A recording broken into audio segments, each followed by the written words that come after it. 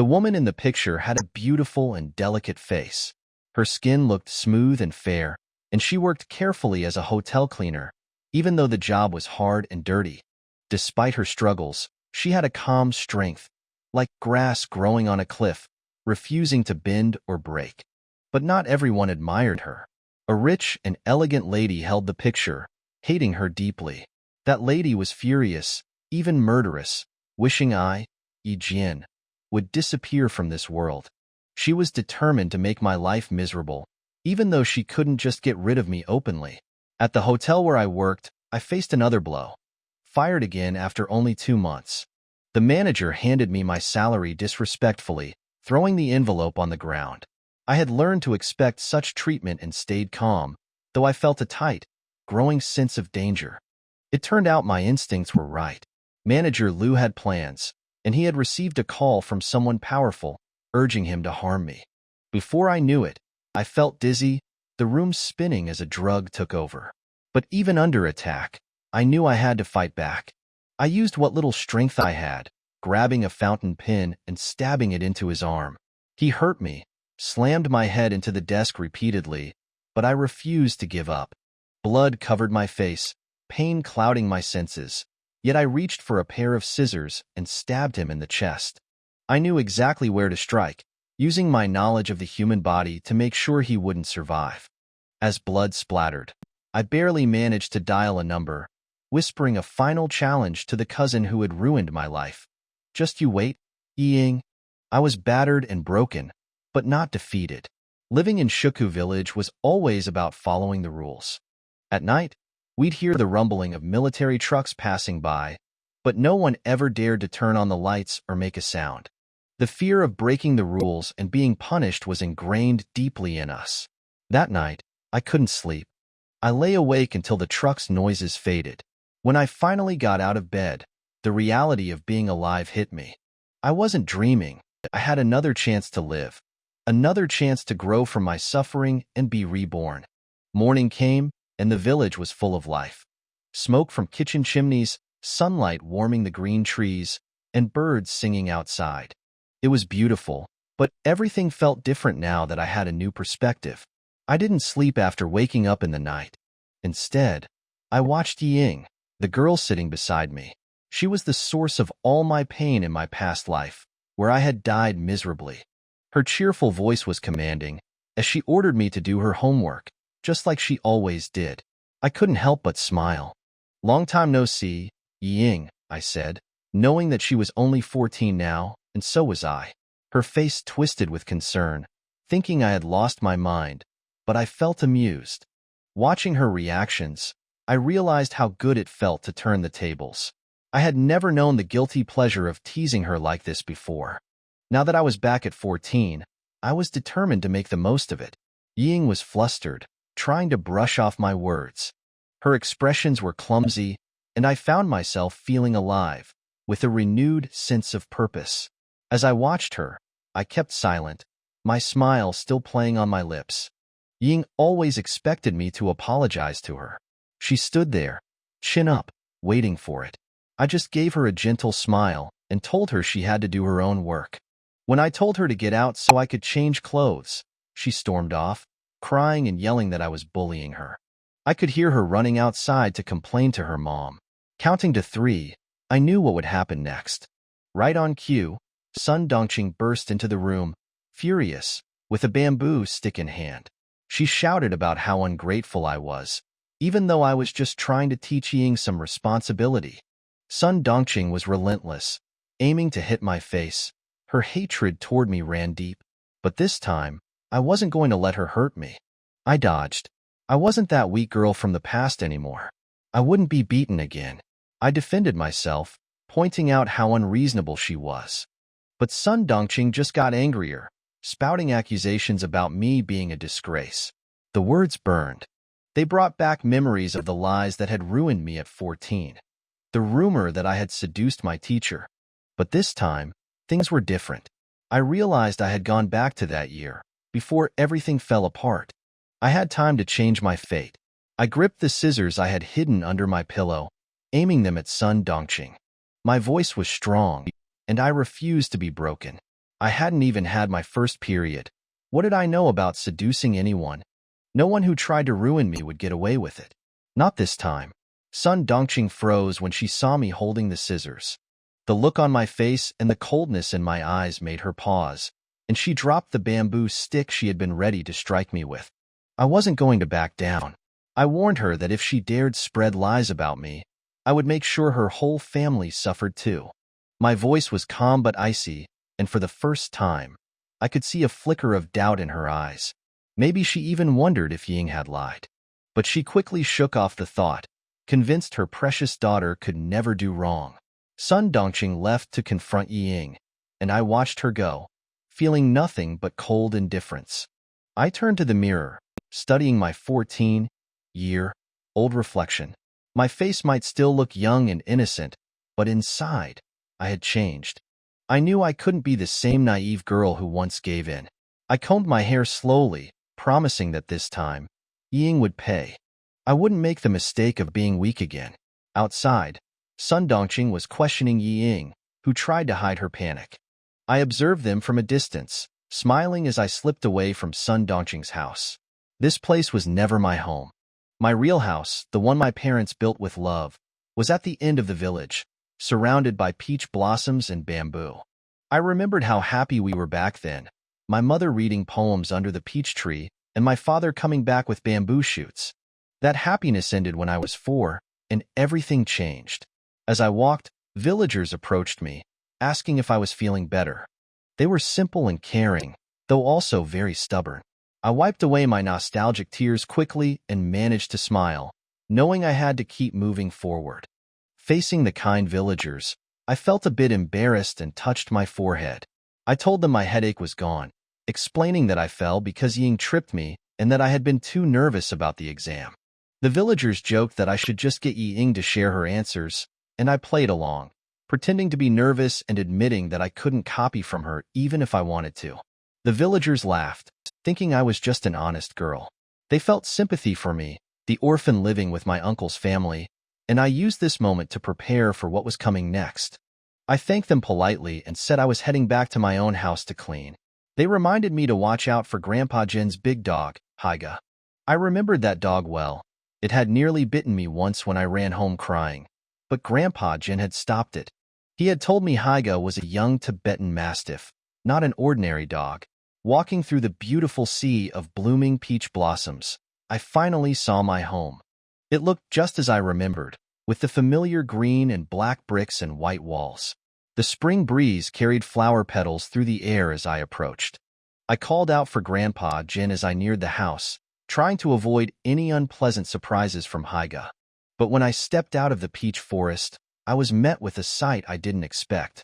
4 unfamiliar men sitting on the ground, eating noodles. Calmly, I asked if Grandpa Jin was around. As I looked at them, I noticed one of the men quickly putting down a gun on the wooden table. These men weren't ordinary villagers. They wore military boots and had crew-cut hairstyles, sitting with perfect posture. They were soldiers. Before I could react, Grandpa Jin appeared, smiling and talking about pickled cabbage.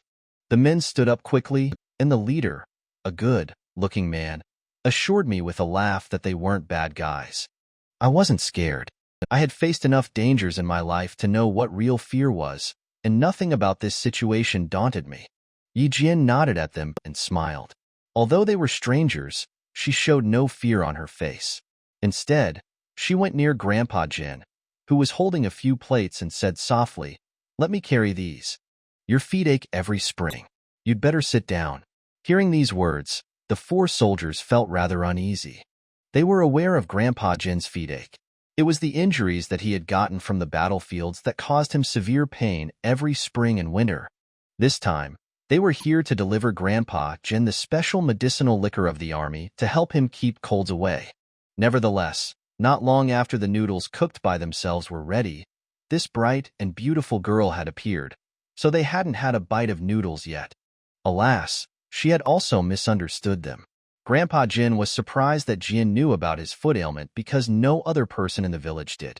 I'm fine, girl. You just take care of yourself." Grandpa Jin was referring to the incident of Yi Jian falling and passing out yesterday. Since there were others around, he didn't say it out to embarrass the girl. Yi Jian pursed her lips and smiled a bit awkwardly. It was an accident, but thanks for everyone's care for me. She deftly put several plates of crispy and sour Lao Tan pickled cabbage on the wooden table. Then, adeptly, she picked up a bottle of sesame oil on the table and dipped some onto the cabbage. With sesame oil and a spoon of red pepper oil, the pickled cabbage seemed even more appetizing. The cap of the soy sauce bottle on the table was not tightened properly. Yi Jian closed the cap tightly. Few children in the village were spoiled, not to mention the orphans. Though the girl was young and thin, the dexterity she showed made Grandpa Jin feel like she had been working for over a decade. He felt sorry for her and sighed, "Girl, no rush. They will clean the table when they finish eating. Young lady, take a break. We can help ourselves." Thank you. We can do it ourselves." Their company commander would definitely scold them harshly if he knew that these men let a little girl serve them. Too embarrassed to keep a little girl busy working for them, the four men stretched out their hands to stop her. Accidentally, a pair of chopsticks on the noodle bowl was knocked off and fell onto the ground. As the soldier who was closest to the dropped chopsticks was about to pick them up, a pair of hands with long and thin fingers had grabbed them before him. "Not dirty. No need to wash them. Thanks." The younger soldiers became increasingly embarrassed and thanked her repeatedly. The good-looking soldier who was around his 30s smiled at Yi Jian and said briskly, "You have a rather fast reaction speed, girl. How about sitting with us and having some noodles? We haven't had a bite of them. Just grab a bowl, and we can share some with you." "I have had my meal, thanks."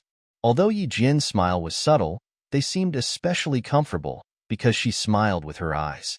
From their first meeting, the soldier could tell that this was a young lady with good manners. After calmly turning down the invitation from this primary-level military officer, Yi Jian turned around and whispered to Grandpa Jin, "Grandpa Jin, let's go inside the house. I want to discuss some." Before she could finish the sentence, a black shadow had rushed out like a flying arrow. It was so fast that the petals on the ground were swirled up several centimeters. Although there were other people present, the black shadow dashed towards Yi Jian only. It was so swift that Grandpa Jin didn't realize what was going on. Yi Jian didn't move, because she couldn't. After the black shadow dashed in front of her, it barked and stood up, placing its forelimbs onto her shoulders. Haiga was so close that Yi Jian could clearly see a tinge of fresh blood hanging on its sharp fangs. It was the Tibetan Mastiff, Haiga, with a pungent smell coming from its nose and mouth. "Don't move. Don't move." She heard several whispers at the same time. The four soldiers behind Yi Jian were indicating her to calm down. She should not scream or make any visible movements. Smelling a hint of bloody scent in front of her nose, Yi Jian did not move. Instead, she tried to relax her shoulders and slowly adjusted her breathing frequency. Tibetan Mastiffs can combat tigers. Staying still was her best option. Grandpa Jin didn't react right away either. Instead, he clapped gently 3 times. Haiga, whose fur was standing upright, barked in a deep voice and revealed its fangs ferociously as if it was about to bite Yi Jian's neck in the next second. After she and the dog looked at each other for several seconds, Haiga barked in a low voice as it raised its forelimbs and stayed away from Yi Jian. Then, it leaned beside Grandpa Jin obediently. The composed Yi Jian breathed gently and finished her sentence with a smile. "Grandpa, let's go inside. I have something to tell you." There were many brave people, but not every audacious person could be as calm as this girl. The four soldiers were aware of what a Tibetan Mastiff could do. Not to mention that this Tibetan Mastiff of Grandpa Jin was the first generation of the Iron Generals in the army. It was excellent when it came to combat power, reaction speed, and ferociousness. Terrified by Tibetan Mastiffs, ordinary soldiers might not wet their pants, but surely their faces would turn pale. But the little girl in front of them could finish her sentence with composure. How admirable. It seemed that Grandpa Jin had figured what she was about to say. He glanced at the 4 men who were looking at Yi Jian in surprise. He nodded at Yi Jian and brought her to a brand new room with new furniture. "Jian, this house is always ready for you. It's your home. You can come back whenever you want." His plain but sincere words moved Yi Jian instantly. She turned around and bowed deeply to Grandpa Jin. "Thank you, Grandpa General, this was a solemn salute. And it startled Grandpa Jin, an old soldier who had survived fierce battles. Using his big and calloused hands to hold Yi Jian, he said in an old and deep voice, "Girl, you don't need to bow to me. This has always been your home. I'm just guarding it for you while you are away." Grandpa Jin exerted his strength to stop Yi Jian from bowing to him again. "Girl, stand up straight. If you want to succeed in this world, you must first stand straight and look confident." "Grandpa Jin, thank you." Yi Jian raised her head, and with a pure gaze, she looked at this senior. His hair was graying at the temples, and he was mentoring her like family. "I will bear your words in mind." Grandpa Jin didn't ask Yi Jian why she wanted to come back suddenly. He wouldn't have cleaned up this bedroom in advance if he wanted to ask.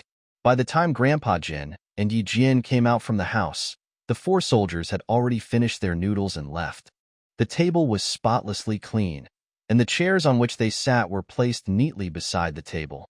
It seemed like they had never appeared. Grandpa Jin looked at the empty wooden table and said to Yi Jian in an old but tender voice, "Girl, you will find out who they are in the future. I can't guarantee you anything, but when you live here, you won't suffer any grievances." Grievances? She would not let herself be wronged again. Yi Jian nodded gently. After pondering over Grandpa Jin's words, she blinked wittily. "Rest assured, I won't say anything about it.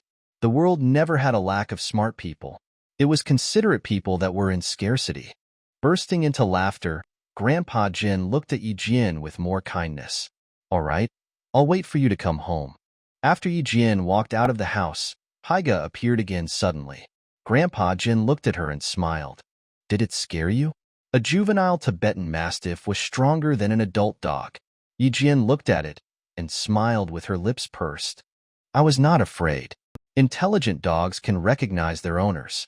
You are a brave girl, but this is not an ordinary dog. It's a Tibetan Mastiff, a very intelligent one." Grandpa Jin was so happy to see her calm and fearless face. "Let it smell your scent so that it can recognize you when you come home later."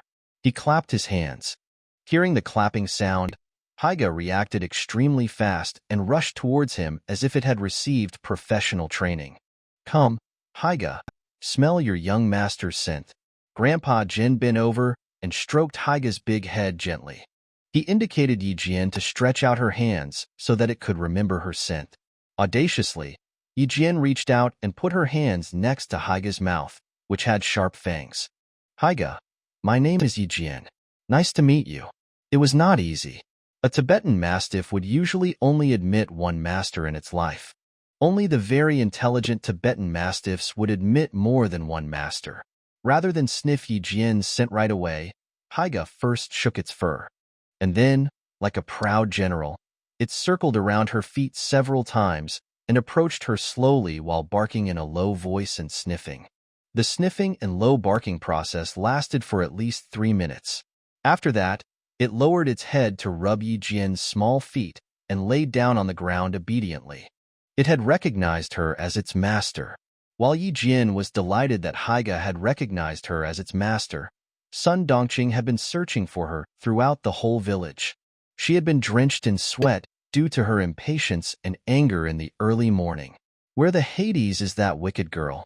She has been sticking around in my family for the whole time, but now I have something to talk to her. She's gone." Standing on the verge of the farmland, Sun Dongqing cursed Yi Jian. Finally, her sharp eyes spotted Yi Jian, who was standing on the bank of a pond. She was furious moments ago, but now, she squinted her eyes and screamed, "Jian, what are you doing? Come back here. Come back. Haida, quick, pull Jian away from there. The wicked girl is so desperate. She wants to jump into the pond." His iron tongue-like strong hands pulled Yi Jian away from the pond. Perhaps he was frightened after all. "Uncle Hai, watch out. I just returned from my home. My aunt's shouting frightened me." Sweating from fear, the middle-aged man pulled a long face after hearing Yi Jian's words. "Your aunt is always making a fuss. She almost scared the Hades out of me." And then he said, "But didn't you fall and pass out yesterday? Why aren't you staying in bed? What are you doing near the pond?" Yi Jian apologized repeatedly. "I'm sorry, Uncle Hai. I don't know why my aunt said that I would jump into the pond. Young as I am, I know that it would have killed me if I did jump. This is not a joke. Hey, after your fall, you have become smarter, which is a good thing. The middle-aged man laughed and raised his hand to rub Yi Jian's head. Don't be like your aunt. She's going to kill me with her fussing sooner or later. Beneath the bank of the pond, Sun Dongqing ran towards them and yelled, Jian, don't drag me down with you. Can't you just behave? You have been silent after that incident, and now you are jumping into the pond to kill yourself. You will be in relief if you die, but people will blame and judge me for my whole life. Which rascal taught you to commit such an evil thing? You wicked girl, how dare you jump into the pond? If you are bold enough to die, why can't you be brave and leave this episode behind you? Yi Jian could see these words sputtering from her mouth, accompanied by her exaggerated movements. After pulling out her foot, she found that her leather shoe was still in the mud. She then pulled it out and put it onto her foot and started running again. Within 2 steps, she fell again. But she didn't dust off the dirt on her, just to make it seem like she was really in a hurry. Thanks to her loud voice and the seriousness of the things that she said, the villagers, both at home or farming, all gathered around. They didn't know what had happened, but they believed in Sun Dongqing's yells and thought that Yi Jian had done something so disgraceful that she wanted to kill herself by jumping into the pond. What's going on? What happened? Jian wants to jump into the pond? What happened to that little girl? Let's go and see what's going on. Look how scared Sun Dongqing is. Yi Jian had to admit that Sun Dongqing could do anything for Ying. She was a clever woman. Yi Jian had always known that. In Yi Jian's previous life, Sun Dongqing had inflicted numerous pain on her. But this time, I will let her suffer extreme humiliation. What's wrong with my aunt today? It seems like she is deranged. Because she is acting just like my late grandpa when he became morbid. He raised his head and looked at Sun Dongqing, who was yelling and running. He laughed several times and said jokingly, You don't say. She does look crazy. After a pause, he looked at Yi Jian with a smile. You were only 3 years old when your grandpa became sick. Did you know that? I did. His disease appeared on April 7th. He ran outside on his own on October 27th. He was found in the reservoir at 4 o'clock in the afternoon. Yi Jian lowered her eyes. There was sadness in her low voice. Uncle Hai couldn't help but sigh. He looked at Sun Dongqing and sighed. She is babbling now. She is your aunt after all. You should answer her. With a bitter smile, Yi Jian said reluctantly in a gentle voice, A clean hand needs no washing. Uncle Hai, I will go to meet her. Something needs to be addressed. I'll go with you. Alas, you are an honest child. Uncle Hai felt compassion for this girl without parents. On the other hand, Sun Dongqing was pleased to see that the 2 most notorious nosy women in the village had gathered around. What's more, she was smug because Yi Jian didn't respond to her reproach as usual. She must make that wicked girl responsible for this incident. While supporting Sun Dongqing and walking toward the pond, the 2 notorious gossips asked about the incident. Since the 2 women wanted to know about the issue and Sun Dongqing intended to spread the rumor, before long, the gathered villagers had realized what had happened. Seriously? Alas, she is nothing more than a teenager. Does she know anything about seduction? As if she was so frightened that she was about to collapse, Sun Dongqing screamed, Tell me about it. When my daughter and she came back yesterday, Ying dared not say anything about it, while she pretended to pass out. I would not have known about this thing myself if Ying had not told me accidentally today. What did I tell you? Beautiful girls are bound to do bad things. Tut, tut. Watch out and don't let her lead Ying astray. As the 2 nosy women talked one after another, they were convinced that Yi Jian was guilty. But the other villagers were still in shock and skeptical about such a claim. You should all understand that Jian is a naughty girl, unlike my well-behaved and obedient daughter. All Ying knows about is studying. With all this mess, I just hope the school won't come and visit my family. Sun Dongqing wailed even louder, trying her best to defame Yi Jian. Aunt you, I have never considered myself to be pretty. Neither have I done anything you have accused me of doing. But I don't think I am worthy of your comment. As you said, I'm just a teenage girl. What do I know about seduction? Yi Jian walked towards them and blocked their way. Slightly raising her voice, she said clearly and calmly, And you, Aunt Xio. You also know that I'm only an adolescent. Your daughter Wenli and I are classmates. You can ask Wenli whether I have done that. Did you two see me seducing my teacher with your own eyes? As the saying goes, people should respect nature, their parents, and teachers. Although my parents are gone, I know that there are boundaries between my teachers and me. The best way to strike back rumors was to face them bravely. With the experiences from her past life, the 14-year-old Yi Jian finally could stand up to these women confidently, for she had nothing to fear. Her gaze was pure like the sunshine at this moment. It seemed so crystal clear that no darkness could exist in her sight. Sun Dongqing was dumbfounded as Yi Jian blocked her way and began talking. How dare she?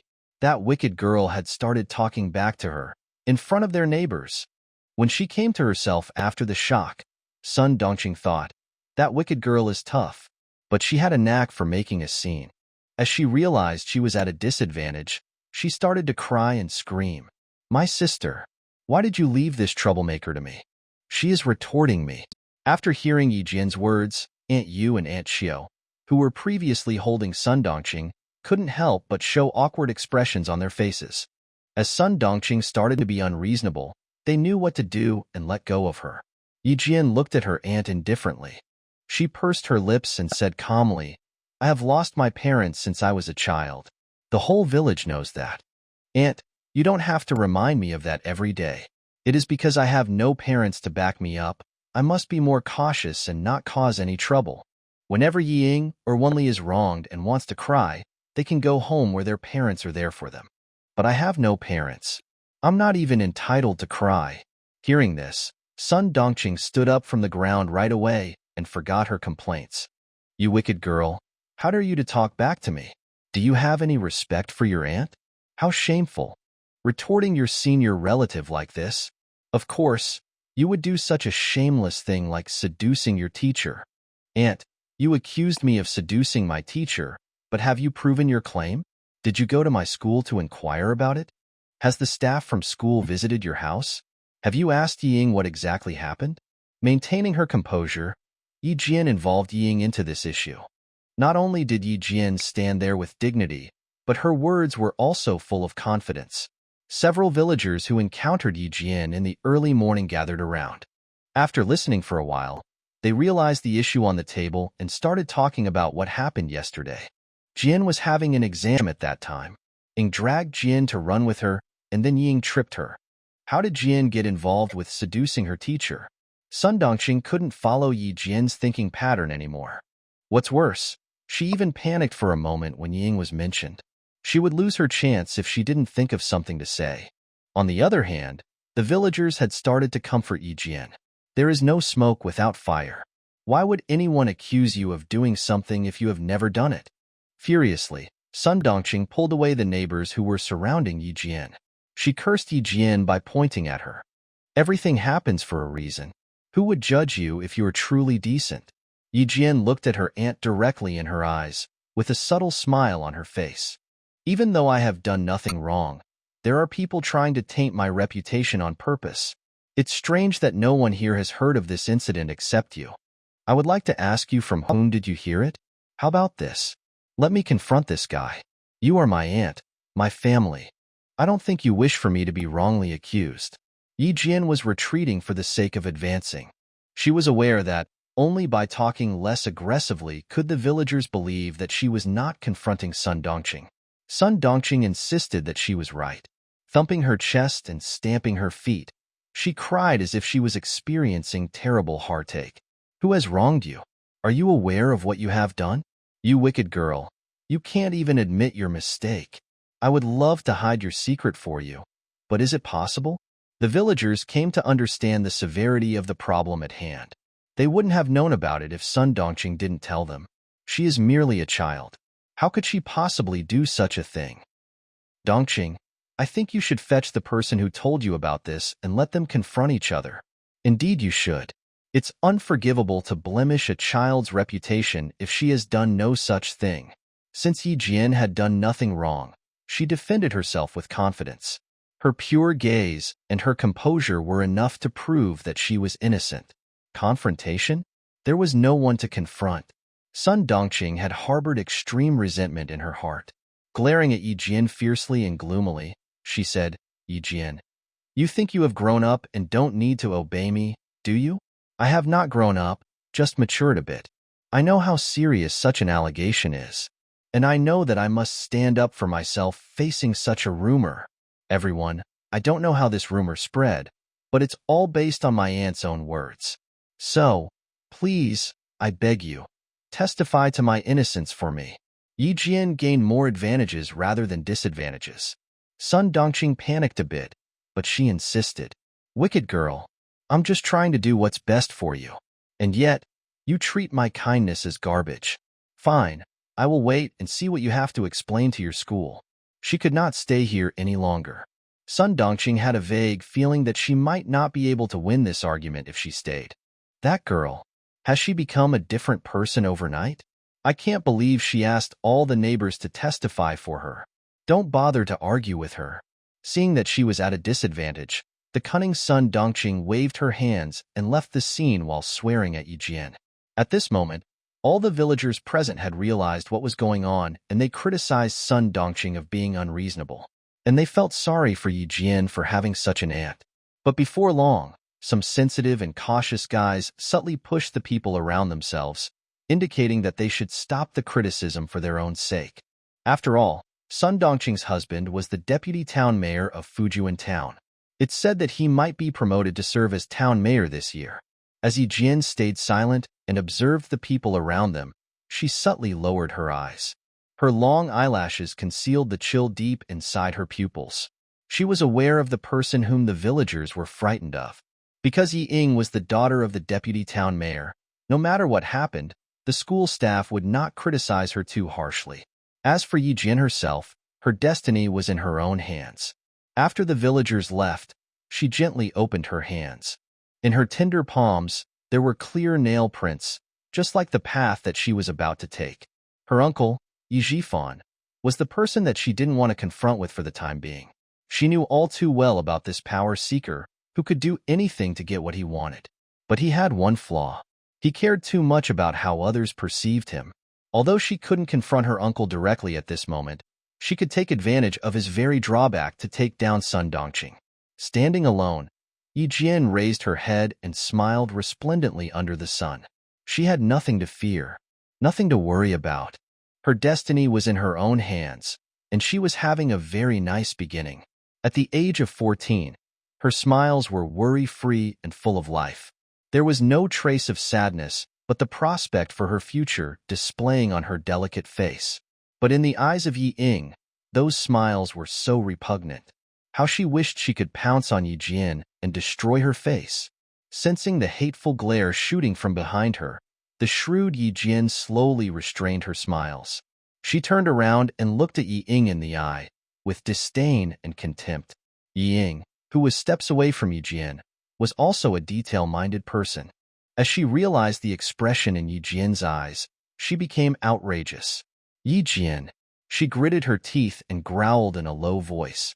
Then, she rushed ahead, stretched out her hands and pushed Yi Jian as she did in her house. Suddenly, from the corner of her eye, she noticed that several villagers were looking towards this way. She reacted swiftly and hugged Yi Jian by her shoulders instead, pretending they were close to each other.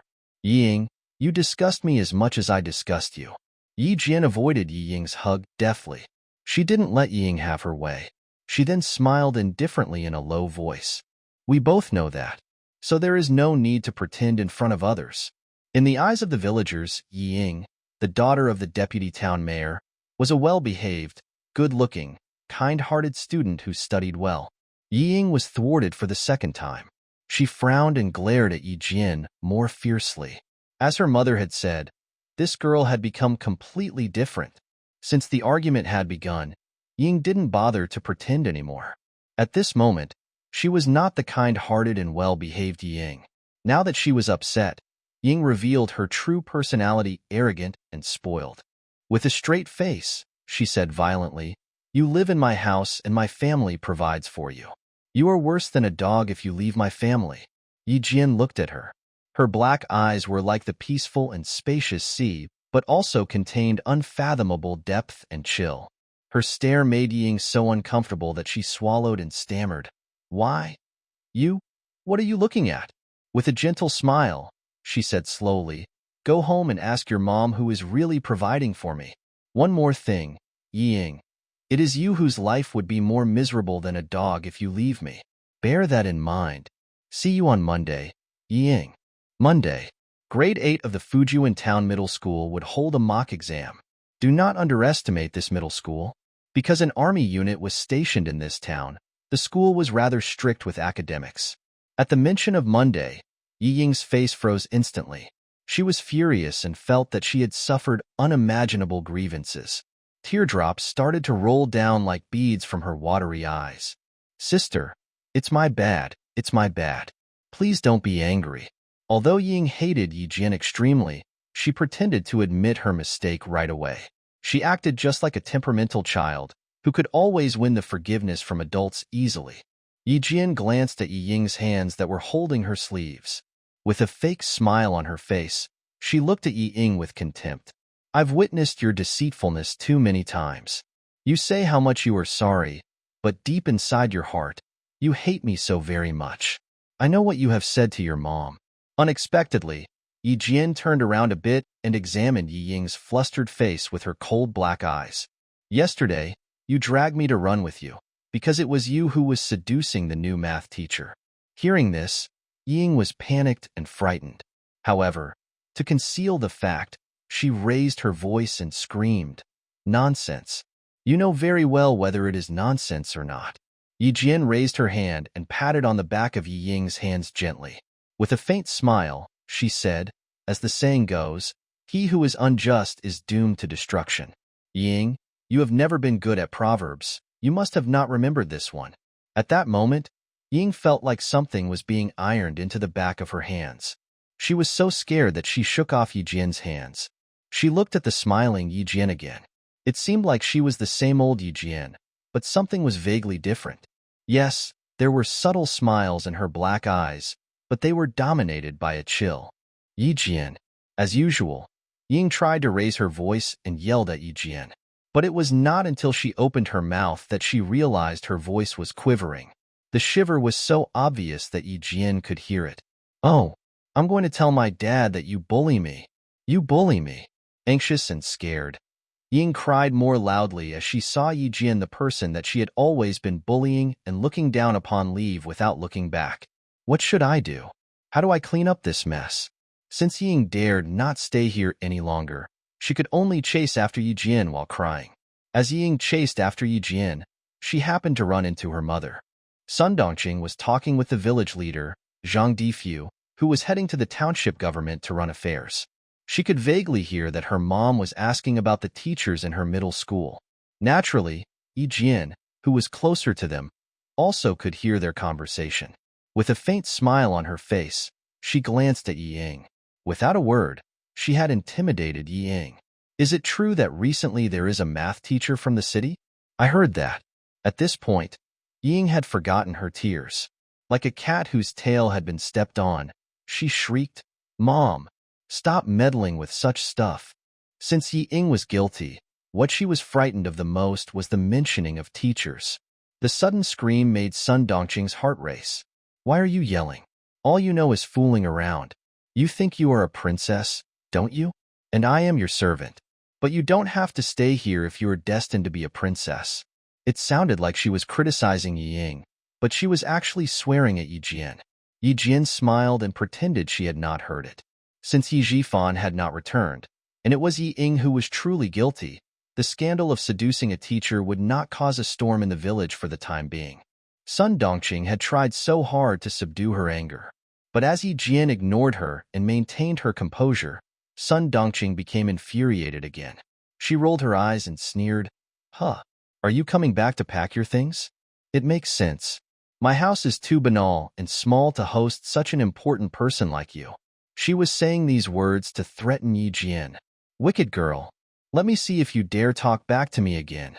If you don't behave, then leave my house, and you'll have nowhere else to go. As the village leader Zhang Difu frowned and was about to ask what the problem was, he saw that Yi Jian's eyes were filled with tears. As tears dropped from her eyes, She sobbed. Aunt, I have told you that I am innocent. I have never done such a thing as seducing my teacher. If I admit to such a false allegation, my life will be ruined. Aunt, I beg you, give me a chance to live. As she finished her words, Yijian used her hands to cover her face and ran away. She was heading to the neighboring village to find her classmate Zhang Bin, who handed in the exam paper together with her yesterday. In the old days, the damage was already done when she woke up from her trip and fall. She was bewildered and shocked to learn that she was accused of seducing her teacher. Zhang Bin, who handed in the exam paper around the same time with her, was the only classmate who stood up for her. Sun Dongqing and Yi Ying were dumbfounded as they saw Yi Jian running away in tears as if she was suffering indescribable grievances. Zhang Difu could not stand what he had witnessed, and he said unpleasantly, Dongqing, your husband has only one niece, and you are Yi Jian's aunt. Do you think it was appropriate for you to talk to your young relative like that? Then, he flung his sleeves and left. Slapping her thighs, she complained about her unreasonably bad luck and how she had been treating Yi Jian most kindly. Anyway, she couldn't defend herself now that Yi Jian had left in tears. Yi Jian, who was on her way to the neighboring village, couldn't hear her complaints. Even if she could, she would not mind them. Rather than waste time on the main street, she chose a small path that only required climbing over a mountain. The hibernating animals, including snakes, woke up as soon as spring arrived. It was not to guard against snakes. She had not been frightened of snakes since she was a child. It was just a habit of hers to hold a branch in her hands. When alone, she would be better off possessing a defensive weapon. The flowers on the mountain were blooming. While walking on the path in the mountain, Yijian found that the birches had blocked the spring sun. As she walked further, she could see the wire fence meandering along the ridge. The wire fence was built by the military unit stationed deep in the mountain. It was to prevent ordinary people from entering the restricted areas and avoid the military from injuring the children from the mountain by mistake. When she was halfway up the mountain, Yi Jian heard the rustling of leaves. Someone else was also walking in this mountain. It was normal for the villagers to walk in the mountain, but Yi Jian panicked for no reason. Out of instinct, she completely hid herself under a tree. Yi Jian slightly pulled open the bush in front of her. She saw 3 men she had never met before. They were carrying objects on their shoulders. It seemed like they were searching for something. That rascal takes our money but doesn't get his job done. What can we film from this place? Said a man who was around 24 or 25 years old and was the shortest of the 3 of them. Carefully, he unloaded the object from his shoulder and leaned it against a tree. We have to climb over the mountain. The tallest man was probably tired from walking. He leaned against a birch to rest. Take a break. FCK it. We have been walking in this deep and remote mountain for a couple of days. If we can't get what we want, let's just go down the mountain, find a rural family, and get something to eat. Tut. Do that if you are not afraid to die, said the second tallest but the strongest man coldly. He had a pair of gloomy eyes. He fumbled around in his chest and took out a cigarette. He sniffed it beneath his nose and put it back into the cigarette box. Let's go. Upwards. If we can't get this job done, we won't get paid this month. Obviously, he was the leader of this gang. As soon as he gave the order, the other 2 men packed their things and moved right away. It was a bit hard for the shortest man to carry those things, so he said to the taller one, "Carry this cannon for me. My shoulders are rubbed so bad that they are peeling." Cannon? Camera lens? As the short man carried the object out from his waterproof canvas bag, Yi Jian's pupils tightened subtly. It was indeed a camera lens, and it was not an ordinary lens. It was an imported good that cost tens of thousands of yuan. Carrying expensive lenses with them, these men had been in the mountain for days. In the blink of an eye, Yi Jian had figured out the intention of their trip by pondering over their conversation. They came here to steal classified information from the battalion deep inside the mountain. Yi Jian was supposed to go to the neighboring village. But now, she looked at these men coldly. If they really wanted to film the battalion, their only destination was the Hawk Beak Cliff, which they could arrive within 1 hour from here. Now, she decided to go down the mountain to find Grandpa Jin, who definitely had a way to connect to the military unit in the mountain. While putting the heaviest lens into his bag, the tall man said sarcastically, "Don't spend too much time betting women. You should learn from Brother Liu and stay in the gym more frequently. As the tall guy failed his first 2 attempts, he put it aside and placed his hands on his belt. Put the lens in my bag yourself. Yi Jian tightened her hands that were holding a branch. This man was unleashing his belt and walking toward her direction. She looked around swiftly. She could no longer squat there. Instead, she slowly moved behind the tree and kept her shoulders closer to her body, hoping that the tree could keep her out of the man's sight. Water was splattering. Although Yi Jian was holding her breath, she could still smell something. She was so sensitive to smells that she could recognize the lingering scents that occurred several days ago. A jet black snake had slithered down from the tree branch. It was gliding towards the feet of the man who was peeing. The man shook comfortably and lowered his head. As he looked at his feet, he let out a terrified scream and drew back. When the tall man screamed out of fear, Yi Jian realized that she could not hide any longer. Since the men were bound to see her, there was no need for Yi Jian to hide anymore. It was not helpful for her to stay still and not take action. Yi Jian walked out from the back of the tree and glanced at the 3 men calmly. You have disturbed the snake. She stuck the branch under the snake and tilted it upward. The slithering black snake was thrown to the sky. As it dropped down, she raised her hand to grab the snake. OSHT. OSHT. Fukeyu. The tall guy was scared by the snake. And then he saw this muddy-faced girl coming out from behind the tree and throwing the snake into the air deftly. When the girl grabbed the black snake gently, the snake that was at least 50 centimeters long started to wriggle in her hand. As the snake's heart was squeezed, its whole body started to wrap around Yi Jian's arm lightly as if surrounding a branch. Black Xaoxi's snake. Extremely venomous. Lucky for you that you didn't get bitten. Yi Jian grabbed the snake's head and extorted her strength skillfully to make it open its mouth, thus exposing its fangs hidden in its jaws. Good fangs. Good venoms. It's valuable because it can be used as traditional Chinese medicine. The 3 men were dumbstruck to witness such a scene. Don't the children in the mountain have toy snakes to play with? They are Fu King playing with real snakes. The tall guy was so shocked that he forgot to buckle his belt. Fukeyu, you scared the Hades out of me. Secretly, the leader of the gang moved his hand behind his waist and quietly put it back. The movements of the man's hand caused Yi Jian to subtly tighten her eyes. From her experience of working at a top-class security company, she could tell that this man had equipped a pistol behind him. Bitten by snakes. They couldn't make it. Yi Jian replied coldly while holding the snake in her hand. She remained calm and steered away from the leader, but the shortest guy blocked the way in front of her. If she used this man as a human shield, she could be safer. In this case, she would be able to escape even if these men had guns. Not only was she brave, but she had extraordinary composure. The shortest guy, who was closest to Yi Jian, looked at his leader and understood what to do. He raised his hands and stopped Yi Jian from leaving. Little girl, you want it? Yi Jian didn't let the man finish his sentence. She stared at him steadily, and then swiftly, she put the venomous snake, whose mouth was open, under the man's eyes. You can have it, but since I am the one who caught it, you need to buy it from me. She was so quick that the short man shuddered in fear. He gasped, retreated several steps and yelled, You scared the Hades out of me. Who the Fuke wants to buy it? The path in the mountain was narrow. The short man knocked down his leader who was caught off guard. As the leaves rustled, they both fell into the bush beside the path. Accidentally, the pistol tied to the leader's waist was revealed. As soon as she saw the gun, Yi Jian tightened her eyes, turned around swiftly and walked down the mountain. Now that his fellows had fallen, the tallest guy, who was supposed to brace himself and block Yi Jian's way, shouted, Brother Kuan.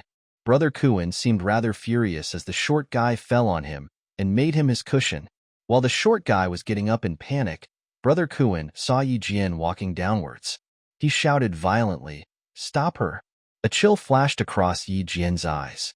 She turned around and threw the black Xaoxi's snake in her hand to Brother Kuan, who was about to get on his feet.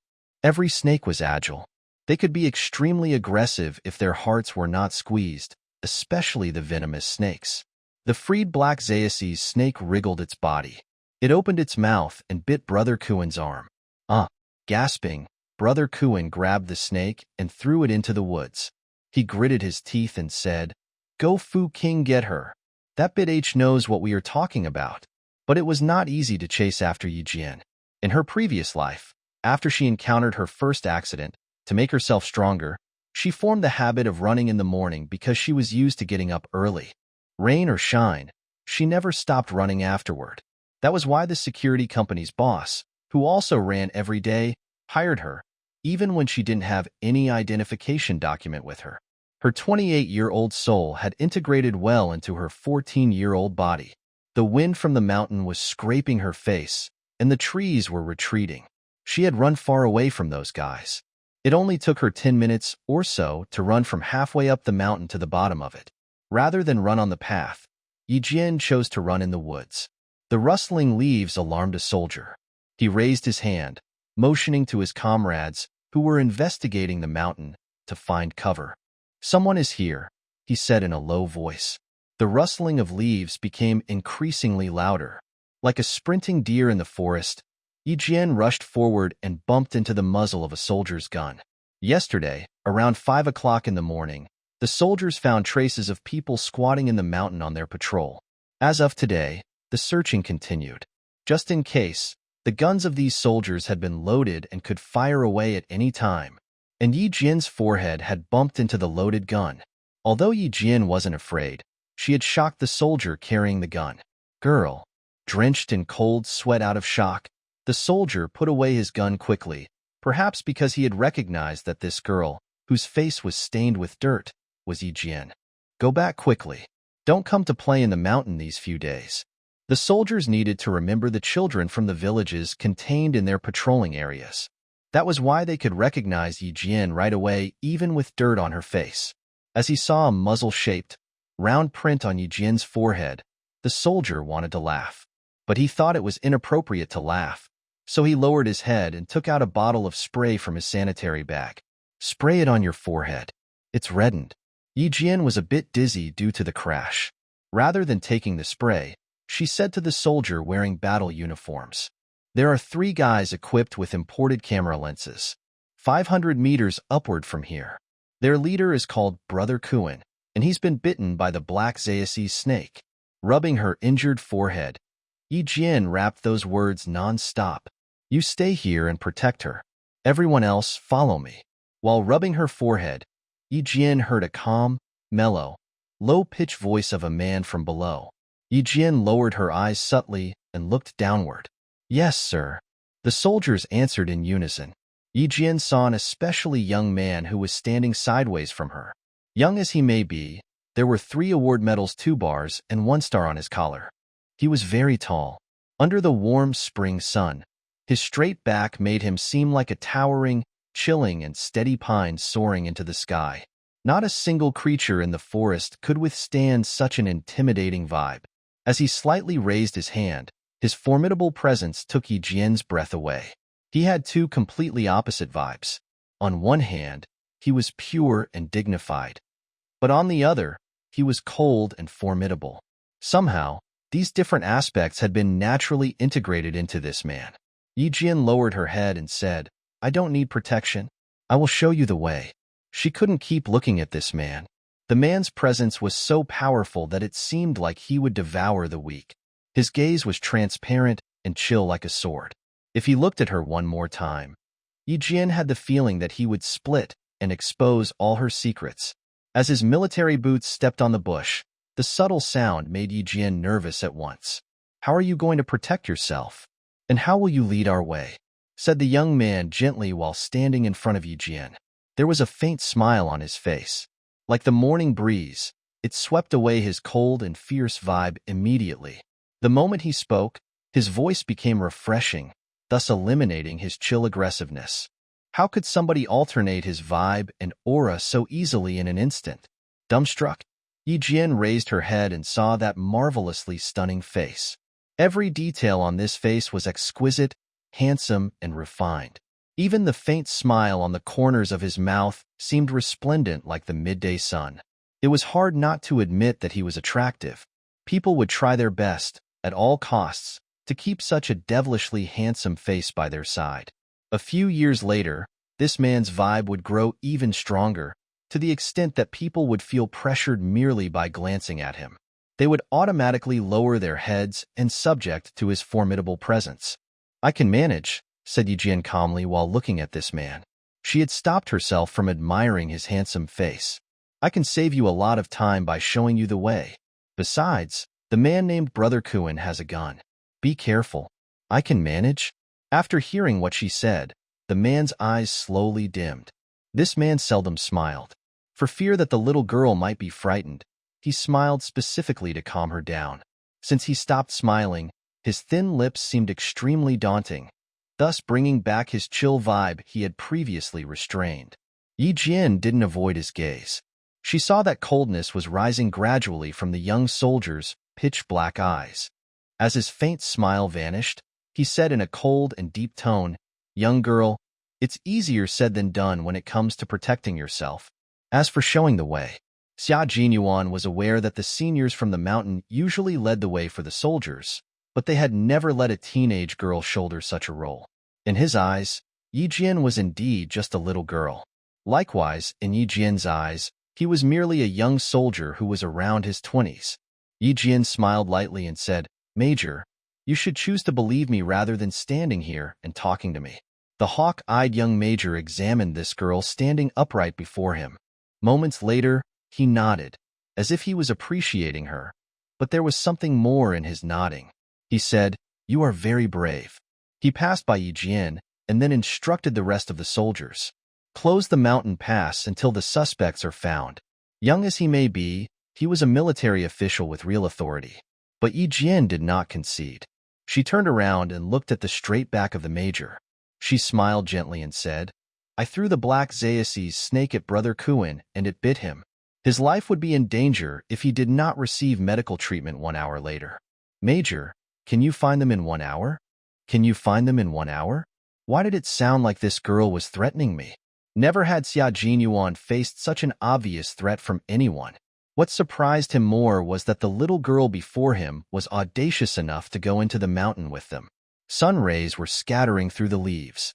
Standing under the dappled light and shadow, this girl had a pair of firm and tenacious eyes, which also contained loneliness and detachment. The expressions in her eyes were incoherent with her age.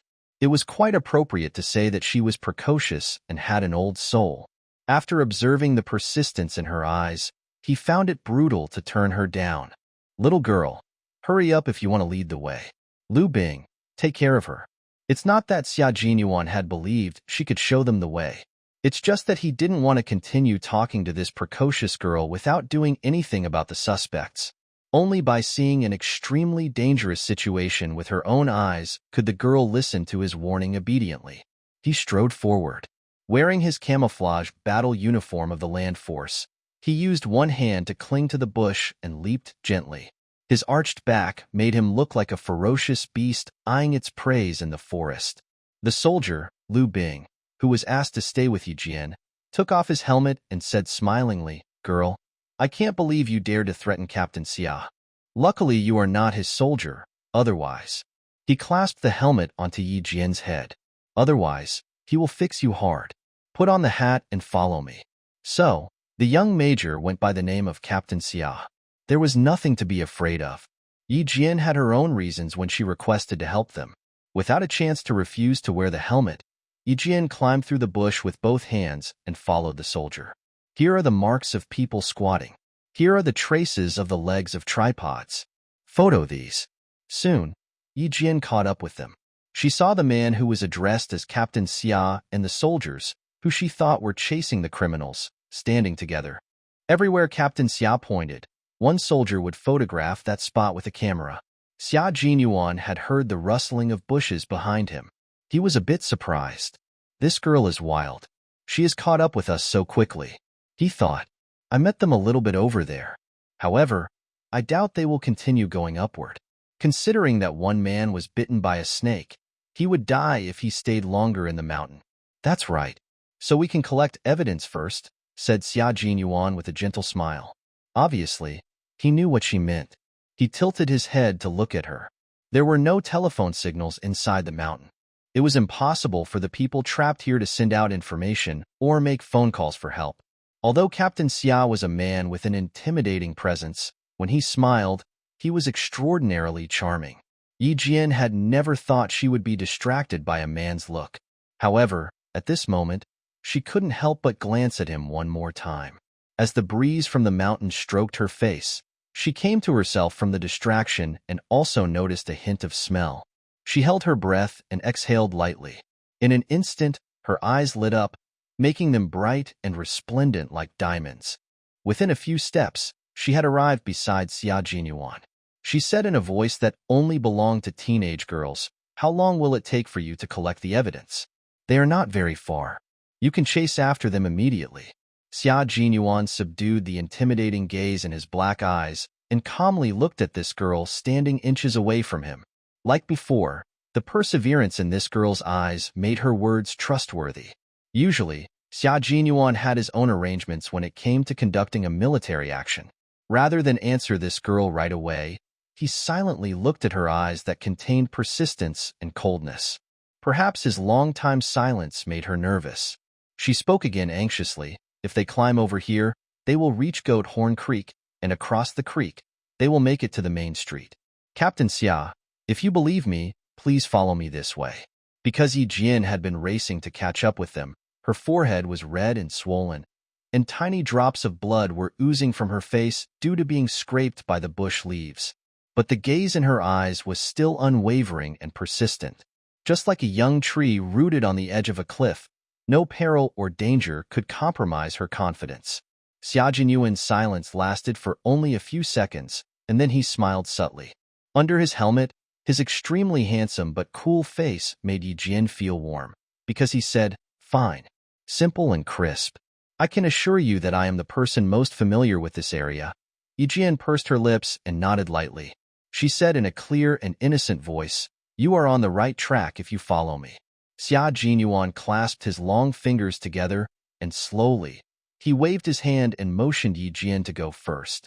"And I can assure you that you will return home unharmed with us by your side." Sometimes, people would choose to trust each other simply because of a look in the eye, an action, or a word. Xia Jinyuan believed in Yi Jian because he had seen the determined confidence hidden in her calm eyes. A very interesting little girl, disobedient, but had proper limits in her speech and actions. It's not difficult to trust her. To make Xia Jinyuan believe her, Yi Jian's face was tightened due to anxiety. Her eyes, resplendent and dazzling like the sun, were saying that she was not going to give up easily. She really wanted to help them. Xia Jinyuan gave a subtle smile. He nodded and said in a low voice, "You will walk behind us. Under no circumstances can you do anything reckless." "All right. I will not become your liability." Yi Jian exhaled lightly in relief. As the wind blew, she noticed that the smell in the air had become thinner. A soldier who was responsible for studying the map looked at Yi Jian and whispered to Xia Jinyuan, "Captain, she is right. This is the fastest way if they want to escape to the main street. You three, go this way." Xia Jinyuan's long fingers stroked lightly on the map. The serious, calm, and intelligent expressions on his face made him look like an emperor protecting his territory. "You three, go this way and stay in the back of our team." While giving instructions to his soldiers, Xia Jinyuan raised his head and looked at Yi Jian with his sharp eyes. "Girl, since you know our enemies have guns, you must hide and don't let them see you." "Okay." Yi Jian nodded. Although the soldiers couldn't understand why Xia Jinyuan decided to bring along this little girl, they had no time to ask him. Carrying the guns and following Yi Jian, they chased the criminals swiftly. The direction Yi Jian pointed out was precise. A soldier, who previously served as a scout, looked at Yi Jian in surprise. How did she do that without looking around, examining the scene, or analyzing the possibilities? In comparison to the astonished scout, Xia Jinyuan calmed down from his momentary surprise and accepted that Yi Jian was excellent for what she could do. The world is so big that nothing is to be surprised at. Some people are born to be more intelligent than the others, while some people are doomed to be mediocre. When you encounter someone that makes your jaw drop, all you need to know is that it's not because they are odd, it's simply because you are not as good as them. Yi Jian, 14 years old, 8th grader, lost her parents at 4 years old. The moment soldier Lu Bing saw Yi Jian, he recognized her. When Xia Jinyuan inquired about her, he told him the information about Yi Jian briefly. The villagers say that she is quite a miserable girl. Normally, without the protection from their parents, children would be more sophisticated and learn how to survive. While looking at Yi Jian passing through the forest with agility, Xia Jinyuan tightened his eyes. Although she had an unfortunate family background, she showed no traces of trauma. Despite her difficulties, there was only resilience in her eyes. It was hard for Yi Jian to ignore his glance, for it came from a man with a powerful presence. When she turned around and looked at him, he calmly avoided eye contact. All she could see was his exquisite profile. He instructed the soldiers, send the coordinates back to the army. Seal the entrance to prevent anyone from coming to our enemy's aid. They had identified their targets. It's time to go and catch them. And Yi Jian kept her promise. She stopped when they arrived at a certain range. They should be in the front. I can still hear them. How did she even know that? None of the soldiers had heard any noises. Xia Jinyuan couldn't help but tighten his eyes. He raised his hand and motioned the soldiers to march forward. They searched the woods according to the direction pointed by Yi Jian. They were indeed in front. The rustling of leaves caused by the movement of people was obviously different from the sound when the wind blew. I wonder if they have heard the differences. Yi Jian pursed her lips and thought. As his eyes swept through the scene, he found the marks left by the 3 criminal suspects. A large area of the cut-open thorny bush was the most conclusive evidence that the criminals had passed by this way. How did she know the precise direction that the suspects chose? And how was she aware that the suspects had stayed here? Before she could steady herself, she sensed that someone was looking at her with doubt. She raised her head and looked at Xia Jinyuan in the eye. A sensitive and intelligent girl. Increasingly, more questions rose in Xia Jinyuan's mind, but he suppressed them and advised Yi Jian again, find covers to hide in and wait for us to come back. Yi Jian needed no protection. The moment they left, she turned around and headed back to the village. The reason she helped them was simple.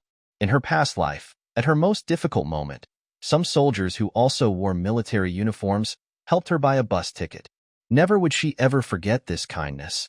While they were taking a break, Brother Kuan and his gang got caught. Yi Jian vaguely heard a gunshot from behind her. And then, silence was restored to the mountain. Yi Jian didn't retrace her steps as she left the mountain. Instead, she walked to a hot spring and washed away the dirt she smeared on her face. Light-heartedly, she headed to Zhongbin's home in the neighboring village. When she returned, it was over 4 o'clock in the afternoon. As soon as she arrived at the main street, she saw Sun Dongqing and Ying carrying 2 suitcases on the side of the road. They both rolled their eyes at Yi Jian and ignored her. But Yi Jian felt pleasant and relieved as they gave her the cold shoulder. "Mom, have you locked the doors and windows in our house? We won't be at home these days. We should be careful not to give opportunities to thieves," Ying said worryingly in her tender and delicate voice, which did sound like she was deeply concerned about the safety of her house. Putting on a fake smile, Sun Dongqing hummed with hostility and replied to her daughter, "I will beat her up if she dares come in. I will beat her so hard that she won't do it next time."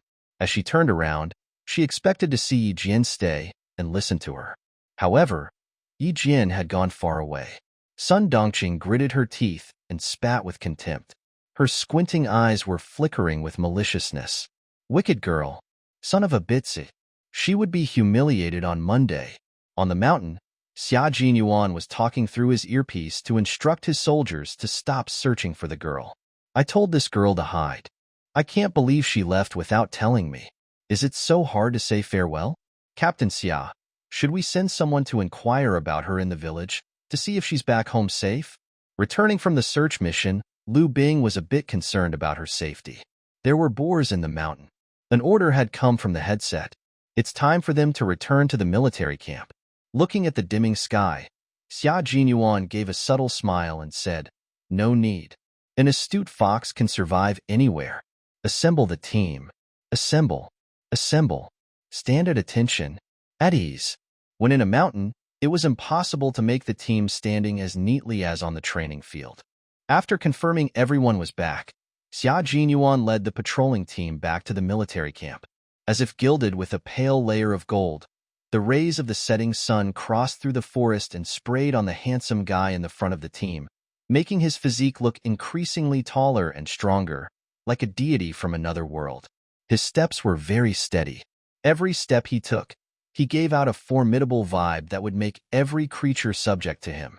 Today, the 20-year-old Xia Jinyuan encountered the 14-year-old Yi Jian, and it was an accident that brought them together. As the mountain finally darkened, dim electric lamps were lit up in the village. In the 1990s, though this village in the mountain was poor and remote, thanks to the army, it was one of the earliest villages to establish an electric power grid. It was a bit chilly in the evening of the warm spring. The villagers put on overcoats and headed to Aunt Xiao's house to watch television. Because her family was the only household in the village equipped with a black and white television, it was always crowded and noisy at her home at night. The villagers talked to each other while watching TV. What Sun Dongqing did during the day had culminated in a criticism session against her. Lucky for the villagers, she was not there. If she were, she would have made a scene. Aunt Xiao, the proprietor of the television set, said to the villagers with indignation that Sun Dongqing is a real rascal. If I had not bumped into her, Yi Jian would not even have clothes to wear for school on Monday. Her clothes, as well as her textbooks, would be locked in her room. And her daughter Ying, you didn't see her, but she jumped out and whispered to me, telling me to mind my own business. And that's when I realized she is actually a bully. Yi Jian is silent and introverted. How can she fight against them? While listening to these conversations, Yi Jian closed her eyes and smiled gently. Her current life would start to change from here. Although it was dark outside, Grandpa Jin didn't light up his house. Someone was with him inside the house. Good to hear that you have caught the criminals. You should transfer the information soon, and I will keep an eye out for suspects in the village. Grandpa Jin's eyes were glowing. Sitting in his chair in the dark room, he said slowly in a deep voice, now that I am aged, I want to find a successor who can assume my role from time to time. I already have someone in mind. No need to bother the army. A few people cleared their throats very gently. Their breaths were almost imperceptible. Someone talked to Grandpa Jin with respect. We will leave that up to you. Contact us at any time if you need help from the army. It's getting late. We should not disturb you from your rest. See you. We will be in the camp tomorrow, waiting for your instructions. The man who was speaking stood up. In the darkness, there were metallic sheens flickering on his shoulders. Some villagers are trapping bamboo rats in the mountain. Don't let them see you. Grandpa Jin reminded them to be careful without getting up to send them off. He didn't get up in silence until the several people in his house were gone. Yi Jifan's family was getting outrageous. He needed to visit the village leader. The village leader Zhang Difu was in the middle of his dinner when he saw Grandpa Jin arrive. A bit nervous, he ran outside his house and greeted him. Grandpa, you can send me a letter if you want to tell me something. You don't have to walk all the way here. I want to talk to you about Jian. Hands behind his back, the 70-year-old Grandpa Jin walked into the yard. He had carried cannons and survived fatal battlefields. The authority he acquired from being a soldier had been entrenched into his blood. Even when he had turned old, he was still intimidating. The villagers didn't know how, but they felt that Grandpa Jin was awe-inspiring, and they respected him. Zhang Difu invited Grandpa Jin into his house and asked his wife to leave. He sighed. I'm afraid that Yi Jian has been suffering numerous grievances about which we don't know for all these years. Grandpa, it's my fault. I thought it was inconvenient for you to take care of a baby girl. It would be better if her aunt could take care of her. Sun Dongqing is her mother's biological sister, as well as her mom's sister-in-law. Who would have thought that Sun Dongqing? Grandpa Jin slowly raised his hands and said in a deep voice, it's not your fault. We just couldn't see Sun Dongqing's true personality. This morning, Yi Jian decided to come back and stay in her own house. As I said, I was not in the position to make decisions for her when she was little. Now that she has made up her mind, we have to get this thing done. That child is as intelligent as her parents, and she will be a talent if she receives a decent education. I won't visit Yi Jifan myself. On Monday, after you drop Yi Jian off to school, go to see Yi Jifan and tell him everything his wife has done. When he said the last sentence, Grandpa Jin's deep voice was as cold as ice, making Zhang Difu's heart race out of fear. He promised Grandpa Jin quickly. All right, all right. If Yi Jian wants to come back, there is no reason to stop her. Grandpa, it's just that, all these years, it seemed like something was preventing him from finishing his words. I have not retired. I venture inside the mountain from time to time. Without taking a sip of tea, Grandpa Jin stood up and adjusted his clothes habitually. Eyes glowing, he looked at Zhang Difu and said in a deep voice, "If Yi Jifan disagrees, tell him to come back and see me. He will send Yi Jin back to me, safe and sound, just as I sent her to his family years ago." Zhang Difu felt his forehead dripping with sweat. The anxiety was killing him.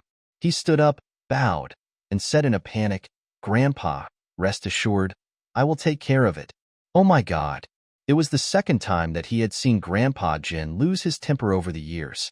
The first time was when Grandpa Jin saw Yi Jian's mother returning home pregnant. And the second time was today, as Sun Dongqing threw Yi Jian out of her house. Zhang Difu saw Grandpa Jin off. Without finishing his supper, he swept the cold sweat from his head and dialed the phone number of Yi Jifan, who was still in town. He could not afford to face the consequences if Grandpa Jin became angry. Before he answered the call, Yi Jifan had no idea that his wife and daughter were on their way to see him. After learning what had happened, he was infuriated. "Brother Difu, I will apologize to Grandpa Jin in person when I come back tomorrow. But the thing about Yi Jian, I hope you can be a peacemaker and help me deal with it. My dear Deputy Town Mayor, please don't give me a hard time. It is not up to me." As Grandpa Jin said, "You should send Yi Jian back to her house, just like the way he sent her to your home in the old days." Zhang Difu had decided not to meddle with this stuff. How dare he? It was Grandpa Jin that he was talking about. Since Zhang Difu was the village leader, he was aware of what happened in the old days. The army came to the village quietly and presented a banner to Grandpa General. It was Sun Dongqing who had caused this trouble. Zhang Difu would stay out of it. "All right, I know this is hard for you. How about this? Ask Yi Jian to pick up the phone.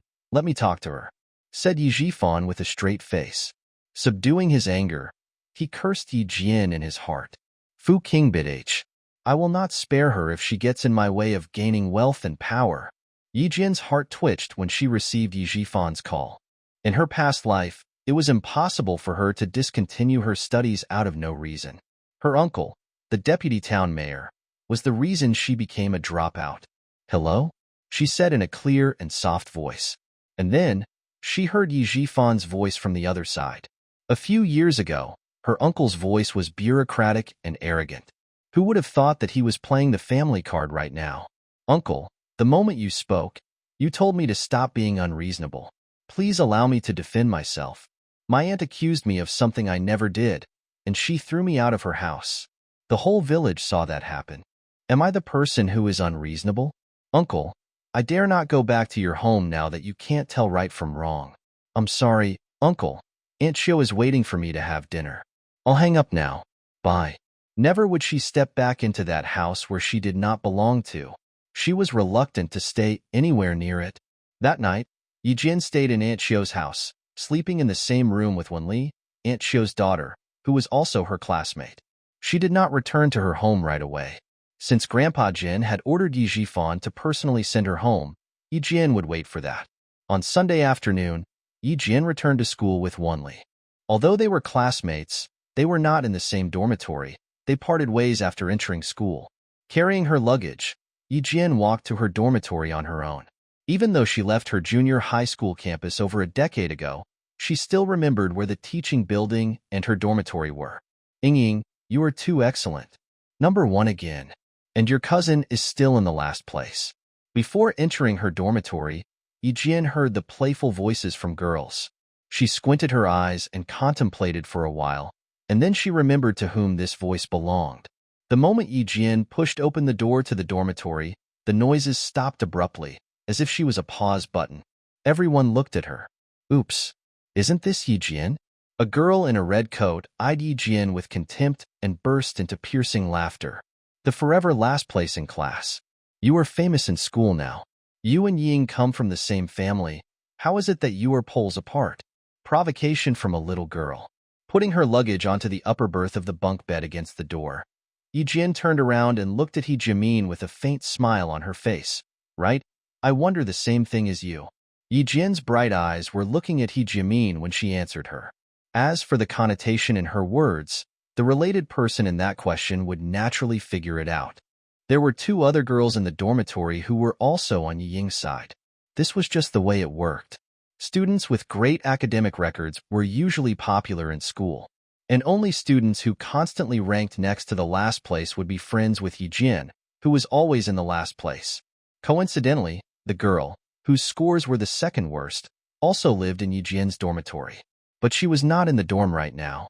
Before Yi Jian entered the dorm, Yi Ying was smiling humbly as her classmates admired her. When she heard what Yi Jian said, her tiny face as large as a palm turned pale suddenly. Moments ago, her eyes were glowing with satisfaction, but now they had dimmed a bit. Of course, Yi Ying had understood the implication behind Yi Jian's words. He Jimin was not aware of the inside story between Yi Jian and Yi Ying, so she couldn't figure out the implication behind Yi Jian's words. Raising her good-looking eyebrows, she giggled with contempt in her eyes. Turns out you know yourself quite well. How shameless. She turned around and smiled to the gloomy Yi Ying. Yi Ying, she's more pleasing to the eye after going back to her home. Indeed, she was. She had learned to admit that she was inferior to Yi Ying. He Jimin observed Yi Jian, and she found that something was not right. Staring at Yi Jian, she raised her voice suddenly. Put down your hair. Now. Her scream attracted the attention of two girls that were talking merrily with Yi Ying. At first, they didn't notice anything. The person in front of them was Yi Jian, but she looked different. In the old days, Yi Jian was indeed a good-looking girl, but she liked keeping her head low, with her long hair hanging loosely over her shoulders. She was like a puppet that had no thoughts of her own, but only listened obediently to anyone's words. No wonder people looked down on her. As Ying put it, Yi Jian was her pet who dared not defy her orders. But now, Yi Jian had become rather eye-catching. She was standing there confidently with a gentle smile on her face. Even when she was in silence, she looked brilliant like a blooming flower. This was not the Yi Jian that they knew. She seemed like a completely different person. These several girls pursed their lips slowly. They hated her change. Hated it very much. Yi Jian, arrange our beds. Pointing at her bed, He Jimin yelled abruptly. Hurry up. I want to sleep. Hearing this, the other two girls looked at Yi Jian nonchalantly with maliciousness flickering in their eyes. No matter how pretty Yi Jian was, she would be mistreated throughout her life. A tinge of chill started to gather in Yi Jian's calm eyes. Raising her eyebrows, she said coolly, if you admit you are disabled, I might help you out of kindness. You. He Jimin was so furious that her face blushed. Without thinking, she raised her hand and waved it toward Yi Jian's face. Raising her hand, Yi Jian grabbed He Jimin's wrist violently. She stared at He Jimin with her frosty eyes and said slowly, stressing every word, trying to bully me like before? I dare you. He Jimin. As Yi Jian pushed forward, He Jimin, who was caught off guard, was knocked down onto the floor. Yi Ying and the other two girls screamed out of fear. Yi Ying was the first one who stood up. Yi Ying, you are wrong. That was my self-defense out of emergency. Yi Jian gave a gentle but cold smile. After glancing at Yi Ying, who had turned into the advocate of justice, Yi Jian turned around and arranged her own bed. Embarrassed, He Jimin was unable to stomach such an insult. She crawled up from the floor and pounced on Yi Jian. Yi Jian, how dare you hit me?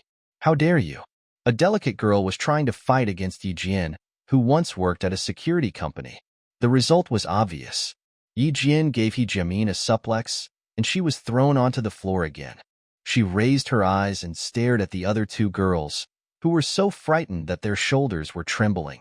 Tanwei Xiesifeng, if you try to get smart with me, I don't mind playing with you. Recently, I happen to like resorting to violence to solve problems. And I also like playing with knives. Don't blame me for not warning you ahead of time if I accidentally injure your faces. Yi Jian had never heard from these girls after graduating from junior high school.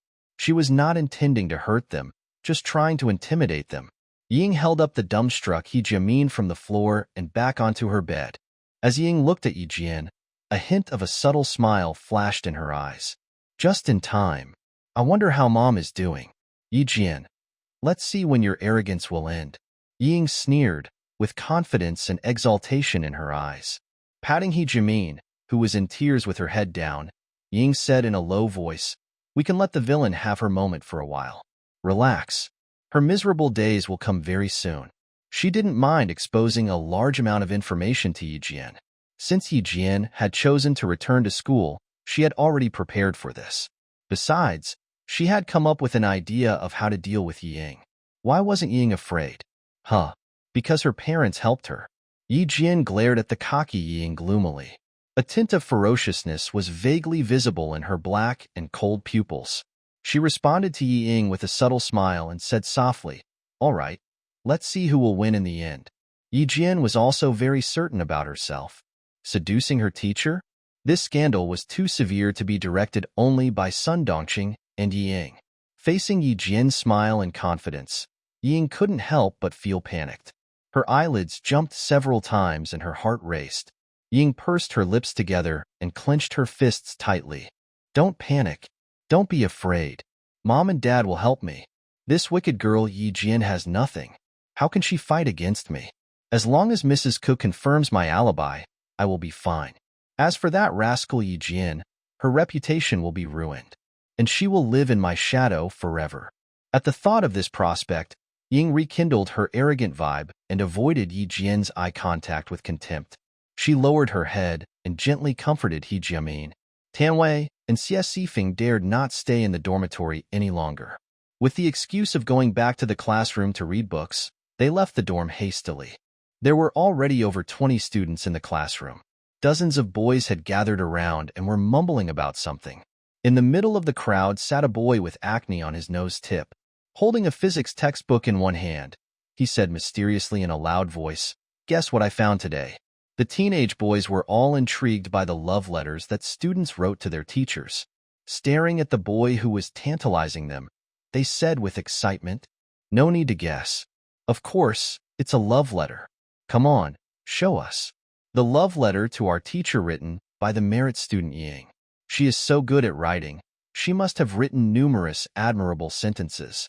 Come on, read them out loud, so we can learn from her. The audience roared with laughter as the boy cleared his throat and read every word in the love letter.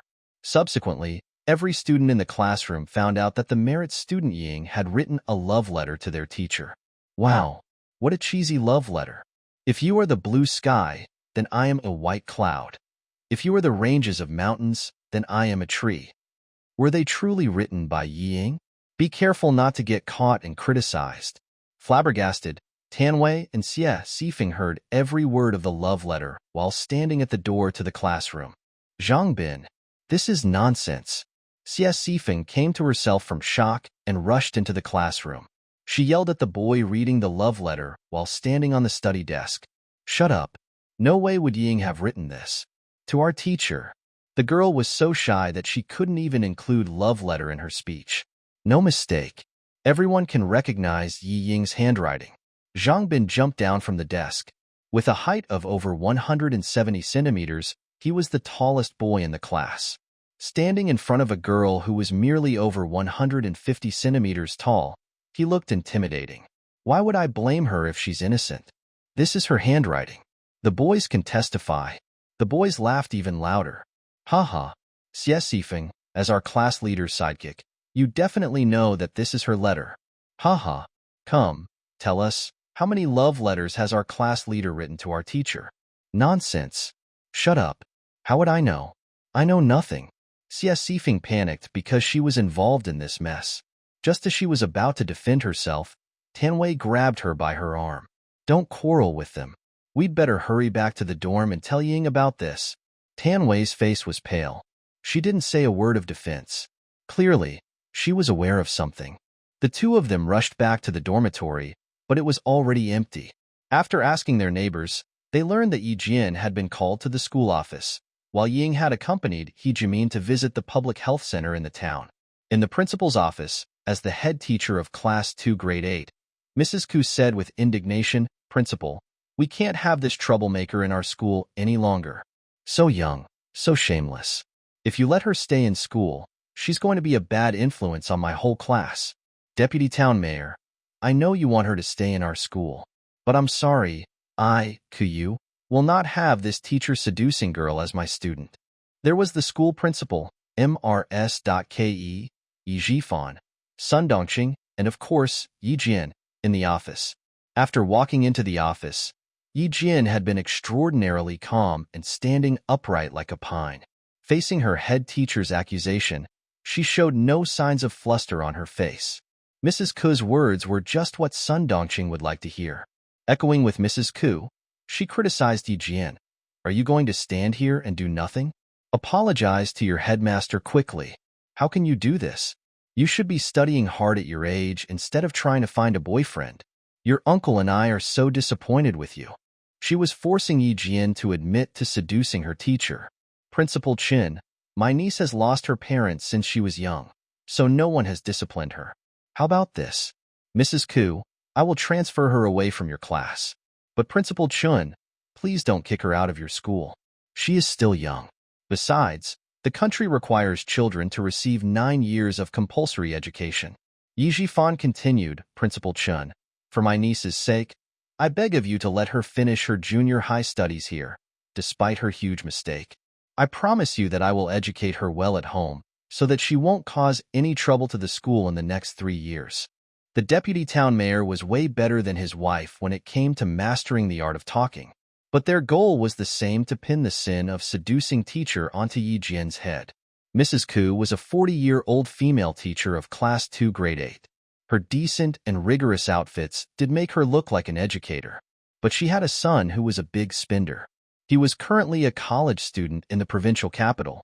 She had always spoiled her son by giving every penny she had to him, leaving only a bit to cover her and her husband's meals. No one had ever suspected that she would accept bribery in private. Neither did Yi Jian in her past life.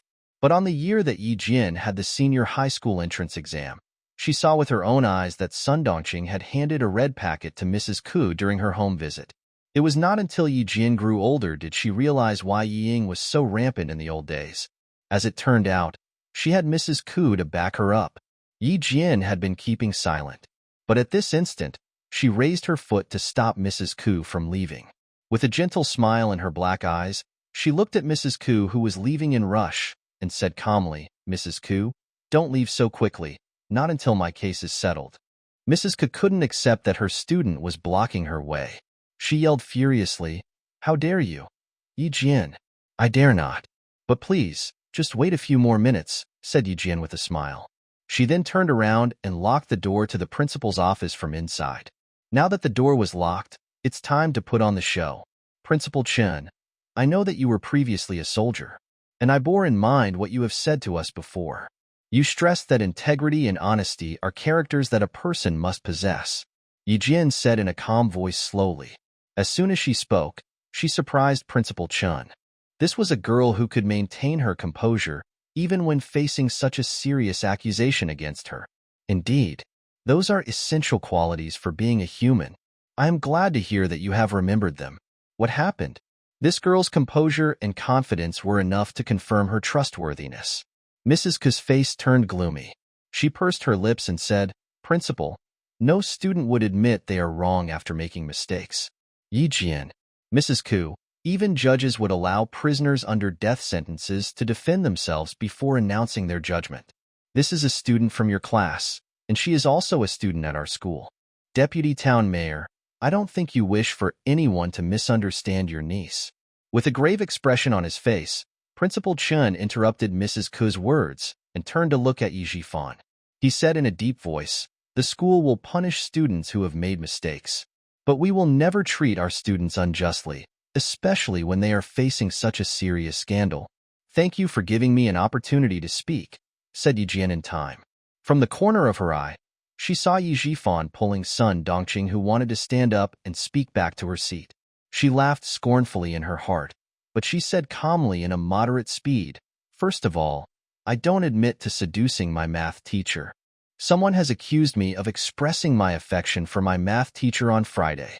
Mrs. Ku, at 14:45 in the afternoon, Zhang Bin and I handed in our exam papers together. At 14:50, I was in the lobby of the teaching building. At 14:55, I went to find Ying at the playground. And at 14:58, I fell over and passed out. while my math teacher and Zhangbin left the school together at around 3 o'clock. From the timeline, Mrs. Ku, it was impossible for me to find my math teacher at that time. Yi Jian could name the times, places, and witnesses clearly. Principal Chun nodded in approval. That's right, from the timeline. No way could you have met your math teacher on that day. But Yi Jian, what about before? Have you met him in private previously? I can tell you where I was and what I did every day since the new school term began. Oh, she was showing off her capabilities. Sun Dongqing couldn't stand her anymore. She sneered.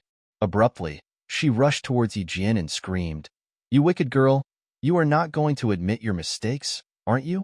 She waved her hand, trying to slap Yi Jian in the face. This was her habit. As soon as she was upset, she would forget to conceal her hatred against Yi Jian. Bang!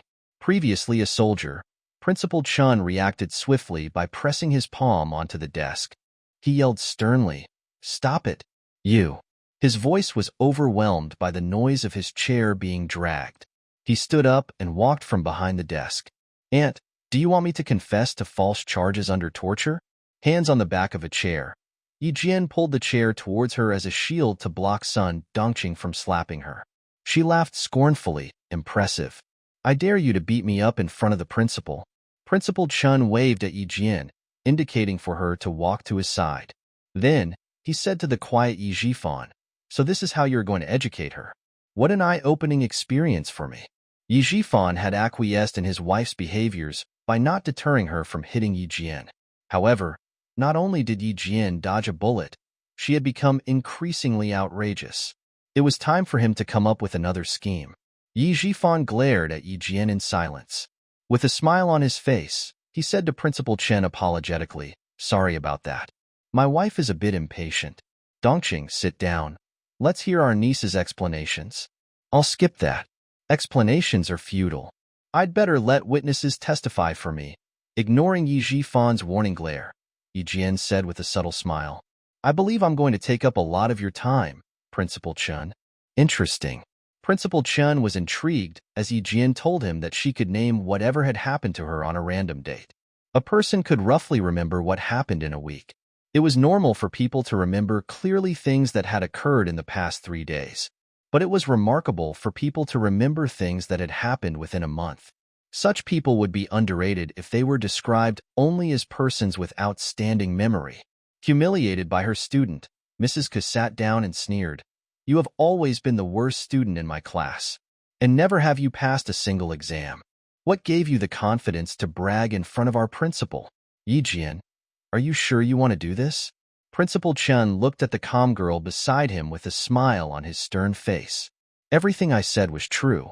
Principal, go ahead." Yi Jian nodded and smiled. She saluted to Principal Chun by clasping her hands in front of her, making Principal Chan burst into laughter. "Interesting. So, I'm going to draw a date now." Principal Chun looked more serious after he finished laughing. "Yi Jian, this will be bad for you if you fail the test. You need to think it through." Principal Chun believed in her. He trusted this girl who had a pair of clear eyes.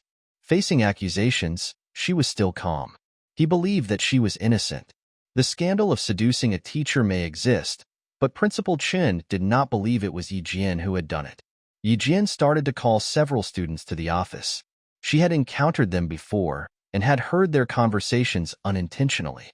At first, the students were bewildered and thought that they were in trouble.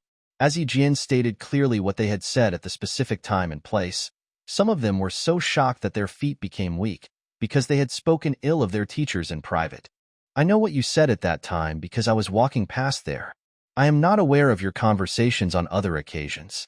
Yi Jian smiled while explaining to those shaky students, who exhaled quietly in relief. That was why she knew. The students felt lucky that she didn't hear them speaking ill of their teachers. But still, it was a close call.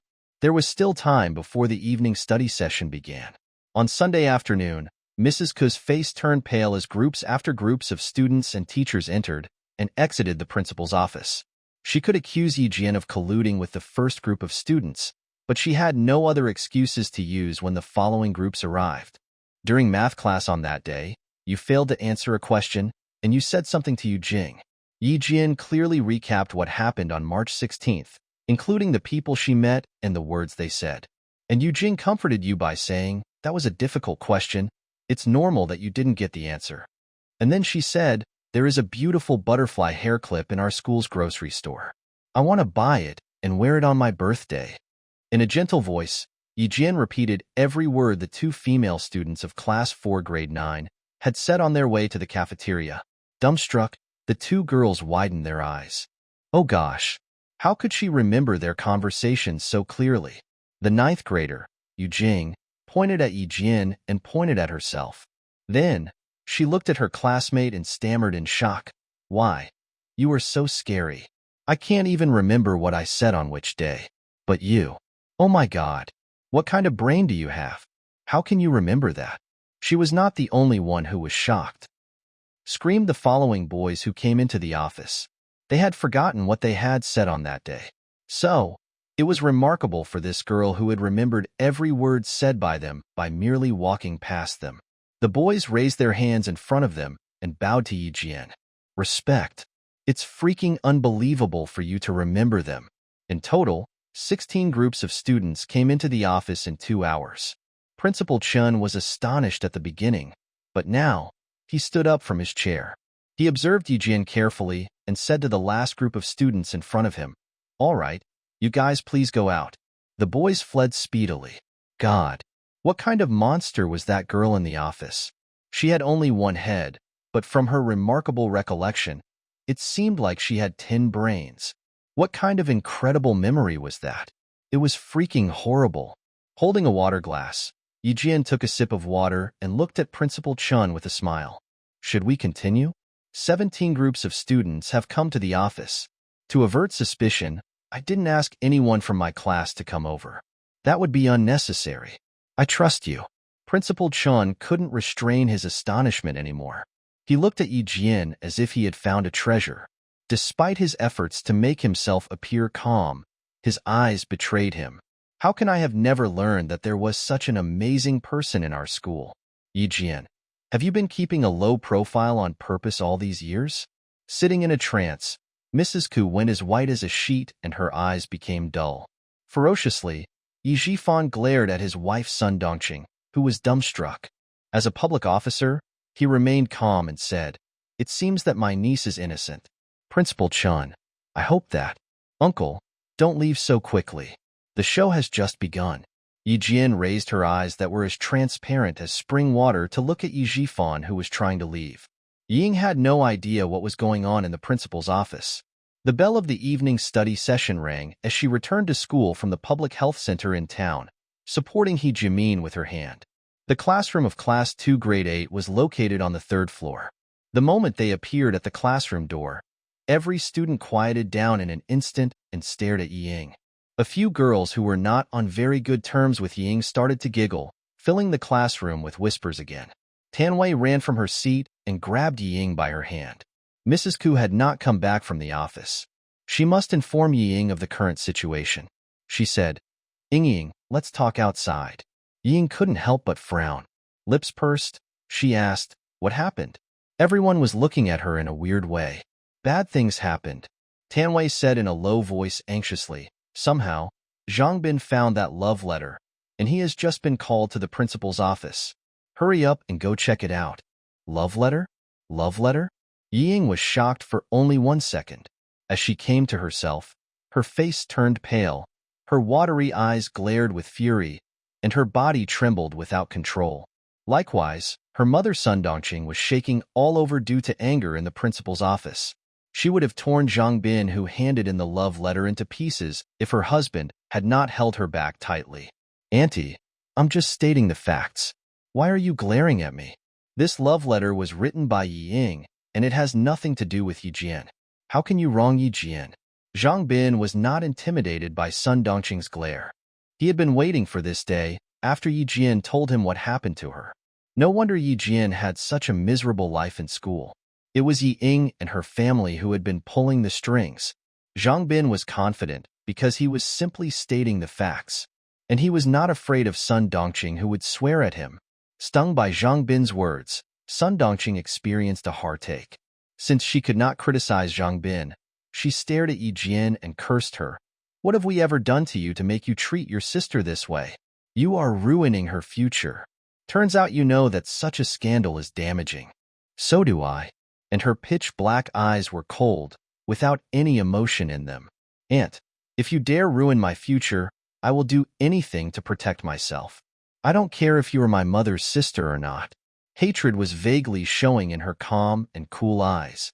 It was impossible to separate that kind of hatred from her eyes. What? What? What are you? Sun Dongqing yelled increasingly louder. But as she looked Yi Jian in the eye, her heart sank abruptly. It seemed like she was unable to say those brutal words to her at that moment. Principal Chun had realized what was going on. Even an irritated rabbit would bite people. Obviously, Yi Jian was striking back at her attackers. As he observed that Yi Jifan's face had turned gray, Principal Chen said in a deep voice, "Zhang Bin, go back to your classroom and ask Ying to come to my office. It's time to hear the explanation from Yi Ying." He hoped that Yi Ying's character was as outstanding as her academic performance. Hearing this, Mrs. Ke felt bitter in her mouth and weak in her feet. The principal did not give her a chance to leave the office. Outside the office, Yi Ying was taking a deep breath and about to knock when the door opened abruptly. She coughed repeatedly out of fear. As soon as Zhang Bin laid eyes on Yi Ying, he opened the door completely and strode away. Hearing her daughter's voice, Sun Dongqing dashed out and hugged Yi Ying. She cried, "Ying, my child. I'm sorry that you have been mistreated." It seemed like she was in tears, but she lowered her voice and said quickly, "Just blame everything on Yi Jian. Do not admit you have written the love letter. Relax, Mom and Dad have got your back." What if? Yi Ying was really scared. She had indeed written the love letter. How could she blame it on Yi Jian? Sun Dongqing could tell her daughter's panic from her voice. Staring at Yi Ying with her gloomy eyes, she threatened in a low voice, "Unless you want to get kicked out from the school. Otherwise." Although Principal Chen did not know Ying very well, he had learned to observe people by looking at their eyes upon meeting face to face. After examining Sun Dongqing and Ying silently for a while, he smiled and pointed at the love letter handed in by Zhang Bin. He said in a moderate speed, "Ying, I suppose you can recognize this love letter." "I do," said Ying nervously with her head down and hands clasped. There was a bit of trembling in her voice. "I wrote this on behalf of Yi Jian. Principal, I am the one who should be punished because I didn't talk my sister out of doing it. Please don't punish her. Just punish me." Principal Chun closed his eyes gently. He had to admit that he was rather disappointed with this academically outstanding student. His voice became dull when he spoke again. "Oh, tell me why she asked you to write the love letter instead of writing it herself." "Huh. Let me tell you why, Principal Chun. My niece's handwriting is ugly as Hades, so it's difficult for her to compose a legible love letter." Sun Dongqing was glad that her daughter had regained her composure. Since her daughter had denied writing the letter, she doubted that the school would force Ying to admit it. Under Principal Chen's watch, Ying pursed her lips and nodded slowly without saying a word. She agreed with her mom. Impatiently, Sun Dongqing stood up for her daughter and tried to reaffirm Yi Ying's words. "Principal, my daughter never lies. She is a kid with integrity. You can tell that from her scores. She is the merit student every year." Mrs. Ke turned around and rubbed her temples. Even Yi Ying knew how to improvise. Who would have thought her mom was less mature than a teenager? Academically speaking, she is outstanding. As for her character, Principal Chun paused. The rays shooting from his eyes became increasingly sharp. "Yi Jian, you ask them. I wonder if anyone will dare to mistreat you in my presence." It meant that Principal Chun was supporting Yi Jian wholeheartedly. Heart racing, Ying had the impulse to escape from the office. Under the grave atmosphere, she clenched her fists tightly while brainstorming to come up with a strategy. Now that Principal Chun was on Yi Jian's side, she could not follow her mom's instructions. Moments later, she turned around suddenly and looked at Sun Dongqing in confusion. "Mom, you and Dad are not here for only one love letter, are you?" "Yes, I wrote it for Yi Jian, but it is totally normal. Nowadays, girls like writing love letters in private. Don't make a fuss like you always have." Yi Jian had always known that Yi Ying was a very cunning woman. But what Yi Ying was doing right now was beyond her imagination. At such a young age, Yi Ying could destroy her mother's reputation for her own sake. Like father, like daughter. She was indeed Yi Jifan's child. Sun Dongqing was bewildered because she had not realized what her daughter was doing. But Yi Jifan stood up excitedly. Sun Dongqing, can you stop causing trouble for me and our daughter? It's nothing more than a private love letter from a little girl. Why do you have to spread it around to everyone?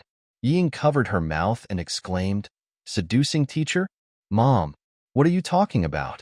Her tiny face seemed so astonished that she was about to collapse. Ying turned around and grabbed Yi Jian by the hand and explained, Sister, ignore my mom. You know how she is. She likes making a fuss. See? This was Ying. She always had a way to keep herself out of trouble. Of course, Yi Jian did not believe that she could defeat Ying just by this one incident. Her goal was quite simple. She was trying to wipe away this incident that had ruined her previous life. Gradually, Sun Dongqing understood her daughter's intention. Back at home, she was the boss. But in front of others, she either listened to her husband or her daughter's orders. She rolled her eyes and screamed. What? How? Alas, I feel so humiliated. I was just thinking that I could not allow my niece to go astray. I don't know why I misunderstood her. Alas, I feel so ashamed that I just want to hide. Ying felt relieved that her mother had understood her intentions so quickly. She grabbed Yi Jian by the hand and apologized repeatedly. Sister, don't get mad at me. It's my fault for not keeping your letter properly. My mom saw it, and she misunderstood you. I will apologize to you on her behalf. Can you please forgive us? Sister, you are very kind-hearted. You will forgive us, right? Looking at Yi Ying, who was about to cry due to anxiety, Yi Jian withdrew her arm. With a gentle smile, she said slowly, Look at you. You are doing it again. Every time, you force me to forgive you. And if I don't, you make me look like a villain who has committed unpardonable crimes. Ying, don't take advantage of my kindness and use it against me. Do you dare to say that again to your mom in front of Principal Chen? Do you? Impossible. No way had I said something like that. Ying shook her head. Tears were dropping from her eyes, and her tiny face was red. It seemed that she was truly concerned about Yi Jian. This is absolutely impossible. And then, she said to Sun Dongqing, Mom, I will never forgive you if you make a fuss about it. Stop that nonsense.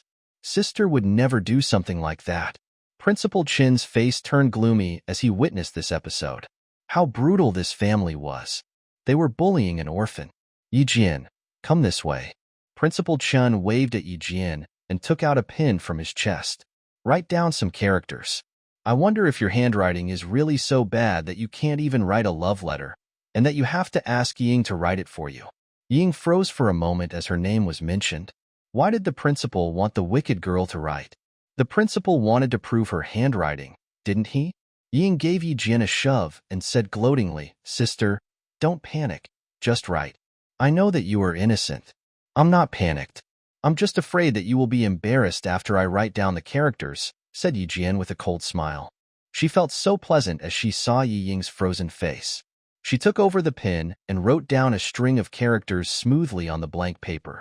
When Yi Jian finished writing, she handed the paper to Principal Chen and smiled. See it for yourself. Do I need Yi Ying to write my love letter? Honestly, I looked down on her handwriting. Yi Ying's frozen face turned pale and she gritted her teeth. Deputy Town Mayor, look.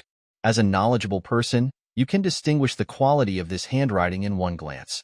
Principal Chen passed the paper to Yi Jifan. Ying needs to learn more from Yi Jian. To maintain his decent image, Deputy Town Mayor, Yi Jifan didn't want to talk much. But as he took the paper and looked at Yi Jian's handwriting, he felt that he had suffered extreme humiliation today. This is the handwriting that you said was as ugly as Hades? Are you Fu King blind?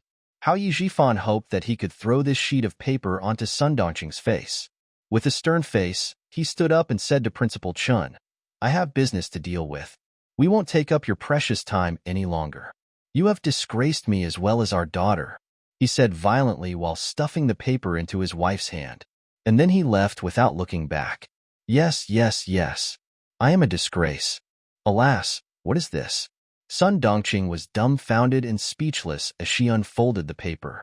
Ying had regained much of her composure now that her mom had blamed everything on herself.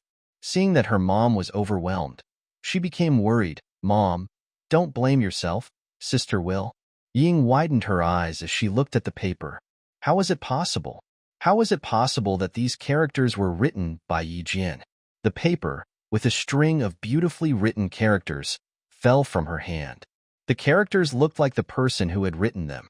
Just like Yi Jian, the square characters seemed slender and beautiful, but they also contained sharp edges and the desire for freedom. Yi Jian reached out her hand to catch the paper that was about to drop on the ground. With a sweet smile, she said to Yi Ying, who seemed like she had been struck by lightning, "Do I need you to write my love letter?" "Yi Ying, you are destroying yourself. Stay here and explain it to the principal." At that moment, Yi Ying would rather pass out than be ridiculed by someone that she despised.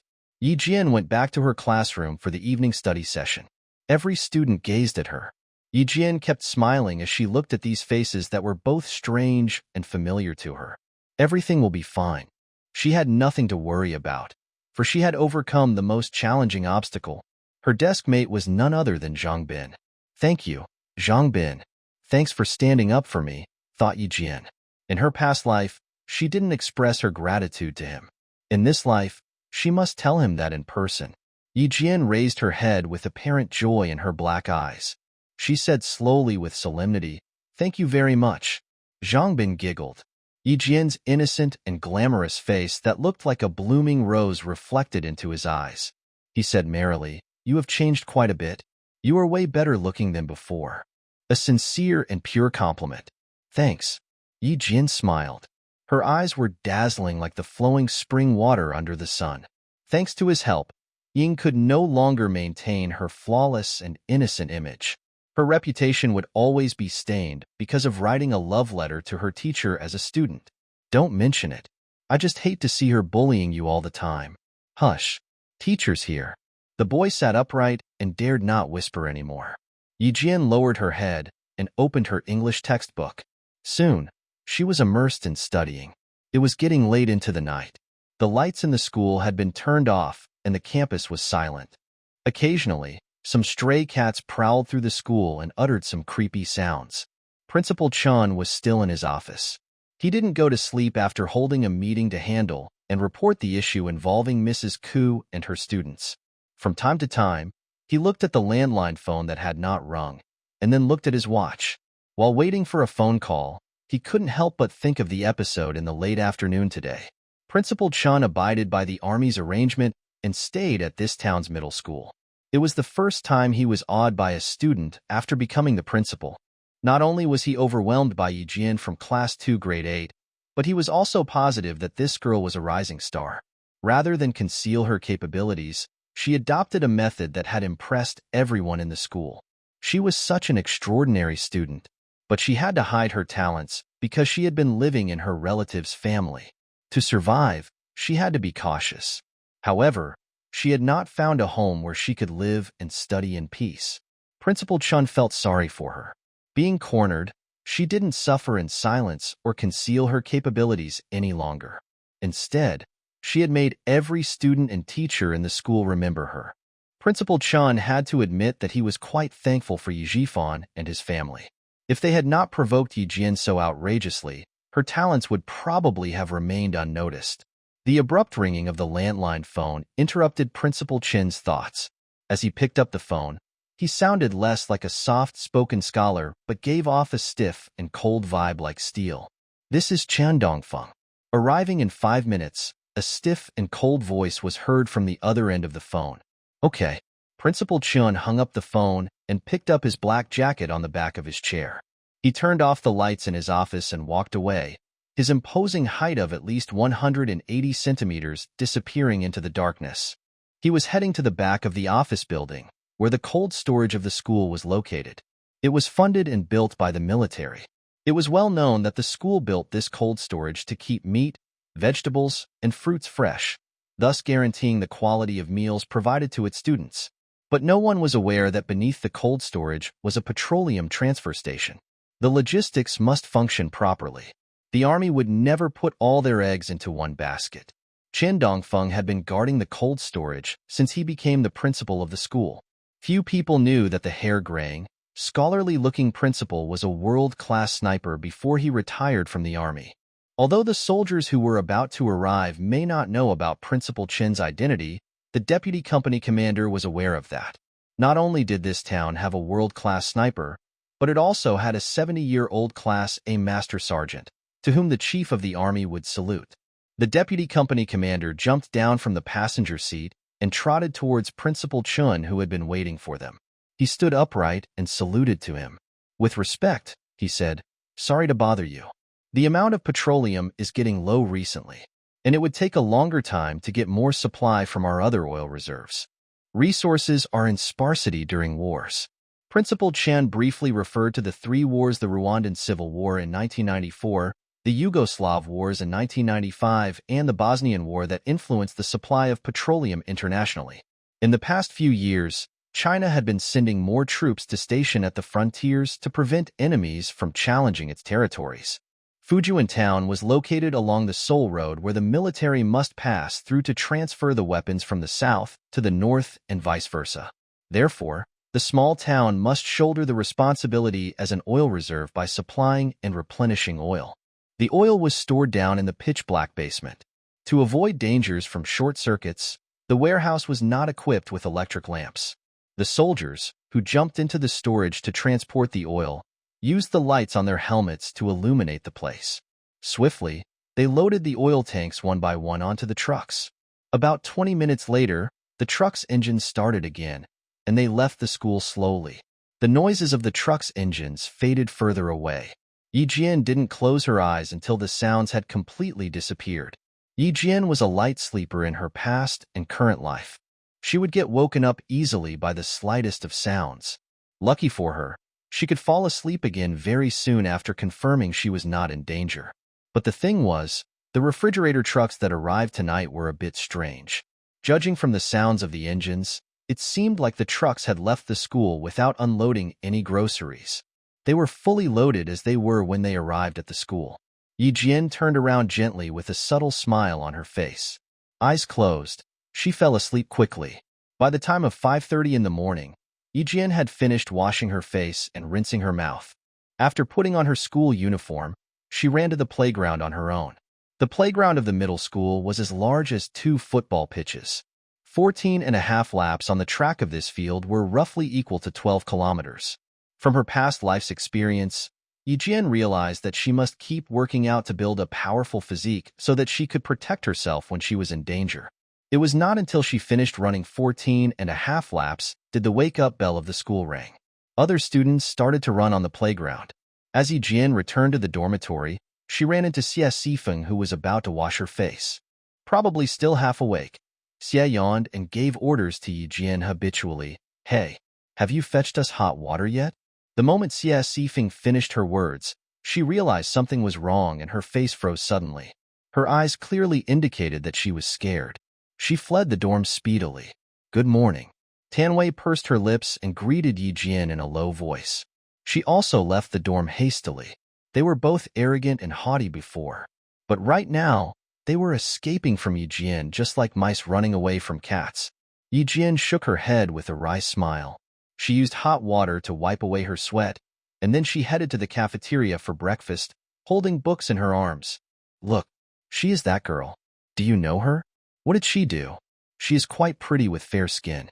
She is the girl that I told you about last night. She has brilliant memory retention. Gosh, come to think of it, it's still very terrifying." Several girls walked past Yi Jian and started to whisper. For fear that Yi Jian might hear their conversations, they were talking in voices lower than those whispering sounds during classes. "Ah, there she is. She is beautiful. How come I have never heard about her before?" The boys were also discussing Yi Jian. During breakfast, the students from Class 2 Grade 8, who were kept in the dark yesterday, had learned about what happened in the principal's office. They had mixed feelings as they returned to the classroom and saw Yi Jian, their classmate that everyone in the school was talking about. She had excellent memory retention. She could remember the things that happened within a month. She could also remember every word said by everyone in that span of time. That sounded freaking unsettling. With a bun in his mouth, a boy who frequently bullied Yi Jian sat down on her desk and said incredulously, "Yi Jian, what did my boys and I say last night?" Yi Jian, who was preparing for the Chinese test, looked up and pointed at her desk. Calmly, she said, "I don't like your behavior. Please get down." "Blimey, you have become bolder now that Yi Ying is not here." The boy giggled. Wriggling his body to shake the desk, he said provocatively, "You don't like it? What are you going to do?" "Ouch, ouch, it hurts. Let go of me. Let go of me." Yi Jian stood up and grabbed the boy's index finger. She exerted her strength and pressed it towards the back of his hand. In an instant, the boy turned from a provoker into a sorry ass begging for mercy. That seemed extremely painful. Every boy present grabbed their wrists and screamed in fear. Most of Yi Jian's colleagues at the security company were retired soldiers, and some of them were discharged from the special forces. She had seen them train diligently and fight in battles. She had witnessed them making a deadly move or gaining an upper hand in a second. She could even see some of her extremely outstanding colleagues on television. The happiest moments in her past life was from 21 years old to 23. It was during that period that she had learned the most. It was not until today did she realize that those hardships were actually blessings. "Does it hurt?" "I don't think so. I haven't used much strength yet." Yi Jian smiled gently. Her watery pupils seemed like a pair of black obsidians. "I told you to get off, but you didn't. Now that I have stood up and invited you to leave, you said it hurts. Liao Jian, you've put me in a difficult situation." Her image, her smile, and her voice were all very comforting, as if she had brought everyone out to nature surrounded by mountains and flowing spring water. Was she Yi Jian? Was she truly Yi Jian? From the student's memory, Yi Jian was too gentle and obedient. If anyone judged her, she would just smile and listen to them quietly. If anyone scolded her, she would only remain silent, as if she was a soulless puppet that had no thought of her own but to obey others' orders. The moment Liao Jian screamed in pain, the whole class realized that the old Yi Jian had disappeared. After being bullied by her classmates and cornered by Yi Ying, Yi Jian had got rid of her meek personality. "Yi Jian, be gentle. You are not going to get away with it if you break his bones." Other boys spoke up with hesitation. They felt like their own fingers were in pain as they saw the weird angle of Liao Jian's. Yi Jian glanced at them, smiling. She had remembered their names as soon as she saw them, who also liked bullying her in the old days. 1, 2, 3, 4, plus this one in my hand. Not bad. All 5 of them were here. He is the one in pain if his bones are broken. I don't see any bad consequences for me. As Yi Jian pinched harder, Liao Jian screamed in an even higher pitch, making the 4 boys withdrew several steps in unison. "They are broken. Broken. Let go of me." Liao Jian screamed painfully non-stop. "Do you need me to tell you to get off my desk again?" Yi Jian was aware of her strength. Besides, there was no way that she would break off her classmates' fingers. "Do you still have the guts to bully me?" Who dared to bully her? From her usual behavior, she did seem like an easy target to bully. However, she was terrifying once she was provoked. "No, no, I swear, I swear." "Fouquet, ouch, that hurts." Liao Jian apologized repeatedly as he felt his finger about to break. Yi Jian didn't let go of him until his finger became numb. Now that his finger was free, Liao Jian shook his hand and glared at Yi Jian violently. "Yi Jian, why you?" Yi Jian made eye contact with him and squinted. The look in her eyes was more ferocious than those shooting from the boy. Liao Jian's heart raced. He repeated "okay" 3 times and went back to his own seat reluctantly. Yi Jian raised her eyebrows and giggled nonchalantly at his reluctance. His dad knows some powerful people in town. "Be careful," whispered Zhang Bin after he entered the classroom from the back door and sat on his seat. He continued, "It is said that he has connections in the city. My dad has told me not to mess with him at school." Zhang Bin's father was a policeman at the local police station, so he was aware of the bureaucratic connections in town. Yi Jian smiled peacefully. It was just an eye for an eye. He knows some influential people, but what is he going to do to me? That made sense. Putting his concern aside, Zhang Bin asked curiously, "That was impressive when you gripped his finger. Who did you learn it from?" He could recognize some professional fighting skills because his father was a policeman. "No one. I watched it and learned it by myself." Yi Jian smiled and lowered her head. She took out her math course book, put it on her desk, and turned to the exercise page. They were about to have a quiz this morning. After seeing others use such a technique, she could memorize it and learn it on her own. Her understatement shocked Zhang Bin for a while. He couldn't help but complain about her quietly. You can master it as soon as you see it. Can you be less impressive? He felt dejected again. As the two of them heard neat footsteps from outside the classroom, they sat more upright than any of their classmates. The first person who came in was Mrs. Ku, followed by 3 soldiers in military uniforms with dignified and frosty expressions on their faces. It was not unusual for soldiers to appear at school. Every year, they came here several times to instruct the students about the basic safety measures. But the soldiers that arrived today took the students' breath away, especially the girls. Eyes widening, they stared at the young major without blinking.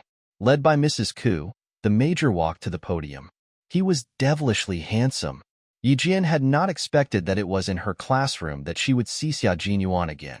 After glancing at him, she lowered her eyes.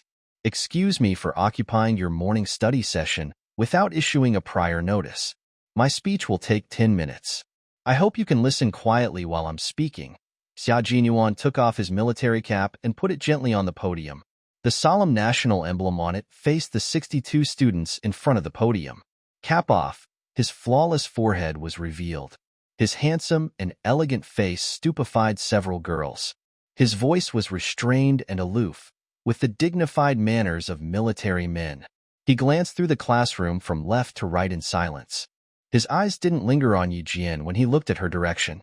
It seemed that he had not recognized her. His silent stare turned the junior high students into elementary students. Not only did they keep their backs straight, but they clasped their hands behind their backs. "Excellent," said Xia Jinyuan. Now that he had intimidated the students by only one look, there was no cold and fierce ray shooting from his unfathomable black eyes. Hands placed on the podium, he leaned forward slightly. He spoke up slowly in an extremely magnetic voice. "Today we are going to talk about how to remain alert and find out those criminals who are hiding among us and stealing military information." As he spoke, Yi Jian raised her head and listened to him carefully, memorizing every word he had said. After a while, Zhang Bin touched Yi Jian's back from behind and whispered, "The look in his eyes is terrifying. I bet that he killed someone before." Some countries have gigantic intelligence systems that operate in other countries as well as in their own territories. I hope that every one of you can remain alert and stay away from spies, for the safety and prosperity of our country, and for the sake of our happiness and welfare. During his speech behind the podium, Xia Jinyuan had been smiling subtly, but the look in his eyes was mysterious and fierce. No one would mistake him for a tender man, even when he was smiling. You could tell that he was a very serious man at a glance. At the same time, he was very charming. He was elegant, handsome, and powerful. When he smiled, his eyes seemed as if there were gentle waves rippling over the sea. When he became serious, he gave off a vibe similar to a sharp sword being drawn from its sheath. His every movement was full of the unparalleled noble energy of a military man, and no one would look better than he did in military uniforms. The golden epaulets made him look dignified, and the dark green uniform fitted him quite well. Perhaps because he was facing a group of students, Yi Jian saw that Xia Jinyuan had concealed the violent energy that he showed during the chasing and arresting of the criminals that day. Even if he has killed someone, it doesn't make him a bad person, Yi Jian answered Zhang Bin in a low voice while looking at him. They are soldiers. It is their responsibility to guard our country with guns. And they only kill those villains who deserve to die.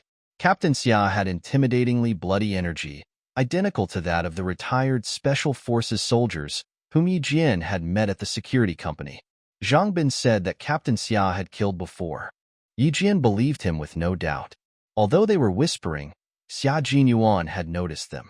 He glanced towards their direction and looked at Yi Jian's face for about half a second.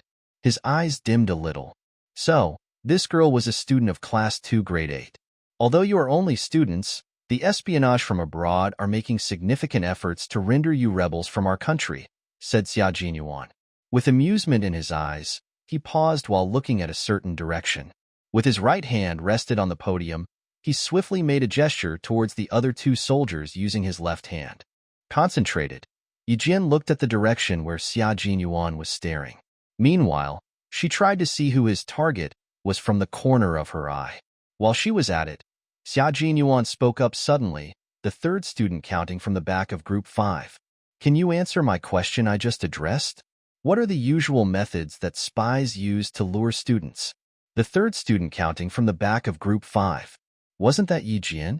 The moment Yi Jian was asked to answer the question, 60 or so students looked at her, bewildered. Yi Jian realized that Xia Jinyuan had made that gesture to distract her so that she wouldn't be alarmed.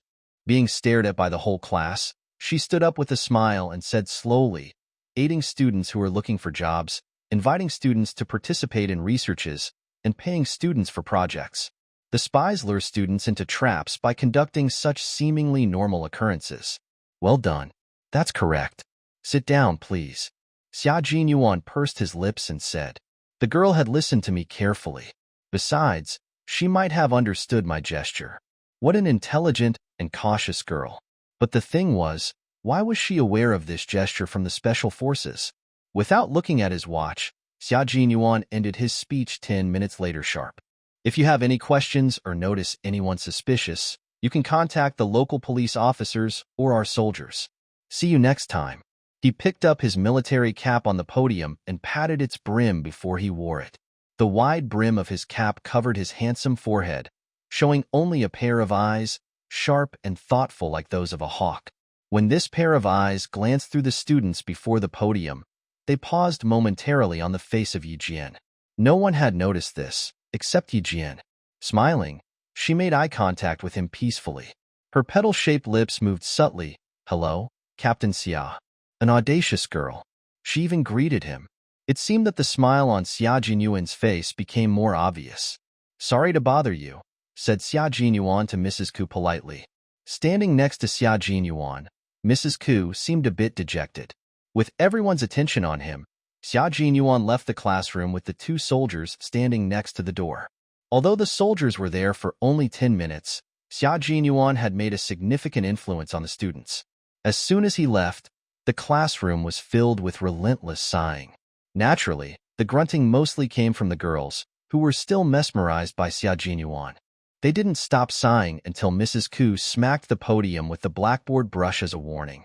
Sticking out their tongues mischievously, the girls picked up their books to prepare for lessons. You are going to have a math quiz in the first class. Listen up. Whoever performs poorly in the exam will be required to copy the exam paper 100 times and stand outside the classroom for a week as punishment. Mrs. Ku didn't speak a word until the self-study session was about to end. She glared at some of the students who always performed badly in exams and criticized them angrily.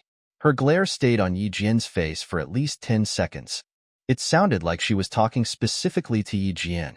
Reading her book, Yi Jian didn't mind Mrs. Ku's angry look at all. The music played by the school broadcast was interrupted. A 9th grade broadcaster said in a mellow voice with her local accented Mandarin, Yi Jian of Class 2 Grade 8, please come to the principal's office immediately. Mrs. Ku paused at the classroom door. Her face was gloomy, and she was a bit concerned as she heard the broadcast. Then, she left hastily. Yi Jian walked to the principal's office at a fast pace. She knocked and opened the door. But Principal Chun was not there. It was Xia Jinyuan who was sitting in the reception chair. It's me who is looking for you, said Xia Jinyuan. As he looked at the girl who had a pair of bright eyes, he couldn't help but smile. Yi Jian was still standing at the door. She was not intending to enter the office. Xia Jinyuan waved at her and smiled elegantly. Come in. I want to talk to you about something. She looked vigilant. What did she think he would do to her? Yi Jian sensed that Xia Jinyuan was treating her like a child. She lowered her head and observed her 14-year-old physique. Indeed, she was little. She was a short student in her class. She closed the door. Before Xia Jinyuan could speak, she pursed her lips and smiled. Sorry about what happened before. I just wanted to look at that direction automatically. After a pause, she continued. I knew who you were pointing at, but I will not tell anyone. It's not good for you to know too many secrets, said Xia Jinyuan while taking off his military cap. The smile on his elegant face became more visible. How did you understand that gesture? Who taught you? As gentle and tender his handsome face may seem, it had wound up Yi Jian's nerves. Even when he was smiling, his eyes looked extremely sharp, like a pair of swords revealing their chilly glints which could split a human soul in half. Instead of sitting at the seat that Xia Jinyuan had designated for her, Yi Jian chose the chair closest to the door and faced him sideways. She replied plainly, "No one taught me. I just happened to notice your action." "Oh? Are you saying you knew what it meant once you saw it? That's impressive," Xia Jinyuan said and raised his eyebrows. His pitch-black eyes became darker. He said calmly, "You have changed a lot, but Grandpa Jin spares no effort to stand up for you." He remembered that Grandpa Jin, the 70-year-old Class A Master Sergeant, said to the regimental commander in a deep and strong voice, "Jin is absolutely innocent." The girl had gained the admiration from a world-class sniper and the support from a Class A Master Sergeant. What other surprises would the girl bring Xia Jinyuan? Grandpa Jin? Yi Jian moved her fingers. Determination condensed in her calm eyes. Staring at Xia Jinyuan, she said coldly, "Are you suspecting me because I am connected with Grandpa Jin?" A slightly bad-tempered girl. Smiling at her, Xia Jinyuan pondered for a moment before he said, "Relax. No need to be nervous. We will never offend our respected Grandpa General. I'm not suspecting you of anything. Just trying to warn you. As for Liao Jian, you can treat him like you usually do." This was the reason Xia Jinyuan asked Yi Jian to the office, to remind her not to show her knowledge easily, which might cause herself troubles. Young as she may be, Xia Jinyuan believed that she was mature enough to keep secrets. Yi Jian didn't expect that he would warn her directly. Looking at Xia Jinyuan in silence with her black and bright eyes, she asked, "Is he connected to the criminals you arrested in the mountain the other day?" "As far as we know, they are connected in some way. But that's none of your concern." Xia Jinyuan had revealed more information to her. "What you should care about is your studies. I was investigating Liao Jian's file when I inadvertently found the score sheets of your class." Xia Jinyuan smiled brighter and looked at Yi Jian with teasing in his eyes. "Yi Jian, you need to work harder. It's not a secret. Almost everyone in the school knew about Yi Jian's disastrous academic performance." Yi Jian accepted his ridicule peacefully. She pursed her lips and replied nonchalantly, "That's nothing. I just haven't shown my actual strength." Facing Xia Jinyuan, who seemed like a noble prince, Yi Jian didn't avoid making eye contact with him. Smiling, she stood up. "Well, I should head back to the classroom if you don't have anything else to say to me. I need to prepare for the quiz that is coming up later." She was a girl with a bad temper. Xia Jinyuan was just trying to figure out what information she had possessed, but she immediately set up her shield. Eventually, he couldn't melt the chillness in her eyes through his friendly teasing. After seeing her off, Xia Jinyuan leaned back in his chair to relax his back, forming an exquisite and sensual profile from his forehead to his neck. Being taken care of by a Class A Master Sergeant and appreciated by a world-class sniper, Yi Jian would have had a promising future if she stayed on the right track. How many generations of people from modest backgrounds had dreamt about raising children who could go to college? Sadly, Yi Jian's uncle, the deputy town mayor, never cared about this. As the bell rang, the first session began. Accompanied by Principal Chun, Xia Jinyuan and his soldiers sat in a jeep, which was heading to the army. Meanwhile, Yi Jian was answering the first question of her math quiz. It was a quiz to determine how much the students had learned in the past month. The invigilator was the math teacher of this class. She was a female teacher who dressed formally with a pair of black-rimmed glasses. As soon as Yi Jian started to write her answers on the paper, the teacher came towards her. Mrs. Ku had reminded her to pay special attention to Yi Jian. Mrs. Ku was the head teacher of this class. If she put it that way, wasn't she implying that this student might cheat in the exam? The teacher took this matter seriously. It only took her several steps before she arrived beside Yi Jian. But during that time, Yi Jian had answered 5 questions at least, while other students were still calculating on the scratch paper. Mrs. Yang hated to see students cheat in exams. Restraining her anger, she stood in silence, staring at Yi Jian's exam paper with a straight face. A few seconds later, the serious look in her eyes swayed and she looked at Yi Jian in surprise. Without using the scratch paper, Yi Jian had written the correct answers on her exam paper. Was she calculating in her head? Yi Jian raised her head to look at Mrs. Yang, who was standing beside her. She smiled as if she had understood something. And then, she lowered her head and continued writing. "Good for you that you can count in your head. but you might want to be more careful in the exam. Mrs. Yang bent over slightly to caution this student, who had a pure smile and a whisper. When you finish, you'd better review all your answers. At this moment, Yi Jian had completed the quiz. Mrs. Yang, who had remembered every correct answer, had given her the full credit in her mind already. She collected Yi Jian's exam paper and asked Yi Jian for a conversation outside the classroom. Xia Sifeng smiled with contempt on her face. So what Yi Jian had changed? She was still an idiot who couldn't pass any exams. Tut! Who gave her the right to be cocky? The whole class had been used to Yi Jian's handing in her exam paper in advance. Everyone pretty much had the same idea that Yi Jian would end in the last place. As usual, the 2 math sessions were taken up by the quiz. After speaking to Mrs. Yang, Yi Jian returned to her dormitory to relax. In the afternoon, the PE session was cancelled. Mrs. Yang came into the classroom, holding the exam paper of the math quiz this morning. The students looked at her nervously. She asked the students to collect their exam paper one by one when their names were called. Old rule. I will only read aloud your scores if you have full marks, said Mrs. Yang. Strict as she may be, she was also considerate about the students' feelings. Zhang Wenjin, 100, and Jiasun, 100. Those were the students who were usually excellent in math. When Yi Jian's name was mentioned, everyone seemed calm because they thought it was a mistake. Yi Jian was the last one to collect her exam paper. Mrs. Yang required her to stay beside the podium. Pushing her glasses upward from her nose bridge, Mrs. Yang looked at the students seriously and said in a deep voice, "This time, I'm going to praise Yi Jian in particular. She has scored the full mark.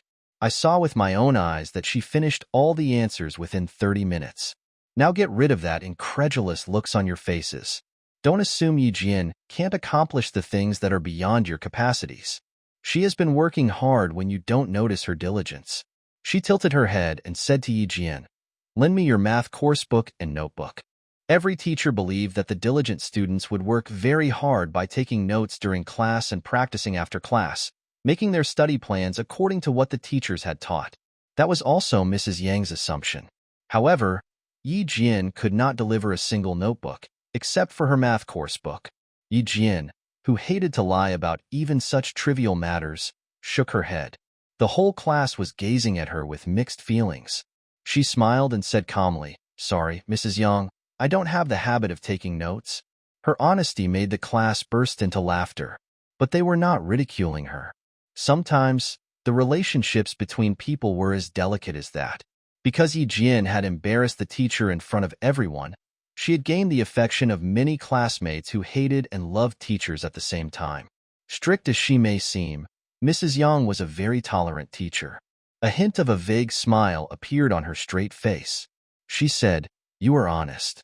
And you leave me with no excuse to discipline those students who never take down notes." With a sense of humor, this session was surprisingly better than any session before.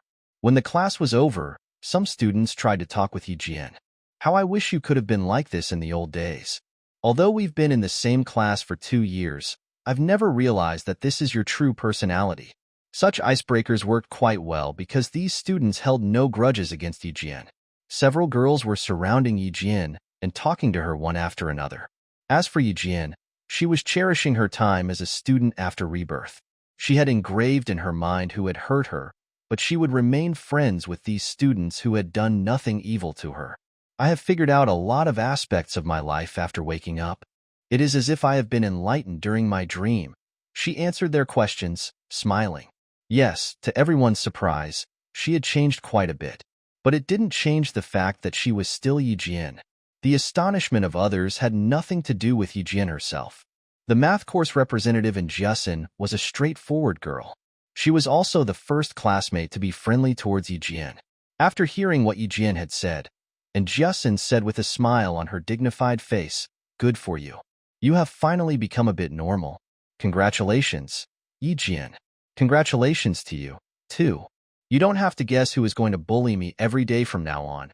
So you won't have to worry about losing the bet and packing meals for your classmates for a week," said Yi Jian while raising her eyebrows and blinking mischievously. Those incidents in the past were facilitating their friendship now. "Haha, you knew about that. I lost twice in the last semester." And Jiasun burst into laughter. It was in winter. I had to pack breakfast for them for 2 weeks consecutively. As the girls were surrounding Yi Jian like she was a celebrity, Xia Sifeng felt utterly resentful. Bam! She threw her math course book on the desk and walked towards Yi Jian, gritting her teeth. Don't be cocky after scoring full marks in one quiz. It's nothing. Who knows whether you had cheated? Tut. Ying can get full marks in every exam. Yi Jian felt that Xia Sifeng was ridiculous as she was defending Yi Ying with all her might. She stood up and looked askance at Xia Sifeng, smiling. It's not impressive, but I'm still better than you. Xia Sifeng, you are being unreasonable. Frowning, and Jiasun spoke up. She could never stand these girls for bullying Yi Jian, and she had criticized them several times.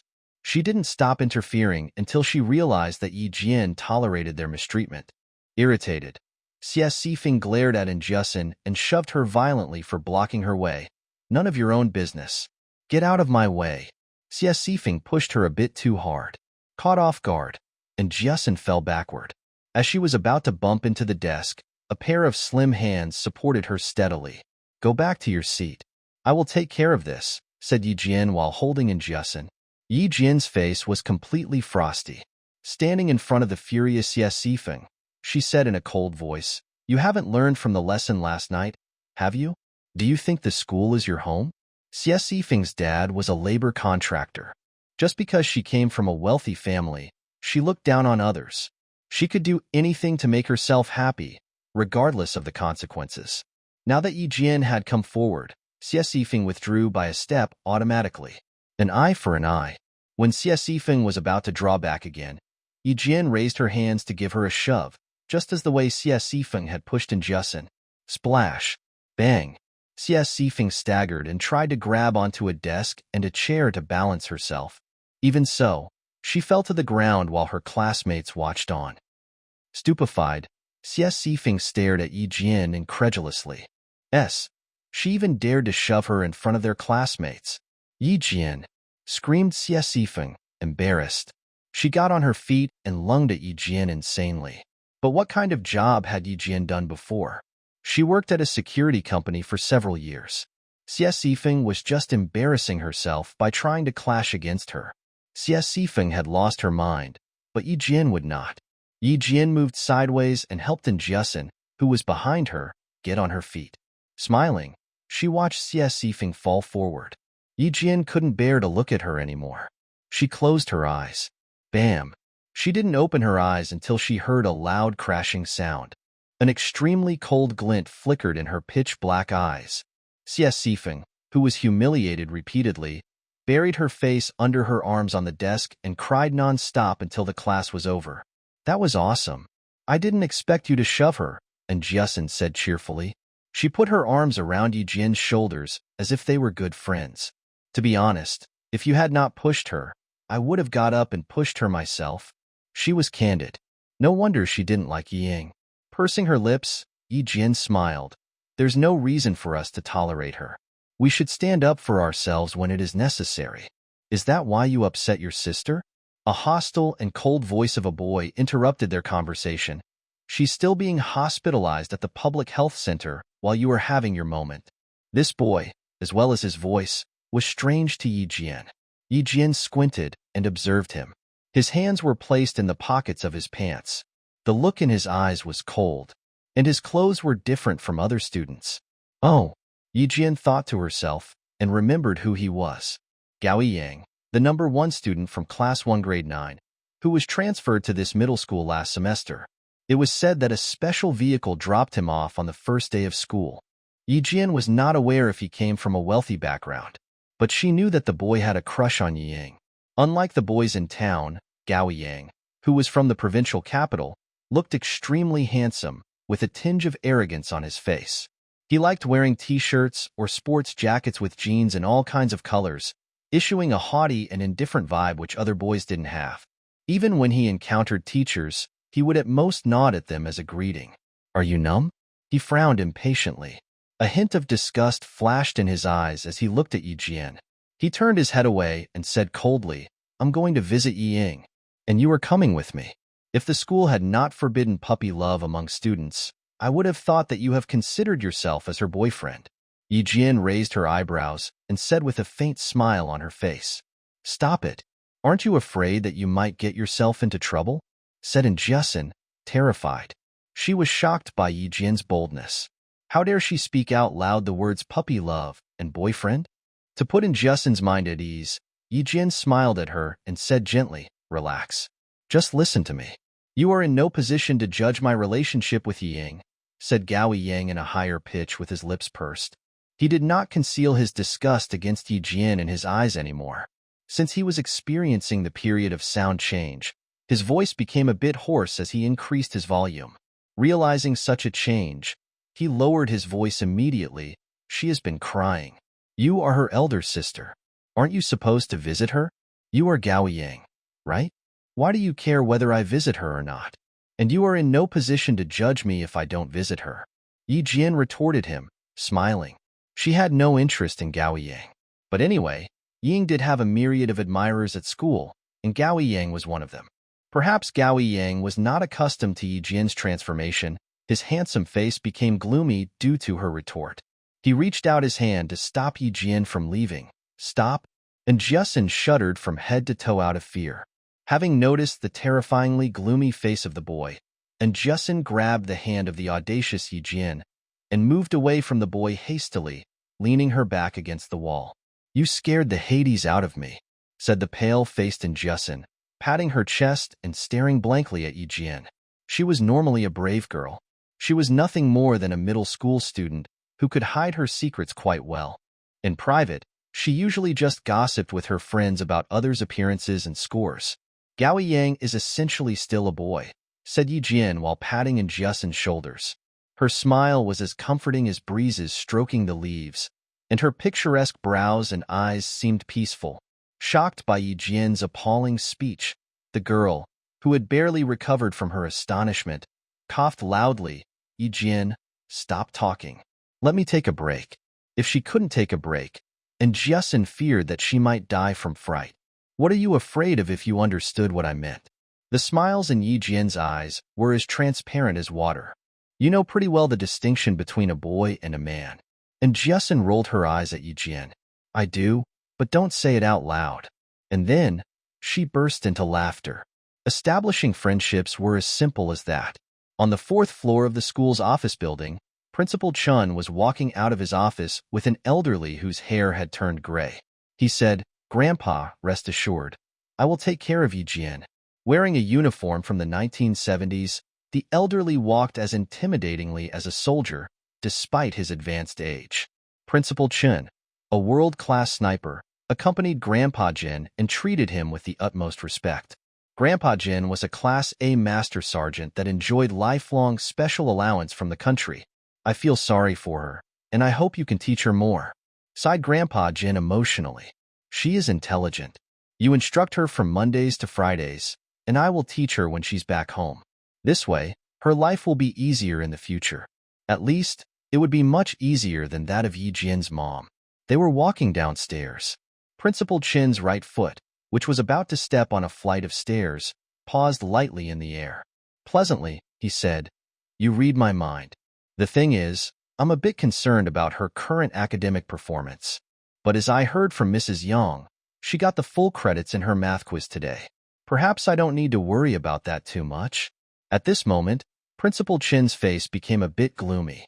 "Yi Jifan and his family are outrageously unreasonable. Have you considered warning them? While enjoying the glory brought by Sun Dongqing's sister, they have been treating Yi Jian so badly. What goes around comes around. I don't want to meddle with others' business now that I have aged. I just want to educate Yi Jian, hoping for her to become a useful person." Yi Jian, who was playing badminton with her classmates, had no idea that Grandpa Jin had come into town for her. During their conversation that lasted for 2 hours, Principal Chin and Grandpa Jin had established a very strict training program for her. After the evening study session, Yi Jian was called to the principal's office again.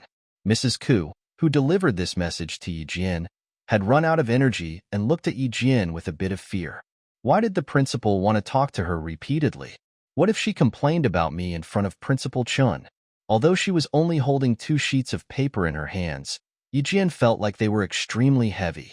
After staring at the several large characters on the cover for a while, she raised her head and said with a bitter smile, "Principal, I appreciate that you think so highly of me." The 4-year plan was designed specifically for her. She would be very much indebted to Principal Chun. As tears began to well up in her eyes, she said in a slightly hoarse voice, "You value me so much. I am really. Girl, you don't need to thank me. Like your grandpa Jin, I have no children. If you learn well, you will live up to our expectations." Smiling, Principal Chun patted Yi Jin's shoulder and instructed her as a teacher, a friend, and a senior. We humans should strive to be upstanding and virtuous. Neither men nor women should do anything immoral to let themselves down. You are a good kid. Leave those unpleasant episodes behind you and focus on your future. Smile when you are happy, and when you are sad, look around you, look at the sky, look at this world. You should fight for your future and be responsible for your life. Do you understand? Tears were dropping down from her eyes. Even in tears, Yi Jin still had an incredibly determined look in her eyes, which were reflecting rays as resplendent as that of diamonds. "Yes, I will bear your words in mind and live up to your expectations." Yi Jin had no idea what she would achieve in the future. All she hoped for was that she could bear the 2 seniors' instructions in mind and live up to their expectations. "Go back to your dorm and rest well tonight. Tomorrow, when your evening study session is over, go to the back entrance of the school and I will send you out," said Principal Chen. He admired Yi Jin, who feared no obstacles. This kid knew well that she could only rely on herself if she were to achieve success. Principal Chen also appreciated the perseverance and composure of Yi Jin. Judging from how well she had handled the incident involving Yi Ying, he could see that Yi Jin was a reasonable person. Yi Jin commenced her training on Tuesday evening. "Yi Jin, I am a sniper. What I can teach you are all the experiences I have accumulated during my career as a sniper. I will give you 1 minute to consider whether you want to learn from me." Standing in the dark training room with only one dim light on, Principal Chun seemed like a nocturnal leopard. Although you could tell from his voice that he had aged, you could never ignore the lethal energy he had been hiding. A sniper. Under the dim light, Yi Jin shivered subtly. As it turned out, the seemingly amiable and kind Principal Chun was a sniper. No wonder he had been displaying a killing and intimidating temperament. Yi Jin pursed her lips and controlled her trembling. Her eyes were as calm as an ancient well that had no ripples on its surface. She said calmly, "I have no other options. I will go forward with no regrets." "Fair enough. There is no way back from now on," said Principal Chun in a serious and deep voice. He nodded and placed his hands behind his back. The first training session thus began. Snipers are the embodiment of death in the eyes of our enemies, but our comrades deem us as heroes and the most excellent soldiers. We attack our enemies' camps on our own and gain an upper hand for our army using our guns. Yi Jin, you must get prepared. The snipers trained by me are not going to stay in peaceful countries. You are going to the front lines of the battlefields of any region and complete the assignments our country has given to you. Since Principal Chun had decided to train this girl into an elite soldier, the training program formulated by him was so harsh that an ordinary soldier would have cold feet. While listening to Principal Chun carefully, Yi Jin adjusted her breathing and kept her mouth closed and her back straight. Apart from shooting precisely, a sniper must have a strong and healthy physique and unyielding willpower as strong as steel, said Principal Chun. In the new recruit camp in town, he started to implement the first step of Yi Jin's 4-year plan. He was a sniper. Hence, apart from teaching Yi Jin how to use all kinds of sniper rifles, he must also train her willpower and improve her physical performance. You have much more to learn during this professional sniping training, in addition to mastering the weapon system and carrying out the concept of sniping. You must stick to the end unless you literally collapse during the training. I will obey your orders and never flinch. Yi Jin nodded solemnly. Her heart was filled with excitement, despite the calm look on her face. Get up at 5 o'clock every morning and jog 8 kilometers, which will be increased slowly. You will receive willpower training for 2 hours every night and return to your school to rest by 10:30, said Principal Chen grimly. At this moment, he was not a scholarly-looking principal anymore, but a ruthless sniper. You still have 1.5 years before you graduate from junior high school. I hope you can make the most of your time. Understand? Shouted Principal Chun sternly. His voice sounded like it came from an emotionless metal. Yes, sir, answered Yi Jian immediately in a loud and steady voice, holding her head high. To start a new chapter of her life, Yi Jian had experienced the most difficult day of her life thus far. She had to receive training from Hades, conducted by a world-class sniper. After 10 minutes of warm-up, she was told to stand still. Moreover, while she was standing, she must read out the numbers randomly flashing on the board in the training field. And she must not move while giving her answers. If she moved, even just a little bit, an ant would be placed on her neck. 34, 27, 870, 994. Controlled by computers, the numbers would appear on the screen for only 3 seconds. Usually, 4 or 5 numbers would occur at the same time. At most, 7 different numbers would be displayed simultaneously. The numbers ranged from 1 digit to 3 digits, and Yi Jian was required to state them correctly in the blink of an eye. This training was designed to help Yi Jian enhance her ability to concentrate, as well as her observation and reaction to her surroundings.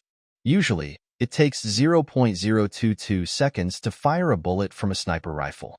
After 0.022 seconds, either your bullet has put a hole between the eyes of your enemy, or his bullet is about to take away your soul. If you want to survive, receiving basic training is your first step. Considering that Yi Jian was still a child, Principal Chun withheld some of his extremely tough training from her on her first day. Putting ants on Yi Jian's neck was a piece of cake, because soldiers would encounter ants when they were hiding in certain places during battles. Yi Jian had been standing still for 1 hour. As time went by, she became increasingly concentrated. Left, 187. Right, 591. Over. Yi Jian was so focused that she could say the numbers correctly the moment they appeared on the board. Not only was she highly concentrated, but her reaction speed had also reached an excellent level. Starting from a certain moment, Principal Chun had been holding a folder and recording the training performance of Yi Jian on her first day. The basic training and sniper training would be held simultaneously, and after 2 months of reinforced basic training, he would let Yi Jian touch authentic rifles, which would be loaded. From Tuesday to Friday, Yi Jian was an ordinary student during the day, but at night, she would turn into a sniper trainee who have been receiving instructions to improve herself continuously. In only a few days, her transformation had been apparent from the inside. The innocent and fragile features had been washed away from her face. She was no longer a budding flower. She had turned into a pine on the edge of a cliff that could withstand all kinds of adversities. Such changes were subtle and gradual. People would have gotten used to the new Yi Jian by the time they realized she was different. On the weekend, Yi Jian swiftly ran down from the mountain and back to her village. She slowed her pace gradually and walked step by step until she arrived before Grandpa General 3 minutes faster than last week. Not bad, said Grandpa Jin while smoking from a water pipe. He placed his stopwatch into his chest pocket and looked at this hard-working girl who could bear hardships. He said in a hoarse and amiable voice, "Take your time. You will make progress gradually." After her exercise, her black eyes, which seemed like black obsidians that had been washed by water, were more resplendent than stars. Wiping away her sweat, Yi Jian said, "I'm patient, Grandpa. I will try my best to learn everything you and Principal Chun have been teaching me." "You've got it. That's good. You should learn from Principal Chun, who is a knowledgeable person. As for me, I don't have much to teach you since I have become old." With a smile on his face, he looked at Yi Jian, who was wiping her sweat. "Come on. I'm going to take you to a good place which you will like." "Where are we going, Grandpa? You haven't had breakfast yet. Should we go home and cook some noodles first?" Hastily, Yi Jian placed her towel on her neck and carried a water-filled wooden bucket, following Grandpa Jin at a steady pace. As she laughed, her voice sounded clearer and more melodious than that of the birds in the bamboo forest. "No need. We will have food when we get there. Put down the bucket. You may carry it home when we come back tonight," said Grandpa Jin, smiling. As a 70-year-old senior, he was walking at a fast and steady pace which would outdo a young lad. Behind the mountain was an extensive bamboo forest. Blanketed by the morning mist, it seemed like a wonderland. Grandpa Jin stopped in front of a cave. Every household in the village had this kind of cave to store yams and the like. He told Yi Jian, "Open the door, girl." Ever since Yi Jian could remember, she has known of the existence of the cave at her home. But it had never occurred to her that this cave led to somewhere else. "Watch your step. Don't be afraid. Just follow me," said Grandpa. General Yi Jian touched the dry stone walls with both her hands while walking in the pitch-black passage, which was leading her to a place deep underground. Her astonishment at this moment was no less than that of the moment when she was brought back to life. And it was not until now did she realize how those soldiers had appeared at her home every so often. As it turned out, they have walked through this long passage in the mountain to enter the village, without alarming any villagers. The tunnel was rather long. After walking for nearly half an hour, Yi Jian finally saw a faint light, which meant that the entrance to the cave was not far away. Half an hour. The tunnel must be several kilometers long, and none of the villagers had noticed such a gigantic project. "Keep your eyes closed. Don't let the sun burn them," Grandpa Jin reminded Yi Jian amiably. Standing at the entrance to the cave, he turned his back to the sun. "Open your eyes." 3 minutes later, Yi Jian didn't open her eyes until they had adjusted to the light. She saw that the military camp hidden deep in the mountain was close at hand. After they exited the cave, they walked down the mountain. Another half an hour later, they arrived at an asphalt-paved road. Alongside the road stood a white base sign with red characters on it, which read, "Restricted Military Area." There was a stretch of barbed wire fence 400 meters away. Behind the fence was a barbed wire gate. In total, 4 soldiers were holding guns and standing guard. Yi Jian looked further into the woods on the mountain and saw the observation post hidden deep in the forest. This was a heavily guarded area, and led by Grandpa Jin, she could enter it so easily. An armed soldier walked towards them. After saluting Grandpa Jin, he verified their identities. An ordinary-looking vehicle drove past them. Then, it stopped in front of the guard post. The left and the right door to the car opened at the same time. As the soldier who was driving the car handed his identification document to the guard, a young soldier jumped from the passenger seat and strode towards Yi Jian's direction. "Grandpa, you are here," said the young soldier with a smile on his elegant and handsome face. His military uniform was neat and well-ironed. He saluted Grandpa Jin and said, "I'm afraid I have to postpone my appointment with you. The school has made an emergency phone call, and I need to check it out. Maybe next time." Grandpa Jin laughed and said, "A soldier's duty is to obey orders. Captain Xia, we can arrange another appointment when you're back." While Xia Jinyuan was walking towards her, Yi Jian lowered her pitch-black eyes, standing in silence. While speaking to Grandpa Jin, Xia Jinyuan glanced at Yi Jian furtively. With little indication of it, his exquisite eyebrows twisted. "Why is the girl hiding from me? Did I scare her at school that day? Sure, I will." With a faint smile on his handsome face, Xia Jinyuan answered Grandpa Jin. His unfathomable black eyes glanced at Yi Jian again. Politely, he said to Grandpa Jin, "May I have a few words with Yi Jian? Alone?" Grandpa Jin was not surprised that Xia Jinyuan knew Yi Jian. When Xia Jinyuan arrested the 3 criminals the other day, it was Yi Jian who had helped him. Grandpa Jin smiled. Xia Jinyuan noticed that Yi Jian was glaring at him coldly because of what he said. His thin lips curled a bit, forming a smile.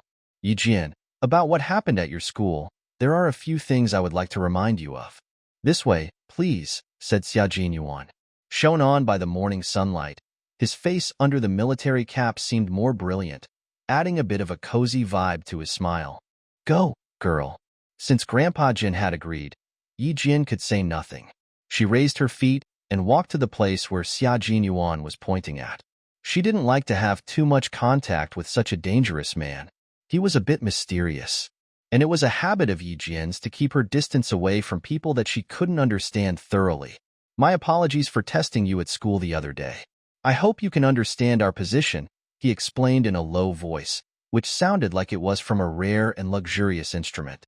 "And you don't have to fear that I will do anything to you. I won't put you under surveillance." Fear? It seemed like this major had misunderstood her. Yi Jian raised her head and looked at him, fearlessly. With a gentle smile, she said calmly, "Captain Xia, you have misunderstood me. I'm not afraid. I just don't want to get in touch with you too often.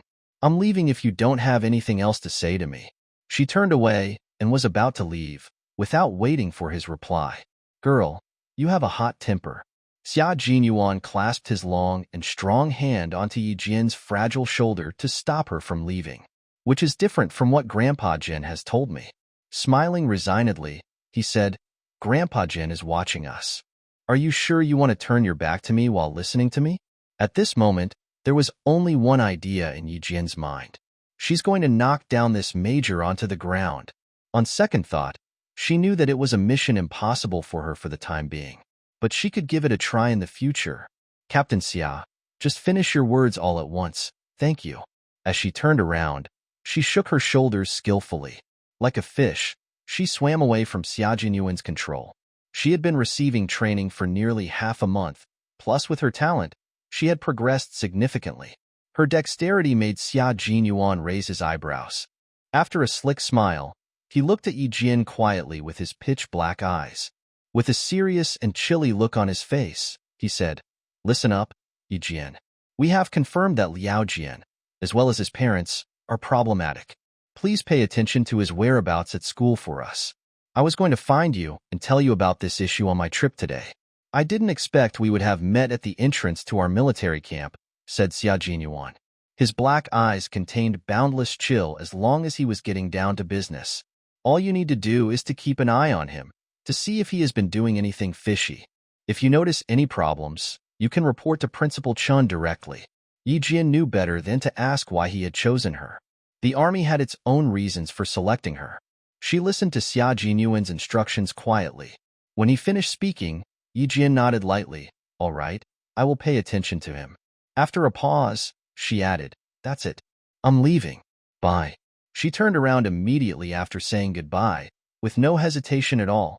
Xia Jinyuan raised his hands to straighten the brim of his military cap. The faintly discernible smile on the corner of his lips seemed like a gentle breeze stroking the surface of the water and was about to vanish instantly. Did the girl see me as a dreadful monster? Xia Jinyuan jumped into the car that had arrived beside him. From the rear-view mirror, he saw the backs of Grandpa Jin and Yi Jian shrinking further away. Eventually, they disappeared from his view. The noise of the car vanished among the trees. As Yi Jian entered the military camp, she turned around and looked at the meandering road on the mountain. All she could see was the luxuriantly green forest and some birds flying beneath the blue sky dotted with white clouds. In the military camp, every soldier they encountered would salute to Grandpa Jin with the utmost respect. Yi Jian behaved herself and followed Grandpa Jin closely.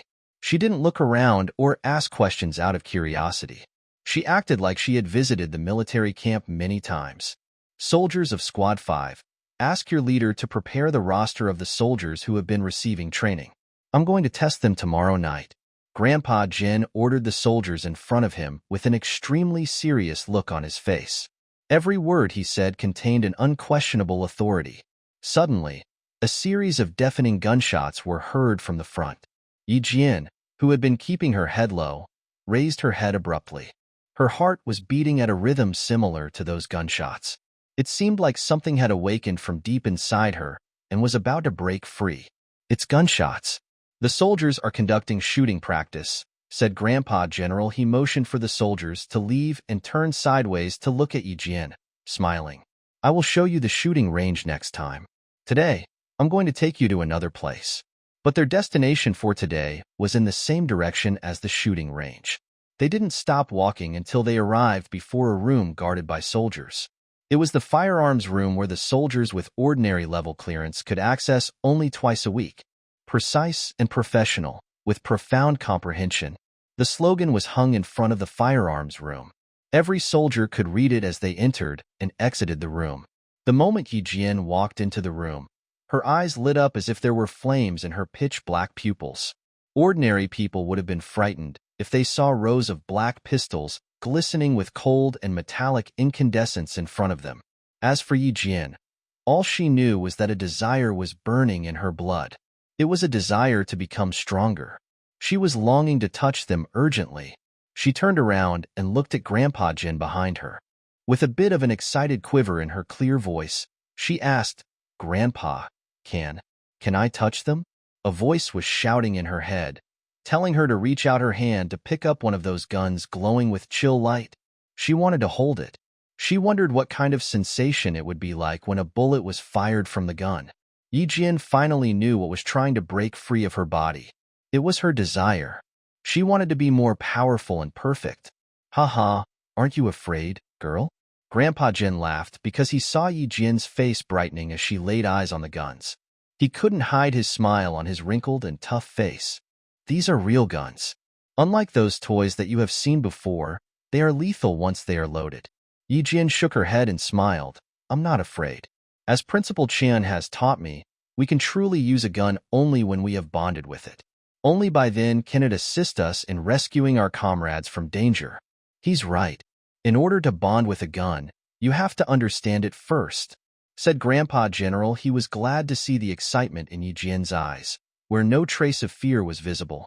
6mm bullets. It is designed by the famous gunsmith Kalashnikov from the former Soviet Union and is commonly known as the submachine gun. He was disassembling the gun really fast, using special tools at the same time. Grandpa Jin asked abruptly, pointing at the pieces of the gun all over the desk. Give me a number. From the moment he picked up the gun, Yi Jian's training session had begun. Pointing at the parts on the desk, Yi Jian said slowly with gentle smiles in her bright eyes, this is the last piece you put down. This is the 47th part that you disassembled. This is the 74th piece which you took apart. Grandpa, you have taken down 80 pieces in total. Am I right? Was she correct? She was precise. After training for half a month, Yi Jian was prepared to concentrate at any moment, because Principal Chen and Grandpa Jin enjoyed asking her questions unexpectedly. Grandpa Jin burst into laughter again. He complimented Yi Jian repeatedly. Not bad, not bad. While you can make detailed observations, you should also know what these components are for. The 47th part is the reset spring lock. When a bullet is fired, the bolt of the lock jams a narrow path inside the gun, so that the gun will not be reset, thus bullets can be fired continuously. The 74th part is called the gun buckle, which is used to. As Grandpa Jin picked up the pieces to illustrate their usage, Yi Jian, who knew zero about guns previously, started to understand the structures of them slowly. For the whole day, Grandpa Jin disassembled guns constantly, while Yi Jian recited the number of components of each kind of gun and their specific usage. The revolver, the ejector rod, the cylinder, the rebound slide spring, the rear view object. Yi Jian repeated what she had learned both yesterday and this morning, holding her textbooks in her arms and walking to her classroom. A new week had started, and she had returned to her school. However, she was still immersed in the sea of knowledge of guns. And Jiasin had been calling Yi Jian several times behind her, but Yi Jian did not give a response. She couldn't help but feel a bit worried. When Jiasin was about to catch up with her, Yi Jian sensed someone was approaching her and turned around. Having noticed the concern on Jiasin's face, she asked, "What's wrong? You don't seem well." "Nothing. I'm just mad that you ignored me. I've been yelling your name 3 or 4 times, said Jiasin, smiling. To her relief, Yi Jian was also smiling brightly. Nothing strange seemed to have happened. "I'm sorry. I didn't hear you because I was studying." Yi Jian waved her textbooks as she saw the look on Jiasin's face. Smiling, she continued, "It's midterms after the Labor Day holiday. I'd better hurry up and prepare for the exams." Because she had no time to study for the tests at nights or on weekends, she had to make the most of her available time to review everything on her textbooks of this semester. That's right. Yi Jian was reviewing every textbook of this semester, not just the knowledge that had been taught. Worry-free, and Jiasin smiled and said, "I need to study for midterms as well. How about we finish 10 exam questions in the classroom after the evening study session before heading back to our dorm?" She lifted the exam paper in her hands and looked at Yi Jian imploringly. "Please do me a favor and accompany me until I finish this volume of the exam paper. My mom bought it. Is that what you were worried about just now?" Yi Jian took the 2 sets of the exam paper from her and browsed through them. Smiling, she looked at Jiasin and said, "The questions are quite easy. Do you need to feel anxious?" "Listen, Ying, some people are overestimating themselves." Xie Sifeng's cold voice was heard from behind. She said scornfully, "And they think they are really excellent." And Jiasin paused her steps. Grabbing Yijin's sleeves, she whispered. She has been away from school for 2 weeks, but she has no worries that she might fall behind. She is the one who is presumptuous. She was referring to Ying. As far as I know, she was definitely not resting during these 2 weeks. Yijin smiled calmly without looking back.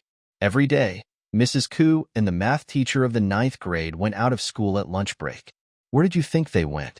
And Jiasun tilted her head in thought. An idea dawned on her. She yelled in surprise. They did not. Yes, they did.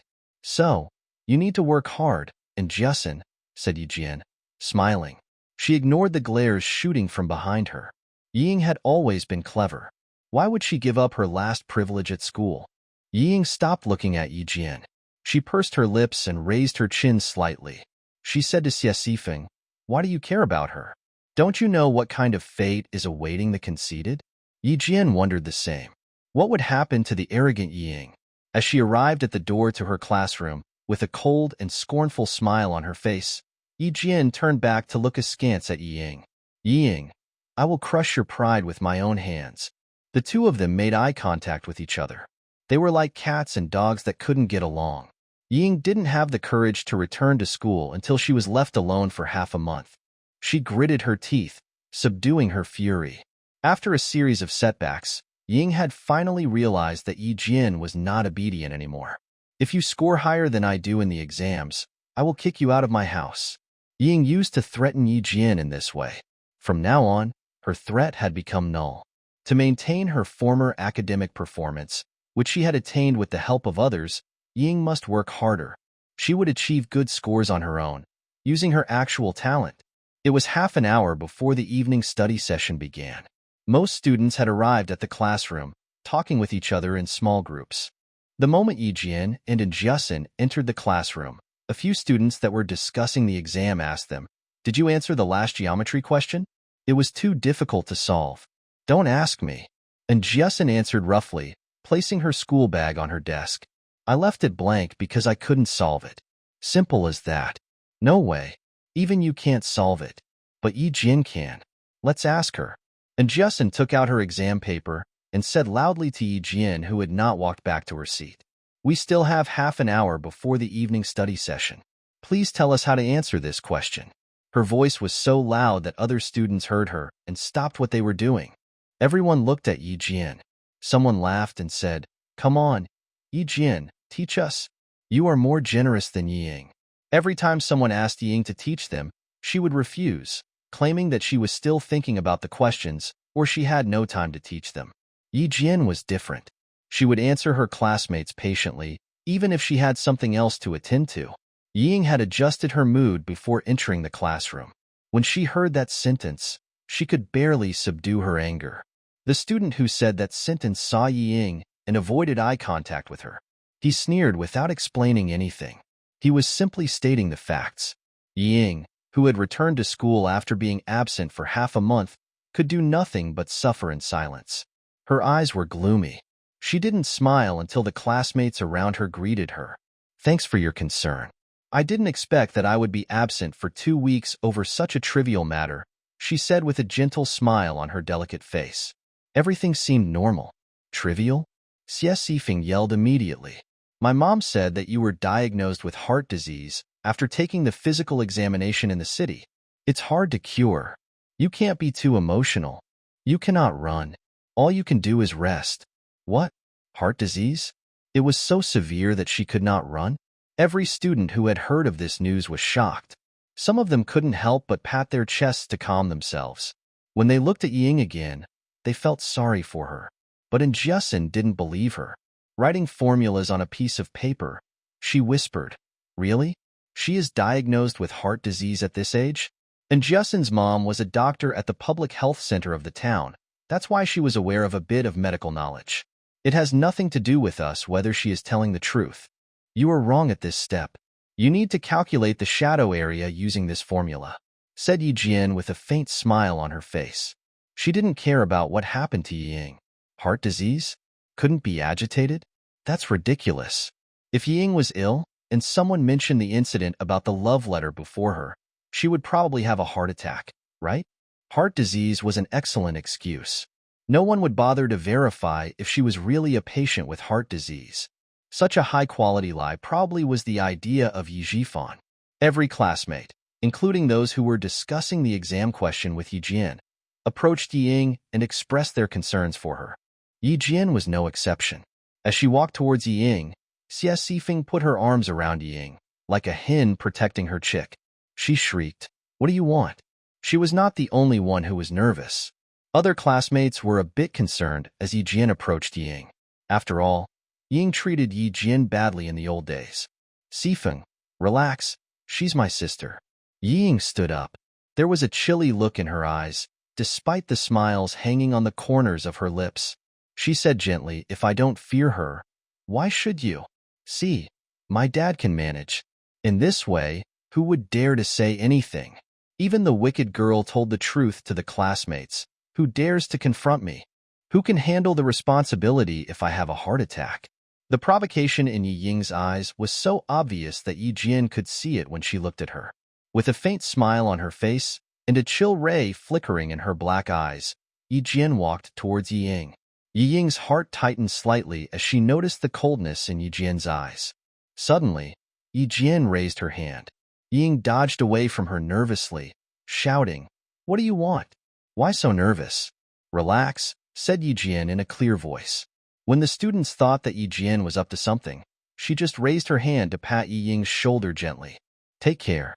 Don't get angry easily." Huh. So, she was not going to beat Yi Ying. Instantly, Yi Ying realized that Yi Jian was making fun of her. Subduing her anger, she put on a fake smile and said, "Thank you for your concern. I will surely take good care of myself." "You are so naive. You are no match for me." Yi Jian pursed her lips and grinned. "Your parents can't help you if you are seeking your own destruction."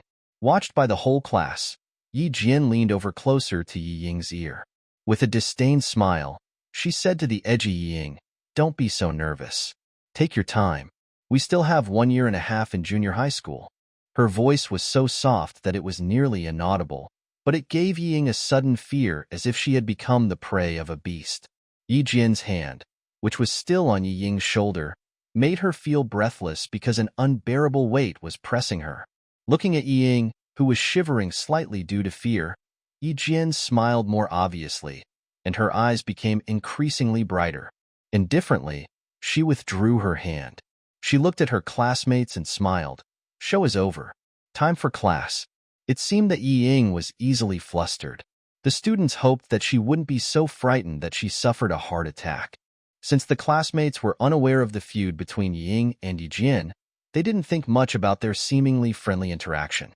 As the class bell rang, they all returned to their seats.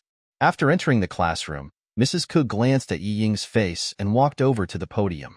With a particularly grave expression on her face, she said, "Everyone, due to a health condition, our classmate Yi Ying." With the teacher's confirmation, no one could deny that Yi Ying was a heart disease patient. On the next day, even the students from other classes had heard about the news. Among all of Yi Ying's pursuers, only Gao Yiyang came to class 2 personally to express his concern for her, while the rest of them asked her classmates to care for her on their behalf. Handsome, tall, with a cold expression on his face, Gao Yiyang walked into the classroom of class 2. Amazingly, the noisy classroom went silent for 3 seconds. He walked over to Yiyang. Frowning, he said in a deep voice, "I will take you to the provincial capital for a physical examination on the May Day holiday. Your face looks very rosy. Why would you have congenital heart disease?" His candor almost made Yi Jian burst into laughter.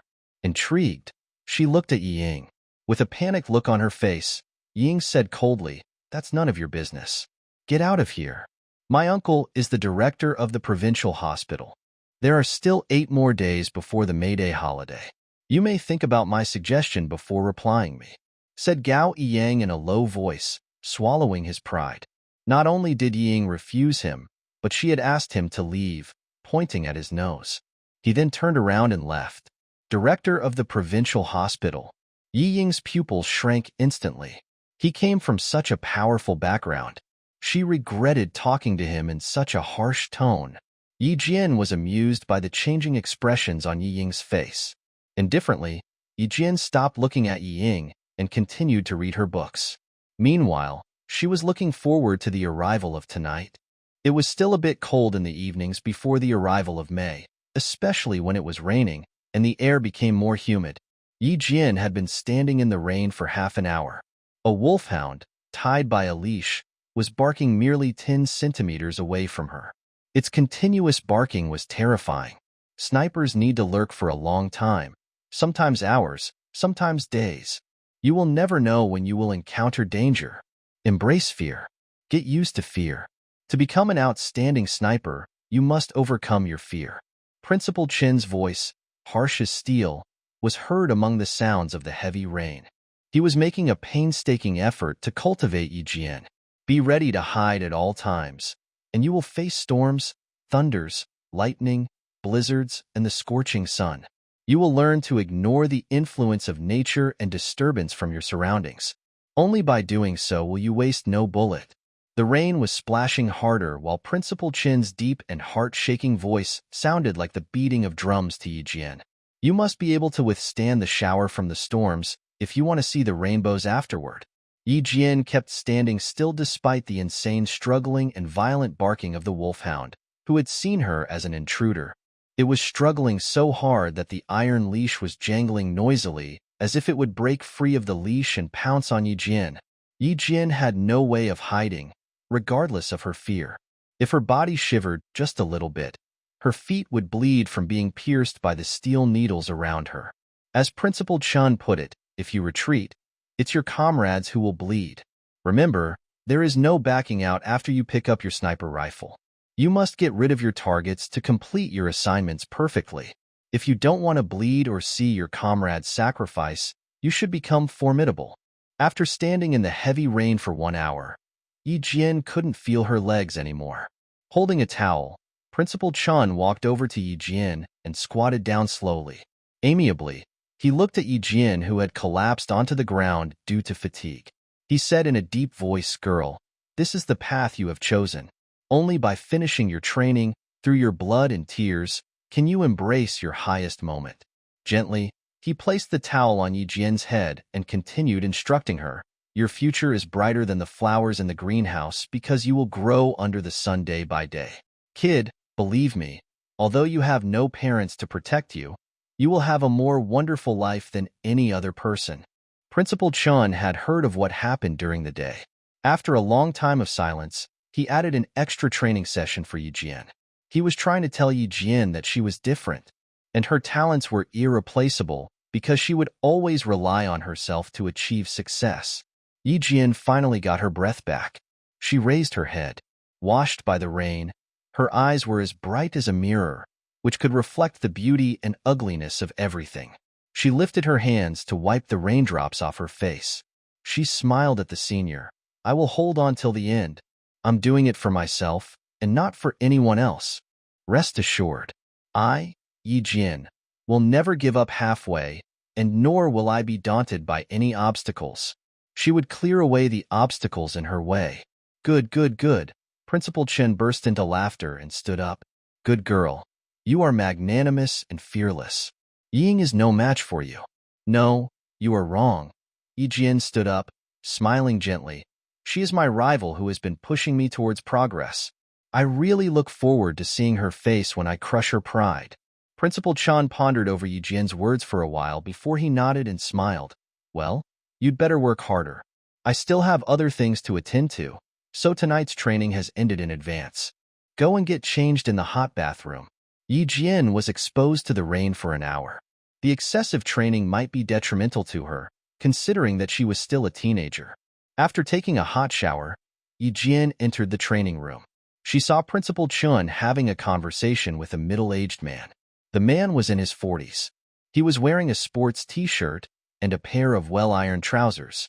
Come here, girl. Let me introduce you to an uncle. Principal Chun waved at Yi Jian, who had changed into her school uniform. I need to ask your opinion on something. At a glance, Yi Jian could tell that the middle-aged man had served in the army.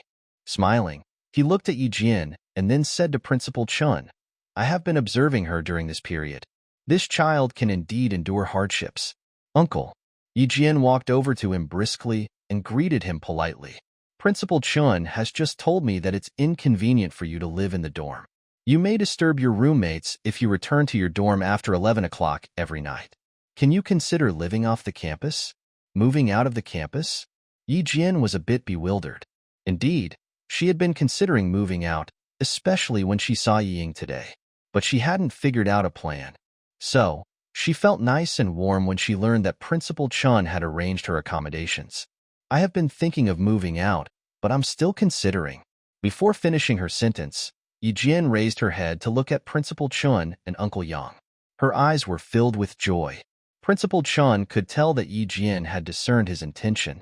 Laughing, he patted on the hand of the middle-aged man and said, "Battalion Commander Yang, please take care of this child for the next 18 months. No problem. It's a pleasure that our army can help. You can rest assured that we will take care of her, as long as she is willing to stay with us." Battalion Commander Yang waved his hands repeatedly, suggesting that it was unnecessary for Principal Chun to thank him. He said, "She will have a single room with a restroom and a balcony. Since she is still a student, I will add a shelf and a desk lamp to her room tomorrow. What do you think?" "I will leave it to you," said Principal Chin. The thoroughly considerate Battalion Commander Yang made him feel more comfortable to let Yi Jian live on her own in the new recruit camp, which was not only safe but inconspicuous. Yi Jian had no idea how many times her tears had threatened to leave her eyes. She leaned over, trying to bow to Battalion Commander Yang. She said, "Thank you, Uncle Yang. I will definitely not cause any trouble for you." Before she bent her back, Battalion Commander Yang had reached out his dignified hands to stop her. He said in a deep voice, "That would be too much, kid. Remember, as soldiers, we are unyielding. So, straighten your back." More than one person has told Yi Jian to keep her back straight at all times and never bend easily. It was 11 p.m. When she was back at school. Yi Jian pushed the door to her dorm gently. She frowned. To facilitate the supervisors to check the dormitories, the school had forbidden students to lock their doors from the inside. But tonight, her dorm was locked from the inside. Every night, with no exception, when she returned to her dormitory after her training, it was already 11 o'clock. Yi Jian did not knock on the door. As her black eyes looked at the locked bedroom door, a cold smile spread from the corner of her mouth to the depths of her pupils. Very well. As soon as Yi Ying came back, she resumed playing her little tricks. Instead of knocking on the door, Yi Jian simply turned away and headed to Jiasen's bedroom. "What? How dare she lock the door?"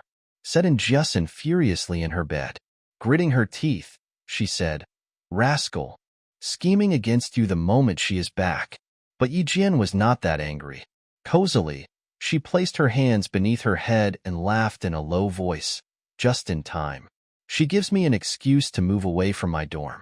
"No, it is an excuse to move away from the school." Since there was an accommodation outside the school that was convenient for her training, Yi Jian adopted Principal Chin's advice. She was about to move out from the campus after school tomorrow. In this way, she could use her evening study time for the sniper class. When Jiasen heard that, she immediately became interested. "Moving out? Really? Does that mean I can go out to visit you sometimes?" "We will talk about it when I settle down, Jiasen." Yi Jian snorted and closed her eyes. She whispered, "It's getting late. I need to get up early to run tomorrow morning." "Tut, you are lying to me, aren't you?" And Jiasen complained as she saw no excitement of moving out on Yi Jian's face. She turned over and fell asleep quickly. In her dormitory, Ying had been waiting for Yi Jian to knock on the door until she fell asleep. But Yi Jian didn't show up. When Ying opened the door the next day, she saw Yi Jian and Jiasen walking towards her from the bathroom, talking and laughing. They were both holding wash basins, and their hair was wet. As they walked past Ying, they didn't even look at her. For several weeks, Yi Jian didn't go back to the dorm until at 11 o'clock in the late evening. What had she been doing? Staring at the increasingly slender and slim Yi Jian, who seemed even taller, Ying slightly tightened her pretty eyes. A flash of cold glint passed through her eyes. "You are asking me where Yi Jian went in the evening? Where else could she go if she didn't go back to the dorm?" Liao Jian stared at Xie Sifeng, who was asking him. As he rolled his eyes slightly, he issued a sinister smile, which made him look like a punk, on his face that had a few acnes. He said, "This is simple. Pay me, and I will get the answer for you. How about it?" Xia Sifeng sensed that he could get it done, so she immediately said, "How much?" "We are classmates. You are not demanding an exorbitant price, are you?" "Relax. 10 yuan means nothing to you." "I also want to know where she went before returning to the dorm late at night." Liao Jian tightened his eyes gloomily, showing a resentful look on his face. "That bit embarrassed me in class the other day." Since then, Liao Jian had been thinking of revenge. Leaving school at night? A good opportunity for revenge. At this moment, Yi Jian was in the teacher's office, telling Mrs. Ku that she would be moving out of the school. In passing, she also told Mrs. Ku that she was locked up outside her dorm last night. Mrs. Ku, who was about to say something, immediately shut up when she heard about the incident. Snorting coldly, she glanced at Yi Jian with a stern look. "All right, just sign on this statement. If anything happens to you later, it has nothing to do with the school or its teachers." Moving out to live? With no discipline? A girl would easily be led astray if she was exposed to some punks who would have a bad influence on her. After glancing at the statement, Yi Jian signed her name without hesitation. Smiling politely, she said, "Mrs. Ku, you can rest assured that I will take care of myself. I will not trouble the school or the teachers." As long as Mrs. Ku was still an educator, Yi Jian would absolutely respect her. Mrs. Ku had always been trying to find fault with Yi Jian, but her etiquette was impeccable and academically, she was getting better and better, which made it impossible for Mrs. Ku to teach Yi Jian a lesson. In the afternoon, Yi Jian packed her luggage, including her quilts. Carrying a large woven bag on her own, she left the school without looking back, and Jiasin was holding her textbooks for her. Bewildered, she followed Yi Jian closely. She still couldn't believe it when they had arrived at the school gate. She said, "Really? Are you seriously moving out?" She thought that it was just a joke. "Of course, it is true. Didn't I tell you last night?" Yi Jian moved her luggage to a passenger tricycle, which was frequently seen in the town. She said to Jiasin, who had not recovered from her astonishment, "Go inside quickly before you get yourself a demerit." And Jiasin quickly put the textbooks on the tricycle. After wiping her face, she replied, "Well played. Did you see how distorted Yi Ying's face was? How could it not be twisted?" Now that Yi Jian was not in the dorm, Ying had fewer chances to say bad things about her in front of their classmates. "Now, I'm not taking her seriously and I have no intention to scheme against her. I just want to study hard so that I can enroll in the provincial high school. Arguing with her is a waste of my time." Since she couldn't kick Ying out of school or kill her to solve their dispute once and for all, why bother to waste her own energy? After Yi Jian finished her words, she jumped onto the tricycle and waved at Jiasin. Carrying her luggage, she was heading to stay in a new place. When Yi Jian departed, the classes were over and the school was crowded, so she didn't draw too much attention. Only Liao Jian was watching her.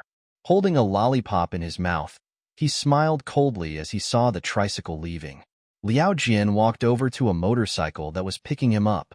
Patting the lad, who had cyan tattoos on the back of his hands, he said, "Bro, let me introduce you to my classmate."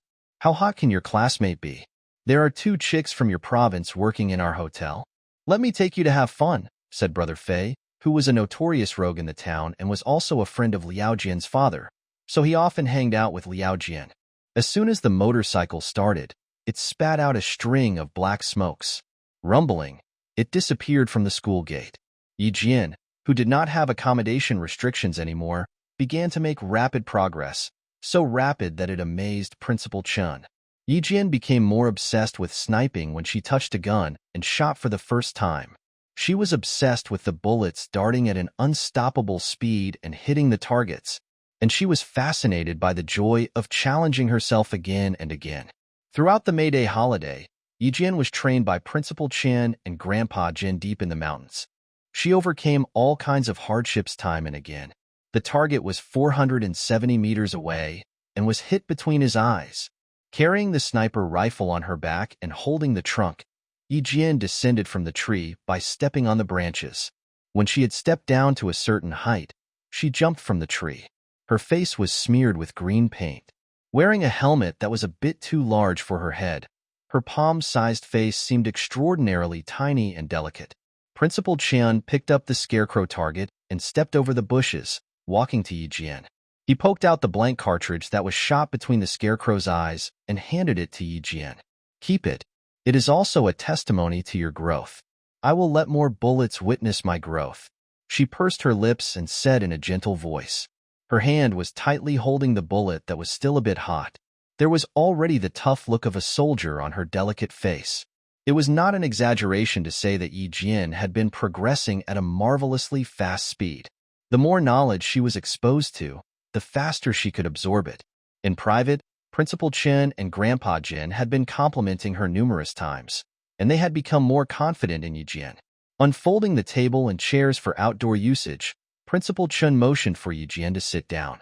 Under the scorching sun in the afternoon, he began to impart the theories of sniping to Yi Jian. Snipers had so much to learn, from lurking to forming a shooting position, from accurately interpreting a map to taking aerial photos of the battlefields. Yi Jian also needed to learn how to enter and exit the battlefields covertly. She had 1.5 years before graduating from junior high. This time was enough for her to crazily absorb this kind of knowledge, which would be beneficial for her whole life. Shoot only one bullet. Remember, never shoot a second bullet. Don't give your enemy an opportunity to look for the direction of your bullets. If you can destroy your target by firing only one bullet, you are a winner in the sniping battlefields. The first shot is a matter of life and death. You need to observe the direction of the wind, the weather, and the visibility. In the case of a long shooting distance, the wind speed and the bullet's gravity will change the trajectory of the bullet. As the saying goes, a miss is as good as a mile. If you miss your first shot, you will alarm your enemy and expose yourself. And it is probably your enemy who will fire the second bullet. Accurately measure the range, the wind speed, the bullet trajectory, and then rely on your instincts to complete your shot. There was a serious look on her paint-smeared face. She had begun to show the cold and fierce spirit that a sniper should possess. In the evening, it was Grandpa Jin who took Yi Jian into the ammunition storage of the army. Apart from identifying the guns and ammo and quickly assembling the guns, she needed to combat against the soldiers in the army. When it comes to combat, Yi Jian was inferior to other soldiers due to her younger age and weaker strength. But at other practices such as identifying guns and assembling a gun from a pile of scattered parts, the time she needed was no more than that of the top soldiers. Yours is not an M16A3, but an M16A4 semi-automatic rifle. Yi Jian raised her hand and aimed. Bang! The bullet hit the bullseye of the target. The rebound force generated by the bullet shot did not affect her shooting position. It was impeccably stable. The soldier put down the gun in his hand. He was utterly convinced by Yi Jian's performance. Smilingly, he applauded and said to Yi Jian, I admit my defeat. Unfortunately, you are still under 18 years old. Otherwise, we can have a real competition in the army. I used a trick this time. You are still way better than me. The trick, which she referred to, was that she had depended on her memory. On the other hand, the top soldier in front of her could quickly and accurately assemble the guns, blindfolded. The top soldier was also cultivated by Grandpa General every night. When Yi Jian arrived at the army, Grandpa Jin would ask these top soldiers to teach Yi Jian how to fight so that she could grasp their tenacity. Here, Yi Jian was like a real soldier who had integrated into the army. In the evening, together with the soldiers, she would run and assemble to receive the standing position training. In the morning, they began to take exercise and free combat at 5:30. In terms of military postures and manners, Yi Jian was like a model soldier, making the veterans who had been serving for several years feel that they should work harder. Standing straight like a pine, sitting still like a bell, and walking briskly like the wind. She had displayed the most standard military posture and the most qualified standing position. The only thing you lack is a military uniform. After the morning training, a young soldier smiled and looked at Yi Jian, treating her like his younger sister. He pointed to the school uniform that she was wearing. You deserve better than this. It was a bit weird for Yi Jian to wear a school uniform now that she was talking and behaving like a soldier. Was it not strange that she had been wearing her school uniform like it was a military uniform? Yi Jian was still sweating. Rubbing her sweat with her sleeves, she smiled brightly. I promise that I will wear a military uniform when I turn 18. Her goal was to enroll in a military college, the National Science University. It will still take 4 years. Will all be retired 4 years later." After laughing, the soldiers felt a bit melancholy. Though the army was everlasting, the soldiers were ever-changing. In the next 4 years, the camp would welcome 4 rounds of new recruits. Yi Jian looked at them. Her black eyes were shining like diamonds under the sun. Shaking her head gently, she said slowly, "No, you are like the sun that never falls, so you will always be soldiers in my heart. 10 years later, in my memory, you will still be the good guys in military uniforms." Under the sun, her face was beautiful and her voice was clear. Her voice, as well as her smile, like the spring water in the mountains, had flown into the hearts of these soldiers. "We are all looking forward to seeing you. For years later, when you come here wearing a military uniform. Come on, high five, high five." It was a squad leader who was suggesting to have high fives. All of them were scouts who were excellent at free combat. While executing tasks, they had serious and cold looks on their tan faces. But when they were resting, just like the elder brothers in the neighborhood, they would definitely take care of Yi Jian. After clapping hands with the soldiers, Yi Jian ended her May Day holiday in the army. She would return during the summer vacation. At that time, together with this group of charming and respectable warriors, she would live an unforgettable military life. It was already nearly 5 o'clock in the afternoon when she was back in town. Principal Chan smiled and took out a 50 yuan note. He said, "Go girl, buy a pound of pork belly. I'm having a drink with Grandpa Jin tonight." He was exuberant and even happier than finding a treasure. Yi Jian took the money and said eagerly, "Braised pork and brown sauce, braised grass carp. These are the dishes that you and Grandpa like. You are a girl with a good memory. Go ahead." Grandpa Jin also laughed happily. He rarely came to town. He had agreed to come here because he was genuinely happy today. The market in the town was not big, and there were only a few stands at 4 or 5 o'clock in the afternoon. When selecting the ingredients, Yi Jian heard the peddlers discussing the election of the town mayor. One of them said that since Yi Jifan, the deputy town mayor, and his family could even kick his niece out from their home, he was definitely not a good official. Yi Jian smiled gently as she heard this. If this matter affected Yi Jifan's career, Sun Dongqing and her daughter must be having a hard time. Fujian town, after 5 o'clock in the afternoon, had gradually quieted down. Even the passing vehicles had reduced a lot. Occasionally, motorcycles drove past the town speedily, leaving behind a string of smoke from the diesel oil. At the forefront of the town street was a newly opened hotel, the Chunyang Grand Hotel. Several girls dressed in camisoles and miniskirts were greeting a few guests jumping down from a van. As Yi Jian passed by the hotel, she just looked at the road in front of her. Carrying the food she bought, she walked quickly to Principal Chin's home. A bowl of braised pork and brown sauce, a braised grass carp, a bowl of fried dried beans with bacon, a share of tomato soup, and a bowl of green vegetables. Sipping the rice wine, Principal Chen and Grandpa Jin started their conversation, delightedly. When they finished the meal, they both felt a bit drunk. On the other hand, Yi Jian had packed everything. Carrying her school bag and taking a flashlight, she headed to the new recruit camp. The new recruit camp was about 10 miles away from the home of Principal Chen. When she walked past the Chunyang Grand Hotel, several motorcycles sped from the front. Instinctively, Yi Jian turned off her flashlight. She saw the motorcycles turn and stop at the door of the hotel. The blinding motorcycles' lights, which were not extinguished immediately, reflected on the glass door of the hotel, rendering dazzling rays. The night wind, accompanied by a pungent smell of diesel, contained a slight whiff of blood. Yi Jian couldn't help but wrinkle her nose, leaving hastily. Laughing, the several girls dressed in camisoles, whom Yi Jian saw during the day, came out to greet their guests coming down from the motorcycles one by one. "Get out of the way!" A man yelled angrily, blocking the path of one of the girls. He turned around and got off from the motorcycle. "Take the meal to my room and let Liao Yud come over." Yi Jian paused slightly, and when she lifted her feet again, her footsteps were more firm and faster. The remnant smell of blood had not faded in the air. Instead of walking forward, Yi Jian took a shortcut to the new recruit camp.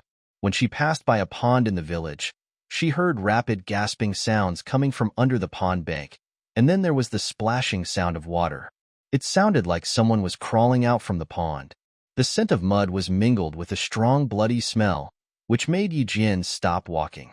Slowly, she lowered her body and squatted on the wet ground.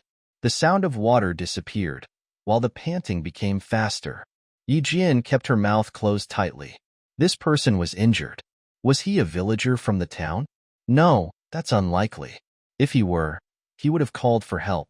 She had always been cautious. She did not move. Holding her breath, she blended herself into the darkness of the night.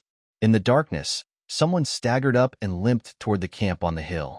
The smell of blood was getting heavier. As Yi Jian saw the black shadow clearly, barely hesitating, she jumped up from the ground. Stuffing the flashlight into her bag, she ran to the limping black shadow. Let me help you go over there. Come on, lean on me. I've got you. Yi Jian, who had rushed over to the man, grabbed his right arm and put it on her shoulder. Holding the man's strong waist with her other hand, she said, I know Battalion Commander Yang. Don't talk. Let's go back and treat your wounds first. Since she had been staying in the army for so long, the breath emitted by the black shadow was familiar to her. It was the fierce military authority that made the soldiers remain unperturbed in the face of life and death. Extremely injured and experiencing excessive blood loss, the man had been holding on until now thanks to his willpower. When Yi Jian rushed out, he had already loaded the pistol in his hand. When the man heard that the little girl knew Battalion Commander Yang, he quietly put away the pistol. As he spoke, his voice was already too weak to be audible. Little girl, run to tell Battalion Commander Yang that the target has been alarmed. We will be there soon. Don't talk. Save some strength. We will tell Battalion Commander Yang when we see him, said Yi Jian with a cold and stern look on her face. Even when the nearly 1.8-meter tall soldier was leaning on her, she was walking at a steady pace. Battalion Commander Yang was answering a phone call. Okay, I will send troops to search immediately. I will report to you as soon as I hear any news. The target is the number 1 foreign spy from the southern province. Please be careful. A low-pitched and cold male voice, which contained a majestic chill, was heard from the phone. I will arrive at Fujian town 10 minutes later. Yi Jian appeared at the camp post, surprising the 2 soldiers who were on guard duty. One soldier called to inform Battalion Commander Yang, while the other one carried the injured man on his back, running into the camp. Battalion Commander Yang happened to be running out from the camp with the military surgeon. They immediately laid the man gently on the stretcher. It is a gunshot wound on his left shoulder. He has lapsed into a coma due to excessive blood loss. The wound is likely to be infected, and it needs to be treated immediately. As soon as Yi Jian saw Battalion Commander Yang, she told him every detail she knew. The Chunyang Grand Hotel is fishy. 5 foreign men have arrived there. One of the foreigners has the accent of Hongkou City and is injured. Hongkou City accent, was it not? Gazed at Yi Jian, Battalion Commander Yang said in a deep voice, Girl, it is going to be a long night for you. You go back to the dormitory first. The military surgeon will handle the wounds of this soldier. Yi Jian slightly tightened her eyes and whispered, Uncle Yang, there is only one military surgeon here, right? I'm afraid that is not enough. I know a little about gunshot treatment. Let me go with you. When this girl talked, her demeanor and words would always be inexplicably convincing. Barely pausing, Battalion Commander Yin nodded. All right, you may assist the surgeon. Yi Jian was in medical school for more than a year, and her professional knowledge was better than the medical students. She could do more than just acting as a paramedic. But tonight, she could only assist the surgeon. The 14-year-old Yi Jian had never been exposed to gunshot wounds, except for learning some theoretical knowledge in the army. Injecting anti-inflammatory drip, cleaning up the wound, removing the bullet to clean the wound again. As long as the military surgeon needed anything, she could immediately hand it to him, and she could even aptly use the sterile cotton cloth to wipe the sweat from the military surgeon while he was pulling out the bullet. When Xia Jinyuan came in, he saw a slender figure standing beside the operating table. As Yi Jian heard his footsteps, like a sentinel on guard duty, she turned around to look at him coldly, with a scalpel in her hand.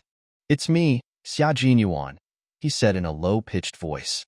As he took off his combat helmet, his handsome and exquisite face was revealed. Wearing a Land Force combat uniform, Xia Jinyuan looked fiercer and gloomier than when he wore the military suit. The moment he came in, the entire infirmary was filled with the lethality on battlefields. Yi Jian became relieved and exhaled lightly as she learned that it was Xia Jinyuan who had entered the room. The military surgeon was conducting debridement of the necrotic tissues of the shoulder of the wounded soldier.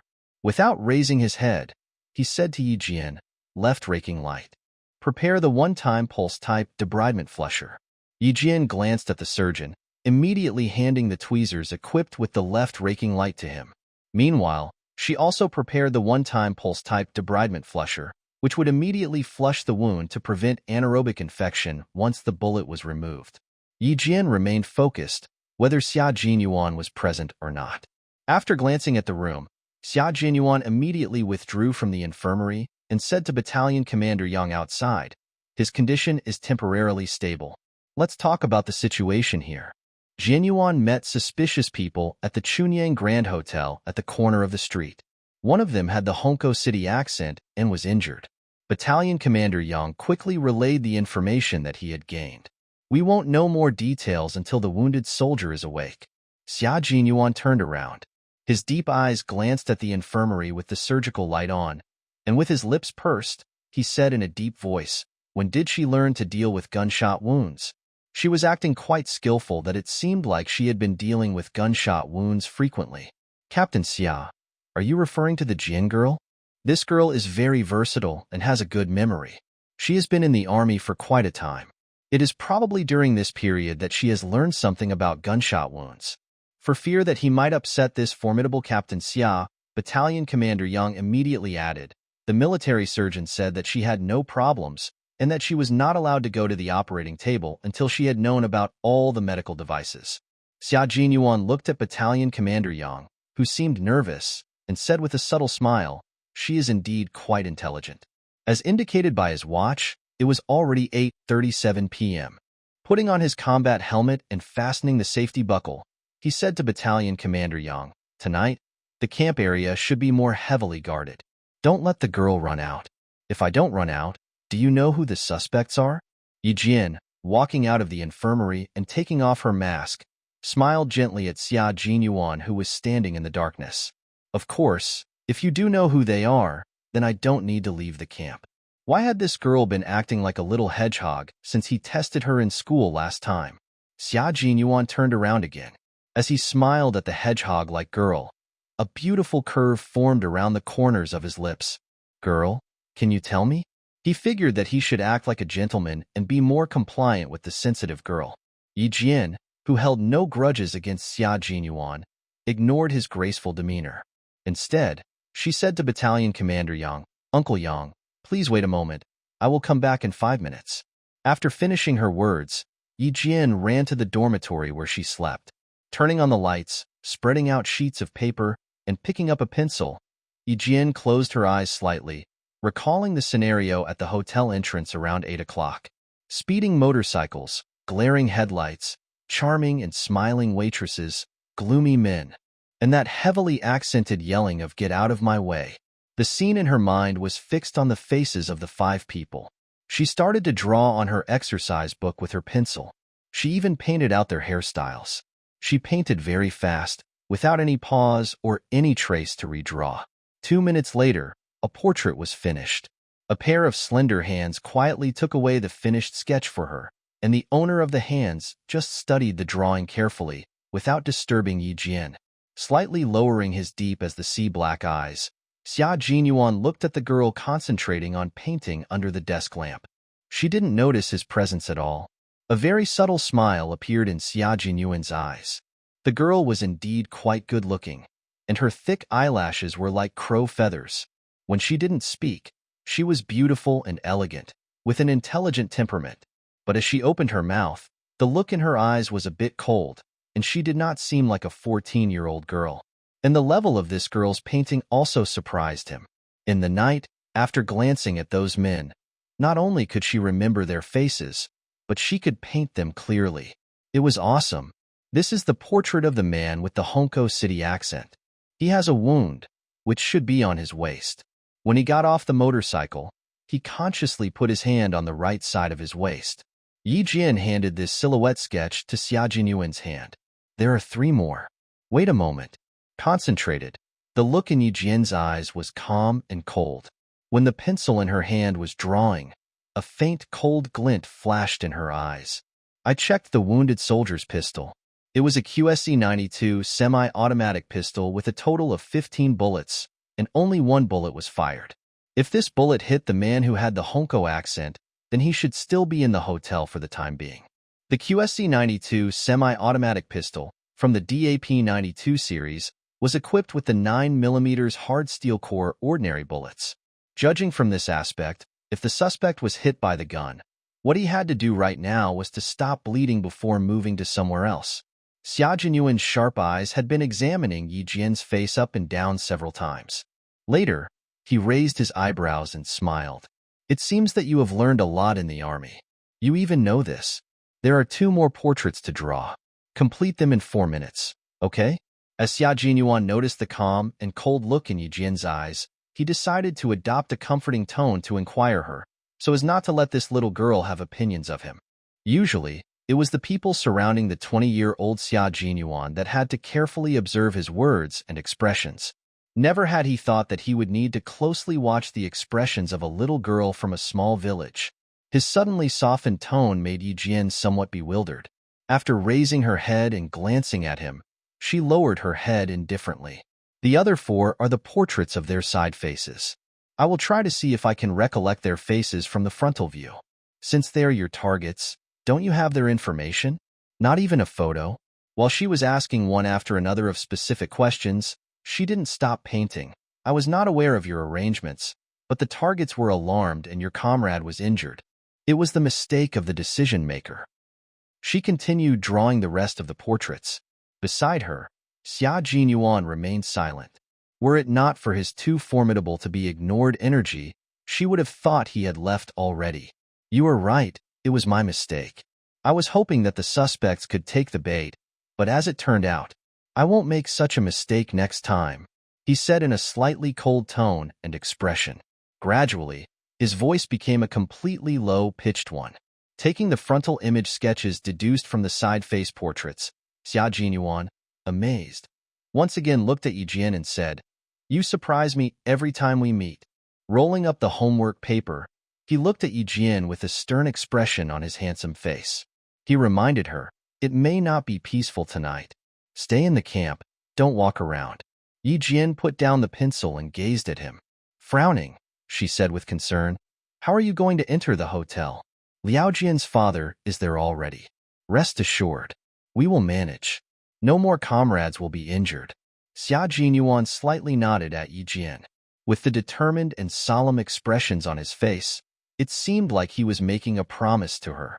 The look in his eyes once again warned Yi Jian not to walk out of the camp. And then, he turned around and left the dormitory. His physique was as slender as bamboo and as straight as pine. Not only did his gait contain unparalleled elegance, but also embodied a sword-like fierceness. This was Xia Jinyuan, an elegant but dangerous soldier. Yi Jian slightly pursed her lips. She stood up and chased after him. "Captain Xia, I promised to go to my classmate's home tonight." Yi Jian yelled at the figure that was about to disappear at the corner of the stairs. "I am going out now. My classmate must be waiting for me at home." The footsteps descending the stairs did not stop, so Yi Jian had to chase downstairs again. She must go out tonight. And Jiasen's mother was a doctor. If the target needed help and stop the bleeding of his gunshot wound, he would definitely reach out to Jiasen's mother, Annie Zhou. If Xia Jinyuan told the sentinels in the camp not to let her go out, she certainly would not find a way out. The problem was that, did she still have time to inform Annie Zhou? It had been 16 minutes since she found the targets. In one step, Yi Jian traversed 4 staircases. She quickly rushed from the 3rd-floor dormitory to the 1st floor.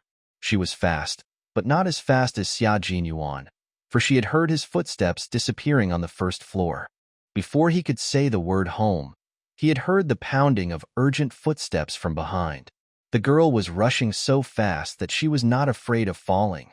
Before finishing his command, Xia Jinyuan turned around and stepped forward, with a cold expression on his face.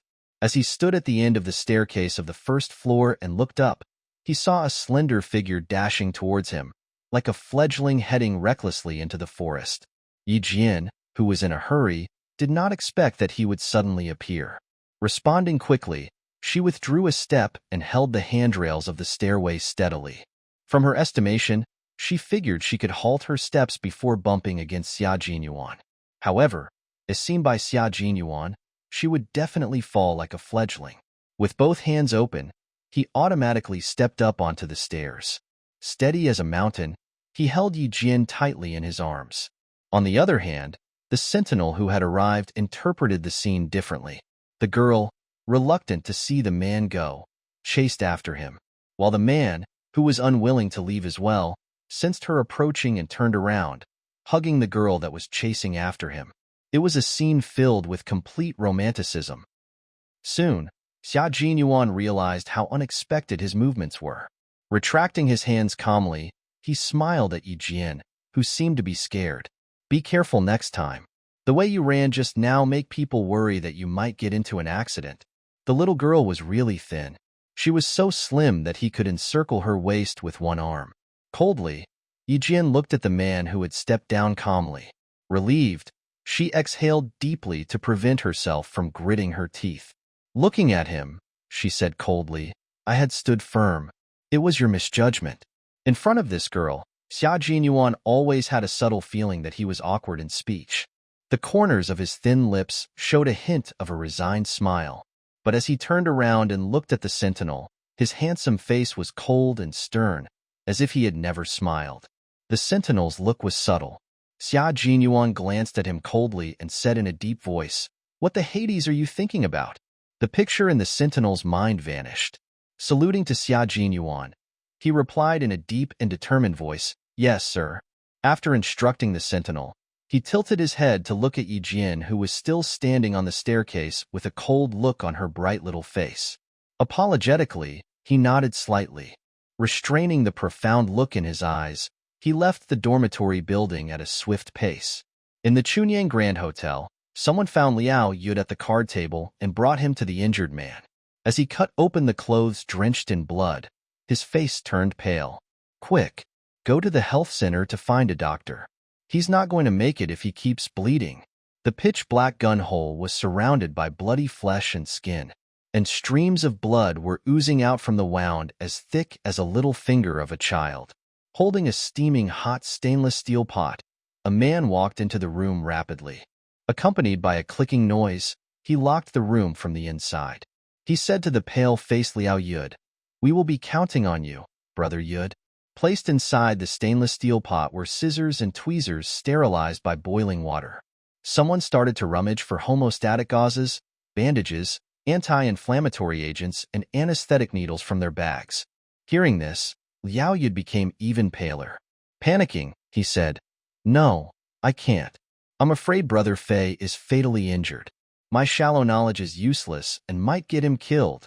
He tilted his head. Looking at the man whose face was as pale as a piece of white paper due to excessive blood loss, he said urgently in a low voice, Brother Fei, I definitely cannot operate on your wound. I'm heading to find Dr. Zhou in the public health center. She has dealt with gunshot wounds before. As he heard Liao Yud's words, his eyes became gloomy. After shooting a warning glance at the people surrounding him, he nodded lightly to agree. The town, which had little nighttime entertainment, was blanketed by the ink-black night. Most of the folks had turned off their lights to sleep early, while some lights in several households were still on. Yi Jian had arrived at the township public health center. After seeing off the sentinel who had escorted her, she headed to the doctor's office. Just when she walked into the corridor, she heard Liao Jian's father, Liao Yud, speaking urgently, Dr. Zhou, hurry up. He was drunk and went climbing on the tree. But then he fell and a branch stabbed into his waist. Alas, why am I involved in this kind of mess? Yi Jian observed her surroundings. As she saw no one around, she withdrew silently.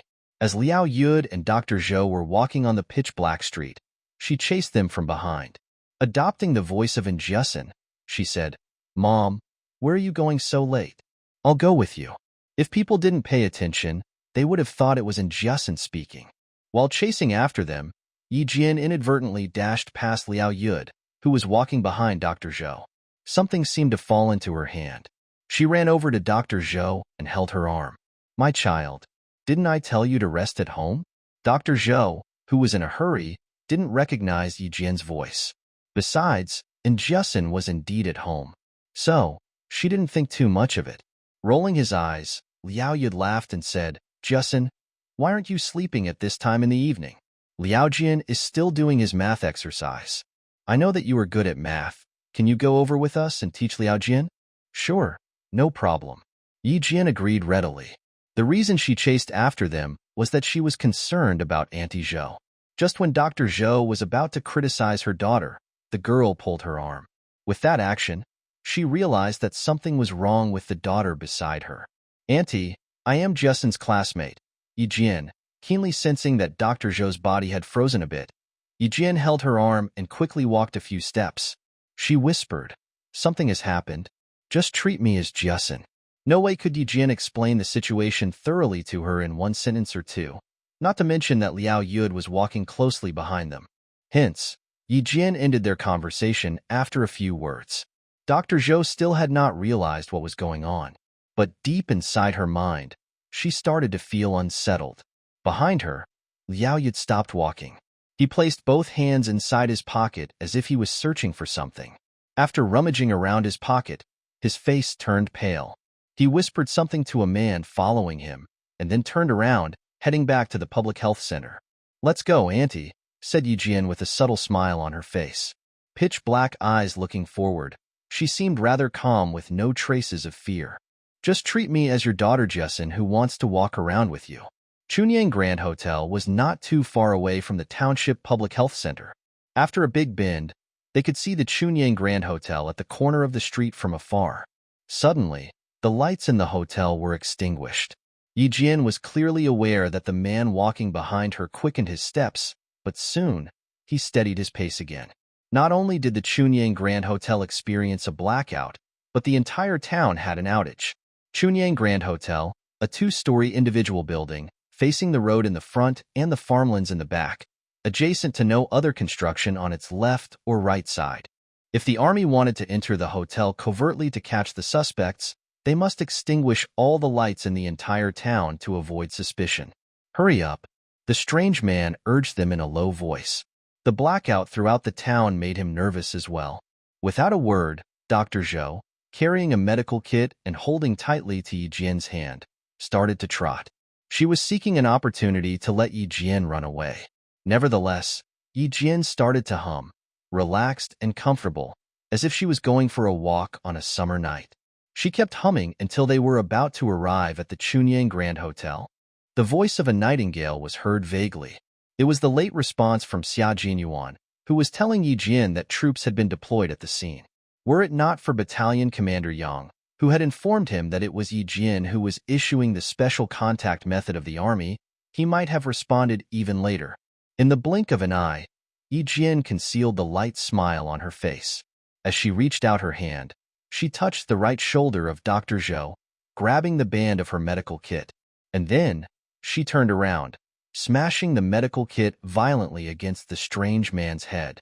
The incident occurred so fast that Dr. Zhou almost screamed in fear. Before she realized what happened, Yi Jian grabbed her over to squat down in the darkness. Once again, Yi Jian hummed a tune, which was the all-clear code in the army. This girl has learned what Grandpa Jin and Principal Chun have taught her. Revealing a hint of a smile on his stern face, Battalion Commander Yang said admiringly. She does not quiver a bit during battle. Hiding in the dark, Xia Jinyuan loosened his fists gently. His black eyes were shrouded with gloominess. After a while, he said, "She's accompanying the doctor from the town. A brave girl indeed." Battalion Commander Yang, "I'll leave the outside of the hotel in your hands." What an audacious girl Yi Jian was. How dare she? Wasn't she aware that she was only a student? As a response to his nightingale tune, several black shadows as deft as cats swept past the dark night and appeared. Two of them approached the entrance of the hotel, while the other one went over to Yi Jian. Dragging the man knocked down by Yi Jian, they vanished into the darkness. A black shadow approached Yi Jian. They were so close that they could feel the body heat of each other. He asked gently, Yi Jian, are you born to be disobedient? It was the voice of Xia Jinyuan. He was squatting as well. Above Yi Jian's head came his restrained breathing sound. Do you know how to make hand signals? Give me your hands. The imperceptible approaching of Xia Jinyuan made Yi Jian get goosebumps. She was uncomfortable with this kind of close contact. A pair of dry and big hands had reached over. Yi Jian pursed her lips, ignoring their distance. Her slender fingers gently touched his long fingers, forming the hand signals. Understand? He asked gently as he withdrew his hands. He was so close that he was breathing next to her ear. His breath was light, with a faint smell of mint. Unaccustomed to the aggressive masculine smell, Yi Jian held her breath and tilted her head to avoid it. Pulling up Dr. Zhou, who was squatting with her, she said in a soft voice, Auntie, I'm going to knock. I might need to trouble you later. All right, be careful, said Dr. Zhou, who had sensed the presence of another person, but couldn't see him clearly due to the darkness. Anyway, she felt much calmer. Yi Jian raised her hands, knocking on the shutter door. Who is the patient that needs my mom's treatment? Where is he? Why is the door locked? We are leaving if no one is here. She raised her voice, adding, Mom, let's go. Uncle Yud must be drunk and joking with us. Footsteps sounded from the previously silent lobby. First, the glass door inside was opened, and then, as the shutter door was pulled upward, a man appeared. What's going on? Is there a patient or not? Spoke Dr. Zhou, emitting the smell of ethanol all over. How can I see the patient during the blackout? Do you have candles or flashlights? As she spoke, Yi Jian had been walking towards the hotel. It is so dark here. You should see the patient when Uncle Yud is back with the candles he bought, said Yi Jian. Perhaps it was too dark for Yi Jian to see clearly. She tripped over something, falling onto the man standing still as a gatekeeper. Caught off guard, the man was pushed away by Yi Jian from the entrance. While he was cursing and Yi Jian apologizing to him, the soldiers hidden on both sides entered the hotel stealthily from the front gate. On the back side of the building, 2 soldiers climbed deftly onto the second floor. Xia Jinyuan did not enter the hotel right away. Hiding in the dark, he observed Yi Jian carefully, including her apology and her footsteps as she entered the hotel. The instant when the man turned around to lead Dr. Zhou into the hotel, like a leopard, Xia Jinyuan dashed out violently, raising his hand to hit the back of the man's neck fiercely. Don't panic, Auntie. Yi Jian gently comforted Dr. Zhou, who was extremely terrified that even her fingertips were cold. Holding Dr. Zhou's hands, she said calmly to the darkness, Why don't you light a lamp or something? And where the Hades is the patient? Xia Jinyuan, who entered the hotel later, heard a man's voice. Why are you yelling? Wait for a second. This voice. Astonished, he raised his eyes abruptly, looking towards the darkness. The voice clearly belonged to the man knocked out by him. Just like him, Dr. Zhou was also astonished. Footsteps came from upstairs. Someone said from above, Brother Fei asked the doctor to come up. Brother Yud, can you watch over the little girl? The girl says she must stay with her mom. Just let her go upstairs as well. Isn't it nice to have her staying and talking with us? Liao Yud's voice came from Yi Jian's mouth, making people feel the chills in the darkness. Xia Jinyuan, who had realized what was going on, found the girl both funny and annoying. No wonder the girl was so bold. As the saying goes, the talented and skilled are fearless. But where did the girl learn this brilliant trick from? With Yi Jian's voice, Xia Jinyuan didn't have to conceal his footsteps in the darkness anymore. Pretending to be Liao Yud, he rushed upstairs hurriedly. The man, who had been waiting for them to come up, didn't suspect anything. Instead, he held a lighter to illuminate the way for the people going upstairs, saying, Doctor, carry your belongings and watch your steps. In less than half a second after the lighter was ignited, Xia Jinyuan, wearing a pair of combat gloves, reached out to extinguish the light and covered the man's mouth swiftly. Stepping forward, he used his left arm to deftly encircle the man from the back of his head.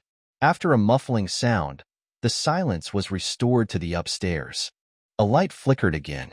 Awaiting, Yi Jian saw the stern-faced Xia Jinyuan make a moving forward hand gesture. As the light was put off, she held Dr. Zhou's hand and said gently, Auntie, there is the last step. The last step was to barge into the room where Brother Fei was hiding and to control the suspects. The second floor of Chunyang Grand Hotel was for accommodation with 5 guest rooms only. Through his earpiece, Xia Jinyuan received the information from the soldiers lurking on the second floor. Several service staff had been put under control, while the targets were confirmed to be in the second guest room on the second floor. This time, Yi Jian, who had come upstairs, took the initiative and approached Xia Jinyuan, who was leaning against the wall to conceal himself. The moment she reached out her slender fingers, he grabbed them tightly, sending over a hand signal. 2 people. Guest room number 2. Second floor. Receiving the message, Yi Jian changed her voice into Injusin's and started to complain. I should have brought a flashlight. It's so dark here without any candle. Standing before guest room number 2, she continued speaking in a more disgruntled voice. Uncle Yud, where are you going? You are so demanding. Here is your flashlight. The voice belonging to Liao Yud was heard. After that, someone trotted away from the room, bewildering the soldiers who were hiding in the dark.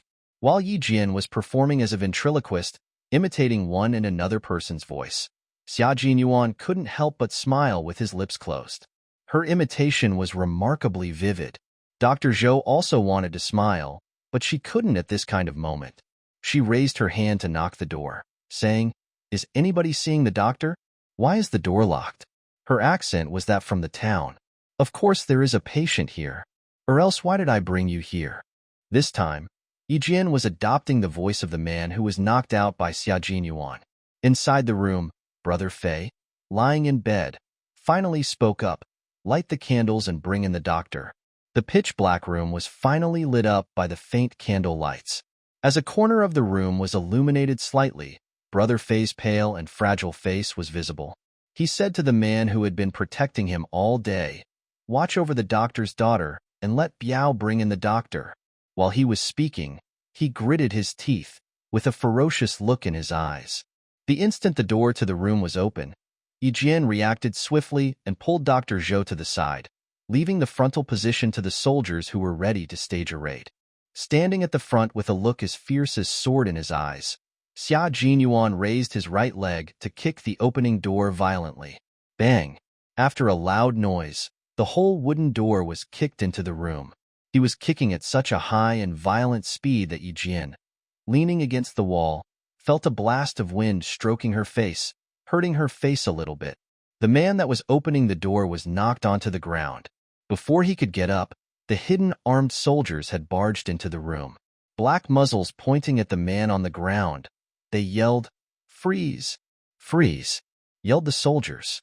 Dr. Zhou, drenched in cold sweat, leaned against the wall and sat on the cold floor slowly. Wind was blowing out from the room without a door. Yi Jian, who was previously relieved, became slightly nervous. Why was the night wind blowing from the room with its windows closed? As if something had occurred to her, she screamed, Xia Jinyuan, downstairs. Meanwhile, she dashed towards the first floor like a flying arrow. She was acting so fast that Xia Jinyuan couldn't find a chance to speak. While he was chasing after Yi Jian, he pressed his earpiece to hear his comrades deployed at the back of the building reporting the situations. Battalion Commander Yang informed the Power Supply Bureau to resume the power. Within 10 seconds after his instruction, following a transient flickering of the electric lamps, the power was restored to the entire Fujian town. Xia Jinyuan slowed down his chasing pace as he arrived at the brightly lit hotel lobby. Quietly, he looked at the slender figure standing at the entrance to the hotel. He didn't start walking slowly towards her until a while later. Smiling, he said, Weren't you brilliant just now?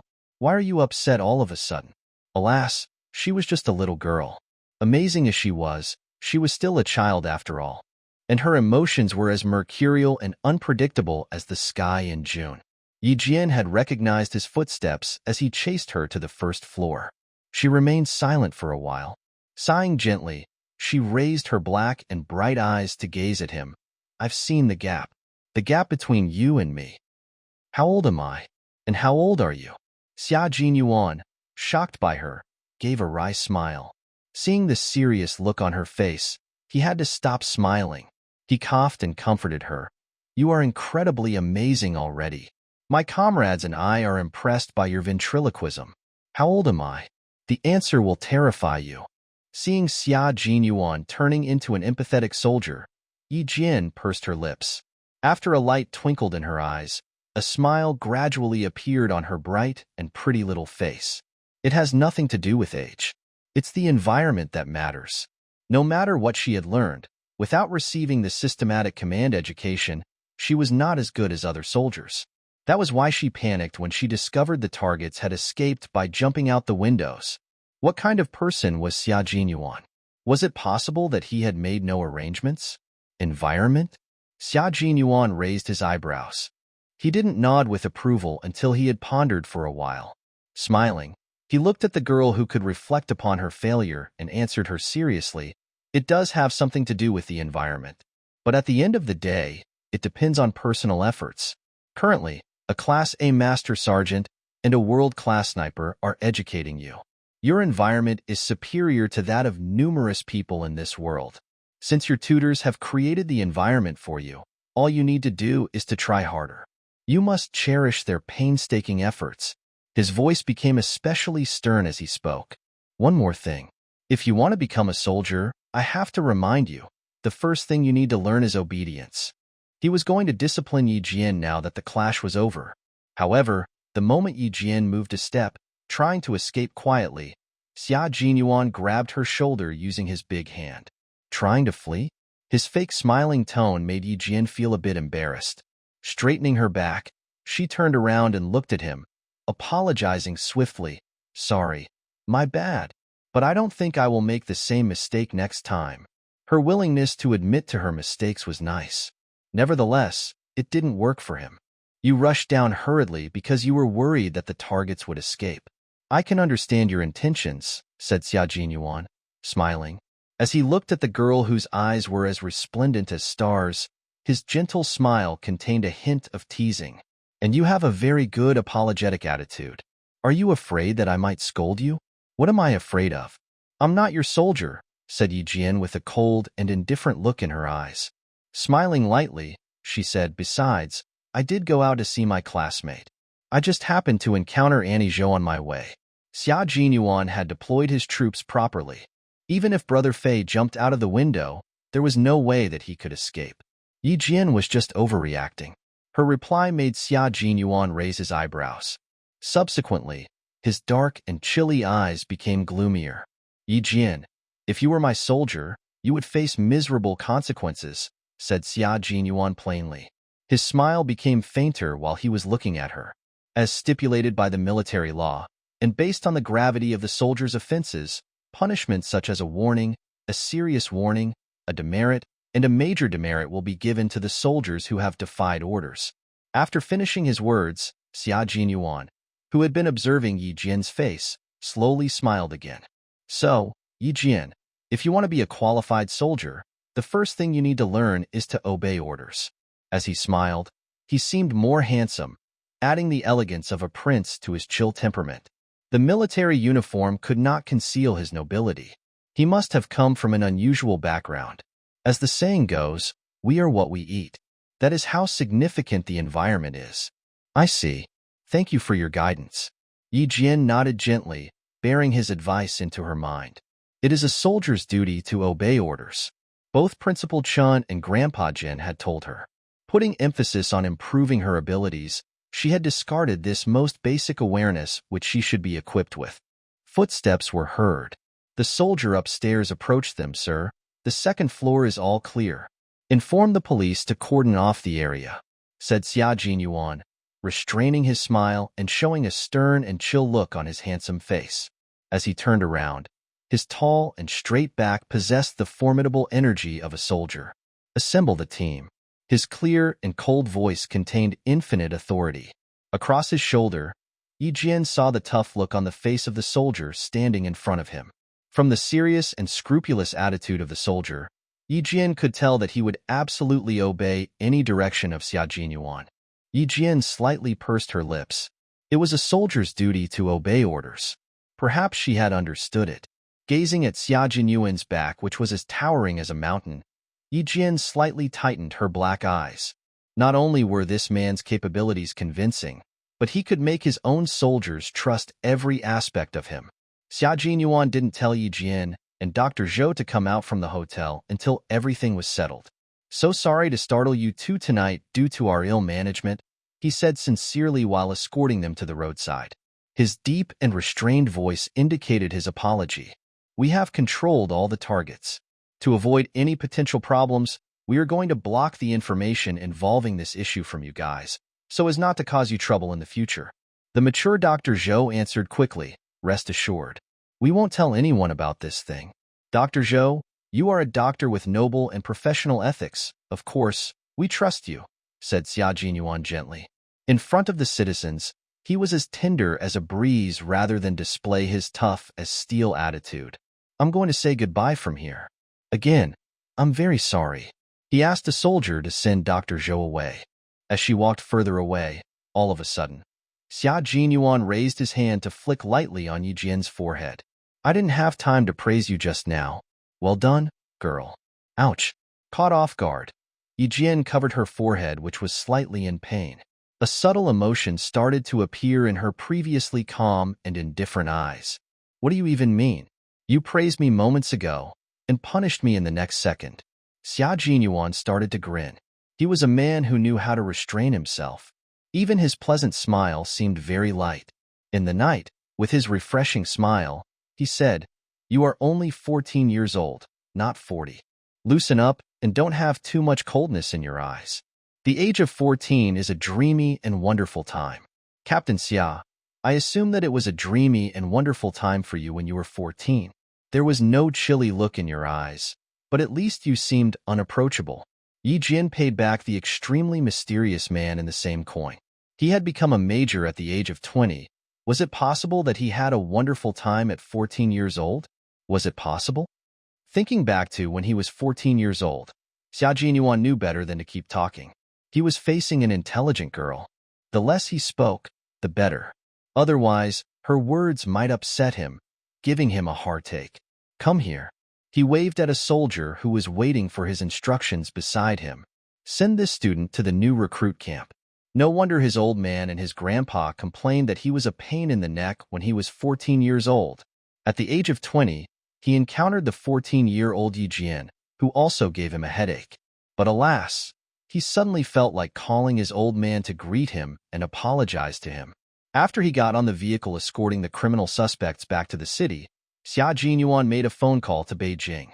In a heavily guarded, old and simple military yard, of which the exterior was surrounded by Boston ivy, a security guard answered the phone. After exchanging pleasantries, he trotted upstairs and knocked on the door gently. "Commander-in-Chief, it's a call from the Major. He says he has something urgent to report to you." Usually, Commander Xia was already in bed at 10:30 in the evening. As he heard the news, he got up abruptly from his bed. The boy seldom called him. Did something happen to him in the army? What's wrong? The moment he spoke, he heard an unexpected speech from the other side. "Sorry, old man, I suddenly feel that I was a headache to you when I was 14. Commander Xia restrained his impulse to smash the phone. The boy made him worry for no reason. "You brat. Just you wait. Old man, say hello to Grandpa for me. One more thing, good night." Xia Jinyuan hung up the phone with a smile on his face. Judging from Commander Xia's energetic voice, he must be in good shape. What a brat. Was he suffering insomnia? I should make a phone call to increase his workload and cure his silliness. Beep, beep. As the busy tone was heard from the phone, Commander Xia cursed him again, but with a smile on his face. Xia Jinyuan, who liked asking tough questions, had always been a headache to his family since he was a child. Everyone in his family thought Xia Jinyuan was a little monster. Nevertheless, the little monster passed the military school entrance exam in the first try and made various contributions several times. Thus, he had become a major at the age of 20, the youngest major in his whole family. With such a brilliant son, Commander Xia didn't feel dispirited any longer. To this day, Commander Xia had been very proud and elated since Xia Jinyuan was 14. He was so proud of his son that he showed no sign of anger when Xia Jinyuan surprised him with an unexpected phone call. Contact Political Commissar Zhang of the Nangguang Military District, Commander Xia turned around and went into his room to put on his military overcoat. And then, he headed to the study. The military unit stationed deep inside the mountain of Fujian town was subordinate to the Nangguang military district. It was getting late. After midnight, it became foggy. Yi Jian had been standing in front of the window for so long that she lost track of the time. She didn't come to herself until she felt a bit wet. As she raised her eyes, she found a vague gray-white lining upon the horizon far away. It was 5 o'clock in the morning. Although she had been awake all night, Yi Jian didn't feel sleepy at all. While the bugle in the new recruit camp was blowing, she washed her face and rinsed her mouth swiftly.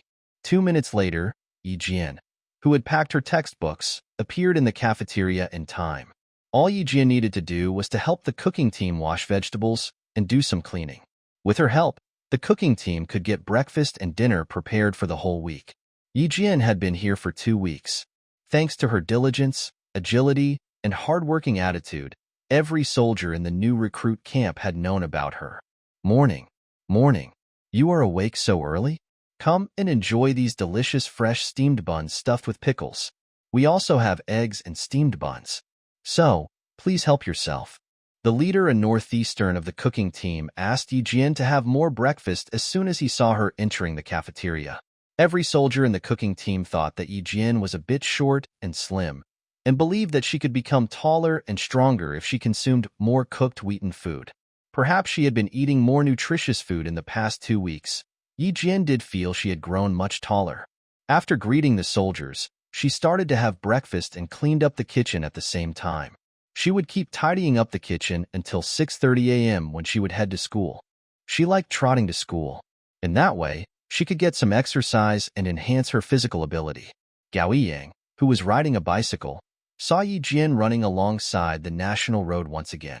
After a momentary hesitation, with a tough look on his handsome face, he pursed his lips, pedaling his bicycle to chase after Yi Jian. First, he surpassed Yi Jian. Later, he stopped abruptly, turning around with both hands twisting the bicycle head, thus blocking Yi Jian's way. He completed a series of actions so fast that he didn't consider whether he would startle others or not. Just like that, he unexpectedly obstructed Yi Jian from her trotting. Thinking about what happened last night, Yi Jian gave a rather tough response. Automatically, she raised her foot and kicked violently towards the crossbar in the middle of the bicycle. Gao Yang had no idea that Yi Jian would kick his bike. Dumbstruck, he watched Yi Jian, with a cold and tough look on her face, raising her foot as quick as a streak of lightning and kicking his bike without any hesitation. Clang! Bang! Gao Yang, who was knocked onto the ground along with his bike, still hadn't realized what was going on. Astounded, he stared at Yi Jian with the usual cold look on his naive and handsome face. Moments later, gritting his teeth, he questioned Yi Jian, "What are you doing? What am I doing?" Yi Jian showed no intention to apologize on her face. Retracting her left leg indifferently, she said with a menacing smile, "What are you doing?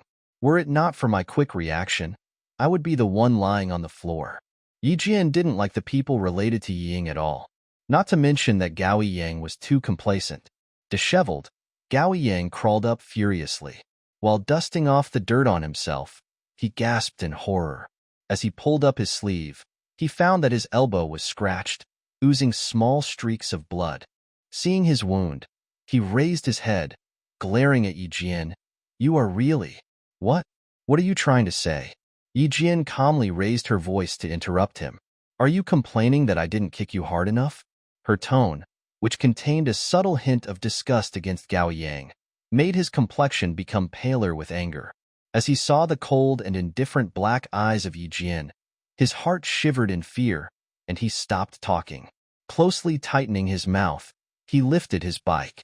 As if he were a generous person, he said, "Where did Ying go during the May Day holiday? I went to Shuku village and couldn't find her." What did Yi Jian loathe the most? People like Gao Yang. As if you should feel honored and grateful if they were willing to talk to you.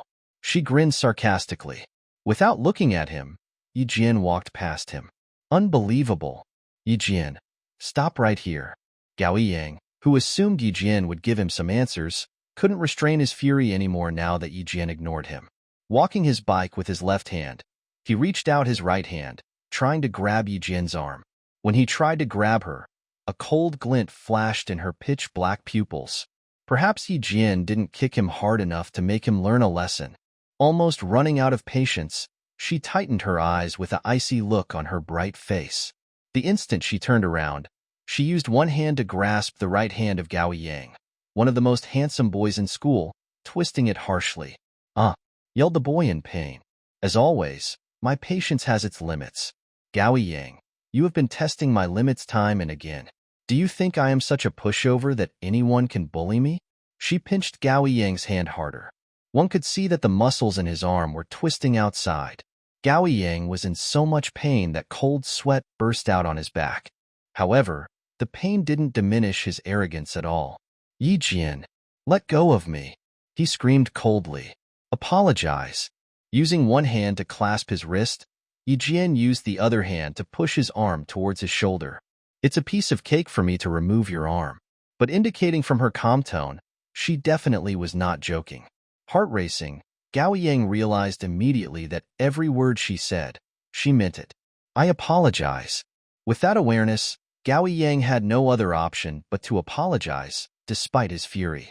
I'm sorry that I offended you. Please forgive me. Smiling gently, Yi Jian gradually loosened up her hands that were grasping the boy. She raised her eyebrows and got rid of her indifferent complexion. Later, she said languidly, you are somewhat realistic. Gao Yang, let me remind you, do not ask me about Ying again. Otherwise, I'm not sure what kind of unpleasant things I will do to you. And one more thing, I am different from Ying, and I want nothing to do with her. After that, she carried her school bag, trotting leisurely again as if nothing had happened. Gao Yang, whose wrist was aching faintly, stood there for a long time before leaving, walking his bike. Surrounded by mountains, Fujian town, though a bit poor, had a picturesque landscape with beautiful hills and clear waters. Yi Jian, who ran alongside the national road early every morning, felt especially peaceful when she saw the hills and rivers of the town. Even the incident involving Gao Yang didn't affect her mood. Hair dampened by the fog, Yi Jian saw Liao Jian, who was always late for school, sitting in the classroom and being unusually quiet. Hearing the footsteps of someone entering the classroom, he raised his head with a vague light twinkling in his gloomy eyes. Like a shooting star, that light vanished instantly when he saw that the person was Yi Jian. He got up, looking at the direction behind Yi Jian. Through this action only, Yi Jian had figured out what he was up to. He was waiting for the arrival of Yi Ying. Since his dad was arrested, it was normal for him to feel scared, nervous, and unsettled, hoping to find someone to help him. Not to mention that Yi Ying's father was the deputy town mayor. It was quite normal that Liao Jian wanted to see her. But what's odd was that since when were he and Ying friendly enough that he could ask her for help whenever he was in trouble? Yi Jian, this way, I have good news to tell you. Her classmates waved at her. Yi Jian stopped looking at Liao Jian and walked over to her classmates, smiling. What kind of good news would make you so exhilarated in the early morning? It was the students who were good at studying that would arrive early in the classroom. Right now, both the #1 scholar in liberal arts and science were in the classroom. Before Yi Jian could sit down, Zhang Na, the #1 scholar in liberal arts, said excitedly, the competition of the provincial experimental #1 middle school. Which subject will you sign up for? Math? Chinese? Physics? Chemistry? Oh, there is also English. This is the extra bonus competition in which every 8th grader and 9th grader in the province can participate. We are going to register later, and the staff from the #1 middle school will come to our school next Saturday. Zhou Yao, the very best student in science, was also in high spirits. He was incredibly enthusiastic about math and was about to register for the math competition. Zhang Na glanced at him and then looked at Yi Jian. Eyes twinkling, she smiled and said, Yi Jian, how about you? Physics? Chemistry? You've done pretty well in physics in the 2 quizzes recently. Her speech put pressure on the boy who intended to register for the chemistry competition. Yi Jian is quite good at Chinese. In less than a month, the reborn Yi Jian was qualified enough to challenge the best students in her class. The top 3 students in this round of competition could receive extra bonuses, which would be a huge advantage for anyone who wanted to enter the provincial experimental number 1 middle school through the high school entrance exam.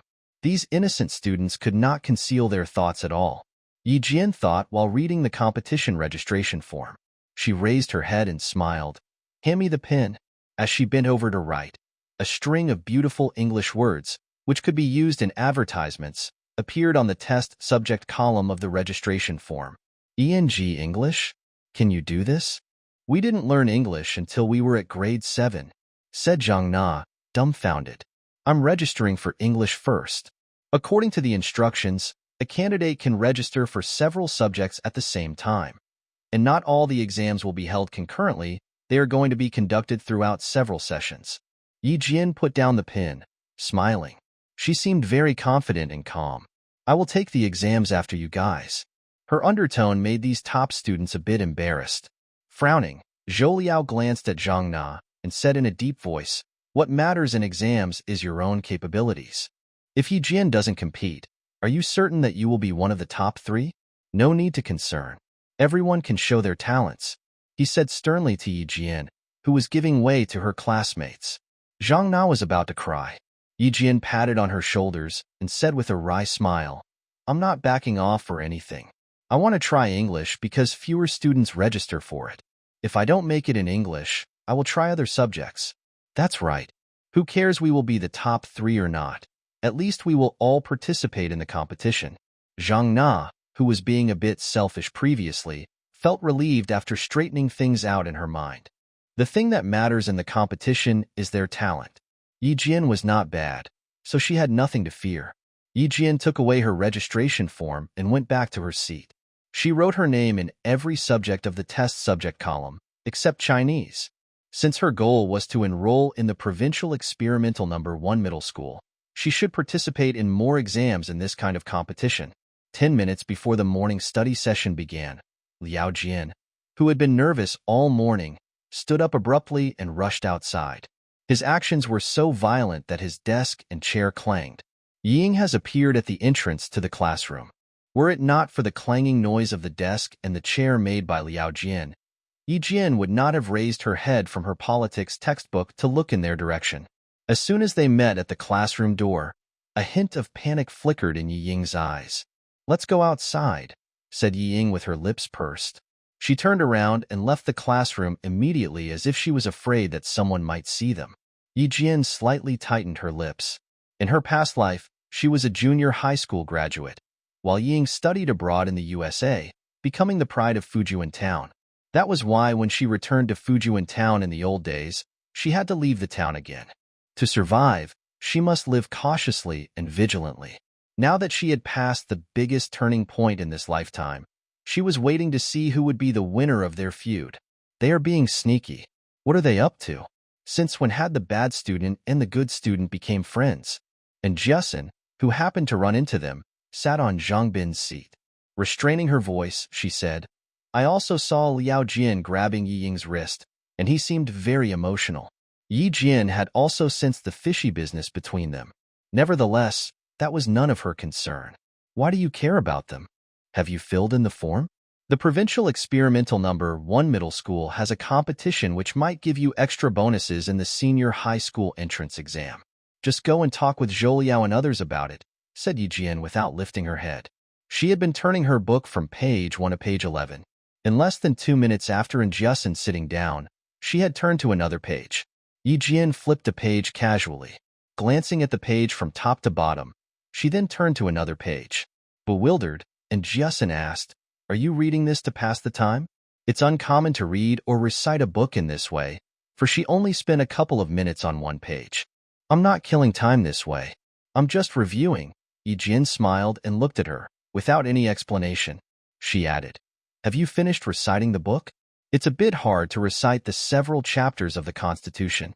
I would recommend reciting them a few more times if you haven't memorized them by heart. Probably they will be in the exams this time." And Jiasin, who was a top student in math, lacked interest in liberal arts. "I'm not going to recite them." She yawned languidly and stood up. "And Yi Ying and Liao Jian must be up to no good now that they are becoming close. You should be careful." Yi Ying had always been bullying Yi Jian. And a few weeks ago, The narrow-minded Liao Jian was humiliated by Yi Jian. Now that the two of them had become friends, Yi Jian should better watch out. I see. Don't worry. Yi Jian smiled, shrugging off the warning. As the bell of the study session rang, their small talk came to an end. In the municipal detention center, Xia Jinyuan took over the report handed to him by a policeman. After staring at one sentence of Liao Yud's statement for a long time, he said in a deep voice, "How true is it? More than 95% of it is true. According to the statements from several others, it is confirmed that Liao Yud possessed guns illegally." Another criminal suspect also confessed that Liao Yud said he was returning to the township public health center to take something. Waving the testimony in his hands, Xia Jinyuan tightened his mouth. With a sharp look on his face, he said in a deep voice, "I need a copy of this testimony. Do not inform the local police station about the lost pistol for the time being. Wait for my news." In his testimony, Liao Yud mentioned that he had his pistol with him when he looked for Dr. Zhou at the public health center, but he accidentally lost it on his way to the Chunyang Grand Hotel.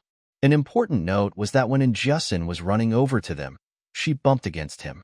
At that night, it was Yi Jian who assumed all kinds of roles by imitating their voices, meaning that it was Yi Jian who knocked into him. It seemed that he had to go back to find the girl. The municipal police station approved Xia Jinyuan's request, but he must give them a response as soon as possible and within 24 hours. After all, it was a big deal that a pistol loaded with 15 bullets went missing. After coming out of the police station, Xia Jinyuan drove the army jeep, heading back to Fujian town. While waiting for the green light at a crossroad, he looked across the street inadvertently. A subtle smile appeared on his handsome face that had always been covered by an icy look. He then turned around and parked the jeep alongside the curb across the street. He got off the jeep. Within 10 minutes, he walked out of the building, carrying a bag. Then, he continued driving to Fujian town. At this moment, Yi Jian was standing in the teacher's office. With a bit of an icy look in her eyes, she looked at the head teacher of her class indifferently. As her teacher finished talking her nonsense, she said with a sarcastic smile, "Rest assured, Mrs. Ku, young as I may be, I know that I should do what I am capable of. Since I have registered for those exams, it means I am confident of passing them. You are my teacher. Shouldn't you have more confidence in your student?" Mrs. Ku scoffed at Yi Jian as she handed in her registration form of the competition of the Provincial Experimental No. 1 Middle School. Physics, chemistry, math, and English. "Do you think you are a genius? You are registering for all of them?" said Mrs. Ku contemptuously. She was furious at Yi Jian's composure. "You are already a disgrace in our school. Do not let other schools know that you are a shame." To Mrs. Ku, Yi Jian was like a fish bone stuck in her throat. She could neither swallow it nor spit it out. It was so uncomfortable to face this obstacle every day. "Even if I embarrass myself, it's my business. What does it have anything to do with you?" said Yi Jian, smiling and gazing at her teacher. The bright and optimistic look on her face made her seem more poised than her teacher. Her neither haughty nor humble attitude also won her the affections from the teachers of other classes. Yi Jian was hoping that she could be the top 3 in one of the subjects. Now that Mrs. Ku was deliberately making things difficult for her, Yi Jian made up her mind that she would excel in every single exam. She started to like slapping others in the face. Tossing her registration form into a drawer, Mrs. Ku said scornfully with a straight face, "You never listen to your teacher's advice. If you are conceited enough to embarrass yourself among other schools, what else can I say?" Laughing, other teachers responded one by one. "Mrs. Ku, I would be more than grateful if I had such an audacious student in my class. You must be very happy in your mind." "That's right. It's a good thing for students to have ambition. And as teachers, we must support them. If she does well in the exams, isn't she bringing honor to you and our school as well?" The speeches of her colleagues made Mrs. Ku swallow her bitterness in silence. She would have been elated if any other student was so ambitious. However, that student must not be Yi Jian. What Mrs. Ku didn't know was that the more obstacles Yi Jian encountered, the stronger she would become. If anyone tried to give her a hard time, she would toughen herself. Yi Jian was not affected by her at all. Carrying her school bag, she walked leisurely out of her school.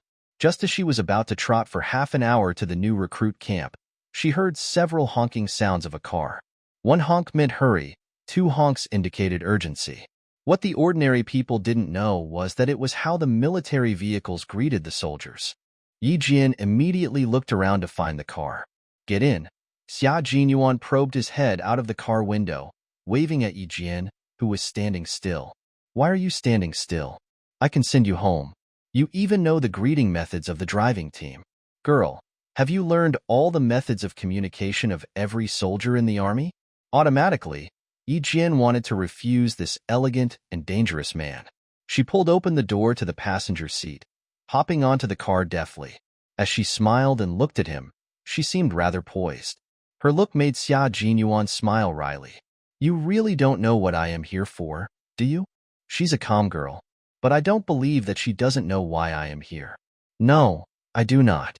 But I assume it's something important now that Captain Xia wants to see me in person. Yi Jian curled her lips, forming a refreshing and intelligent smile. But if you don't tell me, I don't know what it is about.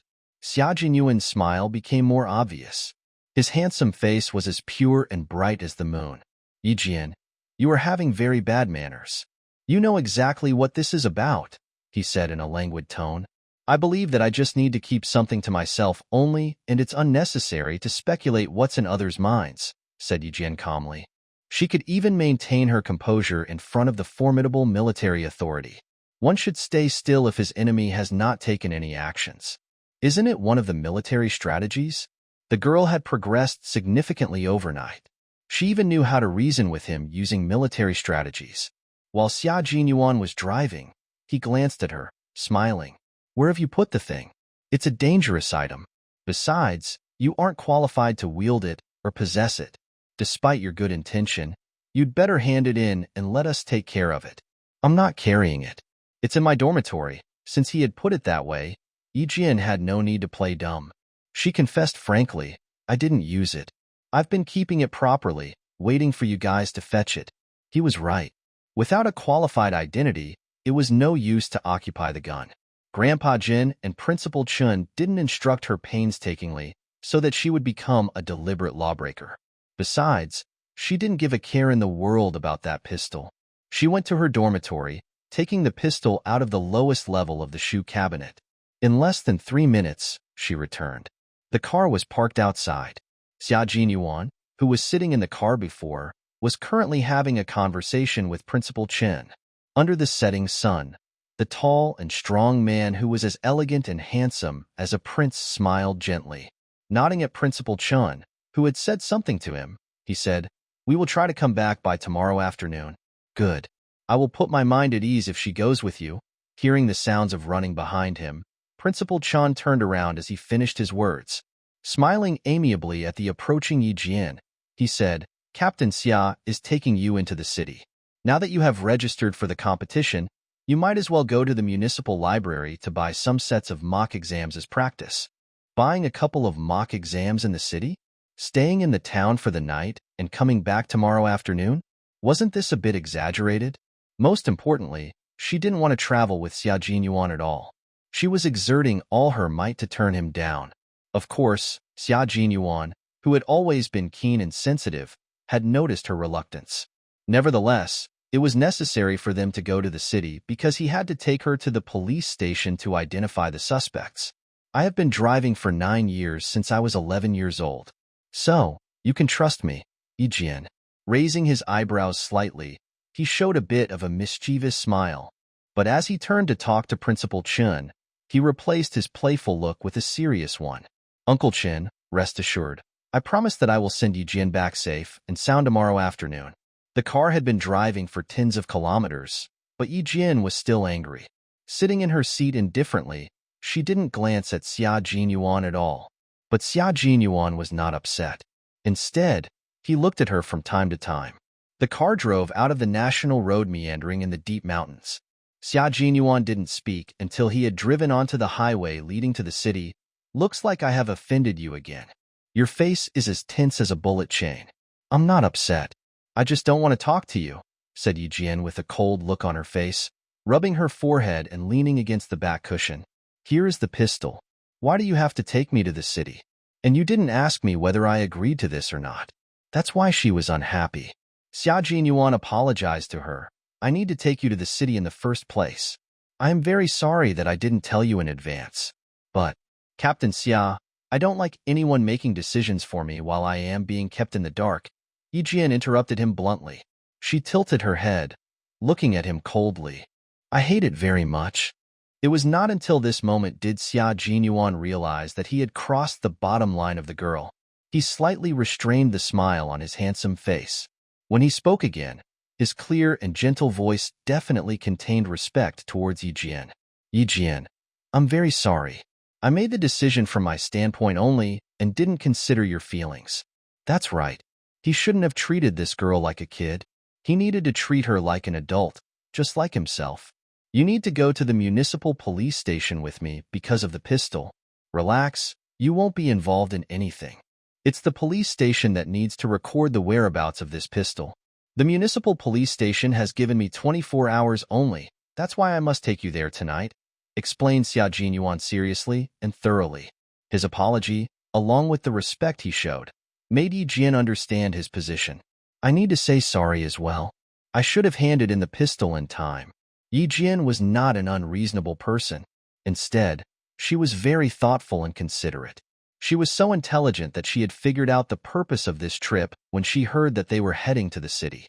The indifference she had been displaying was to let Xia Jinyuan know what principles she stuck to. In her past life, she suffered disastrous losses because she didn't uphold her principles. In this lifetime, she must let every acquaintance realize that she had her own persistence and principles that no one could change. Now that she had attained her goal, she didn't say much about the topic anymore. They set out at nearly 6 in the afternoon and didn't enter the city until 11 in the evening. Glancing at the horizon of the city, Xia Jinyuan saw lightning flickering constantly in the clouds. It seemed like a storm was around the corner. He didn't wake up Yi Jian, who had been sleeping for hours. Smiling gently, he drove into the gas station. Yi Jian woke up abruptly as soon as the car stopped. Without any trace of drowsiness, her eyes were clear and bright. It was a sign that she had formed a vigilant habit. The instant that she opened her eyes, her brain should be absolutely sober. Looking at the layers of clouds flashing with lightning across the sky, Yi Jian frowned slightly and said, "A storm is coming. How long will it take to reach the police station? We will be there in 20 minutes. The bathroom is in the front, and beside it, there is a convenience store," said Xia Jinyuan while turning off the engine. He took out his wallet and handed it to Yi Jian. "We need to have some food. The police station is notoriously stingy that it won't provide any meals for us." Yi Jian was hungry indeed. Taking the black wallet, which still had Xia Jinyuan's body temperature, Yi Jian went to the convenience store and bought 2 bottles of milk and 2 packets of wafer biscuits. Carrying the food bag, she was about to walk outside. A man and a woman, talking and laughing, pushed open the door and walked inside. Yi Jian gave way to them by moving to the side. The man, flirting with the woman, didn't notice Yi Jian and bumped into her with his shoulder. A very light smell of gunpowder was in the air. Yi Jian saw a small black handle revealing from the man's sports jacket that had turned outside. It was a Luger KP-94 pistol, which was a large pistol made of stainless steel that could fire 9 19mm bullets. The reason she could recognize the genre of the pistol by its handle was that the components ranging from the barrel, the handle, the frame to the inner parts of a Luger KP-94 were all made from stainless steel. The man was possessing weapons illegally. Yi Jian couldn't help but glance at him once again. As soon as she walked out of the convenience store, a streak of lightning whipped across the sky, followed by a clap of loud thunder. The power from nature was heart-shaking. Raindrops were splashing on the ground. In an instant, the entire city was blanketed by a curtain of rain. Yi Jian went back to the car. Later, as Xia Jinyuan got on the car, she whispered, "I met a man and a woman in the convenience store. The man carries a Luger KP-94 pistol. I remember his face. Do you have a pen and paper? I can draw it so you can see." After a pause, she added, "The man looked similar to Brother Fei but younger. And from the way he talked, he didn't sound like a Chinese, but like he grew up in a foreign land." Xia Jinyuan, who was about to start the car, took out a pen. And then, he turned around, with the help of his long arm, He grabbed the plastic bag on the back seat easily. He took out a book from the bag and turned to the very back of it. Pointing at a blank page, he said in a deep voice, "Draw it. Let me have a look." Brother Fei has always had liaisons overseas, but we have never caught them, he said in a sharp tone. His voice was increasingly fierce against the backdrops of the raining sounds. He has short hair, with a scar on his left ear. Then, she wrote down notes about his traits, including his approximate height, the clothes and shoes he was wearing, even the colors of his socks. After inquiring the cashier about something, the man, who had an exotic accent and bought 2 packs of cigarettes, walked out of the convenience store, holding the beautiful woman. Rather than get into his car right away, he looked at the sudden storm. A hint of gloominess flashed upon his face. In a short while, an imported BMW sped towards downtown. After taking a glance at the finished portrait of the man, the look on Xia Jinyuan's face became as fierce as a sword instantly. Looking around the empty gas station, he tightened his lips and said to Yi Jian, "We will be going on an adventure. Yi Jian, would you like to get prepared for it? Just drive your car and don't mind me. I can protect myself." Yi Jian closed the book in her hands and placed it aside. She picked up another book. This time, she saw clearly what this book was about. It was about wars and soldiers. Why was he reading this kind of introductory military book? This idea came to Yi Jian's mind briefly. The car had been driving in the heavy rain already. To chase after the imported car, Xia Jinyuan accelerated his car speed instantly. The impact was so great that Yi Jian fell over onto the windshield, but she kept holding her pin still and didn't mess up her drawing at all. As the portrait of the woman was finished, Xia Jinyuan took down a communication device, somewhat like an intercom, from the top of his car. Using one hand to drive, he dialed a string of special contact numbers at the same time. When the call goes through, ask them to contact the municipal traffic squad to monitor all the road cameras in the entire city. At a sharp turn, Xia Jinyuan handed the communication device with a blinking red light to Yi Jian. "Make it short. You just need to convey my meanings correctly." After blinking for several seconds, the red light turned into green. An experienced sound was heard from inside. Yi Jian heard Xia Jinyuan say something like "Q Wang," and then the voice from the other end became especially serious. "This is J7. Roger. Dongfeng North Road. A BMW, license number YU67689, has 2 suspects. Traffic squad, please assist us to keep our targets in sight." A clear and cold female voice replaced Xia Jinyuan's. The people on the other end of the communication device immediately learned that there was someone else on Q Wang's car. And the person was a girl. Xia Jinyuan didn't pay attention to Yi Jian's actions. After making 2 turns, his car had caught up with the imported BMW that was also speeding in the rain curtain. With a restricted vision, it was more dangerous to drive in the heavy rain. At an excessive speed, the car might spin and turn over on the road. At this time, what Yi Jian could do was to trust the driver. The pistol was put in the cabinet of his car. Yi Jian took it out and said to Xia Jinyuan, who was concentrated on driving, "There are no other vehicles on the road. If we follow them closely, they are very likely to find us. Blowing off their wheels is the best option. How sure are you?"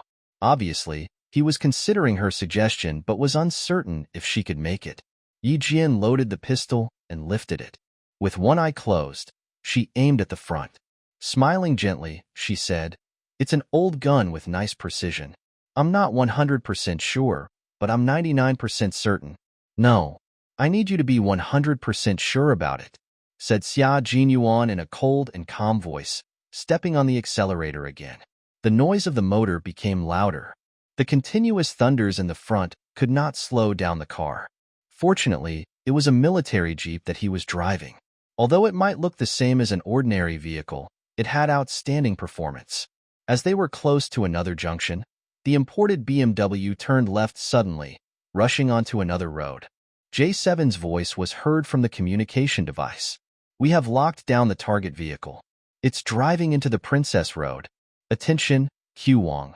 The areas to the north of Princess Road are building factories and have no surveillance cameras currently, so they needed to force the imported car onto another driveway. They must not drive to the north of Princess Road." Yi Jian glanced at the road sign that flashed in front of her. She tightened her lips, with a serious look in her eyes. Too late. They are driving to the north of Princess Road. The targets have found us. Whether the suspects had found them had become a secondary issue. The priority was to control the suspects in the car. Whether or not the man was Brother Faye's overseas liaison, he should be put under arrest due to illegal weapon possession. The area to the north of the Princess Road, an electronics industrial area, had been under redevelopment and planning in the past 2 years. A lot of buildings, including some residential districts, were under construction. The only good thing was that it was a sparsely populated area, thus greatly diminishing the possibility of harming civilians, especially in a rainy and late evening. Without any map or space plan diagram, it's undoubtedly a bit challenging to besiege the suspects.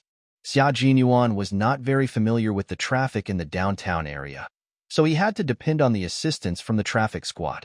Yi Jian didn't pay attention to her front. Instead, her eyes were fixed upon the road signs erected on both sides of the road. Neither the car speed nor the heavy rain affected her. In the blink of an eye, she swiftly and accurately stated the road sign.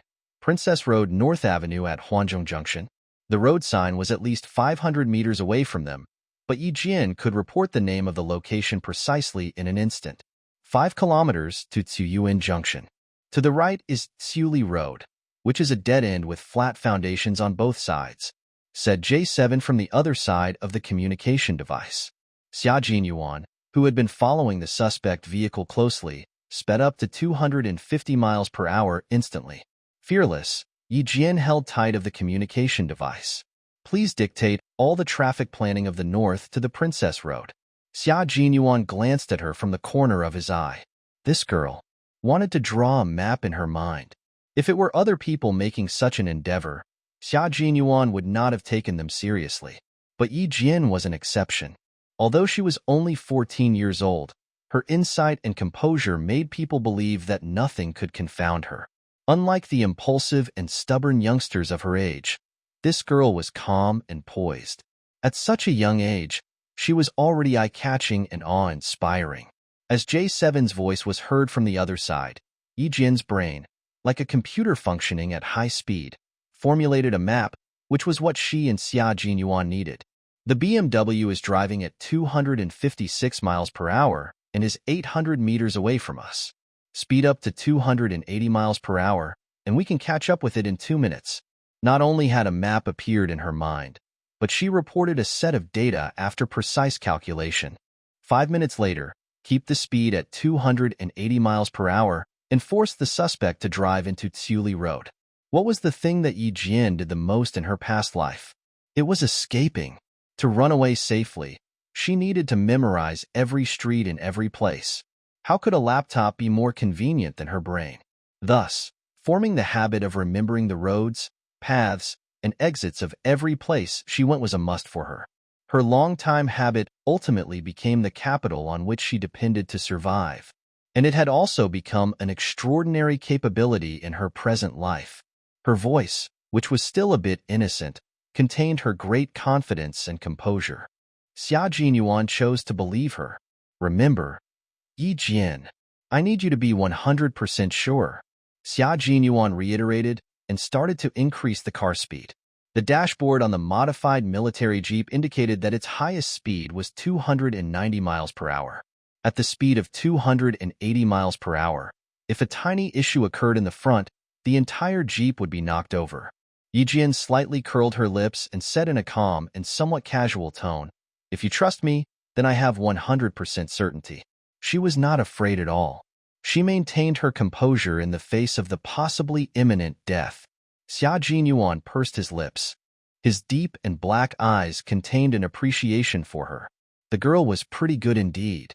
Grandpa Jin and Uncle Chun were really discerning that they had been cultivating her attentively.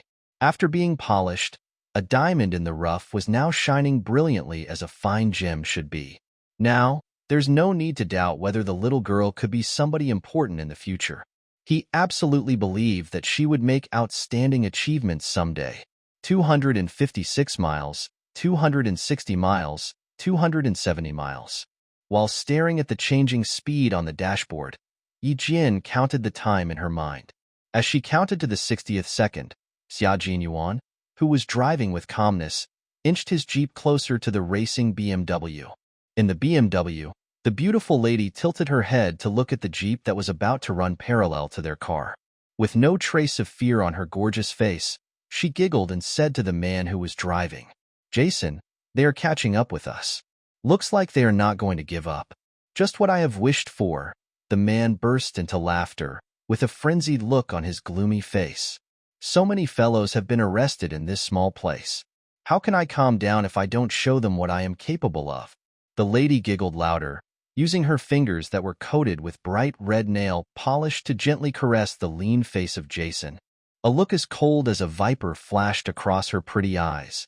Jason swiftly glanced at his left side.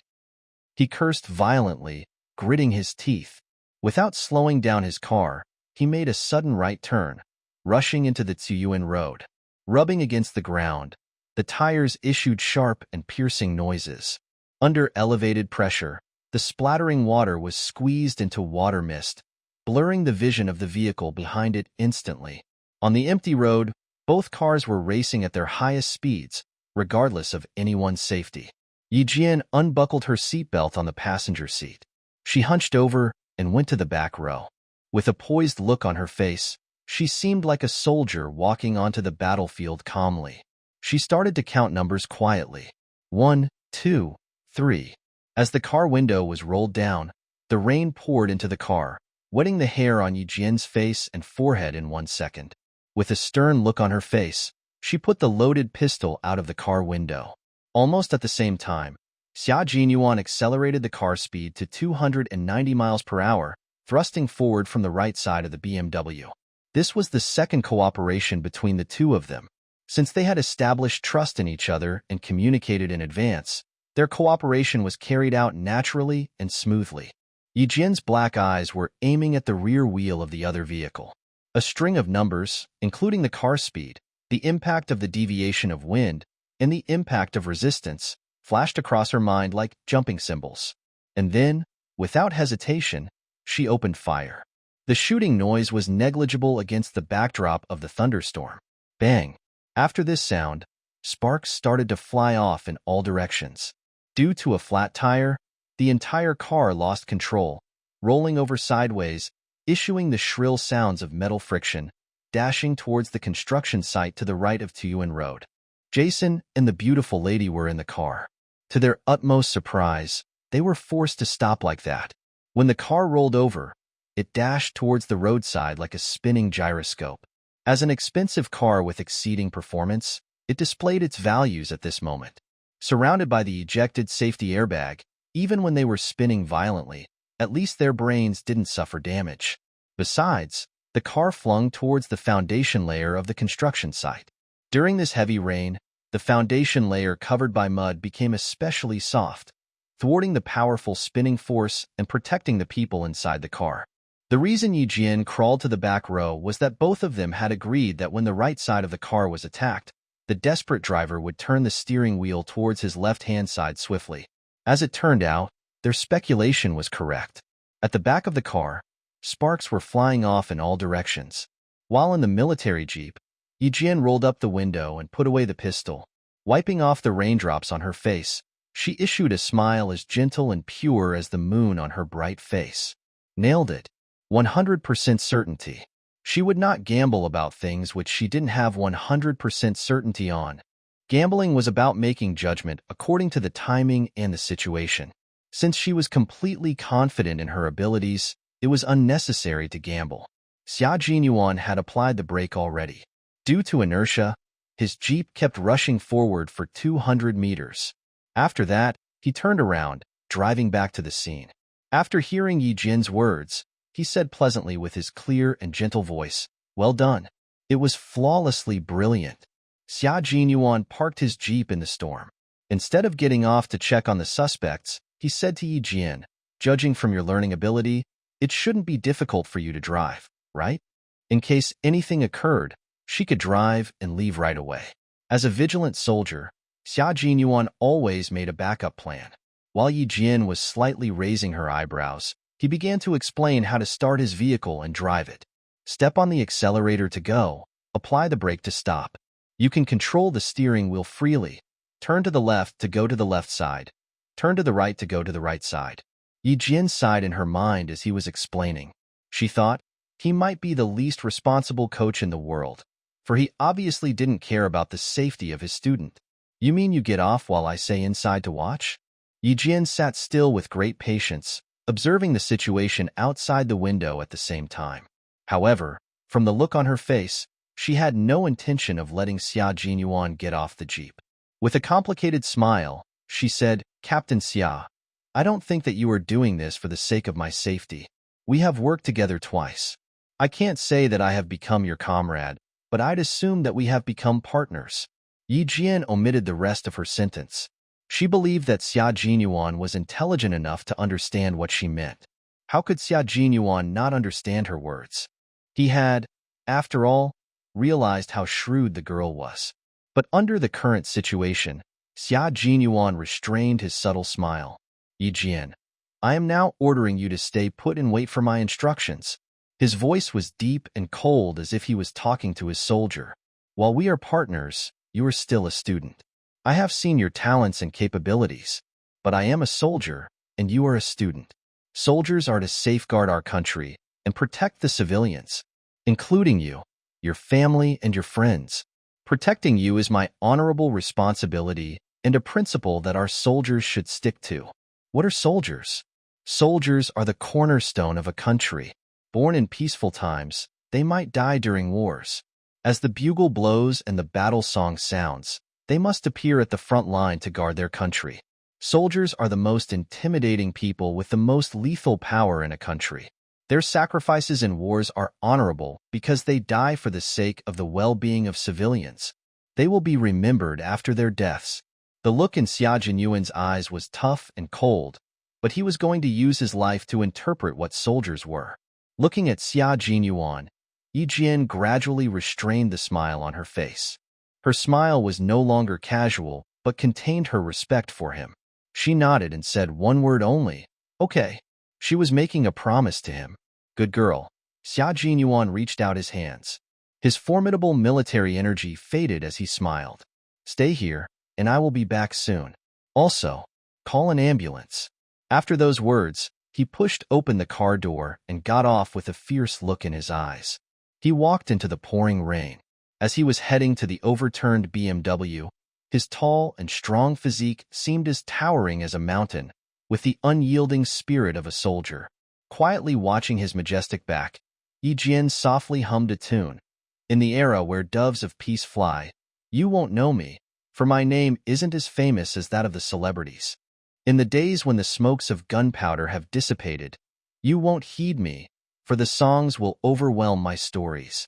At the most dangerous moment, these group of people would always rush to the frontiers to shelter you from the storm. Major Xia Jinyuan, who was rushing into the rain curtain, was a member of those group of people. Yi Jian stayed in the car and dialed through to 120, the medical emergency call. After that, she felt that time was passing rather slowly, which was a torture to her. She gazed outside. Holding a flashlight, Xia Jinyuan was hunching over to check the situation inside the car. He was soaked by the rain, but he remained cautious. After observing, he crawled to the car door facing upward. In a moment, Yi Jian saw him opening the door. Seeing this, Yi Jian shuddered with fear. Although she knew that he must have checked the situation carefully before opening the door, she couldn't help but worry. Without hesitation, she opened the car door, rushing out in the pouring rain. Standing at the back of the overturned car, she raised her head. Even when the raindrops had run into her eyes, she didn't blink. Her pitch-black eyes were looking at the man, who was standing at the top of the car and as towering as a deity. Soldiers and civilians care for each other. Comrade, let us common people support you once in a while. Wasn't she correct? At least she was standing right here to watch out for the enemies for him. If any danger occurred, she would join the battle without hesitation. Protecting us is your undeniable responsibility. In that case, please allow me to put forth my humble effort to help you. The girl's voice was as gentle as that of the dripping water, but it possessed the strength that could wear away a stone so that he could hear clearly every word she said. Her clear and unwavering eyes were quietly looking at him. He had seen the most beautiful scenery in this world. It was in her eyes. Smiling, Xia Jinyuan said, "A very stubborn partner. I have no reason to turn you down." The first person who was dragged out of the car was the unconscious pretty lady, who was holding a fine and tiny pistol in her hands. Clearly, it was manufactured in an arsenal. They confiscated the pistol and removed the bullets from it, and then dragged the lady aside. Standing at the front of the car, Yijian held the flashlight to help Xia Jinyuan, who had entered the car, pull the suspect man out of it. As the unconscious man was about to be dragged out, a sudden fear sent chills creeping up Yijian's spine. As the unconscious man was about to be dragged out, a sudden fear sent chills up Yijian's spine. "Jump aside," yelled Xia Jinyuan from inside the car. While he was screaming, Yijian, who had sensed the imminent danger, hunched over and jumped forward deftly like a cat. The pretty lady assumed that it would be easy to stage a sneak attack upon a little girl. An obviously astonished look flashed across her face as she saw the reactions of the girl. "What?" she said gently, but she didn't stop. She raised her leg, trying to kick Yijian again. In the sticky mud, Yijian made 2 flips dexterously and squatted on the ground. Like a leopard that was about to launch an attack, she calmly observed the pretty lady who had tried to harm her twice. She turned on the flashlight to the strong light mode, shooting the beam of light on the face of the pretty lady, who was holding a tiny silver wire in her hands. As the lady blinked, Yijian hopped from the ground with a fierce look in her eyes and launched an attack against the pretty lady from the front side. Inside the car, Xia Jinyuan was relieved as Yijian dodged the bullet. But he felt nervous again because Yijian launched an attack, and he wondered if she could handle the suspect. He was dragging another suspect. At this moment, he let go of the suspect without hesitation, hunching over to move outside, trying to aid Yijian.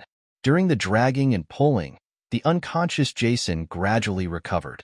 As Xia Jinyuan let go of him, he opened his eyes dizzily. He and the lady didn't suffer severe injuries. They just passed out due to lack of oxygen in their brains during the high-speed spinning. As he woke up, instinctively, his first response was to pull out his gun to shoot at the car door. Xia Jinyuan relaxed as he saw Yijian wrestling violently and fiercely.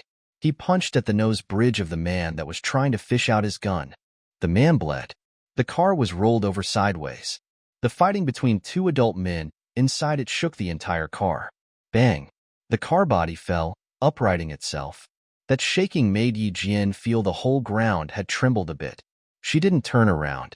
She concentrated on dealing with this pretty lady, holding an extremely tenacious silver wire in her hands. In the army, she wrestled with the soldiers. But this was her first time wrestling with the criminals. She had no fear, but was vaguely excited. The competitiveness inside Yijian had been activated, and it flourished every time she threw a punch. Pushing aside the wet black hair on her forehead, the pretty lady giggled, "Little girl, why don't you stay in school? What are you doing here with a soldier? I'm not your teacher. How unfortunate that you ran into me." As she slightly tightened her eyes, a hint of a devious look appeared in the corners of her eyes. She gently tore the silver wire, made of special materials and used as her headband daily, between her hands. Clang, clang. Yijian seemed to have heard the sound issued by the silver wire, which sounded just like the string of a musical instrument. Young as she may be, Yijian had powerful energy. With a scornful smile, she said, "Sister, you are old, and I am a person who doesn't want to respect the aged. So, it's your bad luck that you ran into me." It was raining heavily, and the yellow street lamps had lit up, but the lady still combed her disheveled hair from time to time.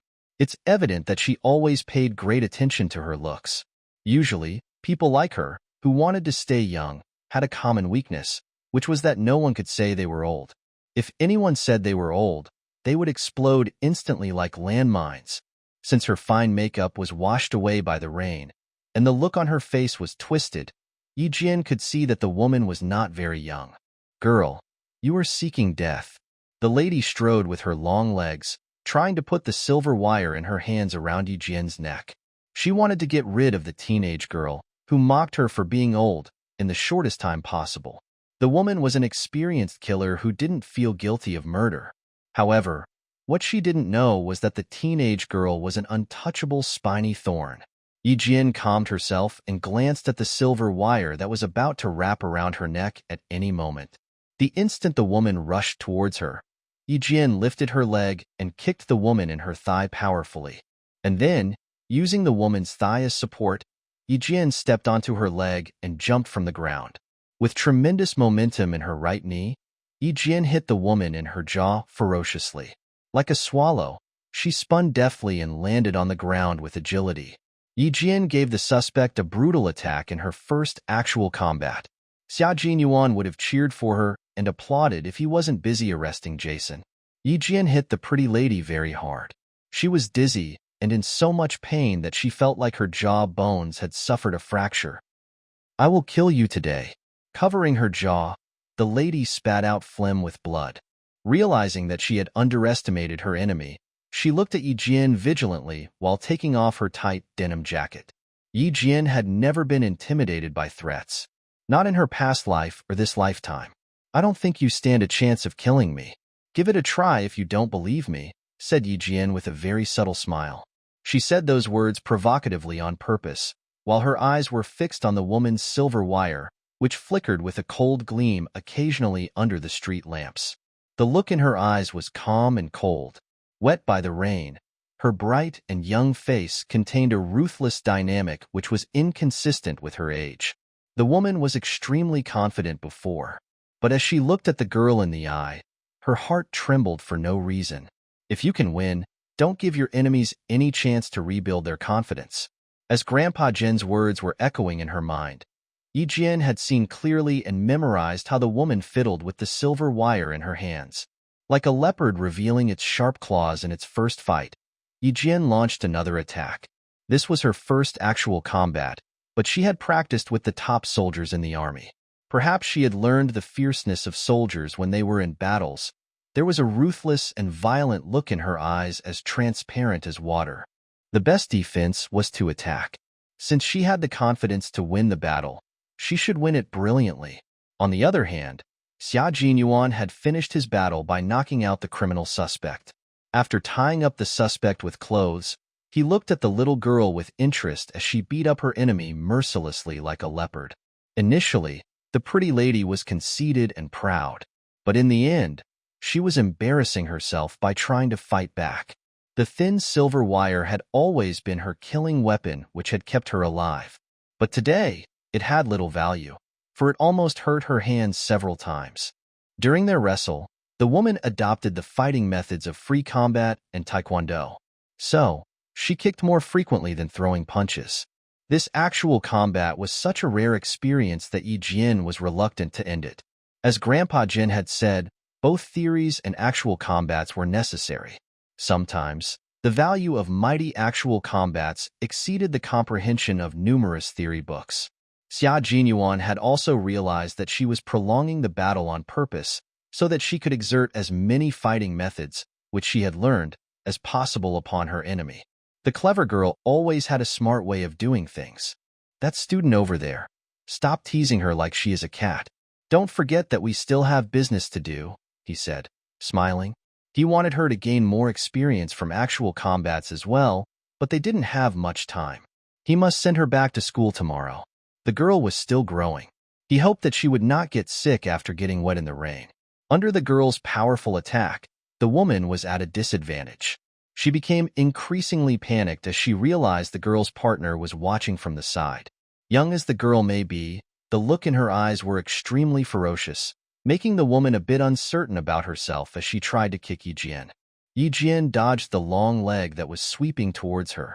With a faint but sinister smile on her face, Yi Jian said to the woman, "What an impressive leg. I guess you can flee really fast with it. That's why I must ruin it. Sorry."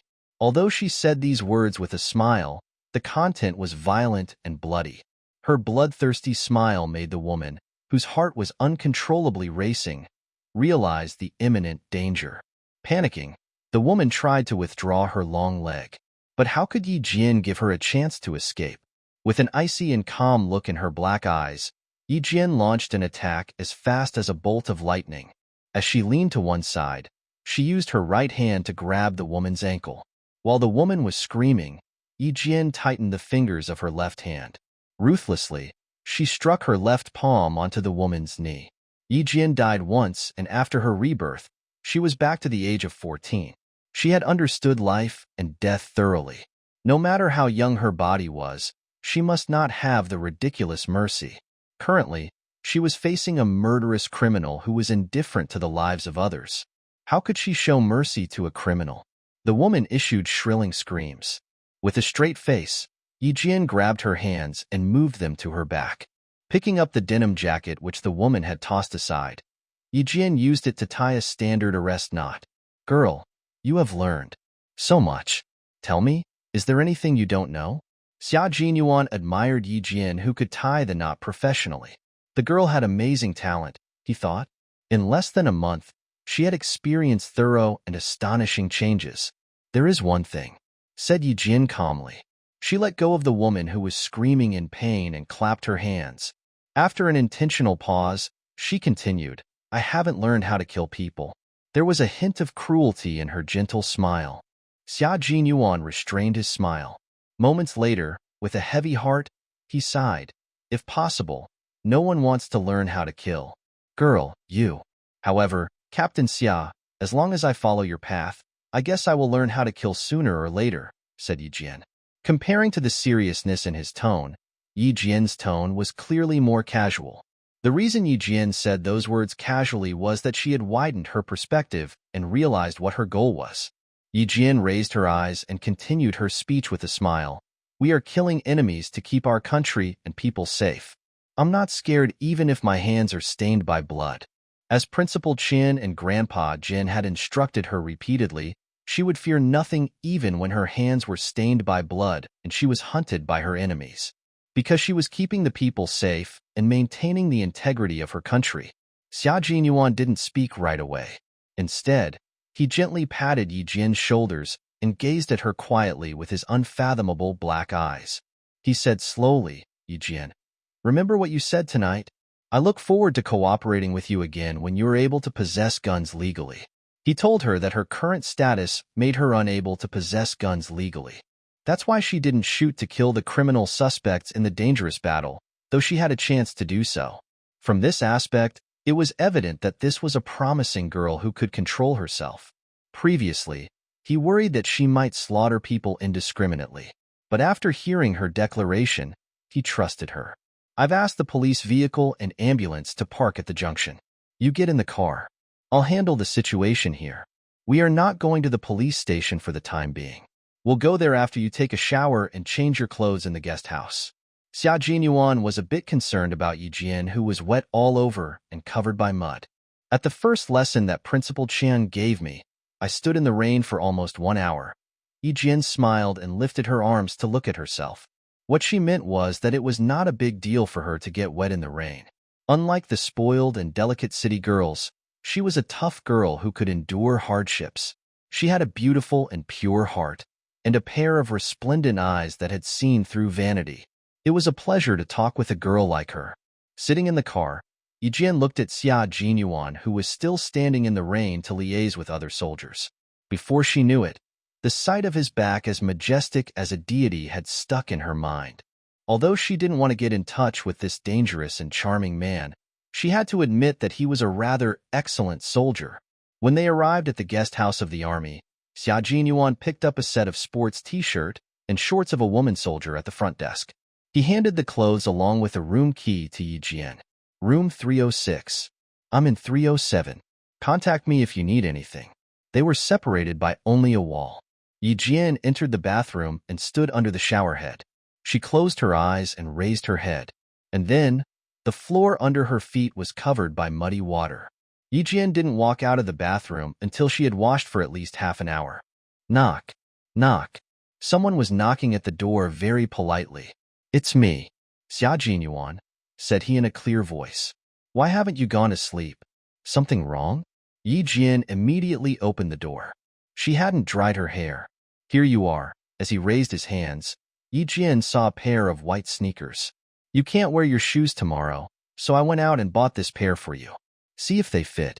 Not only did he buy shoes, but he had also prepared socks for her. Since Xia Jinyuan wasn't sure if the shoes would fit on Yijin's feet, he lowered his eyes to watch them. After glancing at them, his Adam's apple moved a bit. He immediately lifted his head and swiftly stuck the shoes and socks into Yijin's hands. The girl's feet were really beautiful. They had fair skin with a tinge of luster like pink pearls. Stop it. What the Hades am I thinking about?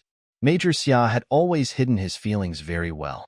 He swiftly concealed his slight embarrassment in his eyes, without any trace of an oddity on his handsome and elegant face. Go back to your room to try them on.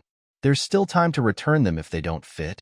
Once again, he subtly lowered his eyes. But this time, he dared not look at Yijin's bare feet, which were as fine-looking as pearls and jade.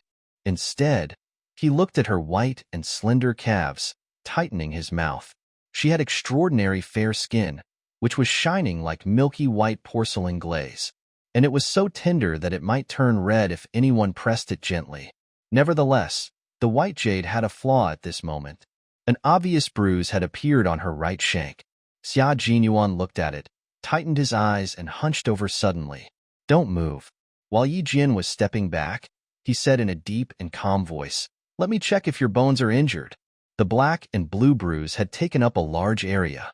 He wondered how the girl could endure it. His abrupt actions bewildered Yijin. Automatically, she took a step backward. As a result, he used his big hand to grab her ankle and told her not to move. Although she was only 14 years old in this lifetime, she lived up to the age of 28 in her past life. However, never had she ever had a romantic relationship or kissed anyone, neither in her past life nor current life. No wonder Yijin was shocked. Yijin thought that she had understood life and death thoroughly and that she was indifferent by nature. But as Major Xia grasped her ankle, she blushed, because no man had ever held her hands. She had just taken a hot shower, so her skin was as fair and tender as a shelled, boiled egg. Plus the blush on her face, she was issuing a kind of resplendent and breathtaking beauty. Lucky for Major Xia, he was paying attention to her wound only. His hand that was grabbing Yijin's ankle had slender fingers and a warm palm. It seemed that the temperature of the skin held by him was higher than that of other areas. It was so scorchingly hot that Yijin wanted to run away. No. Yijin finally calmed down. But then, she was astonished by his next movements. He knelt down on one knee, examining Yijin's injured shank, which was kicked. His jade-like slender fingers pressed the wound gently, starting from the outside, then to the middle. Embarrassed, Yijin was tense all over. Since Xia Jinyuan was holding her ankle, he knew clearly how she had reacted physically. He found it amusing. Kiddo, why are you nervous? I'm just checking your wound. Now that the man had brought up the topic, Yijin felt that her face was burning even worse. There's no way she could ignore his touch, all right? This was the first time that a man grabbed her ankle. She had never experienced embarrassment before, but at this moment, she really wanted to escape. If you step back again, I don't mind picking you up to your bed for examination. A sentence that could cause misunderstandings came from his thin lips slowly. Smiling, Xia Jinyuan raised his eyes to look at her. Yijin was speechless. She thought, Major Xia, I am actually an adult. What you just said was flirting with me. Do you understand? Major Xia did not understand. Starting at the age of 14, as he was a genius, he finished junior high and senior high courses in 2 years. At the age of 16, thanks to his excellent academic and physical performances, he was admitted into the best military school. Since then, he was surrounded by men. He had seen more sows than females all year round. Major Xia did not understand. Starting at the age of 14, as he was a genius, he finished junior high and senior high courses in 2 years. At the age of 16, thanks to his excellent academic and physical performances, he was admitted into the best military school. Since then, he was surrounded by men. He had seen more sows than females all year round. He said what he said to Yijin, casually like telling a joke, without any disrespect. Yijin sighed gently in her heart. A dangerous man. I must stay away from him. If I am not careful, he might tease me again. As Yijin lowered her head, she saw his clean and bright forehead, and his eyelashes which were thicker than that of women, and his sometimes beautiful, sometimes fierce thin lips beneath his handsome and tall nose bridge. When he was speaking, his exquisite and elegant face contained a gentle smile. It was such a pleasure to talk to him that no one would like to end the conversation with him. When he was holding a gun, the look in his eyes was like a sharp sword that is about to cut through the darkness, thus intimidating his enemies. But his comrades would feel very safe around him and trust him with their whole heart. Yi Jian had been observing him for a while before she quietly looked away. Dangerous man. She must stop looking at him.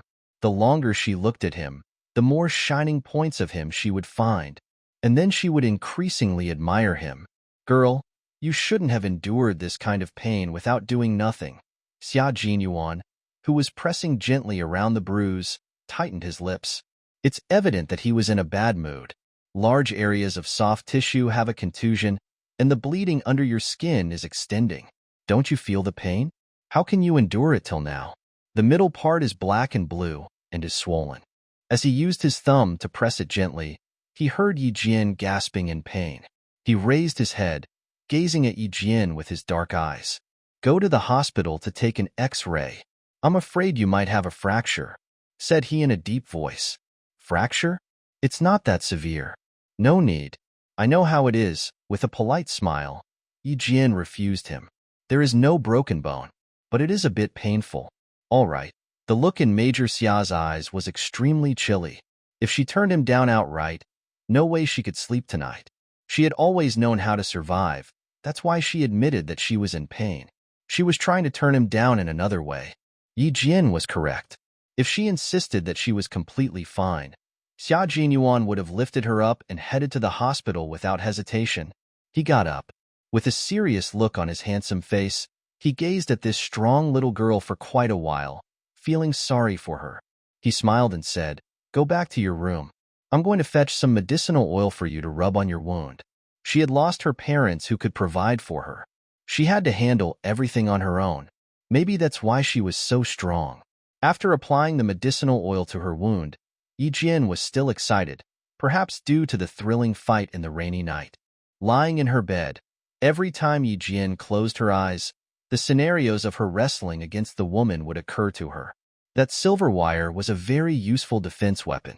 She wondered where she could get one. As she recollected what happened in that very night, she gradually fell asleep. At 7:30 in the morning, the two of them, who had finished morning jogging and had breakfast together, drove to the municipal police station. The jeep, which was smeared with dirt last night, had been cleaned up at some point and was emitting a faint smell of mint. The smell of mint belonged to Xia Jinyuan.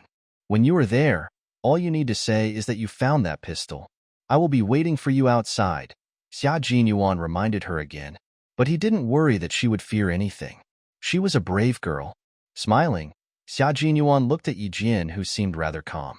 Since she had done nothing wrong, she had no mental burden at all about the upcoming interview at the police station. Indeed, she was carefree. It's not that she had done anything evil. Why should she feel scared? Before entering the interrogation room, Yi Jian smiled calmly at him. And then, she entered the room with two police officers, a female and a male. Xia Jinyuan stood outside for around 3 minutes before heading to the commissioner's office. Major Xia, take a seat. Commissioner Liu of the municipal police station greeted Xia Jinyuan warmly. From his tone, it's clear that they had known each other for years. Commissioner Liu didn't sit down until he had made a cup of tea for Xia Jinyuan. Leader Xia called me last night, and I mentioned that I saw you at the police station yesterday. He said that he hoped that you would call him if you have time. The municipal police station was subordinate to the Provincial Department of Public Security, which was subject to the Ministry of Public Security. Thank you, Commissioner Liu. Xia Jinyuan took over the cup of tea handed to him by the commissioner. Thanks to his natural dignified disposition, he kept calm in front of the commissioner of a municipal police station. He took a sip of the tea. While Commissioner Liu was smiling, he lifted his eyes and smiled. There is one thing I need your help with, Commissioner Liu. He didn't say please or excuse me. The need in his words had expressed his attitude. Commissioner Liu must help him. The smile on Commissioner Liu's face became more obvious as he heard Xia Jinyuan's words. Major Xia, you are welcome. Just tell me what to do. Haha. You have been here for half a year, and this is the first time you want my help. It was well known that in the Beijing city, Major Xia had seldom asked anyone for a favor.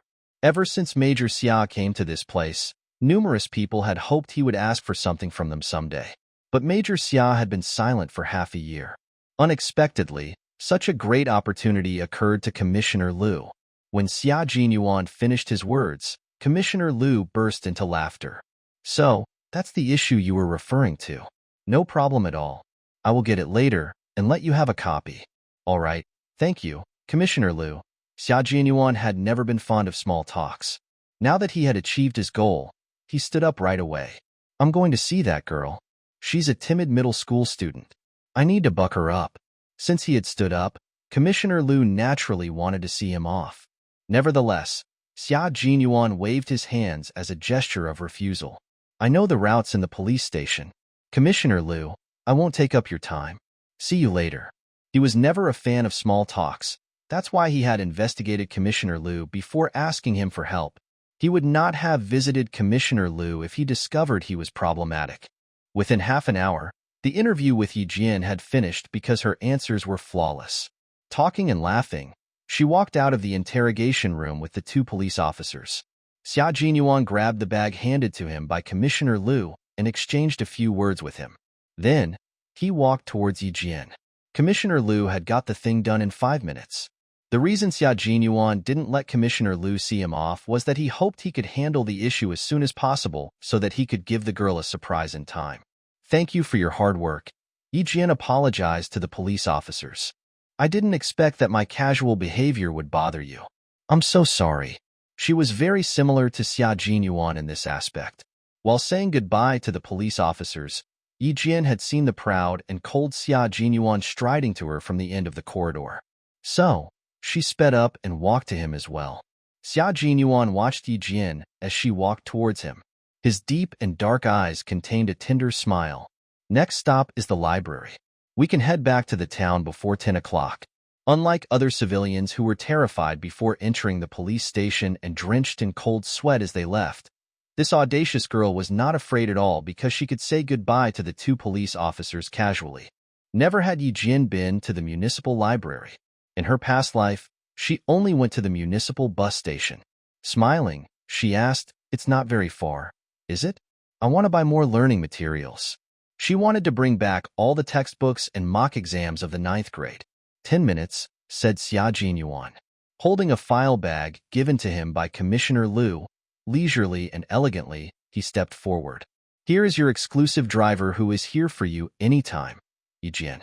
Exclusive driver. I'm afraid the public would be outraged if a major serves as my exclusive driver, thought Yi Jian. When they arrived at the library, Yi Jian went directly to the area of review materials for middle school students on the 3rd floor, choosing 5 sets of rather difficult comprehensive exam paper of the 8th grade and the highlighted knowledge and exam paper of the 9th grade. Standing next to her, Xia Jinyuan had liked to give her some advice at the beginning. As he saw her slender fingers sweeping through piles of exam paper and picking up several sets for comparison, he realized that his suggestions would be unnecessary. Xia Jinyuan was not much surprised when Yi Jian picked up the review materials of the 9th grade. Instead, he just slightly raised his eyebrows, becoming more intrigued. Are you going to review all of these within this year? Asked Xia Jinyuan as they went out of the library. He was carrying all the learning materials and the exam paper. Do you plan to spend your summer vacation reviewing these materials? Yi Jian, who had got into the car, turned around to look at the large piles of materials on the back seat. Smiling, she said casually, I'm going to learn by myself. If I can manage, I can devote the whole year of my 9th grade to training. Xia Jinyuan started his car. He remained silent for a short while. When he looked at her again, there was a subtle, astonished look in his black eyes. The whole year of your 9th grade? You mean, you were planning to study all the textbooks of the 8th and 9th grade by yourself in the first half of the year? Although he also worked hard from the age of 14 and enrolled in the military school at 16, it wasn't a complete self-study process for him. That's the plan. So far, it isn't a very difficult thing. I want to be a senior high student in the provincial number 1 middle school, which is far away from my town, so I will only come back during the summer and winter vacation. So, I must seize the time. Since she had gotten a second chance to live a life, how could she afford to waste the wonderful times? Yi Jian was extremely harsh on herself. For her, hardships were nothing. How could she disappoint Grandpa Jin and Principal Chun, who had been educating her painstakingly? So, it was really not a big deal for her to endure hardships. Xia Jinyuan gazed at her. A pearl would always shine, and the time would come for a diamond in the rough. Her persistence and endurance would lay the foundation for her success, enabling her to ascend to her peak steadily and step by step in the future. Work hard and do not let down the two seniors. Your gradual progress would be the biggest reward for them, said Xia Jinyuan gently to Yi Jian, who was working hard so as not to disappoint herself or her seniors. He was driving his car steadily to the downtown area. Yi Jian nodded slightly and picked up a set of exam paper to read slowly. Her smooth and black hair drooped onto her shoulders. Looking from one side, her face was exquisite. She was so concentrated that Xia Jinyuan could not bear to bother her. Inadvertently, he gazed at her elegant and gorgeous swan-like neck for a few seconds, and then he calmly looked away. Absorbed in the exam paper, Yi Jian didn't notice his gaze. She was calculating the last difficult puzzle. Xia Jinyuan started to get busy around 10:20 a.m. The communication device in the car beeped from time to time, and someone would report their work process from the other side. Yi Jian had finished answering one sheet of exam paper before they entered the highway. Seeing this, Yi Jian sat at the back seat to take a nap, so that she wouldn't disturb him while he was working. During work, Xia Jinyuan was poised and fierce. His words and actions displayed his noble disposition and his natural leadership, confidence, composure, and concentration. Indeed, one could learn many qualities which a soldier should possess from him. Perhaps it was because Yi Jian only slept for 2 or 3 hours last night.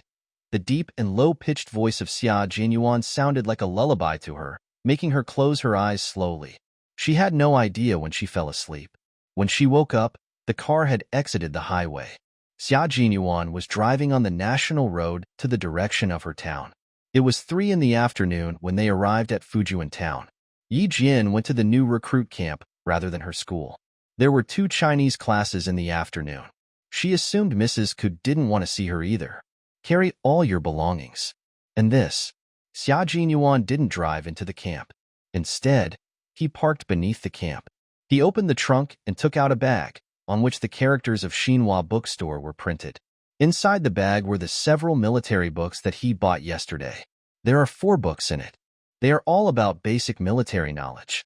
You can take a look. It was not until now did Yi Jian realize that those several introductory military books she saw in the car yesterday were meant to be given to her. She didn't turn him down pretentiously, but she took over them after a momentary hesitation. With a frank smile, she thanked him. After his car drove out of her sight, she glanced at the books presented by him. Exhaling gently, she walked over to the camp. As she returned to her dormitory, she put all of her exam papers on the shelf. She opened Xia Jinyuan's bag and was about to arrange the 4 books from him. Inside the bag, she saw a file pocket folded neatly between the books. It was the file pocket that she saw on Xia Jinyuan's hands in the police station. Yi Jian.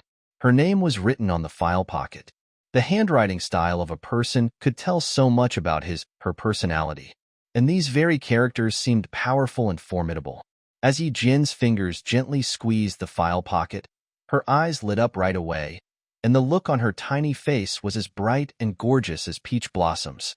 This was the silver wire, which she kept thinking about last night. Hastily, she opened the file pocket and held the coiled silver wire in her hands. She gently spread it, wrapping its both ends on her left and right hand skillfully. She felt as if the cold touch of it had penetrated into her heart. Just like last night, she wrapped the silver wire in her hands deftly, as if it was a living creature that could do anything it wanted to. Swish! With a subtle sound, the silver wire flew across the air and tightly wrapped a bedpost. When Yi Jian took back the silver wire, her eyes looked resplendent, and she became increasingly gorgeous. As she moved, she was as bright as the peach blossoms. When she was quiet, she was as elegant as the orchids in an empty valley. He gave it to me. He took it out from the police station and gave it to me. But the surprised look on her face lasted only for a moment. Very soon, her face dimmed and she frowned. Was it okay for him to give it to me? No, I should ask him about it. Or else, I can't put my mind at ease even if I accept it. Since Battalion Commander Yang was not around, Yi Jian carried her school bag, heading to school to find Principal Chun. She assumed that Principal Chun might have the answer to her question. Yi Jian kept running from the camp to the national road without slowing down her pace. In front of her was a white minivan. Inside the minivan, a middle-aged, decently dressed man who seemed like a teacher inadvertently saw her running from the rear-view mirror. The minivan kept driving for several kilometers. To the man's surprise, the distance between his vehicle and the student-like girl was almost the same as before. So, he said to the driver, "Old Huang, at what speed are you driving?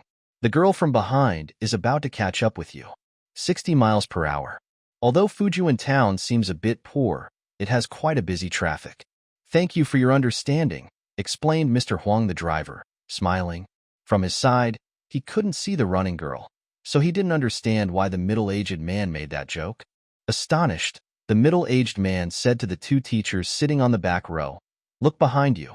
That little girl has been running behind our car for several kilometers, and the distance between her and our car is almost the same as before.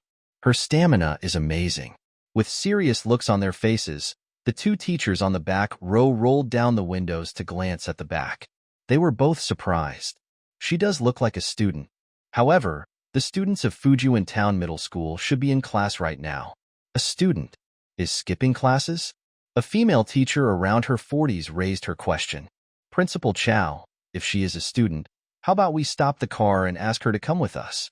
Yi Jian didn't expect that she could get a ride during her run. She got in the car, breathing a bit quickly. "Student, you hopped onto our car audaciously. Aren't you afraid that we might kidnap you?" said Principal Chow jokingly while looking at her. The two teachers, sitting with Yi Jian, looked at her with smiles, waiting for her answer with interest. "You don't have the smell of chalk dust on you, but your hands have black and red ink, and your thumbs have the red ink paste used for seals. Let me guess, you should be the principal of a school." Yi Jian spoke with a smile. Principal Chow was shocked. "You can see what my job is from these?" "Of course. When I got in the car, this teacher smiled at you politely. It's evident that she respects you very much." Why did she believe that the middle-aged woman next to her was a teacher? She had given her answer already. The woman carried the smell of chalk dust. Principal Chow burst into laughter. "But I also could be a dean of studies." Before he could finish his words, Principal Chow had thought of something, making him laugh louder. "Few deans of studies have a sense of humor. Student, you have a good observation." Since the girl had figured out that he was a principal, there's no need to guess the identities of Mrs. Song and Mrs. Zhu. In fact, not only had Yi Jian figured out that he was a principal, but she could also work out in which school he served as a principal. He should be the principal of the Provincial No. 1 Middle School since he visited the Fujian Town Middle School at this moment. Principal Chun, who had been waiting at the school entrance to greet Principal Chow, was shocked to see Yi Jian getting off the car. Why was Yi Jian coming to school with old Chow? While the two principals were greeting each other, Yi Jian bowed slightly to the two teachers. It seemed like she could only visit Principal Chun when he was available. Instead of going to her classroom, she headed to Injiasen's dormitory directly, waiting for the end of the last class. "I just ran into one student of your school. She's not bad." Principal Chow mentioned Yi Jian, whom he encountered on his way here as soon as he entered the office. He seemed extremely intrigued by her. "She has good stamina. Is she a student with sports specialization?" Principal Chun felt proud as Principal Chow admired Yi Jian. Smiling, he said, "Yi Jian. Her name is Yi Jian. Old Chow, you have a sharp eye as always." He turned around and picked up a glass of brewed tea, handing it to Principal Chow.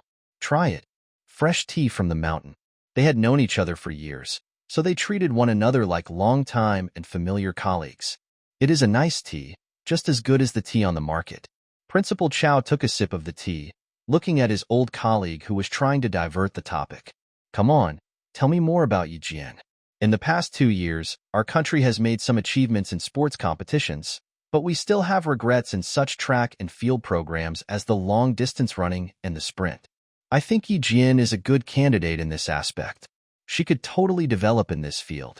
Principal Chow, once an athlete, had always been fond of discovering students who had potential in sports in every middle school.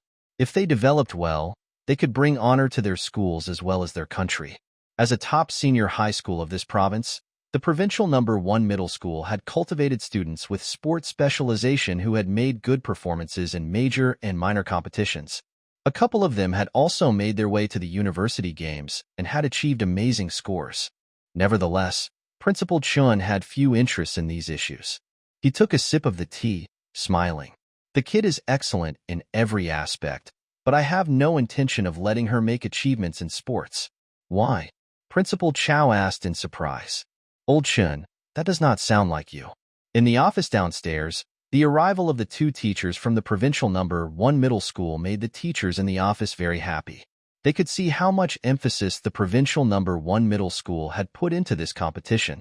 Piles of exam paper from the provincial #1 middle school were handed to the head teachers of the 8th and 9th grade. Suddenly, the entire office was filled with the thick smell of ink, as if the office had turned into a sea of knowledge. As Mrs. Ku entered the office, she saw Mrs. Liu, the head teacher of Class 1, recommending the top students of her own class. With a sharp and contempt look on her face, she issued an almost inaudible humph from her nose. And then, she assumed a completely different look. With a bright smile on her face, she walked over to her colleagues. When Mrs. Liu saw her entering, she smiled and said, "Mrs. Song, this is Mrs. Ku of Class 2. Ying and Yi Jian, the two sisters that I just told you about, are the students of Mrs. Ku." At the mention of Yi Ying, the smile on Mrs. Ku's face was rather bright. But as she heard Yi Jian's name, her smile froze instantly. "Mrs. Liu, have you finished? Do you mind me having a few words with Mrs. Song?" Mrs. Ku, who believed that Mrs. Liu had made things difficult for her, glared at Mrs. Liu and said sarcastically with a fake smile on her face, "I should be the one talking about the students in my class. I'm afraid you don't know them very well, Mrs. Liu." All the teachers in this office were accustomed to her harsh tone, so Mrs. Liu didn't take it seriously. Smiling, she distributed the exam paper from the provincial #1 middle school to the teachers responsible for the respective subjects.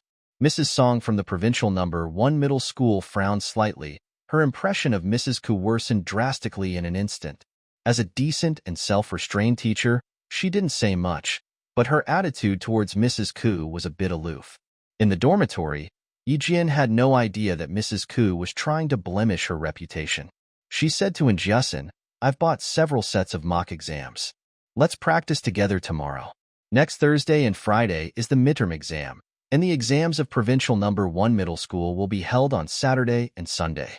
It's a bit tough to take exams for 4 days consecutively." She also sighed, which made Jiasun roll her eyes. "Come on, you are the one under the least pressure in our class. You even asked for leave. You have no idea how stern Mrs. Ku's face was today. Every student had to tiptoe, for fear of upsetting her. Yi Jian, none of us dared to approach her. We are looking forward to your comeback and you destroying Mrs. Ku's straight face." Zhang Na, who was in the same dorm, expressed her feelings. "Are you sure I can do that?" Yi Jian raised her eyebrows. With a smile in her eyes, she looked at those girls who were nodding as approval.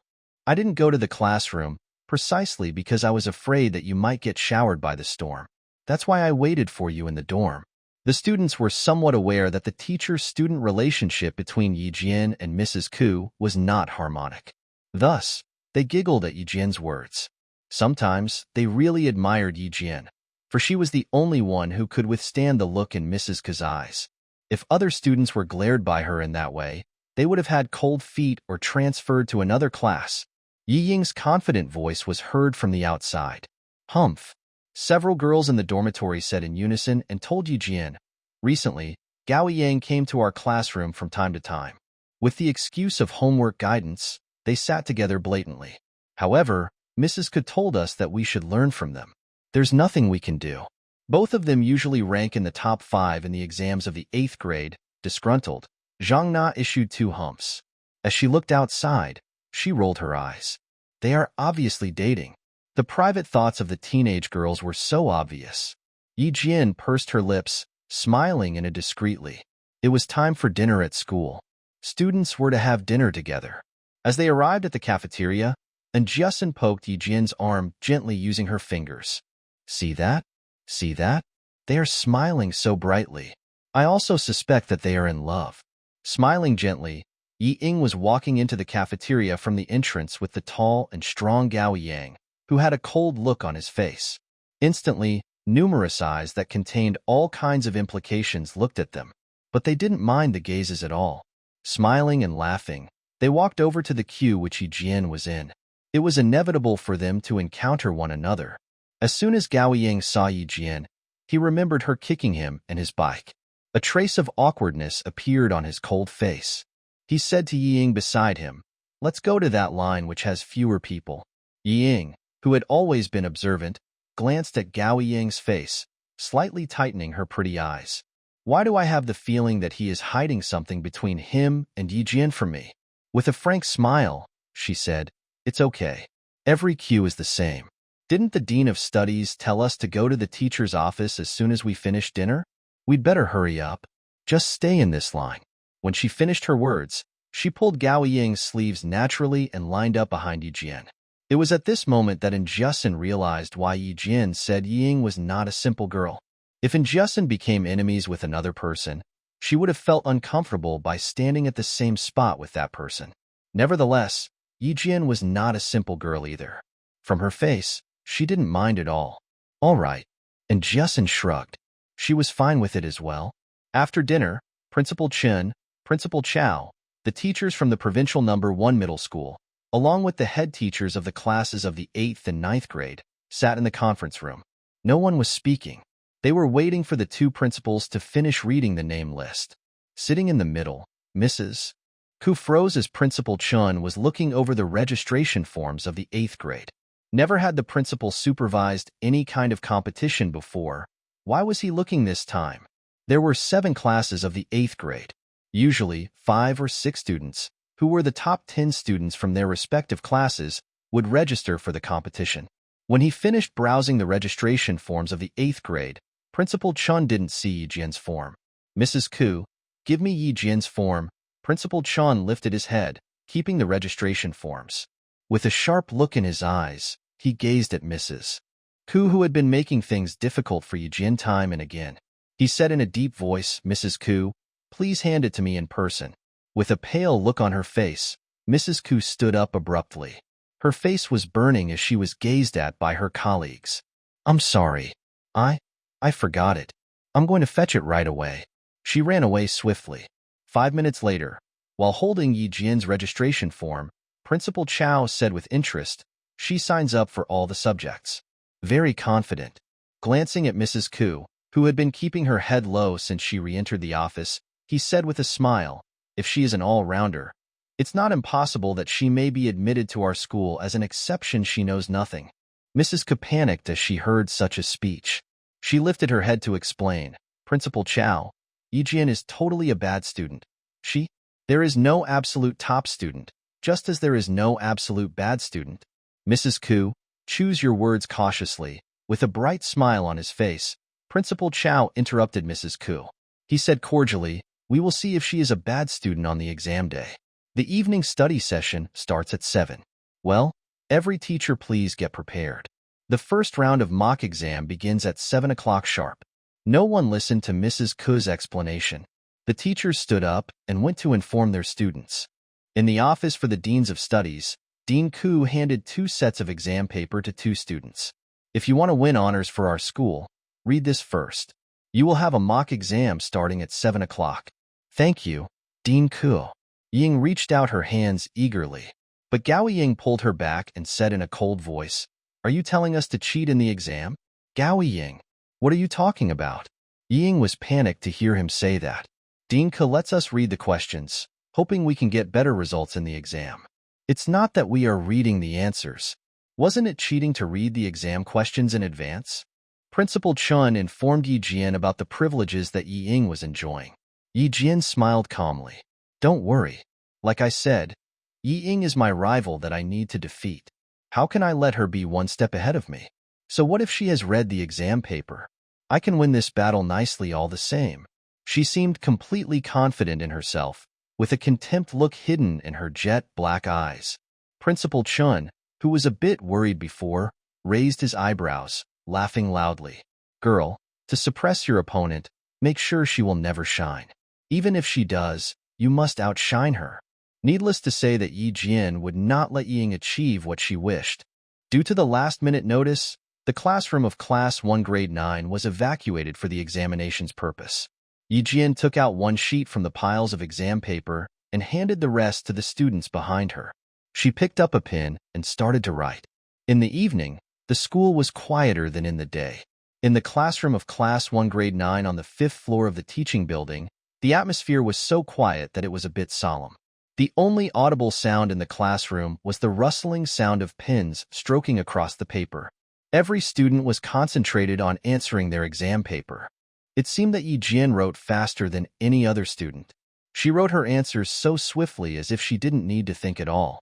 Without any pause or hesitation, she just wrote her answers smoothly as if she was taking down notes in class.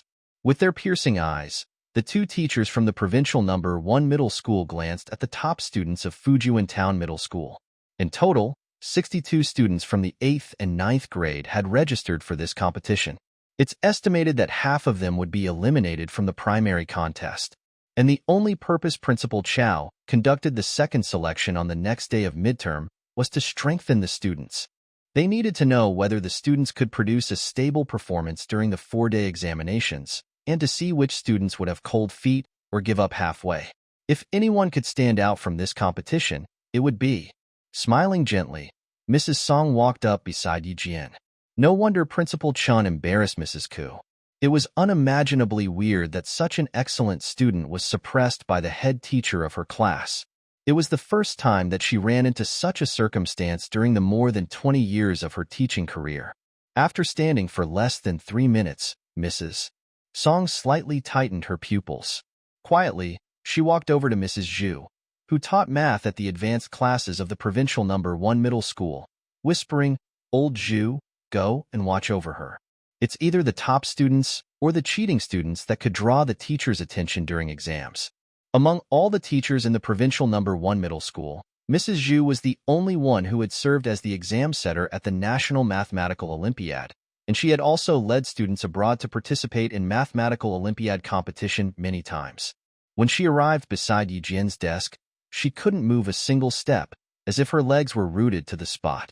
Since the two teachers alternately stood beside one student's desk for a long time, they had accidentally drawn the attention of some students. Yi Ying was one of them. At the sight of this, the look in her eyes was as gloomy and cold as dirty well water. The ballpoint pen in her hands was about to be broken into two. She was exerting so much strength that the veins were visible from the back of her hands. No matter how concentrated Yi Jian was, it is hard to ignore such a cold and dirty glare. Calmly, she raised her eyes to look in front in a casual way, gazing at Yi Ying, who was a row away from her, for a few seconds. She gave Ying a scornful smile. Her smile, so unpleasant to look at, also contained her disdain for me. Ying gritted her teeth. Her eyes became colder and gloomier. She glared at Yi Jian. As she was about to freak out, something seemed to occur to her. She took a deep breath, controlling her mood, and looked away by biting her tongue. No, I cannot let Yi Jian influence me. Dad is correct. Before I become strong enough to deal with Yi Jian, the first thing I should learn is tolerance. Yi Jian had observed Yi Ying's reactions. As she lowered her watery black eyes, the look in them became a bit chilling. The reason behind Yi Ying's success in her past life, apart from her capabilities, was that Yi Zhifan offered advice to her. The last question, can't you solve it? Mrs. Zhu felt anxious because Yi Jian hadn't written for a long time. It's a bit difficult, but you have learned the knowledge, which the question is testing on, in your 8th grade. Think about it. The last question was about geometry, which also appeared in the Provincial Junior High Mathematical Olympiad 2 years ago. It was difficult, but was not unsolvable. Yi Jian paused her calculation because she and Yi Ying were staring at each other. She didn't expect that the teacher watching over her would get nervous. She resumed putting pen to paper, writing down her solving process one by one. In the end, She wrote the correct answer. As soon as she finished writing her answer, the teacher grabbed the exam paper from her, saying, "Sit still. Don't leave until I finish grading your paper." The first person to hand in the exam paper could always bring tremendous pressure to the rest students. Gao Yang, sitting at the very last seat, tightened his thin lips. She was so fast. Had she finished? Or was she caught cheating? No, not right. If she was caught cheating, the teacher would not have seemed excited, and she could not have been sitting quietly in the classroom. So, she had finished the exam. Gao Yang couldn't conceal the astonishment in his cold eyes. Frowning, he automatically looked at the direction where Ying was sitting. He saw that the girl, on whom he had a crush, was not affected at all and was concentrated on working on the problems. So, he slowly stopped frowning. Mrs. Zhu, standing behind the podium to grade Yijian's paper, was admiring her quietly. It took her the least time to score full marks. No wonder Principal Chow visited this township middle school in person. There were indeed talents in this school. While the rest of the students were still working on the problems, Mrs. Zhu had finished grading Yi Jian's exam paper. Not bad. You may leave the exam room now.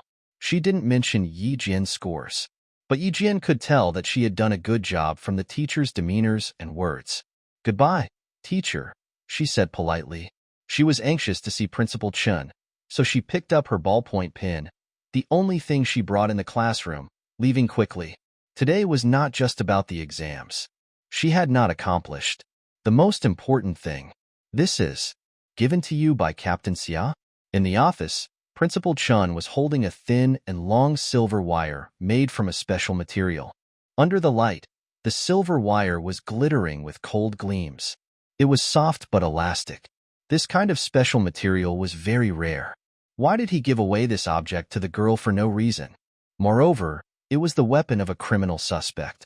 The girl was not the only one who wanted to know the answer. Principal Chen wanted to know as well. You may keep this wonderful gift. If you return it, you will be turning down Captain Xia's good intention. Smiling, Principal Chen gestured Yi Jian to reach out her hand. Again and again, he wrapped the silver wire around Yi Jian's thin and white wrist. This is a good item. Just keep it. It was good stuff. It also looked nice when it turned into a bracelet. Most importantly, it was not against the law to possess it. Shocked, Yi Jian stuttered, Isn't this using power? Haha. Silly girl, Principal Chen laughed even louder as he saw the obvious astonished look on her tiny face and the faint concern in her jet-black eyes. Girl, just keep it because it is given to you by Captain Xia. No need to worry about anything else. If Principal Chen told her to keep it, then she could definitely keep it. Then I will keep it, answered she smilingly. To be honest, I really like it. I was worried that Captain Xia would be affected if I kept it. So, I came to see you, hoping you could put my mind at ease. Clever kiddo. Principal Chen laughed louder. She was a girl with integrity. When he finished laughing, he asked Yi Jian about the exams. As Yi Jian smiled gently, her eyes brightened up. Rest assured, I am always true to my words. She had memorized what she had said and done, and what others had said and done as well. Because Principal Chow was still in school, Yi Jian would have to finish her training on her own tonight. After saying goodbye to Principal Chun, she jogged away from the school, heading to the new recruit camp. Gao Yang was pushing his bicycle, waiting for somebody. He saw a slender figure run across the school gate that was lit up with yellow lamps and disappear into the night. That figure was Yi Jian. 2 minutes later, Yi Ying, the person he was waiting for, jogged towards him. Unlike the swift and vigorous Yi Jian, Yi Ying was like a tender flower.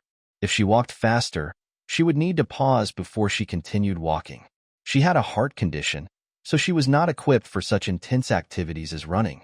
What kind of person is Yi Jian? Asked Gao Yang, bewildered. With Yi Ying sitting on the back of his bike, he had been riding for a distance. In the cold evening wind, the boy's voice was deep and coarse. Previously, I didn't find any strength of hers, but now, it seems like she has been hiding her talents on purpose. He raised such a question just out of his pure curiosity. Instantly, Yi Ying was blue in the face, grabbing the boy's shirts tighter.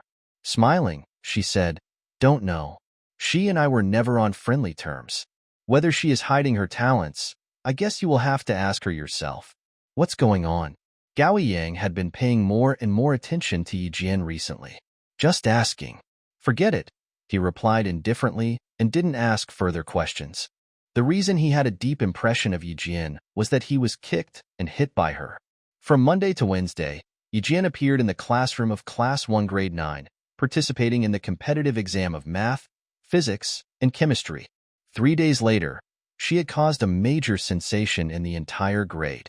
Some hostile gossips started to circulate in school. The gist of the gossip was that the students who had poor achievements always created more trouble. Hear that? The inferior students always cause more trouble. Humph. I need to add that the ugly always make more troubles. As soon as Yi Jian entered the classroom, she heard He Jimin speaking gloatingly. She could tell that He Jimin said that deliberately so that she could hear it. Lower your voice. Frowning, Tanwei pulled He Jimin's sleeves. Why? Every word I said is true. He Jimin would not miss the opportunity to humiliate Yi Jian. She stood up, lifting her chin aggressively. She is embarrassing herself. Can't blame the onlookers for judging her. Hearing this, and Jiasin was furious. Rolling up her sleeves, she was about to rush over to He Jimin. He Jimin, if you are capable, you can take the exams as well. If she is qualified, she would have taken every exam, said Zhang Na gently. Only the losers cause trouble everywhere. Standing between Zhang Na and Jiasin, Yi Jian patted on their shoulders. With a subtle cold look in her eyes, she glared at her front with a fake smile. You know why I don't want to talk to some kinds of people? It's like, if I glance at her one more time, I would have nightmares for days. It is true that the ugly always make more trouble. How could she not retaliate now that He Jimin was bullying her so blatantly? As required by the etiquettes, she should, of course, return the favor. He Jimin's face twisted as she heard Yi Jian say she was ugly. She rushed at Yi Jian as if she was about to bite her. Yi Jian, you will pay for your pride. You sure you want to fight? Yi Jian walked out from the crowd. The look in her eyes became more chilling. Smiling, she said, you really have a bad memory. All right, you will learn to remember your mistakes from this fight. With a straight face, Ying had been listening to their conversation for a long while. Grabbing He Jimin, who was dashing out, she whispered, class is about to start. You want to be scolded by a teacher? She almost forgot that Yi Jian was a good fighter. 1 second ago, He Jimin was still arrogant. At the mention of the past, she was dejected immediately. Avoiding eye contact with Yi Jian, He Jimin went back to her seat, crestfallen. At the sight of this, the surrounding classmates more or less looked down on He Jimin. Not only did she bully her classmate, but she was also as timid as a rat. They wondered why she had the confidence to go against Yi Jian. At noon, the names of the students who had registered for the competition of the night were heard from the school broadcast. When Yi Jian's name was heard from the broadcast again, the students in the entire school gasped in astonishment. Yi Jian from Class 2 Grade 8 even registered for the English exam. English was the weakness of this township middle school. Could she manage? Or was she really doing this beyond her means just to be impressive? Having lunch at the staff cafeteria, Mrs. Huang, an English teacher, issued a long sigh as she heard Yi Jian's name. She was uncertain whether Yi Jian could pass the exam, but at least one student from the 2 classes of the 8th grade that she taught had signed up for the exam. When Yi Jian registered for the math, physics, and chemistry exams, she didn't cause much reaction. But as the students learned that she had signed up for the English exam, their reaction was huge. Wherever the students were gathering, the person they talked about the most was Yi Jian. As for the boys, the most they talked about was Yi Jian's appearance. And when it comes to Yi Jian's appearance, no one said she was ugly. I didn't find her pretty before. However, the more you look at her, the more beautiful she is. She has a tiny and exquisite face. More importantly, do you find that she has a sort of inexplicable disposition? Hey, you find it too? I thought it was only my illusion. Is she wearing our school uniform in the wrong way? I don't think she should be wearing the school uniform. You should not be concerned about these matters right now, should you? Gao Ying put down his spoon as he heard the irrelevant discussions among the boys of his class. Sneering, he said, do you think she can pass the English exam?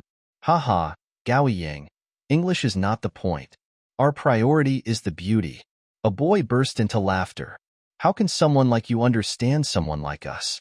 Gao Yang tightened his lips. Could Yi Jian pull off the English exam? After a long while, he humphed slightly.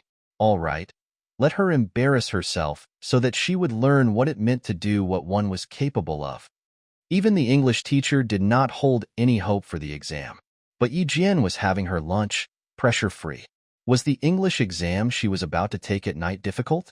Could it be more difficult than those obscure, tongue-twisting books of medical courses with especially long words? At this moment, the students did not hide their discussion of Yi Jian anymore. The moment they saw her, they would say, "That is Yi Jian from class 2. She?" Last time, Yi Jian astonished over 30 students with her extraordinary memory. This time, she had become a sensation in the entire school in another way. She was so sensational that every student was mentioning her name by Thursday afternoon. The students who had witnessed Yi Jian's super retention had a vague feeling that the exam might not be a difficulty to her.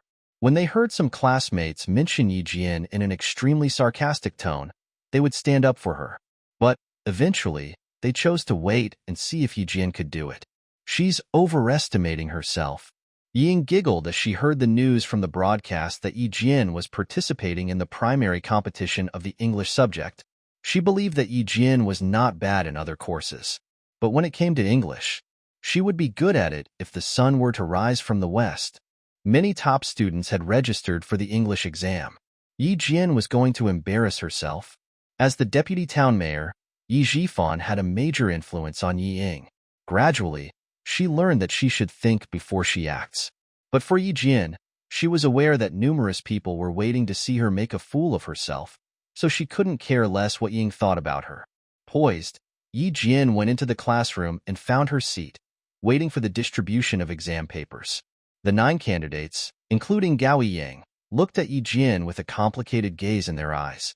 Among all the students in grade 8 and grade 9, these 9 students were the best at English. And what gave Yi Jian of class 2 grade 8 the confidence to sign up for the English exam? Sitting in a corner, Gao Yang pursed his thin lips so tightly that they became a straight line. Why? Why did she have to embarrass herself in school? Numerous classmates were waiting to see her become a fool. Couldn't she just lay low for a bit? The teachers hadn't arrived yet. Gao Yang stood up, walking over to the back of a girl. Despite the cold look on his face, he said to the girl politely, "Hello, could you please switch your seat with mine? There are only 10 people in this exam.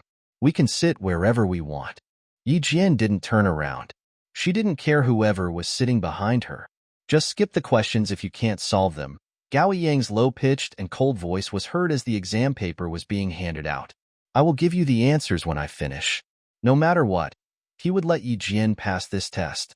He would not allow those gossiping students to say anything bad about Yi Jian.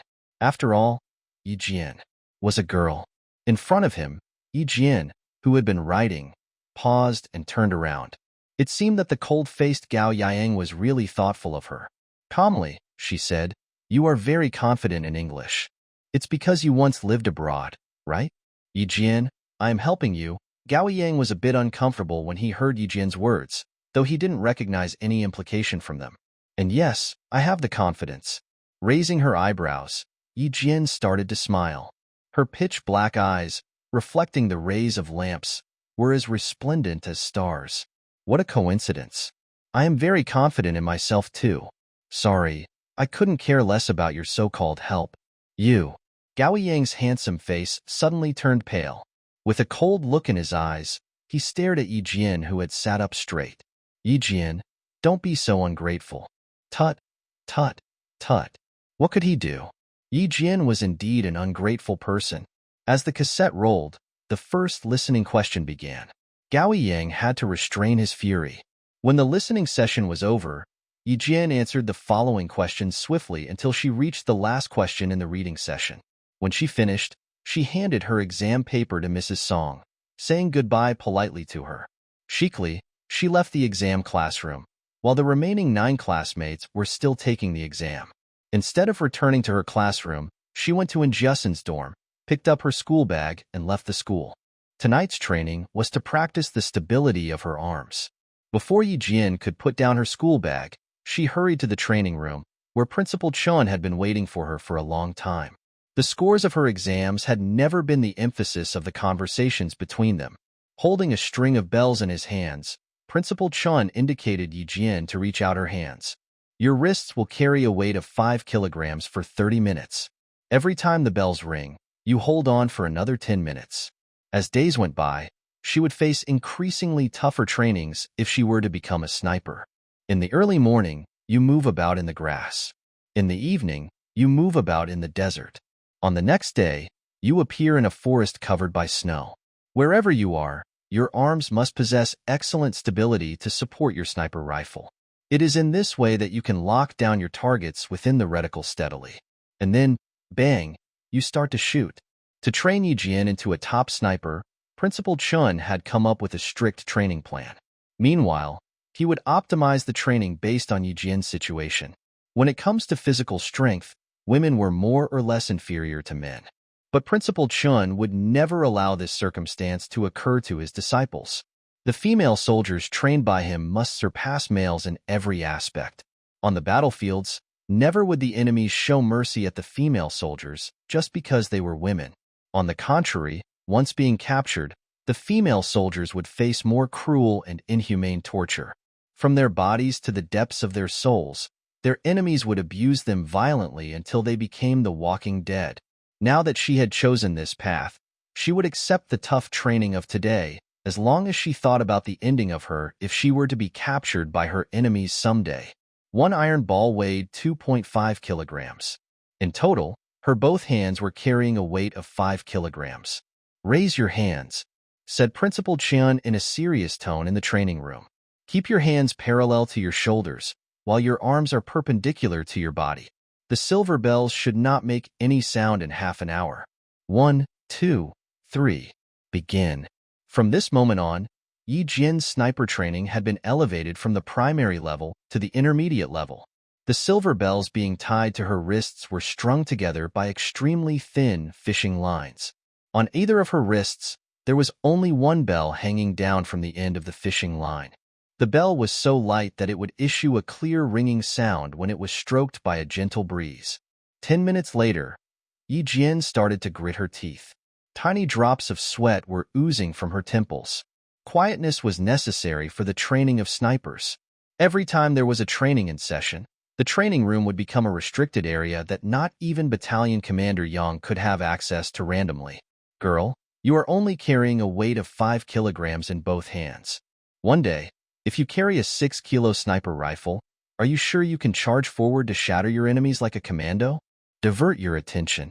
Ignore the existence of the weight. Under the guidance of Principal Chun, Yi Jian was like a small tree rooted in the fertile soil and was growing stronger day by day.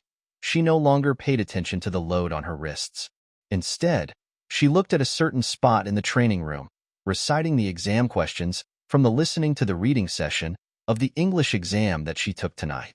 Her amazing persistence and her talents had astonished Principal Chun time and again. Even though Principal Chun had already known that she was excellent, he couldn't help but marvel at her every time he witnessed her capabilities. Carrying the weight of 5 kilograms for half an hour without shaking the silver bells. Even for a male soldier who just received the intermediate-level sniper training, it would be hard to accomplish the task at his first attempt. Nevertheless, Yi Jian, a girl, did it. Running across her pretty chin, her sweat flooded into her collar. Her clothes that had been drenched in sweat were the indication of the tremendous efforts made by this slim girl. Delighted, Principal Chun looked at the time. He was about to stop the training immediately when half an hour had passed away. As the saying goes, the excess is just as bad as the deficiency. He would train her step by step. Yi Jian was so intelligent that Principal Chun had nothing to worry about. He just needed to train her according to the original plan. However, she was unaccustomed to the sudden lightness. Shaking her wrists gently, Yi Jian, who hadn't wiped off her sweat, smiled and said, I wouldn't have noticed that half an hour had passed by if you didn't remind me. For a short while, she had a sense of emptiness because she was abruptly pulled away from her training, which she felt was getting more and more enjoyable. You've done very nice until now. No need to rush it, Principal Chun took out a bottle of medicinal oil and poured some in his hands. Give me your hands. It's not bad that you can successfully hold on for half an hour at your first attempt. Her wrists, which had carried weight, seemed fine for the time being, but sequelae would occur later. Using medicinal oil to promote blood circulation could alleviate the sequelae. When you finish your exams on Saturday, I will go back to the village with you. You must learn well from the senior. He is a Class A Master Sergeant, and he has so many skills that you cannot learn all of them throughout your whole life. Principal Chen instructed Yi Jian patiently like a father after the training. It will be beneficial to you if you can apply what you have learned to your life. You will keep on carrying 5 kilograms for 3 months. After that, I will add weight to your wrists until they can carry 10 kilograms. A top sniper, when carrying a 10-kilo rifle, could still move about swiftly and lay down in time to shoot the targets. Yi Jian would know she was ready if she could do this. Yi Jian had always endured these kinds of hardships and hold on to the end. Smiling, she said, 10 kilograms marks the end of a phase, doesn't it? If I can manage, I can go on to the next stage, right? The medicinal oil was exclusively available in the army. As it was applied to her skin, she felt scorchingly hot, indicating that the oil had an excellent effect. You can totally do that if you persist. Principal Chen almost poured out half of the medicinal oil from the bottle. He didn't stop rubbing Yi Jian's wrists until they were red. Your hands might suffer during your exams tomorrow. The next day, Yi Jian woke up. Her hands were in so much pain that it was a bit difficult for her to hold her water glass. It was not until then did she realize why Principal Chun said she might suffer in the exams. Her muscle soreness and pain were a bit alleviated after she pressed a hot towel and sprayed some muscle-relieving agents onto her wrists. Did you not sleep well last night? As soon as Jiasun entered the classroom, she walked directly over to Yi Jian, who didn't seem well. Why do you look so tired? It's not that she did not sleep well. Her arms were suffering from unbearable pain. Placing her arms onto her desk, Yi Jian said, "Come, rub them. My bones are hurting." There were no obvious injuries on the surfaces. The sourness and pain came from her muscles and ligaments. She probably couldn't even lift her arms if she had not applied the medicinal oil to her wrists. You freaked me out. I thought it was because you failed the English exam last night. And Jiasun rubbed her arms right away. She asked in a whisper, "How was it?" "The English exam." Him, said Yi Jian, comfortably with her eyes closed. Smiling, she replied, "Have I ever let you down? Just wait. I will surprise you." And Jiasun almost jumped up from her seat. "Good for you. Are you planning to win the Grand Slams?" Chicly, Yi Jian raised her eyebrows and answered, "Why not? Although I don't mind the gossips, the non-stop buzzing sounds of a few mosquitoes bother me. I will use my actual strength to silence them." If she could show her actual strength, she would make the skeptics shut up and no one would gossip about her anymore. Anyway, don't you think our school has put great emphasis on this competition? And Jiasun moved closer to Yi Jian and whispered. She put her mind at ease when she heard Yi Jian's speech. Even the midterm exam is delayed. The competition must be unusual. Smiling, Yi Jian didn't say anything, but the look in her eyes indicated that she agreed with Jiasun. Of course, it was unusual. Principal Chun had already known Yi Jian's scores. He tightened his eyes slightly. A while later, he said, "The kid has a different goal, but she sure is willing to do whatever that will bring honor to the country. Nothing can be done about it. The competition is being conducted throughout the country. Your school, as well as other schools, has postponed the midterm exams," said Principal Chow in a deep voice. His face, which usually was brimmed with smiles, had a serious look at this moment. "We lost 3 years ago. We will not allow another defeat this time. Only 12 students will be selected as representatives for our country. Yi Jian has a great chance to stand out." As of yesterday, throughout the national education system, there were only 6 candidates who achieved the Grand Slams in the primary competition. Not only had Yi Jian reached the Grand Slams, but she had used the least time to finish the exams. "Old Shin, you should try to persuade Yi Jian." Just as Jiasun had said, this competition was rather unusual, which was evident from the demeanors and words of Principal Chow. Not only had Yi Jian and Jiasun sensed something extraordinary, but most students had speculated the significance of the primary competition. It was the first time that the midterm exam in their school was postponed due to an academic contest. Yijin handed in her exam paper a bit slower than before. She was indeed at a disadvantage because of the pain of her hands. Noticing this, Ying smiled with contempt. Could she produce a normal performance in the exams consecutively? No way. When Yijin was concentrated on answering her exam questions, the invigilators stood next to her, for they wanted to see if this sensational girl in school was really talented. After 2 days of exams, the teachers had the answer. When the politics exam was finished in the afternoon, the students in the entire school felt a sense of relief and started to compare their answers. Come on, let's compare our answers. I sense that so many of mine are wrong. There were 2 fill-in-the-blank quizzes that I didn't do because I forgot the dates of the events. While the rest of the students were comparing their answers with each other, the exam papers of Yijin had been graded and were delivered to Principal Chen. It happened so fast that Mrs. Ku, the head teacher of Yijin's class, didn't have a chance to glance at her exam papers. Yijin, who had no habit of comparing answers, were drawn in the discussing crowds. Wow, you've got this one correct. I didn't recite it. Ying, you are amazing. Jimin gasped in admiration because she had copied plenty of the answers from Ying, who had done pretty well in the exams. And then, rolling her eyes at Yijin, Jimin giggled and mocked her. Looks like someone is still arrogant. We can wait and see when she cries. Let her have her moment. She will cry when she sees her scores. Although Jimin didn't dare mock Yijin in her face any longer, she was getting meaner in private. Did you see that she shook her hands frequently in the exams during the past 2 days? Oh, I bet it's because she didn't know how to answer the exams. Ying didn't stop Jimin's speech. She was like a spectator waiting to see how the episode would end. Someone would help her bully Yijin when she did nothing. Let's see how she will make a fool of herself. When she is too embarrassed to come to school, she'd better drop out. Xia Sifeng echoed with her and said in a jealous tone, make her realize that it's foolish for her to show off when she makes a little progress.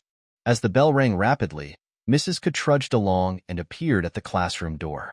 She was furious when she saw the rowdy classroom. There was a contemptuous sneer in Mrs. Ke's eyes as she glanced at Yijin. Thump, thump, thump. Mrs. Ke strode onto the podium, pressing the duster hard against the blackboard. She pointed at Jimin, who was still talking loudly. Jimin, get over here. Are you bragging about how bad you were in the exams? Moments ago, Jimin was high and mighty. Mrs. Ke's face looked increasingly awful due to the blatant defiance of her student. Stand here until the lesson is over. Where's the authority of a teacher if one after another student of hers became disobedient? With an indifferent and sarcastic look in her eyes, Yijin glanced at Mrs. Ku, who was obviously trying to find fault with her. Sitting at her seat leisurely like an audience, she enjoyed this confrontation between the teacher and the student. Eventually, Jimin stood beside the podium with a blushing face. Tomorrow, these students should come to school as usual and participate in the last exams. Yi Ying's name was the first one to be read aloud. Mrs. Ku read it with a proud look on her face. In total, 7 students of this class had registered for the contest, while Mrs. Ku had only read the names of 5 students. Yijin and a boy who signed up for the chemistry exam were omitted. Giggling, Xia Sifeng said to her deskmate, so humiliating. If I were her, I would have been too embarrassed to come to school. The implications in her words were easily understandable. Xia Sifeng's giggle indicated that she was mocking and ridiculing someone. Jimin, who had been standing with her head low, lifted her head with a gloating sneer in her eyes. Shame. What a shame. If every student learned about this piece of news, did she have the guts to come to school again? Ying also smiled gently. Haha, this should be fun. You've overestimated yourself by trying to soar up into the sky. Oh, you shall fall pretty badly. Seated, Yijin was not affected by the derision of her classmates. She was as calm and poised as a decent person who was living in solitude. The night before last, Principal Chun had said that he would be returning to the village with her on Saturday, which meant that she didn't need to take the exams on Sunday. Carefree, she left the school, but in Jessen, Zhang Na and Zhang Bin worried about her dearly. On Monday, Yi Jin came to school. People were pointing fingers at her along the way. Very well. The entire school was aware that she didn't take the exams on Sunday, indicating that she had made a fool of herself. She must have not passed a single exam. As she entered the classroom, the classmates who were on friendly terms with her were concerned about her. The voices of He Jimin and Xia Sifeng were especially loud in the classroom. When they saw the arrival of Yi Jin, their laughter became sharp and piercing as if demons were being born. Unfortunately, their laughter didn't last very long. Mrs. Koo was a bit cocky because Yi Jin's name didn't appear on Saturday. Hence, as soon as she entered the classroom, her face turned jet black, the same color as the bottom of a pot. She had been cursing for at least 10 minutes and had no intention to stop. Noticing what happened at the classroom entrance, Yi Jin stood up. With a fake smile, she said, "If you keep swearing, Mrs. Koo, you might upset Principal Chen." Mrs. Koo was about to continue cursing at Yi Jin. Hearing her words, Mrs. Koo turned her head abruptly. With a calm and cold look on his face, Principal Chen was standing at the classroom door.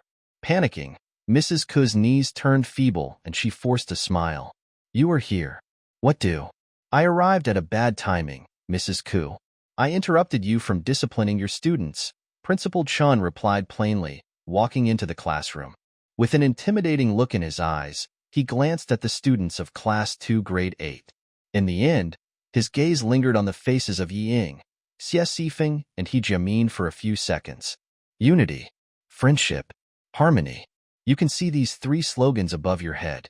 To my disappointment, I don't see such golden qualities in some students in this class. As a principal, he wouldn't mention the names of the students specifically. Nevertheless, whoever was being stared by him would understand that she was the person he referred to. Instantly, Yi Ying's face turned red. She was sensitive enough to realize that she was one of the students that Principal Chan is talking about. Some students may feel comfortable now that you have been scolding a certain student for so long, Mrs. Koo. But on the other hand, you are hurting her in an invisible way. After criticizing the students, Principal Chan lectured Mrs. Koo without any mercy. "Mrs. Koo, if you are reluctant to disclose the scores of your students, as a principal, I should help you with that. Starting with the 10th place. You should take a break after being scolded at for so long." His last sentence made the students laugh. Nobody wished to be criticized. However, unlike Yi Jin, no one was bold enough to stand up to stop Mrs. Koo's angry scolding. The ranking was being announced upward from the 10th place. The students who had heard their names exhaled in relief. Lucky for them, they had maintained their usual ranking. The top 3 was about to be announced, but Yi Jin's name had not been mentioned yet. He Jimin, the 9th place, couldn't help but laugh. When she heard that the 3rd place was Yi Ying, He Jimin clapped louder than anyone and her palms even turned red. What she didn't realize was that Yi Ying, who had always ranked at the 1st place or 2nd place, had been staring at her ferociously numerous times. The 2nd place was Zhou Liao. The applauding sound grew louder.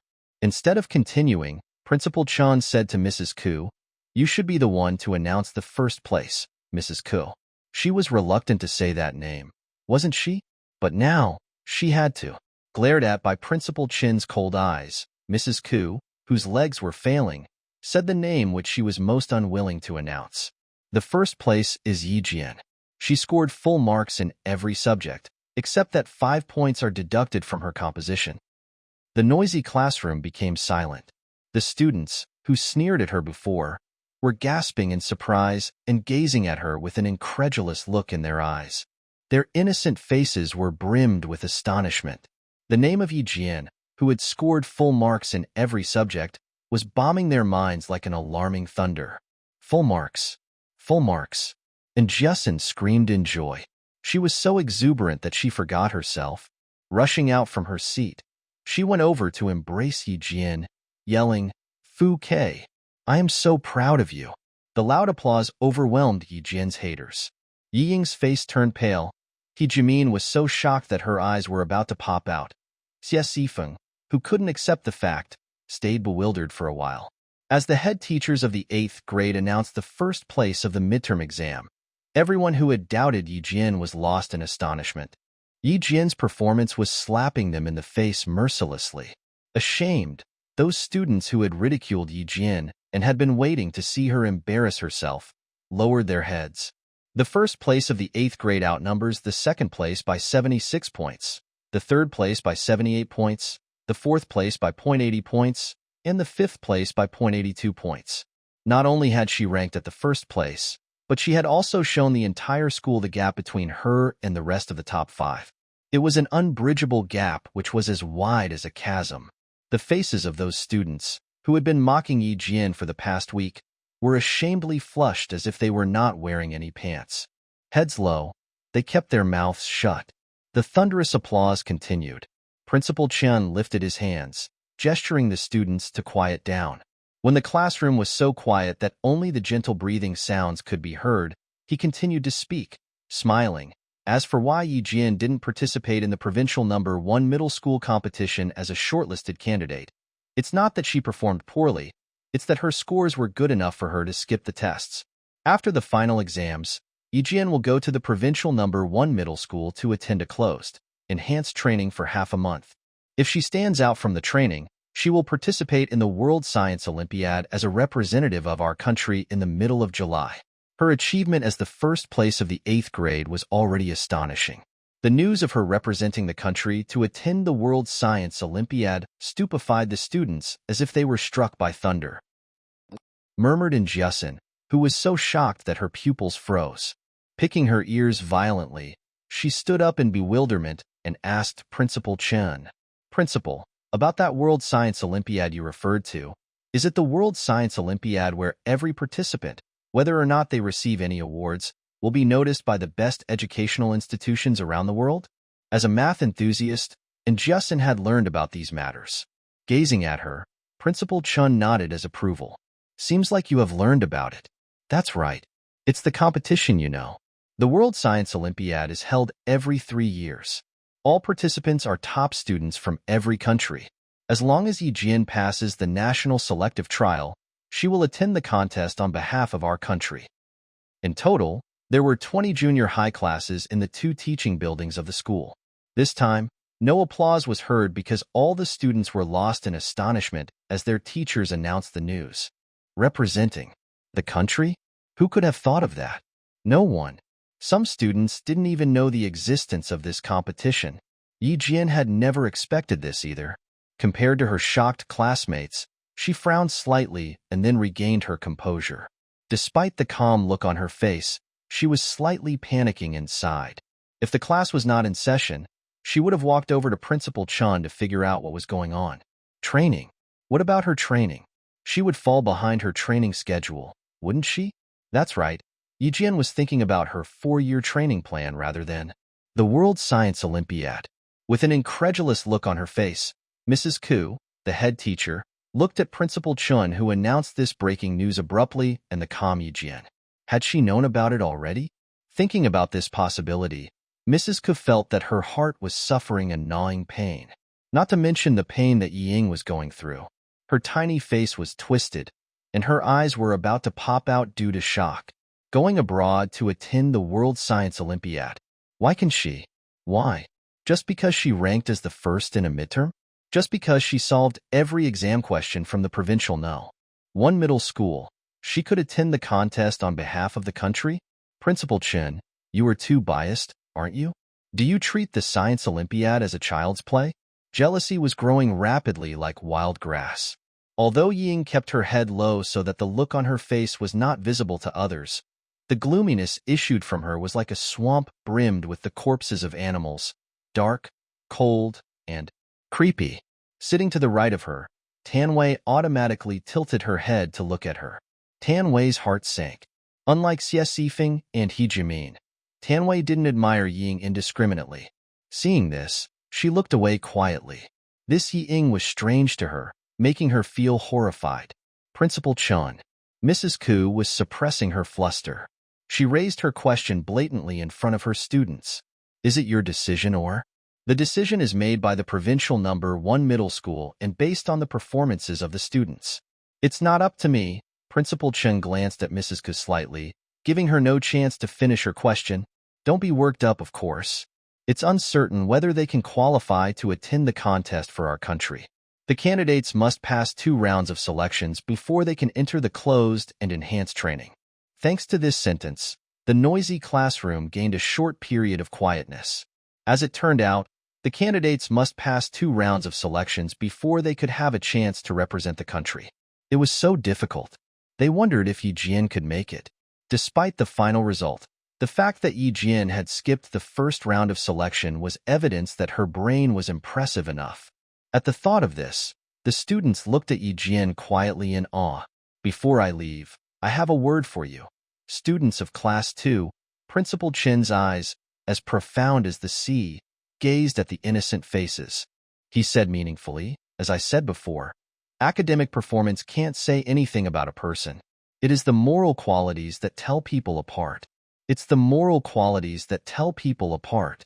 Yi Ying, who had been keeping her head low, felt so dizzy that she almost collapsed. Was he referring to her? Her? Yi Jian? Yi Jian. Gritting her teeth, Ying cursed violently in her mind, as if this was the only way to dispel her hatred inside. But she had no idea that the more she acted this way, the more despicable she seemed. For Yi Jian, this was nothing more than a trivial matter in her life. It didn't deserve to make her too happy about it. Of course, her scores had silenced her skeptics, thus saving her a lot of trouble.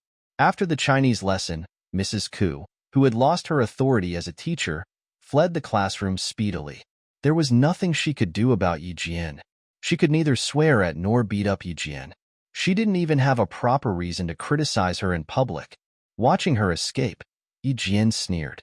Never would she forget how Mrs. Ku and Sun Dongqing ganged up on her by vilifying her. Never would she forget that, in front of the whole class, Mrs. Ku slapped her violently in the face, yelling, "Shame on you! You don't deserve to be my student." Oh, in this lifetime, Yi Jian would not allow Mrs. Ku to stand behind the podium any longer, because she didn't deserve to be a teacher. The whole morning, Yi Jian's classmates looked at her with subtle meanings in their eyes. Those gossips vanished instantly as if they never existed. On their way to the cafeteria at noon, and Jiasin felt proud and elated. She said gloatingly in a low-pitched voice, as soon as Principal Chan appeared, Mrs. Ku was so scared that her feet turned cold. Alas, let me tell you how I felt at that moment. I felt comfortable all over as if I had drunk honey water. Smiling, Yi Jian glanced at her and said calmly, "We are still in her class for the next year or so. Lay low a bit, and Jiasin. After all, she is our teacher." A student walked toward them, interrupting Yi Jian's words. "Sorry, Yi Jian." The boy apologized abruptly and then bent over deeply. "I hope you can make better achievements in the following exams so that you can participate in the competition on behalf of our country." This unforeseen event made Yi Jian slightly curl her lips. Everything was so wonderful when she could live her life all over again. "Thanks, I will try," she said, smiling. The rainbow had appeared after the storm. From the teaching building to the cafeteria, a myriad of students had expressed their apologies and kindness to Yi Jian. "Yi Jian, from now on, no one will dare doubt you or gossip about you," said Jiasin. The corners of her eyes were a bit moist. "I fear no judgment or question." Yi Jian looked at the sky with a bit of a chill in her eyes. Just like sharp swords slicing through the darkness, the sun rays penetrated through layers of clouds, shining brightly. "I only fear that I may make no progress, and ultimately, I will disappear from this world like a grain of dust. I'm not trying to prove anything to them. I just want to live a better life. It's about survival. Get it?" The last sentence made her sound like an old lady who had gone through everything. From her lifetime of experience, she made the conclusion that it was her survival instinct that had kept her going. Like a wake-up call, Yi Jian's words resounded loudly in Jiasin's mind. In an instant, this kind-hearted girl understood a lot of things. As the saying goes, keep good men company, and you shall be of the number. Yi Jian's charisma could always influence the lives of the people close to her in an intangible way. One after another student approached Yi Jian from time to time. At the sight of this, Ying kept squeezing the leaves in her palms. The green sap of the leaves dyed the spaces between her fingers. Hatred had rooted in her eyes, and it could not be driven away anymore. Ying didn't look away until she noticed Liao Jian passing through the dense trees. She walked toward the reading pavilion, a famous architecture of the school. Located between two teaching buildings, The reading pavilion was surrounded by tall and green trees. In the morning, a lot of students came here to read. At noon, there were few people at the reading pavilion. Walking on the road paved with blue flagstones, Ying headed to it. She saw Liao Jian holding a cigarette in his mouth, just like a punk. "All right, my dad asked me to tell you that your dad can come back 2 months later." Ying didn't want to talk with this kind of bad student. However, she could not stay too far away from him. So, she had to force herself. "Besides, have you inquired about the thing I told you to do?" The dismal on his face was swept away as soon as Liao Jian heard that his dad could come back 2 months later. Looking around, he took out an item similar to a bank deposit book swiftly from the pocket in his pants. "A token of gratitude from my mom to your family. Keep it. As for you, Jian, just you wait. My guys know where she lives and we can teach her a lesson anytime." To his surprise, the chick lived in the new recruit camp. His priority was to please Ying. When his dad was back, it will be a piece of cake for them to discipline Jian. Someone was walking over to the reading pavilion. For fear that she might be seen with a bad student, Ying said immediately, "Fine, now go. I will tell you what to do about Jian when the time comes." It might be impossible to teach her a lesson anytime soon now that numerous eyes were on her. If anything happened to her, the whole school would know. How earnestly Liao Jian wished that he could leave. Hearing this, he jumped into the bushes like a mouse, disappearing in front of Ying. Jian of Class 2 is amazing.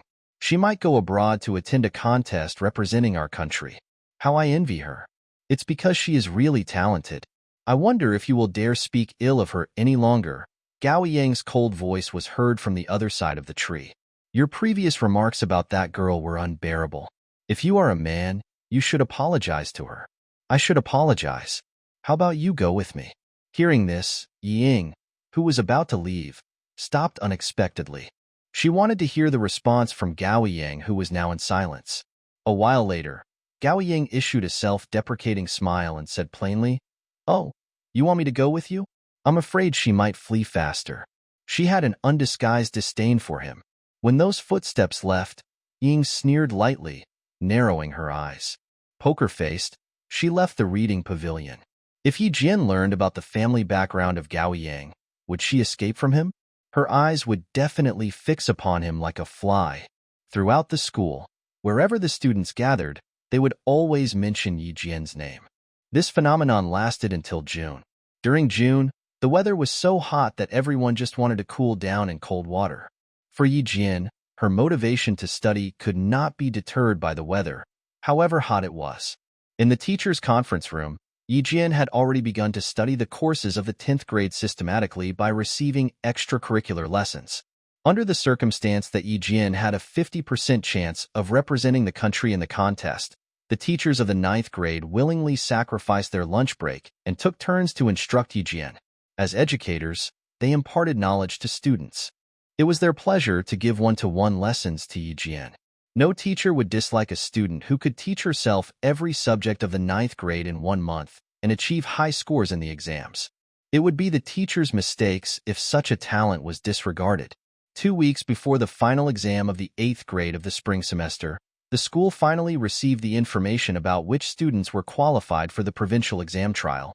In total, 18 students, including Gao Yang, Ying, Zhou Liao, and Jian, whose name were announced a long time ago, were qualified.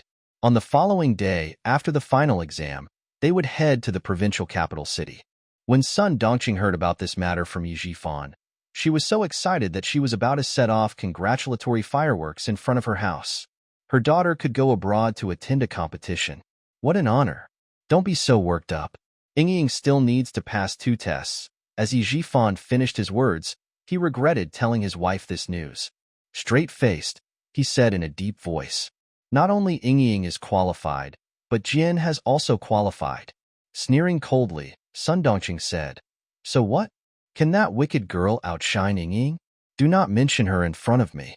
She has only ranked for the 1st place of the 8th grade once, and she has become cocky. Bah, she's the reason Ying has been upset for a whole month. Why do I even bother talking to you? I'm having a meeting in the town tonight. You have dinner with Ying." Yi Fan, who just came home, picked up his briefcase, walking out of his home again. He didn't want to spend even 1 minute with his wife, whom he had nothing in common with. Sun Dongqing stared at the back of her husband. A while later, a cold sneer appeared in her eyes. She turned around, going into the kitchen to prepare dinner for Ying. It was Friday today. When school was over, every student living on campus would return home. As Yi Jian walked out of the school gate, instead of heading into town, she headed in the opposite direction. The road was full of home-returning students wearing school uniforms of the same color. It was impossible to tell the students apart from a distance. Yi Jian had walked approximately 200 meters. She slowed her steps discreetly. Someone was tracking her. "Fuke, why is she going up the mountain?" said a gum-chewing gangster, wearing a sleeveless t-shirt, a pair of floral shorts, and a pair of flip-flops.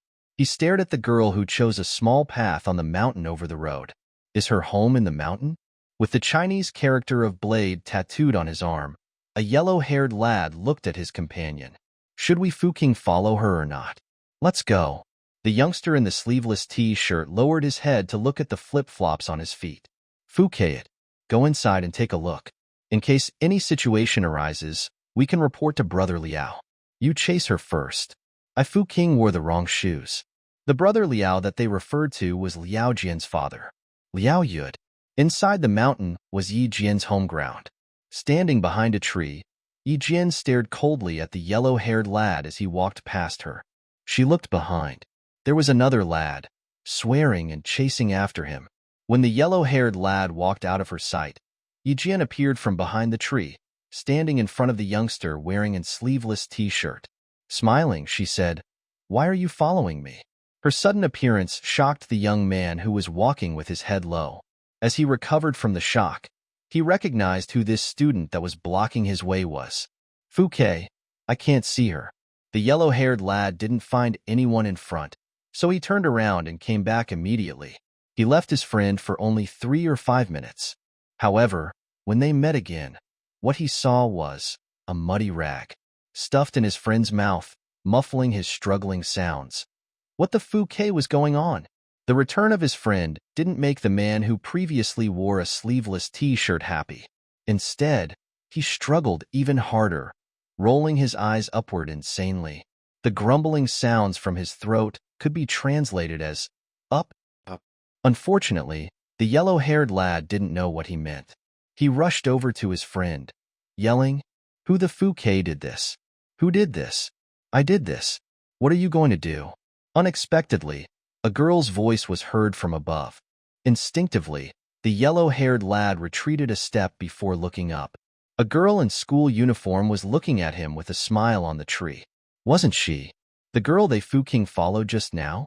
"Tell me, how far have you followed me? Who sent you?"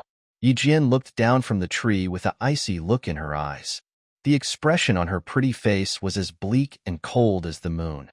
"If you don't want to end up like your friend, give me every detail before I get mad." Young people were most sensitive when someone looked down on them, not to mention that this young man was a violent punk in the town. Hearing this, the yellow-haired lad became infuriated. Raising his leg, he kicked the tree. "Fuke, you! Get the Fuke down here." Impressive as his kicking and cursing may seem, he didn't notice that his friend was so scared that he was about to wet his pants. "I'm afraid that you will need to run when I get down," said Yi Jian. Both hands pressing against the branches, Yi Jian jumped down and landed with a stable posture. Smiling, she glanced at the yellow-haired lad who was trying to intimidate her. "Looks like you plan to be fellow sufferers tonight." Even without the training which she received in the past few months, Yi Jian could knock down these two minions effortlessly. "My God. Fine, I will tell you, all right?" The yellow-haired lad, who was wrestled onto the ground by Yi Jian, begged for mercy cowardly. "It's Brother Liao. He asked us to stalk you for a few days." Wrenching the man's wrists, Yi Jian put his hands behind his back. With a smile, she said, "Too late. Stay with your brother." Brother Liao? Liao Yud? Why did he send people to follow her? Did he know something? Yi Jian's heart pounded, but she didn't show it on her face. When the man stood up in pain, she tied him to the tree, hands behind him. "I am a student. Gangsters like you scare me the most. I should tie you up tighter so that you won't follow me." The two gangsters almost cried. "Gosh, It was she who had scared them, all right? Walking with Ying on the road, Liao Jian said, "Your sister is somehow connected with the army. She usually lives in the new recruit camp in the town, and a military vehicle drives her back to her village on Friday. It's a bit difficult to discipline her in your way," said Liao Jian with a violent look in his eyes. They were walking among crowds of students. Indeed, she was talented. She had built a relationship with the army. "I surely underestimated her in the past." Ying pursed her lips and sneered. She walked several steps, looking at the road meandering towards the depth of the mountain. Frowning, she said, "Where are your guys? They are probably ahead of us for about." Before he finished his words, Liao Jian hid among the student crowds. Yi Jian, on the mountain. Ying also saw her walk from the mountainside to the road. Her glare, like an extremely poisonous gum, glued onto the back of Yi Jian. A long while later, the corners of her lips formed a sneer that frightened Liao Jian. Slowly, she said, "I have underestimated her, but she must not assume that she can dominate me after she had her moment." That poisonous glare was hardly noticeable. Yi Jian, who had punished the two punks, stopped and turned around, with a metallic sharpness glowing in her dark eyes. If it was Liao Yud who had sent minions to follow her, what were Yi Ying and Liao Jian doing here? Was her speculation wrong? Liao Yud didn't send people to follow her due to the event of that night. He did this because of Yi Ying? That's right, as Xia Jinyuan had said, people like Liao Yud could easily be locked up in prison for 3 to 5 years. However, he was released in advance. A cold glint flashed across Yi Jian's eyes when she recalled Ying sneaking around with Liao Jian before. Had Yi Jifan exerted his influence on this issue? Was that why Liao Yud could go home? The military jeep was parked at a big road bend. Yi Jian trotted over to the jeep while thinking about those matters. She should ask Xia Jinyuan to see if he had any clues. In the past 2 months, she had visited the army for quite a few times and trained with the soldiers on weekends. Nevertheless, she didn't encounter that elegant and dangerous man once. She wondered if she could see him this time. Or, she could ask the soldiers about the case. On Sunday, the sun was even hotter than on Saturday. Without any trace of a breeze, the cicadas stopped chirping because they were being roasted by the sun. Carrying a sniper rifle on her back, Yi Jian hugged a pine tree with both hands. Breathing softly, she climbed up the tree deftly like a little leopard. She was receiving close combat training of 30 meters. Her rivals were none other than the real snipers in the army. Starting from noon, Yi Jian had been lurking and waiting for 10 hours. Gradually, the sun went down and the hooting sounds of owls came from the forest. Yi Jian remained still with a calm look on her face. Ants fell from the leaves, landing on her sticky and sweaty neck. Her skin felt itchy from time to time. Instead of moving around, Yi Jian let the ants crawl from her neck into her hair. Her targets would appear in this zone. Now, it's the confrontation among snipers. It's a battle about patience, perseverance, and the speed of shooting. It was a majestically beautiful night with resplendent stars hanging in the sky. The soldiers, who were taking a rest in a small empty area, couldn't help but keep staring at the sky. "Captain Xia, how long are you going to sleep? It's been 10 hours. Don't let the girl wait too long." "Girl?" Under the starry sky, Xia Jinyuan opened his pitch-black eyes lazily.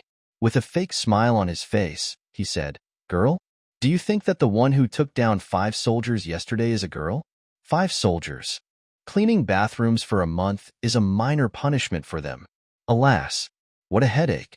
Whenever Yi Jian, who was trained by Grandpa Jin and Uncle Chun, came back to the army, the soldiers would serve as her training partners. Everyone, including squad leaders, battalion commanders, regimental commanders, and political commissars, were a bit frightened of her. That girl was as sly as a fox. She was so intelligent that if anyone wanted to catch her, they must plan carefully. Xia Jinyuan came back last night from a 2-month business trip. When he learned about this matter, he skipped his 2 rest days and joined the soldiers today. He would like to see how much progress that audacious girl had made during the last 2 months. Carrying a black sniper rifle in his arms, Xia Jinyuan rolled over and glided down from the rope elegantly. His face was coated with layers of paint, and the cold gleam in his eyes was as sharp as that of an eagle. As he made a hand gesture, 5 soldiers in total gathered around. The bushes started to shake after 11 hours.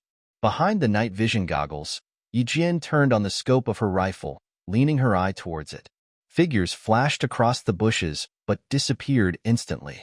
Yijin, whose index finger had clasped on the trigger, froze slightly, moving her eye away from the scope. Was this some sort of a joke? Nothing? Did we find the correct target? Wait and see what the situation is from Captain Xia. Leaning against trees to hide themselves, the two figures that swept past the bushes communicated with each other in a tiny voice in the dark. Cross-interference. Try again. Conducting true and false interferences simultaneously, cross-interference was a method to force the snipers to appear. They propped up a helmet against a branch, which was wrapped by a long and tiny fishing line. As they unwrapped the branch from the fishing line, their cross-interference began. The bushes swayed again. Putting away her sniper rifle, Yijin stood on the tree motionless like a statue, just as she did before. As a sniper, her only goal was to find the sniper of the army. The rest of the soldiers were not her targets. Watching from her night vision goggles, the whole world was green. In June, the dense forest was home to moths, mosquitoes, mice, ants, and venomous snakes. Hidden in the grass, a colorful venomous snake the size of a little finger was slithering among the leaves. Cautiously, Xia Jinyuan walked past the grass. Carrying a sniper rifle, he appeared in the forest like a bloodthirsty hunting beast in the night. Captain Xia, the target is not found. The voice of Group A came from his earpiece. The voices of Group B and Group C also came one after another. None of them found the target. Xia Jinyuan, who had walked past the combat site guarded by Yijin, gave an instruction languidly before switching off the communication device. Wash the training clothes of 2 squads for 2 weeks. The 6 soldiers of Squad 2 tried hard not to cry. As soon as he came back last night, he punished the soldiers of Squad 5 by asking them to sweep toilets, and today, their punishment was to wash the training clothes. They would rather run 10 laps on the sports ground. At 9 in the evening, it was 13 hours after the commencement of the lurking. Finally, about 400 meters away, some leaves swayed very lightly as if a bunny was jumping in the forest. But Yijin knew that it was not a bunny. It was her target, the other sniper, who was in action. With a wide field of vision during the day, Yijin could shoot precisely at her targets within the range of 370 meters. But shooting in a jungle at night became more difficult. The leaves rustled lightly half an hour later. Yijin put her eye closer to the scope, looking at that green world. Nothing but quietness. Hiding behind a tree trunk, Xia Jinyuan pulled his camouflage gear gently backward. Bang! A bullet fired from the 4 o'clock direction, hitting right onto his camouflage helmet. In the blink of an eye, Xia Jinyuan moved his sniper rifle, shooting at a 6-meter-tall or so tree on his 4 o'clock direction rapidly. There were faint smells of chemicals in the air. Yijin didn't shoot her target. Likewise, Xia Jinyuan's counterattack was unsuccessful. The sniper rifles in their hands were not real. Designed like genuine sniper rifles, these were training rifles loaded with fake bullets. Xia Jinyuan heard some low sounds, which sounded like a snake slithering through leaves. In the blink of an eye, he leaped into the air, dodging Yijin's first sneak attack. Since she couldn't shoot her target from 30 meters away, she chose to attack at close range. Yijin was holding a new military dagger in her hand. As her target jumped to avoid her attack, without hesitation, she stepped closer, raising her military dagger, ready to strike out another attack. Every move of her attack could be fatal. She was fast and ferocious, with a murderous look on her face, which somewhat shocked Xia Jinyuan. This girl, she had this kind of bloody and violent energy on her, as if she had killed a myriad of her enemies. Yijin was less than 160 centimeters tall while Xia Jinyuan was 186 centimeters tall. Nevertheless, by making the best use of her advantages, she avoided her shortcomings. As Xia Jinyuan launched his attack from above and sieged Yijin, the agile and slender girl, who used her hands to grab Xia Jinyuan's hands, glided through the space between Xia Jinyuan's legs and reappeared behind him. A girl with agility. She avoided this tough attack. However, Xia Jinyuan pursed his lips. As he turned around, his tall and majestic physique made him seem like a predatory beast. He was using one hand to grab Yi Jian's throat. This was an irritating battle, arousing the competitiveness of Yi Jian. As she grunted slightly, she stepped onto a tree with one leg, and instantly, she was in the air. As she grabbed the drooping, thick vines from the tree trunk, her slender body seemed to have turned into a flying bird in the jungle. But her legs were kicking towards Xia Jinyuan's chest fiercely. Bang! Bang! Xia Jinyuan, whose chest was kicked twice, raised his eyebrows and avoided the third kick. Like a bolt of lightning, he used his pincer-like hands to clasp Yi Jian's slender wrist, pulling it downward. Yi Jian was dragged down along with the vines. As he twisted backward, Yi Jian was pressed onto the thick layer of withered leaves under him. He had selected this space on purpose. As Yi Jian fell to the ground on her chest, the thick layer of withered leaves could weaken the impact, making her feel less pain. Girl, over the past few years, you are the first one who can kick my chest twice consecutively, said Xia Jinyuan. As he smiled gently, his clear voice, which was as pleasant to the ear as that of a string instrument, cleared off the tension of the combat. And you kicked me pretty hard. I'm afraid my chest will have 2 bruises in the shape of your foot tomorrow. During their fight, Yi Jian had sensed that her rival was Xia Jinyuan. But on second thought, it was quite impossible for him to be her training partner. So she didn't say anything despite her speculation. When Yi Jian heard his voice, she exhaled in relief. Captain Xia, you are bullying me, aren't you? Why waste the talents of an ace soldier on me? She was still struggling beneath him, trying to escape. Through his night vision goggles, Xia Jinyuan looked at that young and pretty face, and the smile in his deep eyes became more obvious. Never has anyone escaped from me. Save your strength. Girl who takes down 5 of my soldiers in one go. Hey, did he come here on purpose for revenge? In that case, shouldn't you thank me? It was rather uncomfortable for her to be pressed onto the grass with her hands tied to her back. If she moved even a bit, his iron hands would grip her more tightly. Look at this smooth-talking and insightful fox. He was indeed thanking her. That's why the 5 soldiers should reflect on their failure by cleaning the toilets every day. Raising his eyebrows, Xia Jinyuan said with a smile, I should thank you. That's why I am here. Do you admit your defeat? Although he felt that he had won effortlessly, it was funny to look at the expressions on the girl's bright face. She had to admit her defeat. How could she not? Without struggling, Yi Jian sighed. I admit defeat, of course. I did not win over you, whether you are an ace soldier or not. This is the difference in the strength between us. Yi Jian saw the gap between her and Xia Jinyuan every time they met. The girl could always accept her setbacks instead of avoiding them. He admired her very much in this aspect.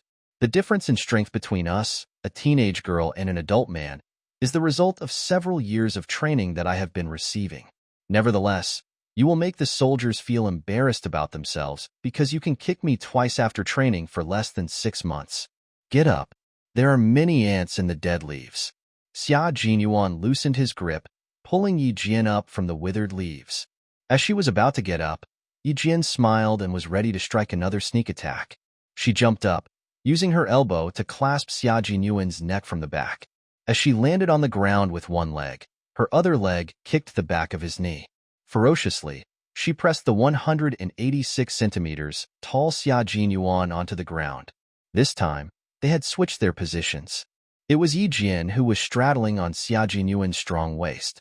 Placing the military dagger on his throat, she said, Captain Xia, all is fair in war. Are we even now? What do you think? There was a warm smile in Xia Jinyuan's black eyes, despite a military dagger being placed on his neck. His sight moved downward slowly from Yi Jian's face to the space between them. Look down, girl. Hearing this, Yi Jian lowered her eyes. Oh boy. A black pistol was pointing at her chest. Withdrawing her military dagger, Yi Jian shrugged and said in a light-hearted tone, I lost again, but, blinking her black eyes, she smiled. It feels good to press an ace soldier beneath me. Previous chapter. Next chapter report. Chapter comments. Tip. When she finished talking, Yi Jian raised her hand, patting gently on his chest. She repeated, It feels really good. She was just an innocent 14-year-old girl. What she said didn't imply anything that would make an adult misunderstand, right? However, as a man. Xia Jinyuan smiled resignedly after hearing that. Although he knew that what she said had no other meaning, he couldn't help but apply the thoughts of an adult to her words. It was her unintentional remark that gave birth to such a unique implication. What a do! This naive girl could easily intrigue men. The look in Xia Jinyuan's eyes dimmed. Gazing at this pretty face that was attractive to teenage boys, Xia Jinyuan slightly tightened his lips. At the age of 14, she should know some boundaries. Otherwise, she would be at a disadvantage in the future. As she stood up, Xia Jinyuan used one hand to wrap her slender waist. Exerting his pure strength as a man, he pressed the pretty girl beneath him. That was an absurd and abrupt accident. Dizzy, Yi Jian was being suppressed on the ground again. Lying on her back, Yi Jian was almost out of breath because she was carrying the weight of a 186 centimeters tall man. While she was breathing deeply, the refreshing smell of mint from him had overwhelmed her, and the intensively hot body temperature of the man had passed through their clothes, rushing toward her body. It was not a pure battle anymore. Instantly, this change made Yi Jian feel awkward. Never had she been so intimate with a man. Not only could she smell his masculine scent, but her female instincts had also told her that the situation was developing in an unusual way. Xia Jinyuan, get up. As soon as she threw punches on his shoulders, he grabbed both her hands, placing them above her head. Since she had never been so close to a man, it was not a pure battle anymore. Instantly, this change made Yi Jian feel awkward. Never had she been so intimate with a man. Not only could she smell his masculine scent, but her female instincts had also told her that the situation was developing in an unusual way. I am very, very angry now, Xia Jinyuan. But the man did not get up. Instead, his handsome face moved closer to her face inch by inch. As the slightly heavy breaths of the man fell on her face, Yi Jian felt tense all over, realizing that she was in danger. Girl, when you are straddling a man, touching his chest and saying that it feels nice, he said in a low-pitched voice, of which the sensually magnetic quality was pleasant to the ear. Do you know what your behaviors stand for? Do you? The ending of his tone was as intoxicating as wine. It's an invitation, you know? You are inviting the man, you know? Yi Jian had lived her life twice, but this was the first time that a man said such blatant words to her. No matter how poised she was usually, she couldn't help but be flustered at the moment. No, I didn't mean anything else. Xia Jinyuan, you are too close to me. Your lips are about to press onto my nose. Get up, just get up. But why did I have the feeling that you were inviting me by saying that? All right, it seemed. He was a bit too close to her. Realizing this, Xia Jinyuan gently lifted his head, gazing at the girl whose face had turned pale due to fear. He thought, his threats were working. She would understand after she was frightened, but her eyes were so bright, just as resplendent as the stars of tonight. It seemed like the man was still misunderstanding Yi Jian, so she yelled in anger, "Why would I invite an old man like you? He was such a dangerous man. Not to mention that he was 6 years older than her. Never would she mess with him, even if she was as bold as a lion." Old man. She said that he was an old man. Suddenly, Xia Jinyuan realized how karma worked. Taking in a deep breath of the air, which was full of the smell of withered leaves, he said with a fake smile, I am 20. Does that make me an old man? All right, even if I am an old man, don't you think I am more charming compared to the little boys at your school? No doubt that he was more attractive. Even so, what did it have anything to do with her? About this topic, can we discuss it after you stand up? Suppressing her fury, Yi Jian tried to negotiate with him when her previous tough gesture didn't work. I am breathless right now because you are pressing onto me. She was flirting with him unintentionally again. Nevertheless, he has been pressing onto her for a while. Instead of loosening his grip right away, Xia Jinyuan gritted his teeth with a straight face. Ungrateful girl. Lucky for you that it was me that you ran into. If you said those words to another man, he would have knocked on your door late at night. He moved away a little, but didn't stand up immediately. He was somewhat familiar with the character of the girl. If he got up, she would punch him repeatedly. Restraining the vicious smile on his good-looking face, he said in a deep and extremely stern tone, Remember, girl. Number 1.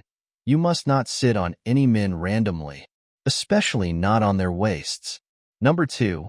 You must not take the initiative to touch men's bodies. Number 3. You must not say such seductive words as feel, press, straddle, or ride. Number 4. If I let go of you right now, you must not play any tricks. It was not until this point did Yijin realize what was going on. However, did he have to tell her that she should stay away from men in this way? She was dumbstruck. All right?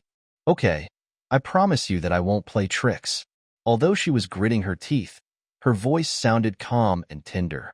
When Xia Jinyuan saw the deep teeth marks with blood streaks on his wrist, he understood a truth, which was that the promises of women, despite their ages, meant nothing. He gasped in pain. How ferocious the girl was. How big was her mouth opened. She bit so hard that a circle of teeth marks appeared on his wrist. Judging from her teeth marks, the girl had 2 fang-like teeth. Well, her teeth aligned neatly. He could see that when he talked to her during the day. They were neat and as pure white as pearls. At this moment, Yijin saw clearly how hard she had bitten him.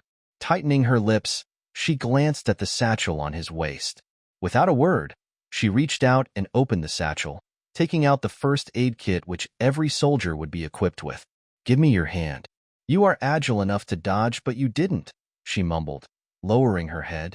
What he could do right now was disinfection. He could not get vaccination shots until he was back in the army. Xia Jinyuan was thinking of taking care of his wound on his own. When the girl opened the satchel on his waist, he knew that she was scared. As he reached his hand over, he sighed, "Ungrateful girl. You bit me like I am your enemy." If he escaped from her biting, the hot-tempered girl might be so upset that she would refuse to talk to him. But she would cool down after biting him. So, he didn't care. Glancing at the inside of the first aid kit, Yijin took out medical alcohol and iodine from it. Grabbing his strong wrist, she replied spitefully, "Am I the ungrateful one? Another girl would have called for help because of your behaviors just now." She lowered her head, disinfecting the wound carefully and softly. Looking at the girl with fine and smooth skin under the headlamp, Xia Jinyuan couldn't help but smile more gently. "Was it so serious? You seemed very frightened just now, didn't you?" Lifting her head, Yijin rolled her eyes at him and said calmly, "A timid girl would have passed out due to fear." Luckily it was you, right?" As expected, the girl was still mad at him. How long will it take for him to pacify her? With a gentle smile in his deep and black eyes, he said, "Lucky for me that you didn't scream, or else I would have faced miserable outcomes." After using medical alcohol to disinfect the wound, Yijin applied a layer of iodine to it. "I'm still angry. Do not talk to me," mumbled Yijin a bit coldly while packing up the medical products. Hearing this, Xia Jinyuan laughed. Of course, she was just a girl. He would try his best to soothe her. Nevertheless, he must make something clear to her. He reached out his hand, rubbing her hair on the top of her head. "That's why I called you an ungrateful girl. Have you forgotten what I told you? You are 14, Yijin, not a little kid anymore." Suddenly, his warning occurred to Yijin. She must not straddle a man's waist randomly. Yijin sensed that her face had turned red. But how could she pay attention to so many details during their battle? She must not touch a man's body. But she only patted him once when she was happy, didn't she? She must not tell a man about her feelings. Bullshit. That's because he had misinterpreted her words. The more Yijin thought about this matter, the angrier she became. Glaring at him, Yijin said spitefully, "About my feelings, it's not what you think it is. I mean, it feels really awesome to win. What the Hades are you thinking about? Come here, have some water. Don't be upset." Watching this increasingly charming little face, Xia Jinyuan felt very comfortable, just like treading in spring water on a hot day. He took out his military canteen, handing it over to the girl. "It's clean. I haven't taken a sip." When the girl lost her temper, her resplendent as star eyes became so intelligent that he wanted to touch them. But if he did, he might get a bite mark on his left hand tonight. Looking at the canteen handed over by him, Yijin rubbed her temples as if she was having a headache. One moment he was cold and intimidating, and the next he would conceal his real feelings. Sometimes he was chic, but sometimes she felt that he was extremely close to her. That's why she wanted to stay away from this mysterious and dangerous man. Nevertheless, he had this kind of charisma that made her want to approach him and learn from him. Yi Jian didn't take his water container. Instead, with grudges, she rolled her eyes at him. Yi Jian didn't wish to continue such an inappropriate topic with him, so she said in a calm tone, "I am not angry. I fully understand what you said, so you are not allowed to mention it again. I will be careful." Indeed, she should be cautious. Today, the lesson from Xia Jinyuan was so impressive that she still wanted to punch him. Gradually, she soothed her embarrassment and fury. But in the eyes of Xia Jinyuan, it seemed that she was still shy. After the struggle in her mind, the girl resumed her poker face. As she tightened her mouth, a beautiful curve occurred between her lips. At this moment, an unusual color appeared in her eyes, which usually had an indifferent look. It was a refreshingly bright color, similar to that of the lotus and the peach blossoms. As she dispelled the faint isolation aura from herself, her indifferent eyes brightened up, which became more eye-catching. It seemed that Xia Jinyuan had gazed at her for too long. Poised and calm, he looked away and diverted the subject. "What's your plan for the summer vacation? Stay in the army?" Not a bad idea if this audacious girl spent time in the army. When he returned from his business trips, he could tease her. Now that the subject had changed, Yi Jian got rid of her embarrassment very soon.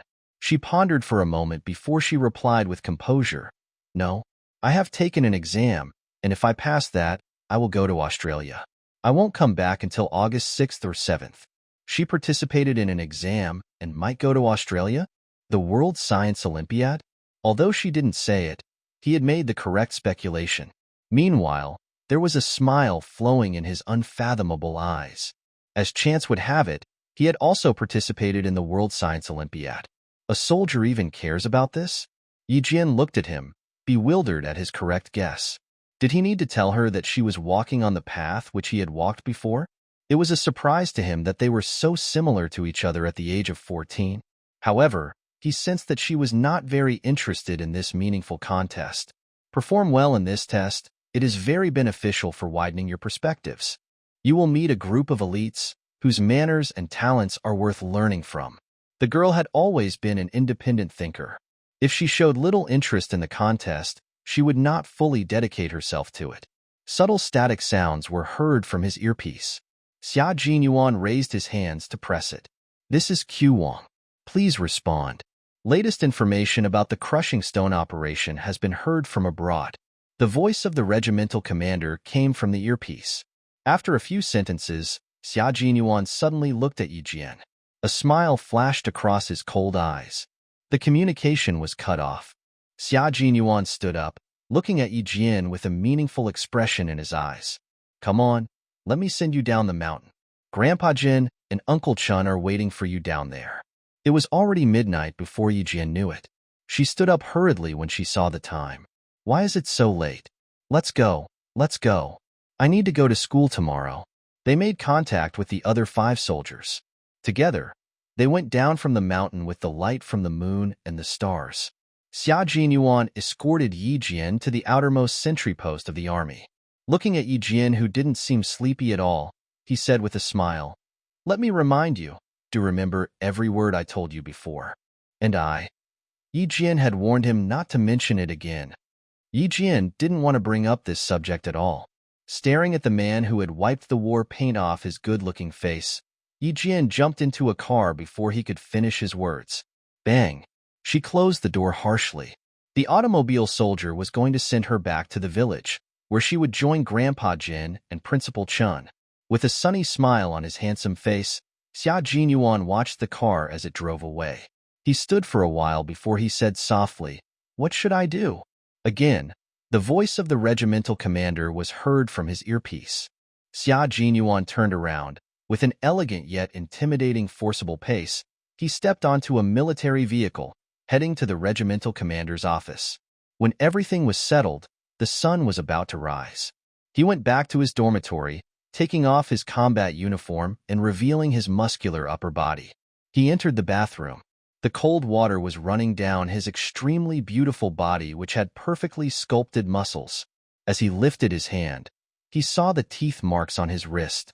It was not until then did he realize that he had not gotten the immunization shot, which he should receive within 24 hours. He went to the infirmary before 9 o'clock. Lying in bed, he recalled the girl who fled like a bunny. The dormitory was lit up by the sunlight. The elegant and dangerous man pursed his lips, closed his eyes, falling into a restful sleep. Yijian received special education taught by a man using his body. In the next few days, she waved her fists in the middle of the night because she was punching Xia Jinyuan in her dreams. This impressive lesson had made her realize that when it comes to dealing with men, both her words and actions should have certain boundaries. 2 weeks later, the final exams, which marked the end of a semester, arrived in Fujian town. After the finals, the 18 students, Yijian included, would go to the provincial number 1 middle school to take the trial exam after resting for 2 days. They departed at 7 on the morning of June 29th and arrived at the provincial capital city 18 hours later. Over 200 students, including the students from Fujian Town Middle School, participated in the provincial level trial.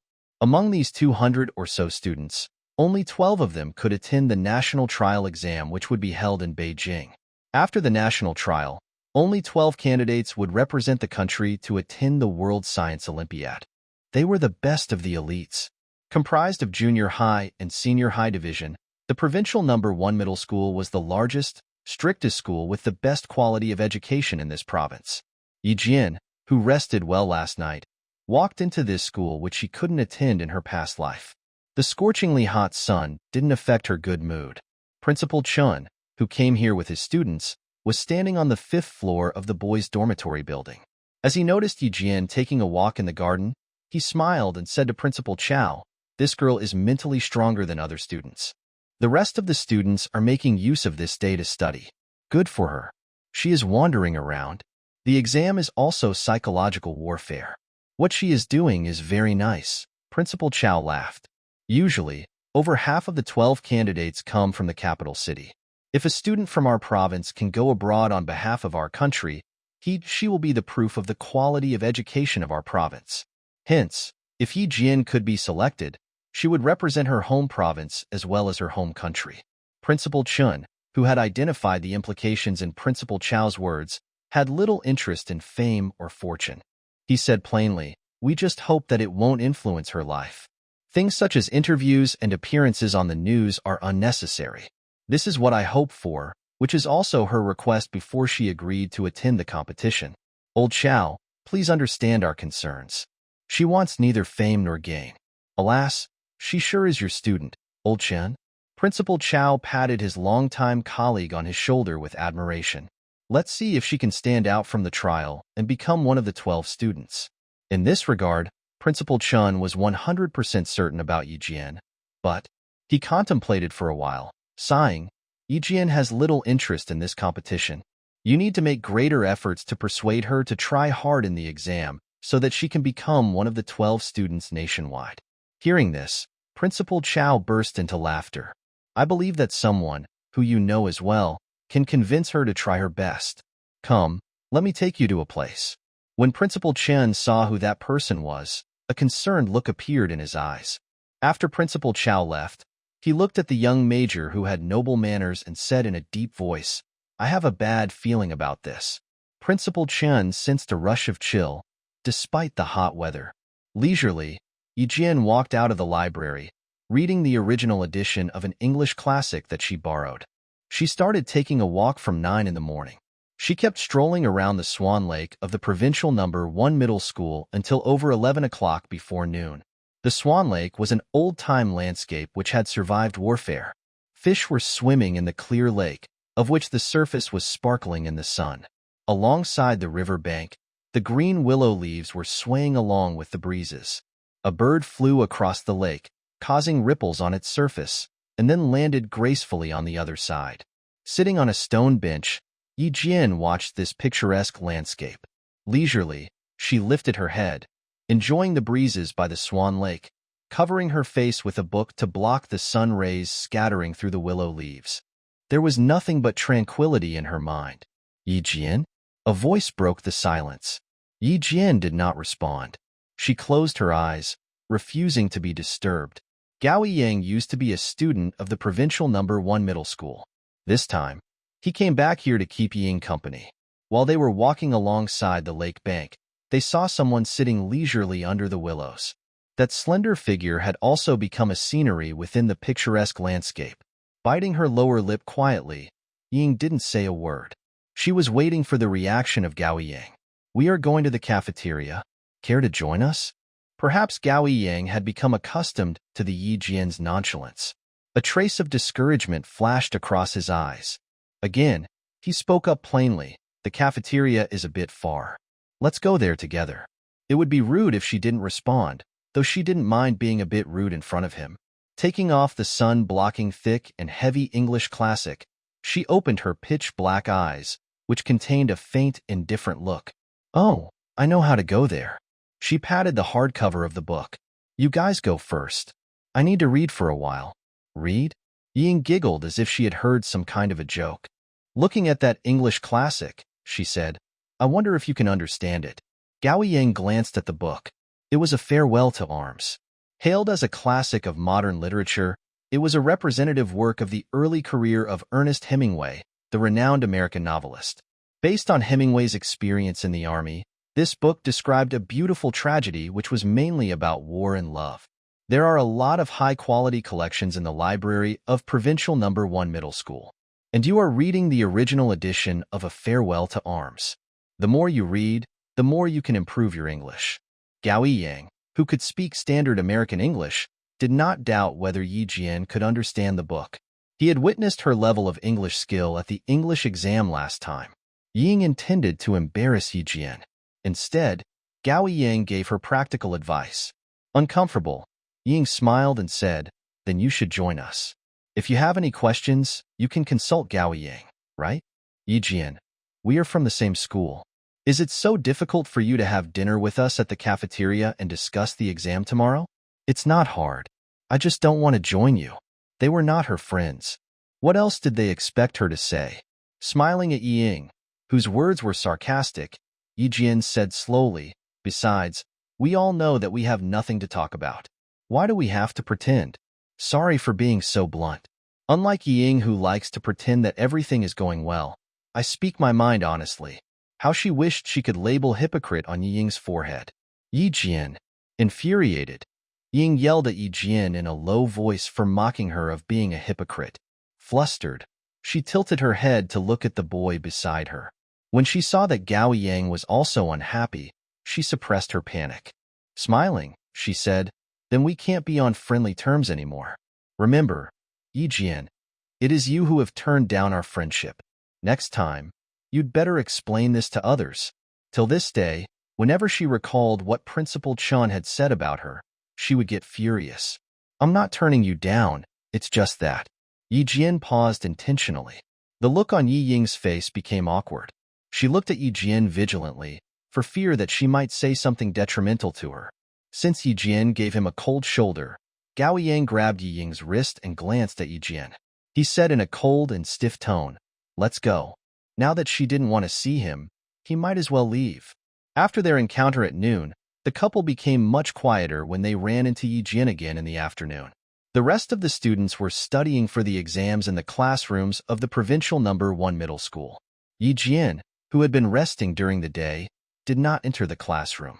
At 5:30, the rays of the setting sun filled the sky. In the golden setting sun, she walked out of the school entrance at a brisk pace. Tonight, she was going to receive the moving target training at the shooting range. The training field, which was a 1-hour driving distance from the Provincial #1 Middle School, belonged to the troops stationed at the provincial capital city.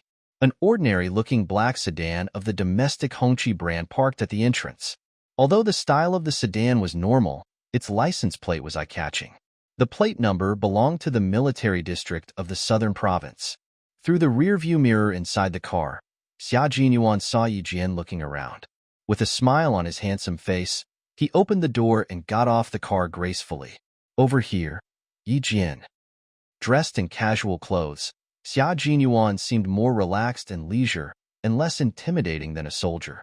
but his distinguished disposition was as impressive as usual. As soon as Yi Jian saw Xia Jinyuan, her automatic response was to run. "Girl, get in the car." Principal Chun leaned out from the car, smiling and waving at Yi Jian, gesturing for her to come over. Yi Jian, who was about to retreat back to the school gate, took one step forward, walking over to them calmly. Xia Jinyuan found the situation both funny and annoying. He was in trouble now because the girl was running away from him like he was a snake or scorpion. The air conditioner was very cool in the car. However, Yi Jian didn't feel cold at all after hearing Xia Jinyuan's words. Her eyes, as resplendent as stars, kept gazing at Xia Jinyuan without blinking. Despite her excitement, she said calmly, "How can I assist you? What do I need to do throughout the whole process?" This was the fearless young girl who dared cooperate with him on a rainy night and confront the criminals on her own. "Yi Jian, if you agree to this, do you realize that you will face danger anytime?" With a subtle smile on his thin lips, Xia Jinyuan gazed at her with a meaningful look in his eyes. "And we might not be able to aid you right away when you are in danger." When it came to business, she stopped trying to escape from him. But alas, he had to admit that the daring girl was very reassuring because she was adventurous but not impulsive. Yi Jian did not answer him immediately. Instead, she kept looking at Xia Jinyuan with a faint smile on her face until he became a bit awkward and slightly narrowed his eyes. Slowly, she said, "Captain Xia, in addition to your faith in me, you also believe that I am the best option, don't you? That's why you are reaching out to me." Principal Chun burst into laughter. "Captain Xia, Yi Jian is trained by me and a Class A Master Sergeant. You are asking the wrong person about whether she is afraid of danger." And then he said to Yi Jian, "Girl, everything is fraught with danger. But what's important is for you to resolve the dangers. Cooperating with the army and making contact with the international police is a rather nice opportunity for practice, which I don't want you to miss. With all that said, I am concerned as well, girl. Nevertheless, fear and dread are nothing more than stones on the ground. You can overcome them by stepping on them under your feet.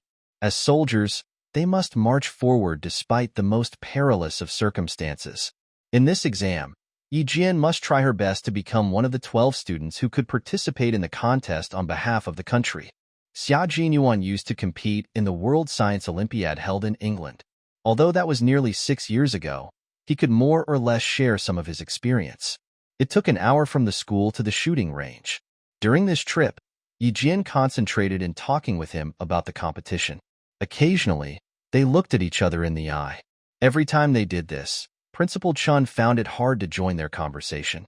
On the next day, over 200 students went through an inspection, which was stricter than that of the college entrance exam, before they entered the exam room.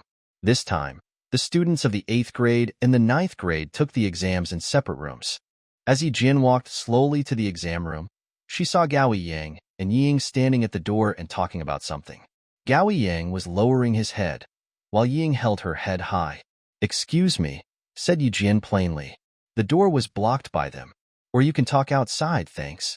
Ying glanced at her with a trace of contempt in her eyes.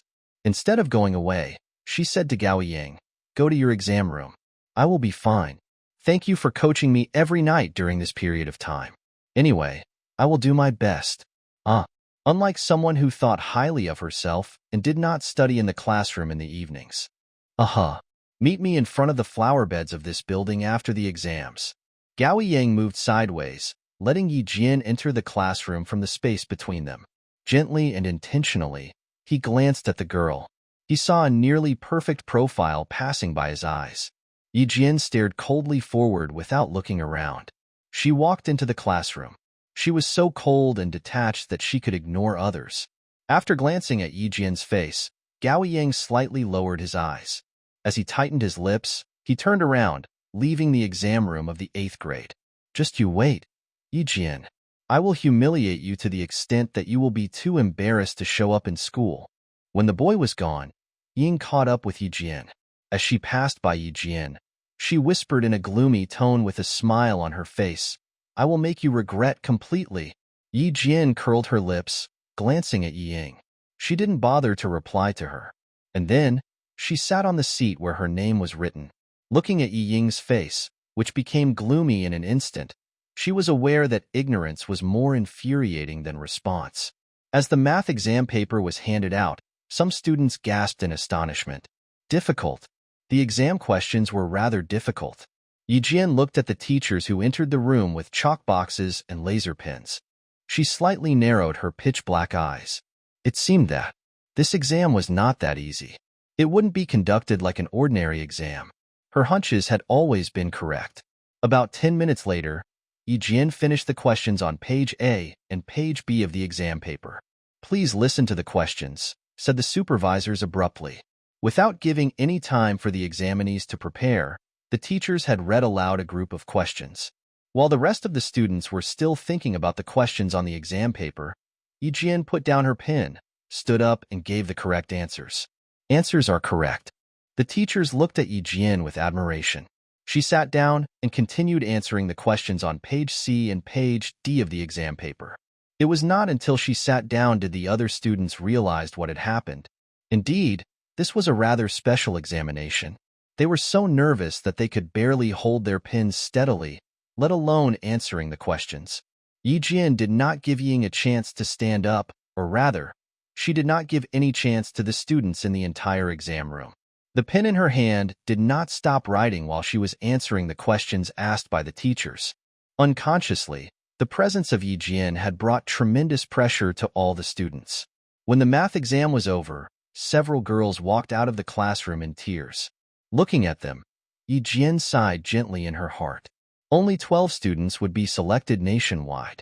Hence, she must pass the test. As the 2 subjects in the morning were finished, the broadcast announced the names and scores of the top 10 students. All of the top 10 students gained full marks in the exams. But in regards to the time of finishing the exams, Yijian was way ahead. Click.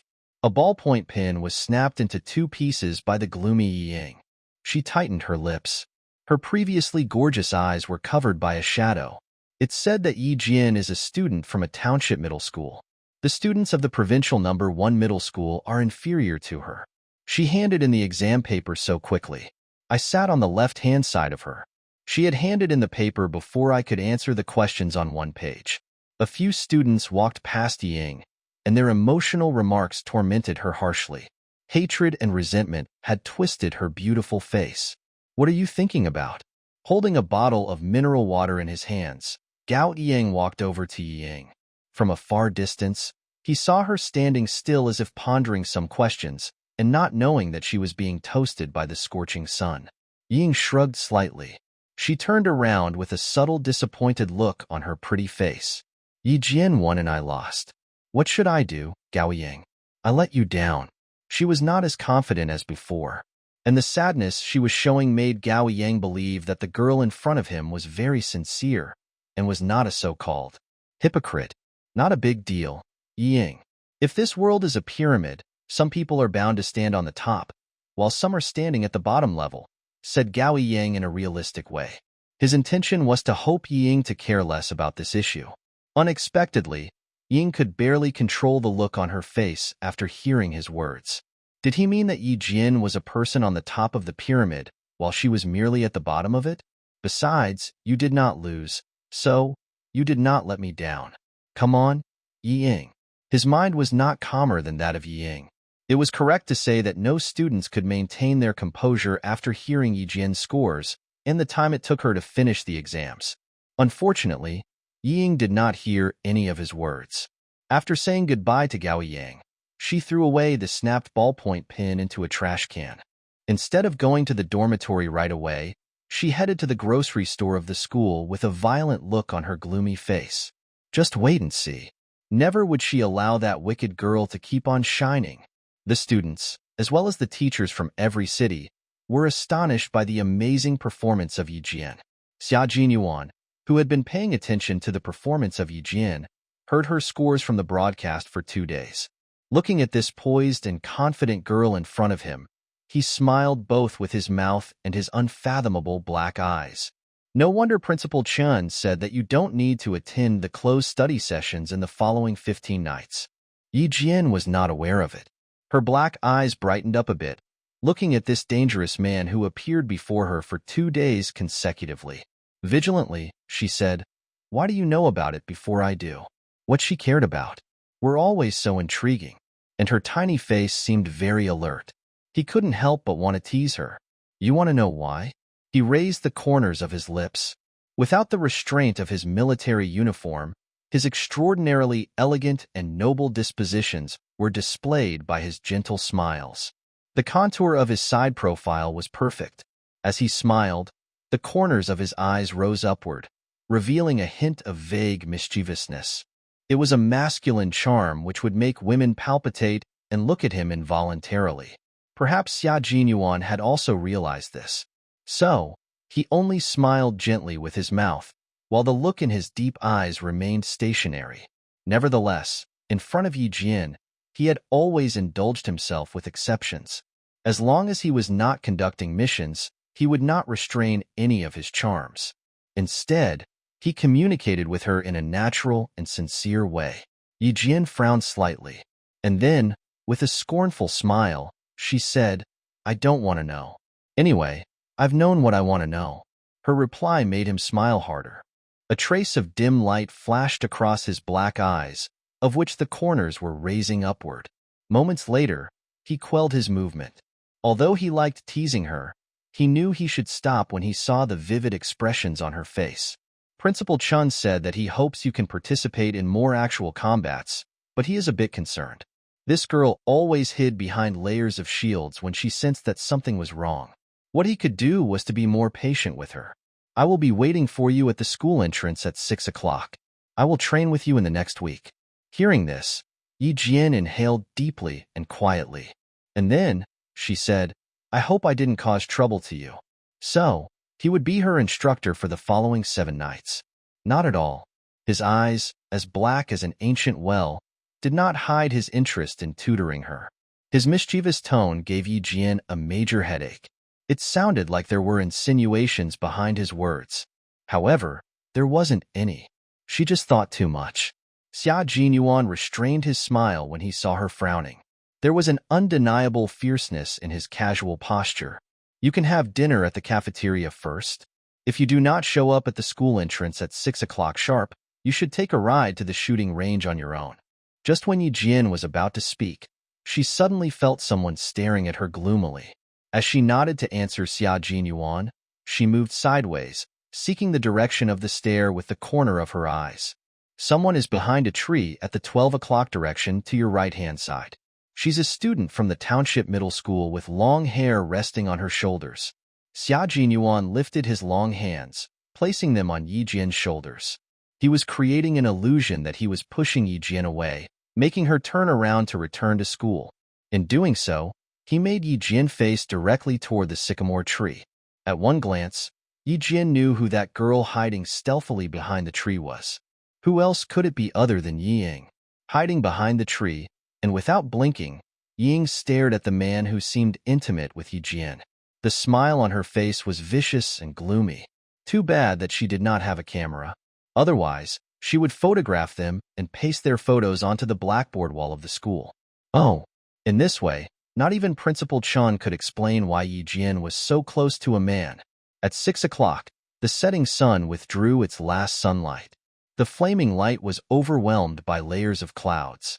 As the summer vacation began, the provincial number 1 middle school seemed especially quiet in the setting sun. By the bank of the Swan Lake, 2 pairs of ducks stayed among the water plants, cuddling each other with their necks and enjoying the tranquil time. Yi Jian walked out the school, opened the car door, and sat in the car. It was precisely 6 o'clock. Xia Jinyuan had a mixed feeling about her punctuality. She arrived neither earlier nor later than 6 o'clock. Was she so reluctant to spend one more minute with him? You arrived precisely on time. Aren't you afraid that we might be delayed by something on our way there? Xia Jinyuan started the car, smiling. He asked Yi Jian, who was still wearing her school uniform, Yi Jian, you have arrived on time for 3 consecutive days. Do you hate me so much that you don't want to spend one more minute with me? Likewise, she only said thank you and goodbye to him when they came back. As she alighted the car, she left chicly without looking back. On the first day, he expected that she would turn around and wave at him after she entered the school gate. On the second day, he expected she would show up 10 minutes earlier. On the third day, He held no expectation. He would have suffered a heartache if he disputed with this insensitive girl. Sometimes, Xia Jinyuan's smiles were as faintly indiscernible as a subtle ripple, but also mysterious like a deep and unfathomable ancient well. Every time this extremely handsome and elegant man smiled at her, Yi Jian felt that. The surrounding air would become so thin that every breath she drew was filled with the faint smell of mint from him. She was always calm and poised when she was with others. However, in front of Xia Jinyuan, she felt awkward. Hearing this, she curled her lips to assume her usual composure. Calmly, she said, "I am very punctual. Captain Xia, you can arrive at 6 o'clock sharp every day so that you don't need to wait for too long. I will keep my promise, even if I might be delayed by something. But what if I want to arrive earlier to wait for you?" Xia Jinyuan stopped the car before the pedestrian crossing, waiting for the green traffic light. He tilted his head. As he saw the calm look on Yi Jian's face, he slightly raised his eyebrows. "Do you want to turn the air conditioner a bit cooler? You seem very hot." Of course, she was hot. To arrive on time, she ran all the way here.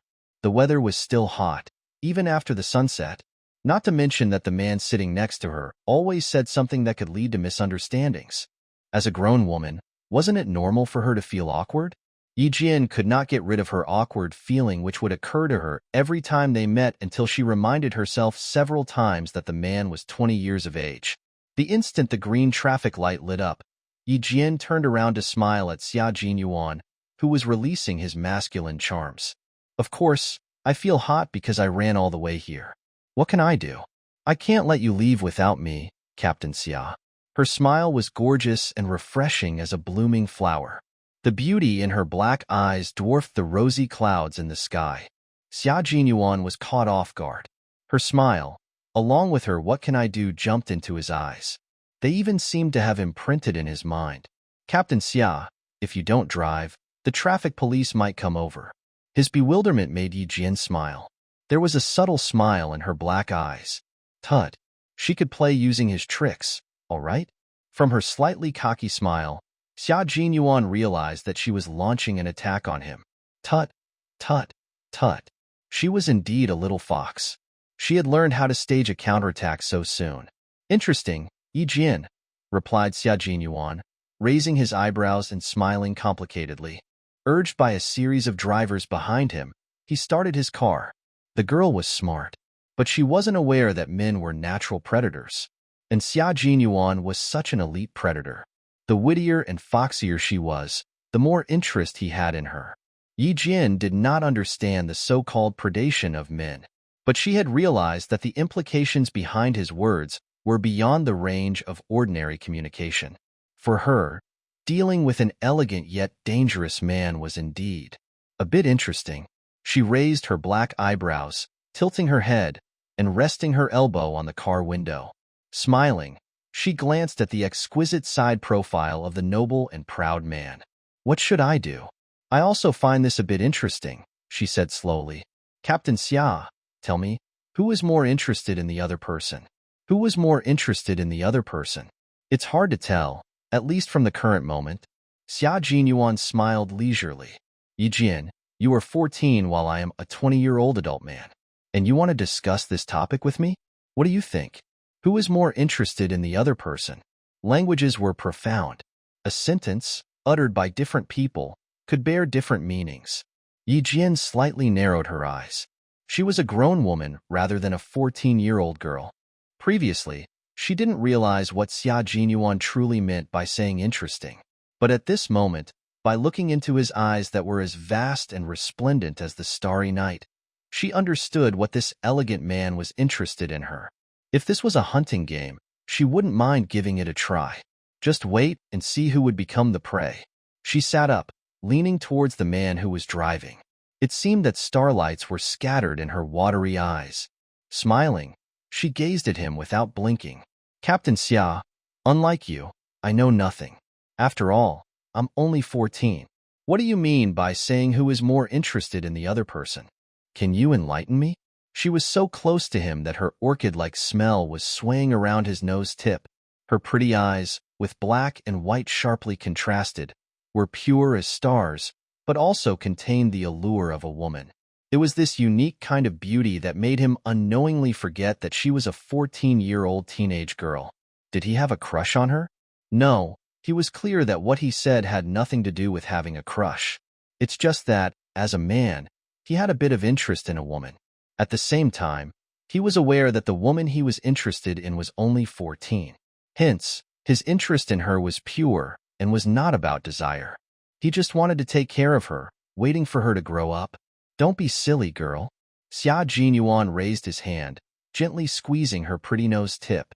With 30% seriousness and 70% casualness in his clear voice, he said, I have interest in you, but not that kind of interest in your mind.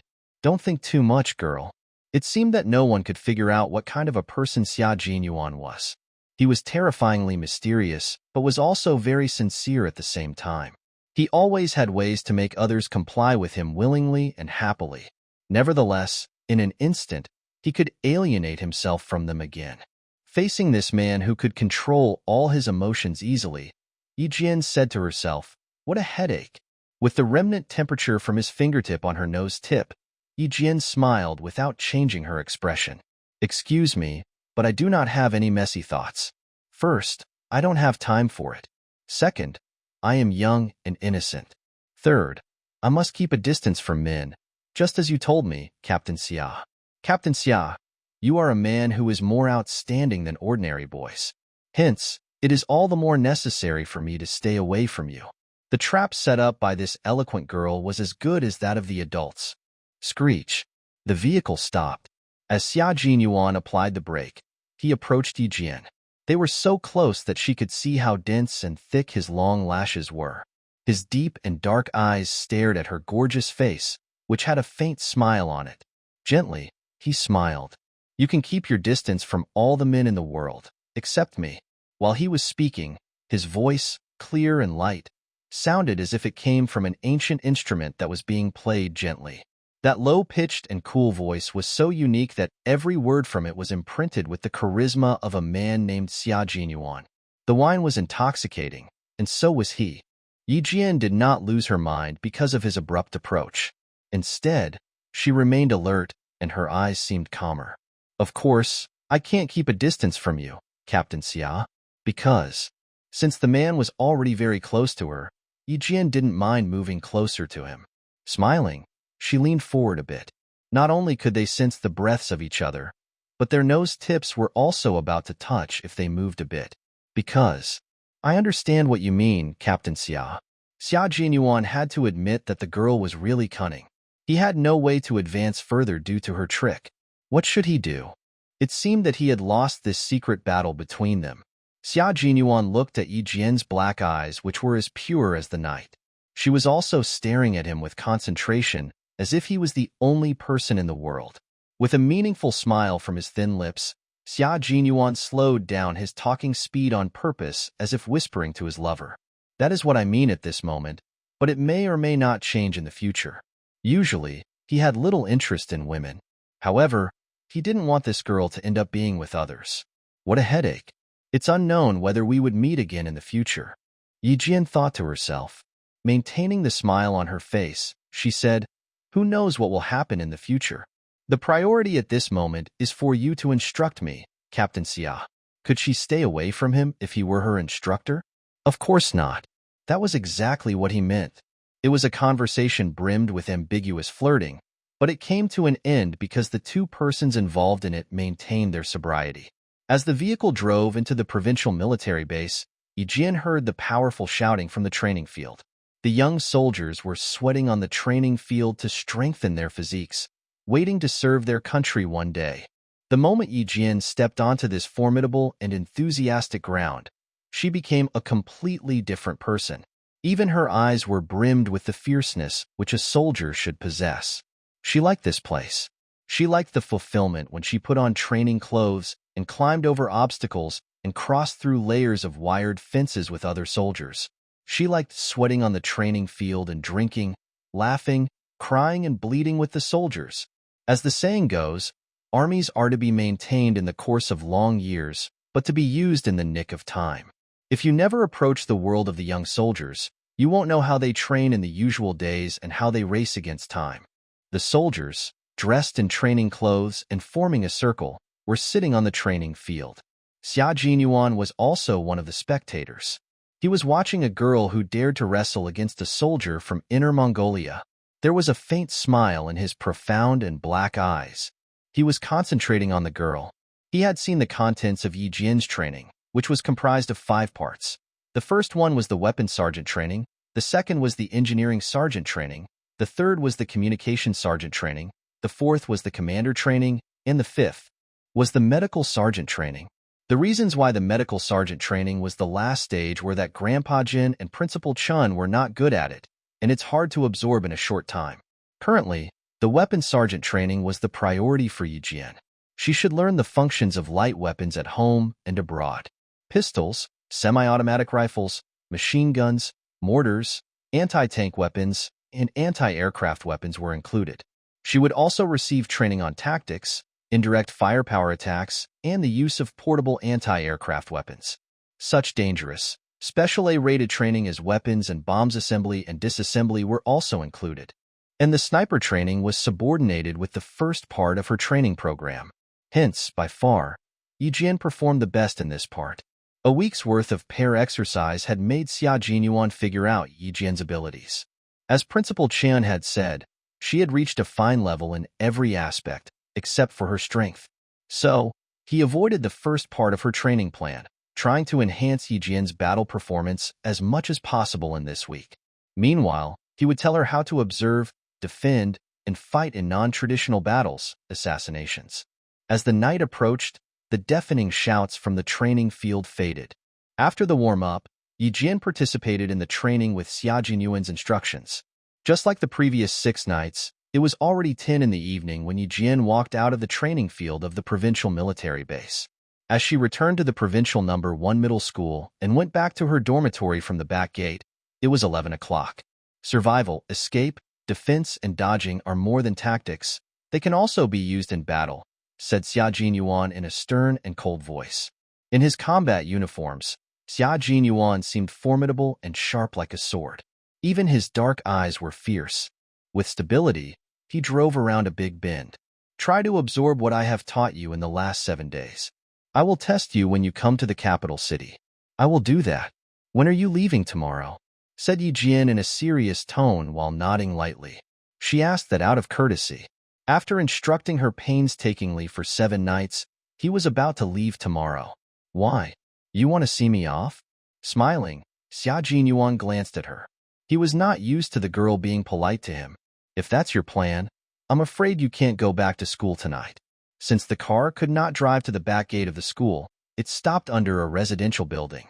In the sealed vehicle, the breathing sounds of the 2 people were clearly audible after the engine halted. Yi Jian unlocked the car and jumped off. Smiling at Xia Jinyuan, who was seated in the car, she said, "Nice try, Captain Xia. Bye." Similar to all the other top schools of the province, the provincial number 1 middle school was surrounded by tall residential buildings. Built in the 1980s, the rows of 7-story high buildings behind the back gate were only 1 meter or so away from each other. Every night, Xia Jinyuan stopped his car here and walked Yi Jian into the school. Tonight was no exception. While Yi Jian was smiling, he got off the car elegantly and closed the door. A beautiful curve formed on his thin lips. Not even a hug before the farewell? We had enough hugs on the training field. Don't you remember, Captain Xia? She also knew how to flirt. Even adult would learn how to flirt after being with him for a few days. As Yi Jian was smiling brightly, there was a sly implication in her eyes. We will have numerous chances to hug in the capital city. The girl was getting increasingly eloquent. It seemed like he must stop teasing her now. During the summer vacation, these old-fashioned, 7-story high residential buildings from the 1980s were only lit with a few lights. The rest of them were covered in darkness. The 2 of them walked past several residential buildings. Almost at the same time, they both looked in the same direction. With a bit of coldness in her eyes, Yi Jian said to him, "It's not very far. I can walk over there by myself." It wasn't a nice feeling to be stared at for several nights consecutively. You want to go up there alone and have a look? Xia Jinyuan didn't stop, nor did he agree to leave her here. If you want to go up, I can accompany you. I do. I want to ask if she is tired after staring at us for several nights. Yi Jian giggled. Suddenly, with a fierce and sharp look in her eyes, she glared at a window lit with a desk lamp. Behind the window, someone was so scared that his hand shuddered. He pulled down the curtain, grabbed the water glass on the desk, and sipped a mouthful of the water. So scary. The murderous look in Yi Jian's eyes was so cold and fierce that his heart was about to jump out. About 3 minutes later, the person who was shocked patted his chest lightly to calm himself down. Again, he pulled up the curtain gently. He was about to raise the camera in his hands to record the man and woman coming back after taking their walk at night. A gap opened beneath the curtain. Under the light of the desk lamp, he saw a face pressed close to the window from the outside. Ah! Holding the camera, Liao Jian screamed in horror as if he had seen a ghost.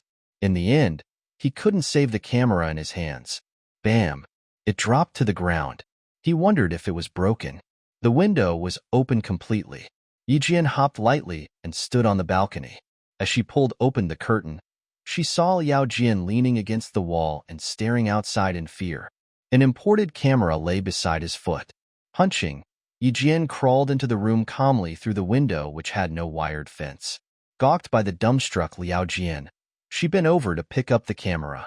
During the process, Yi Jian didn't talk to him at all. After picking up the camera, she stepped on the desk and jumped downwards with her back hunched. Just like that, she disappeared from the room. Shuddering, he came to himself and sped to the desk. Hands resting on the desk, he looked down and saw Yi Jian waving at him under the road lamp. Liao Jian's face became pale. He shrank his neck and dared not look any longer. Bang! He reached out his shaking hands to close the window. He collapsed to the ground alongside the desk, jumping from the 7th floor. How did Yi Jian do that? And how did she climb to the 7th floor from the 1st floor in the blink of an eye? An unprecedented fear pervaded the air in an instant. Liao Jian had already regretted his promise with Yi Ying. He came all the way to the provincial No. 1 middle school to spy on a person out of his league. He must return to the town tomorrow. He must not let Yi Jian find him again. Downstairs, Yi Jian said something to Xia Jinyuan. Glancing at the window that had no trace of light, and with a bit of fierceness in his thin lips, Xia Jinyuan said in a deep voice, "Your sister is up to something. Yi Jian, if you suspect that she is doing this to prevent you from qualifying in the competition, you must be careful in the school." He had witnessed the feud among girls. Their tricks were unpredictable and they fought against each other stealthily. The next day, Ying stared at the camera on her desk while she was sitting in the classroom. Although there was a feigned calm look on her palm-sized small face, her trembling eyelashes betrayed her emotion. "I'm sorry that your thing is broken. Please do explain to Liao Jian when you meet him," said Yi Jian in a cold voice. Her pure eyes stayed on Yi Ying, who kept her head low due to guilt. "I assume Liao Jian would not ask me to compensate him if it is you who return this broken item to him." Lightly, Ying closed her eyes. As she raised her eyes, there was a shadow in them. "Return it to whomever you took it from." "What do you mean by handing it to me?" "Go away. I need to study. I want to return it to Liao Jian in person. However, I don't think he dares to see me at this moment after he experienced a scary night. But he would definitely come to you." Yi Jian gently knocked her fingers on the desk. Her calm tone revealed the indistinct chill that made Yi Ying's heart palpitate. "If you don't want any accidents before the exams, Ying, you'd better behave." It was evident from the icy look on her face that she was threatening Yi Ying. With her heart beating, Ying bit her lower lip without saying a word. Meanwhile, she felt relieved. Luckily, they both needed to take the exams. Otherwise, the wicked girl would have avenged her. Realizing that Liao Jian was an unreliable helper, Ying cursed at him furiously and smashed the camera, which was worth thousands of RMB. Liao Jian intended to warn her about Yi Jian. However, after being lashed out at by her, Liao Jian just wanted to slap her in the face angrily. So, he left without saying anything. He will not warn her. If she is capable, she can get it done on her own. After the accident, Ying dared not play any tricks anymore. On the 17th of July, the 15-day closed-door enhanced training was over. In that evening, led by the teachers of the provincial No. 1 middle school, 12 students headed to the capital city. None of the students had visited the capital of their country before. From the 19th to the 23rd of July, the 5-day, extremely difficult exams were held before the excitement of the students subsided. It was not until they arrived here did they realize that while every province sent the 8th and 9th grade students to take the exams, the top schools in the capital city sent both junior and senior high students. After the first day, 4 of the 12 students from the township middle school were out of the competition. 3 more were out on the second day, and 2 more on the third day.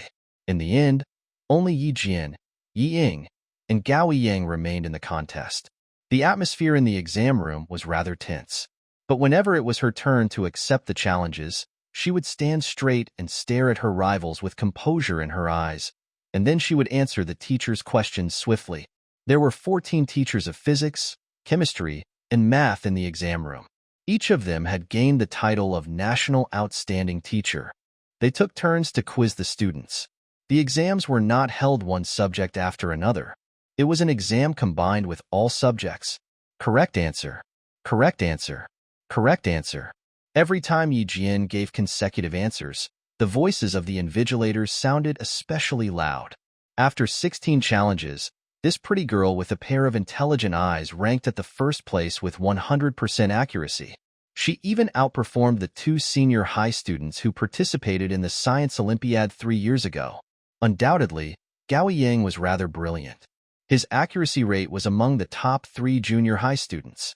On the contrary, Ying made frequent mistakes in the session of the combined exam. Wrong answer. 3 wrong answers in a row. Ying of the Fujian town of Southern Province, out. After 30 minutes of vying to answer, Ying sat in the exam room, pale-faced. Without blinking, she stared at Yi Jian, who was competing against the 7 students of the top schools in the capital city. She eliminated a student easily. When an English teacher asked her questions, she answered like a native English speaker without any pause. She really could speak English. How come Ying had never known that? Every teacher in presence smiled approvingly. At Yi Jian, they were smiling at that wicked girl who she had always looked down on. Her sharp nails pierced into her palms, but Yi Ying did not feel the pain. All she could feel was that Yi Jian was so brilliant standing on that podium.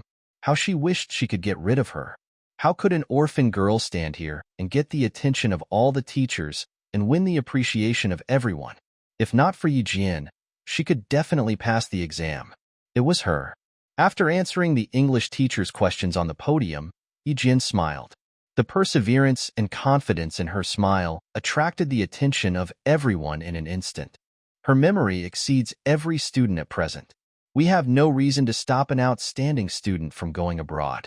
Yi Jian from the Fujian Town Middle School of Southern Province has qualified. After a brief discussion among the senior teachers, the first student who qualified for the next round was from the rural mountains rather than from the capital city. The thundering applause came from the teachers, the eliminated students, and her competitors. Yi Jian, the first one who passed the exam, kept smiling elegantly on the podium. "Thank you," she said calmly, bowing. Her composure and patience of a great talent won the hearts of every teacher. Principal Chow had been keeping Yi Jian's company throughout this journey, holding a bottle of heart-calming pills in his hands. After hearing Yi Jian's name, he unscrewed the bottle cap with his trembling hands and swallowed 3 pills in a row. Capital City.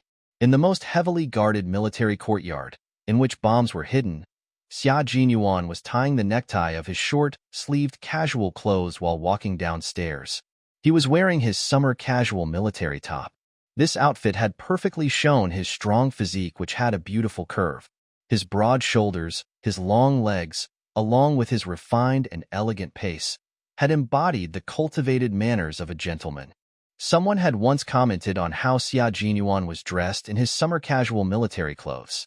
It was said that he was one of a kind, because anyone would lose their control, lunge towards him, and rip him off. "Dad, I'm going out." As he went downstairs, he saw Commander Xia sipping tea and reading the newspaper leisurely while sitting in the couch. "Go to bed early. I might return later at night." Commander Xia had no idea that his son was at home. Hearing the sound behind him, he turned around, rather surprised. "Where did you come from? How come you didn't make any noise?" Noticing that his son was wearing his summer casual military clothes, Commander Xia realized that he had cleaned himself up on purpose. Placing down the newspaper, Commander Xia looked at his handsome son with interest. "Oh, you dressed up. It seems like the sun does rise up from the west. Are you dating? Who is she?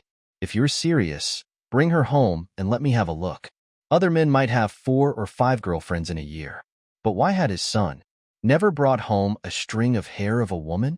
If he had not found adult movies in his son's study before, he would have suspected that his son had no interest in women due to spending too much time in the army. Xia Jinyuan lowered his head to look at his attire but didn't find anything special. He raised his eyebrows. "Did you see me tidy up? It's not a date, but I am going to meet a girl. And don't you think too much. She is a 14-year-old middle school student." Commander Xia, who had guessed wrong, lost his interest instantly. Waving his hands, he drove his son away. "Go, go, go. Have fun. Don't come back for dinner tonight. I'm having dinner at your Uncle Han's home." Chicly, Xia Jinyuan walked out of the courtyard. He was driving to his destination. After coming out of the exam room, Yijian walked hurriedly to the school gate. She only had 4 minutes if she wanted to arrive at the time she and Xia Jinyuan agreed on. She needed to run. "Yijian." Someone was chasing after her. The person was striding, for fear that she would leave. "Where are you going?" "Yiying and the others are leaving later.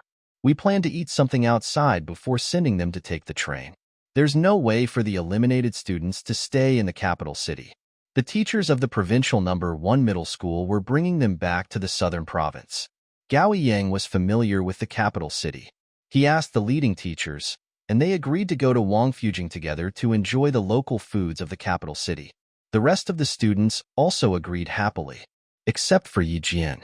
After he and Ying exchanged a few words, Yijian, who was present just now, had disappeared. Yijian felt helpless as she heard Gao Yang's voice from behind. How she wished she could label an O-way on her forehead. Why was he greeting her? She thought she had turned him down completely last time, but as it turned out, he didn't change his mind. She turned around, rubbing her temples as if having a headache. Looking at the somewhat handsome boy in front of her, she sighed. "Let me reiterate, Gao Yang, I really don't like." "Why? Just because I am pursuing Ying?" Gao Yang didn't want to hear those words again. Besides, he couldn't understand why she hated him so much. In retrospect, he didn't find himself doing anything that could disgust her. Not that he was hoping she could be kind to him, but he did want to communicate with her normally like schoolmates, instead of being so aggressive and hostile right now. Interrupted by him, Yijian smiled knowingly. "Not bad. You know yourself," she said approvingly. At this moment, Ying couldn't help but walk over to them as if she had made a new discovery. Gao Ying always has a good reputation in school. It's only you, Yijian, who keeps finding faults with him all the time. "Ha, I couldn't understand before, but your words have enlightened me. Do you hate him for pursuing me? Can I say that your hatred stems from your love?" That made sense. Due to her words, Gao Yang's cold but good-looking face seemed a bit awkward. As he tilted his head to glance at Ying, he rebuked in a low voice, "Nonsense. Liking him?" He was smart enough to tell fondness and hatred apart. It's clear that Yijian hated him. She had no affection for him at all. "I didn't say anything." She admitted to it, hasn't she? Giggled Ying, squinting at him. "What are you going to do, Gao Yang? How about you stop pursuing me and seek Yijian instead? She is a celebrity. I don't want our last bit of sisterhood to run out because of a boy." Ying had always been an excellent actress. Take this moment for an example. She could pretend to smile, despite the cold look in her eyes. Sneering, Yijian said calmly, "Don't. You've always had a very high standard, Ying. It's not easy for you to meet a boy that you like. Do not give him to me, I am afraid." She paused deliberately. "Tut, tut, tut. Don't pretend you are generous, because you are not. Look at your tiny face. How frightened are you?" said Yijian like she was teasing a puppy. A couple of sentences from her had swayed Yi Ying's emotions easily. Slightly lifting her chin, she said to Gao Yang, "Talk to your girlfriend. Don't let her give you up easily. If she does offer you to me, and I happen to accept you because I am bored." "Ha, I am afraid she might cry alone and collapse in the toilet. One more thing, don't tell me about sisterhood. It sounds phony. Every word was absolutely blunt and humiliating Ying. Ying was so furious that her lungs were about to explode. Since Gao Yang was present, she wanted to maintain the demeanor of a lady. But she didn't want to suffer in silence, so she yelled, Yi Jian, you are quite something. Gao Yang is not an item. Do you want to steal him? That depends on whether he agrees or not. Save yourself some dignity and don't let others despise you. On the side, Gao Yang's face became a bit gloomy. Ying, she didn't say anything about stealing. You don't need to complicate the matter. Girls always like to make things complicated. He only heard Yi Jian's sarcasm, but Ying believed that Yi Jian was provoking her. What did he mean by saying that she didn't need to complicate the matter? Hearing this, Ying sneered. I did not complicate the matter. She didn't hate you before. Since you and I became closer, there was a hateful expression on her face. Doesn't her hatred stem from her affection for you? Affection brings about hatred? A clear and joking voice was heard slowly. Wandering under the setting sun, a slender and divine figure walked over to them with elegance. Since when did you hate me, girl? He had been waiting for her for 5 minutes, but didn't see her. As it turned out, someone had blocked her way. As soon as Yi Jian heard that voice and what he said, her headache worsened. Why did he enter the school? If I don't show up, I'm afraid your bullies are going to make you weep. With a smile on his good-looking face, Xia Jinyuan walked over to them and stood beside Yi Jian. He didn't look at the other two people.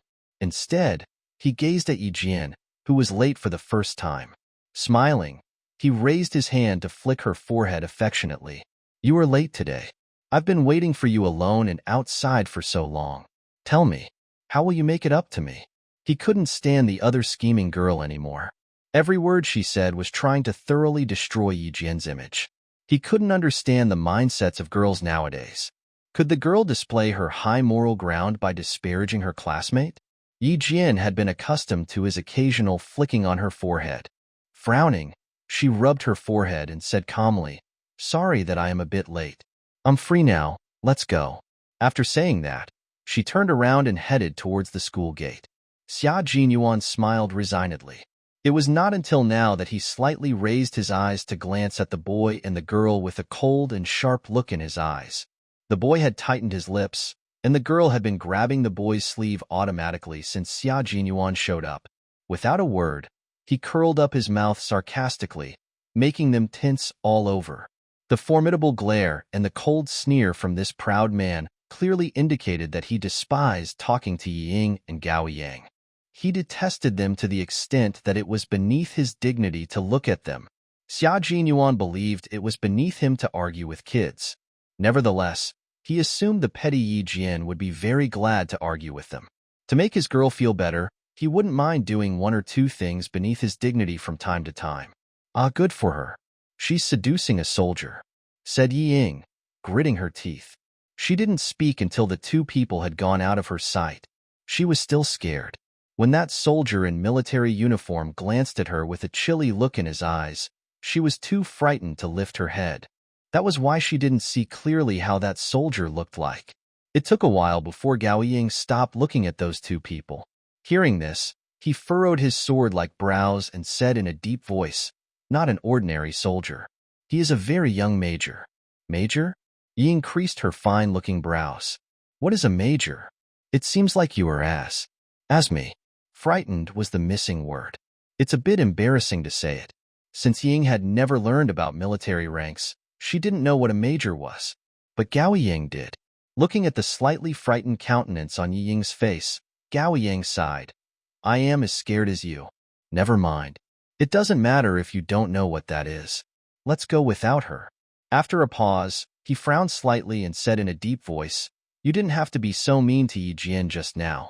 I am not that stupid to not be able to tell affection and hatred apart. At this moment, Yi Ying's pretty eyes became completely gloomy. After she stared at him for a while, tears welled up and flooded in her eyes. She smiled, but she looked worse than crying. Really? I have misunderstood her, all right? Excuse me, but I don't want to go out tonight.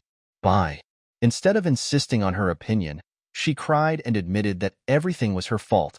thus making Gao Yang, a teenage boy at his 15 or 16, surrender and apologize. As he apologized, Ying smiled stealthily. She always knew how to make use of her strengths to manipulate others. When the exams were over, Director Lee of the Capital No. 1 Experiment Middle School and Mrs. Zhu walked out of the exam room. "Thank you, Director Lee, for helping us get the bus tickets." Since Gao Yang was ahead of them, Mrs. Zhu, smiling, walked over to him after exchanging a few words with Director Lee. Both Gao Yang and Yi Ying were a bit bewildered as they heard that the Capital No. 1 Experiment Middle School had arranged cars for the students. When the trial was over, they could go to the fruit gardens and farm villages of the suburban area of the capital city to relax. "What? You don't believe your teacher? Haha, I'm not lying to you. Go inform the other 3 students. No need to tell Yi Jian, because I have told her already." Patting on Gao Yang's shoulders, Mrs. Zhu smiled more brightly. "It's only a few days before the big game starts. The school has specially arranged this happy hour for our 12 candidates to relax. Haha, thanks to you, we can relax as well." Subtly, Mrs. Zhu glanced at Ying one more time. It seemed that Ying and Gao Yang were very close to each other. Was there puppy love between them? "You mean that we are staying in the farm village tonight and won't come back until tomorrow noon?" asked Ying because she was uncertain. A trace of shadow flashed across her pretty eyes. "When are we leaving the capital city tomorrow? Can we board the train in time if we don't come back tonight?" She was considerate. Smiling, Mrs. Zhu said, "Rest assured, you can definitely go home tomorrow. As agreed upon, we should assemble in 20 minutes. Quick, let's gather up 10 minutes in advance." Yi Ying's eyes flickered. Urgently, she said to Gao Yang, "You inform the boys and I will inform the girls." After saying goodbye to Mrs. Zhu, she left in a hurry. She was walking extremely fast. Her eyes were not only gloomy but also contained terrifying maliciousness. Yi Jian had walked out of the school. Instead of getting in the car immediately, she looked at the man whose figure was as fierce and straight as a spear. From the look in her eyes, she was amazed by him. The summer casual military clothes had elevated Xia Jinyuan's elegant disposition to its peak. His every behavior was as exquisite and noble as that of a true gentleman. "Sorry that I can't go out tonight. Just now, Mrs. Zhu of the Provincial No. 1 Middle School said that the school here has arranged the 12 candidates of our school to go to a farm village. I didn't refuse." Yi Jian slightly raised her eyes, concealing the fact that she found him stunning. "I'm very sorry that I have to stand you up tonight." Her apology made Xia Jinyuan raise his eyebrows very subtly. Smiling, he said, "In that case, let's wait for next time. I was thinking of taking you to see." The public should not know what he was about to say. So he hunched over, shrouding the thin Yi Jian with his slender and tall physique, just like a pine protecting a growing sapling by shielding off the sun. Our country's latest model cannons, which are about to be put in use in the army. They were so close that he could smell the light fragrance of her. It was not the scent of artificial essences, but was the girl's mesmerizing body odor, which was refreshing and elegant like that of a flower. The girl had fair skin, which showed the pure luster of jade. Well, she was skinnier and taller than the first time they met. She was already an attractive teenage girl. As his black eyes darkened slightly, Xia Jinyuan curled his lips up in secret. He was observing Yi Jian's slim neck, which was like that of a swan. It was not awkward because he was purely appreciating the beauty. Surrounded by his mint scent in an instant, Yi Jian drew back slightly without a trace. Her heart palpitated momentarily as they looked at each other in the eye. Yi Jian saw the confident and assertive smile on his beautiful, thin lips. It seemed like he believed that she would decline the school arrangement and go with him. Yi Jian was unorthodox as well. Instead of moving away from him, she looked askance at him. With a faint smile in her smart eyes, she looked at him and shook her head. "Thanks for your consideration, Captain Xia. I would like to go, but unfortunately, I can't." It's clear that she was interested, but why didn't she agree to go with him? For fear that she might have other arrangements today, he had prepared several plans. His painstaking efforts would be meaningless if she didn't appreciate them. At home, he had planned to take Yi Jian to enjoy the authentic Beijing cuisines at a private kitchen in Beihai Park. And then, he would take her to the training field in his courtyard. to see if she had made progress during the past few days when he was absent. It seemed that this arrangement was unlikely to keep the independent girl by his side. So, he adjusted his strategy in the last minute by luring her to the arsenal. It was a very good strategy, but the person it targeted upon was unusual. Xia Jinyuan thought he was about to succeed, but in the end, the girl said, "I can't go." As Xia Jinyuan drove away, he felt heartbreak for the first time. Not only was the girl smart, but she was also adamant. It's really hard to lure her. Yi Jian didn't return to the school until his car had driven out of her sight. Now, it was shy of 6 o'clock, so she decided to go back to her dormitory to wash up. She would be lying if she said she was not nervous on the podium. That was her first experience, and her back was drenched in sweat. She was indeed a bit tired after her brain worked at high speed for consecutive days. Alas, if she were to spend time with the dangerous man, she would be tense all over and have to pay attention to his intangible flirtations which could cause misunderstandings. Just like moments ago, he could have kept his distance during their conversation, but he was so close to her.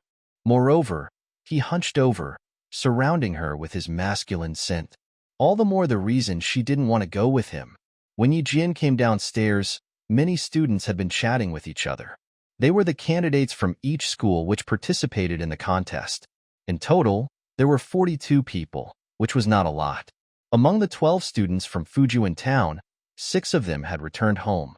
Led by the students and teachers of the capital number 1 experiment middle school, the remaining 6 students boarded a bus, heading to the orchard farm. On the bus, the atmosphere became lively. Yi Jian, Gao Yang, and Wang Emo, the candidates of the provincial No. 1 middle school, chatted joyfully with the other 9 candidates. Ying was also chatting with a student. This time, she did not sit with Gao Yang. Hearing the laughter from behind, she pinched the leather seat with her sharp fingernails, and a gloomy light flashed across her eyes from time to time. While talking with the students from other schools across the aisle, she would occasionally glance at Yi Jian with hatred and maliciousness in her gloomy eyes. "Yi Jian, I will allow you to enjoy this moment, but you want to participate in the World Science Olympiad? Oh, do you deserve that?" Restraining the vague excitement in her dark mind, Ying had a blast chatting with the students around her. Yi Jian kept smiling while talking with the senior high students. It seemed like she had never noticed that someone was glaring at her from somewhere. Occasionally, an icy glint flashed across her dark pupils, indicating that she had been aware of that already.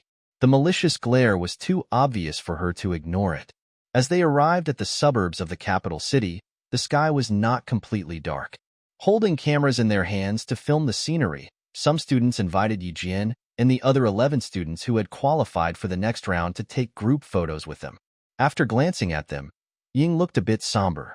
She turned around and left on her own. "Take one with me, take one with me." Outside of the school, the boys and girls became much closer.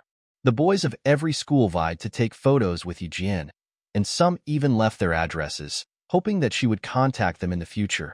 Of course, it would be communication about studies.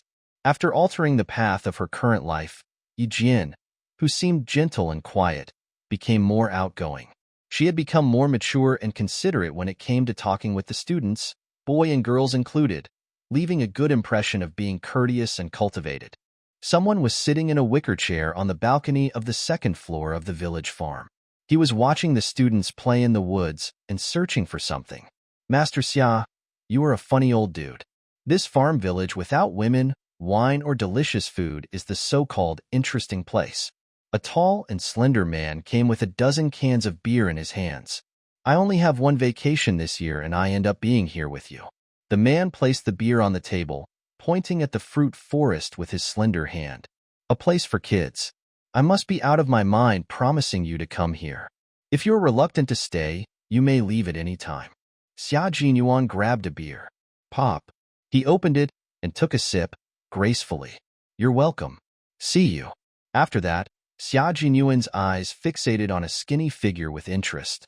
The girl was rather popular among the boys, for every boy was vying to take photos with her. Tut. There was a well-prepared boy who even took out his pen and paper. Sipping beer into his mouth, Xia Jinyuan stood up and leaned against the railing of the balcony. With a chilly look in his eyes, he stared at a boy who was bold enough to rest his hand on Yijian's shoulder. Wretched boy. It's improper for a boy to touch a girl. As soon as he finished speaking, he saw Yijian say something to the boy, making the boy smile. Standing side by side with the distance of a finger between their shoulders, they took a photo together. Xia Jinyuan nodded with satisfaction. Suddenly, it seemed like Yijian was looking at him. He stepped back swiftly, planning to sit in the wicker chair again. After retreating 2 steps, Xia Jinyuan turned around and stared at the man who was moving the wicker chair away to make him fall. Raising his eyebrows, he sneered. Han Jing, you are too old to play this kind of childish game. The 20-year-old Han Jing was a lieutenant in the army. Just like Xia Jinyuan, he was also the grandchild of a personnel from the Red Army. They were childhood friends who grew up in the same courtyard. They were so close that they knew the details down to the puberty of each other. Hearing this, Han Jing also raised his eyebrows wildly. Ha, compared to your behavior just now, mine was not childish at all. He was standing and holding a can of beer which had not been opened yet. One could sense that he was wild and reckless. But I wonder, which one of these students is the one you are interested in? He didn't name the gender of the student. In this way, he had set up a trap for his childhood friend. It's improper for a boy and a girl to touch each other. Since when had Master Xia cared about these things? This was rather intriguing. Xia Jinyuan rolled his eyes at his childhood friend, who was just like a walking testosterone-emitting machine. He curled up his mouth but did not answer that question. Instead, he smiled and said, "Do you know why I brought you along here? Isn't it obvious? Compared with the other guys, I am handsome and charming. It's an honor for you that I came along with you," said Han Jing. "Yes, indeed, the honor is mine," said Xia Jinyuan, shooting his childhood friend a meaningful glance. There was a mischievous smile in his dark eyes. Gracefully, Han Jing rearranged the tie of his military uniform and smiled more brightly. "Of course, anyone would feel honored to become my friend. And it is definitely my honor to become your friend, Major Xia." He was telling the truth. No other family in the capital city would be more powerful and privileged than Xia Jinyuan's family. Xia Jinyuan's grandpa was one of the founding fathers of the country that was still alive. Han Jing, who had not realized the implications in Xia Jinyuan's words, had a complacent look on his handsome face. Gleefully, he said, "Come on, let's walk around so you and I can impress people. By the way, do introduce your young beauty to me. I want to know who can let you drive your special car to the suburbs of the capital city and be jealous over a few boys." "No rush, I will show you later," said Xia Jinyuan. He looked at his childhood friend with a meaningful smile. In the fruit forest, Yijian felt that her face was a bit numb after smiling for too long. After taking photos with the teachers of every school, Yijian planned to walk around on her own. Just now, she felt like someone was watching her from the building on a side of the fruit forest. She wondered if it was just her illusion. A few steps later, she saw 2 boys pushing Gao Yang and walking from behind the trees. As they saw her, they laughed and said out loud, "Yijian, come, take a photo with the 3 of us." Another student said, "Gao Yang, where were you hiding? You haven't taken a photo with the beautiful Yijian, have you? Stand there and let me take one for you too." Hearing the laughter, the teachers also joked, they must take a photo together. They are from the same school and Gao Yang is Yijian's senior schoolmate. "Boy, hand your camera to me. As a teacher, I should take photos for them on my own." The students got more excited after hearing what the teacher said. But they didn't realize that Ying, holding 2 bottles of spring water, was standing not far away. Face twisted, she was glaring at them. Soon, she replaced the gloomy look on her face with a smile. "You have not forgotten me, have you?" She walked over and handed the water to Gao Yang. "Have some water. I heard that your voice was a bit hoarse." "Oh." The students seemed to have understood something, winking at Gao Yang with a mix of emotions in their eyes. At the sight of this, the teachers shook their heads helplessly in disgust about puppy love among students. This time, Yijian really appreciated that Ying showed up in time.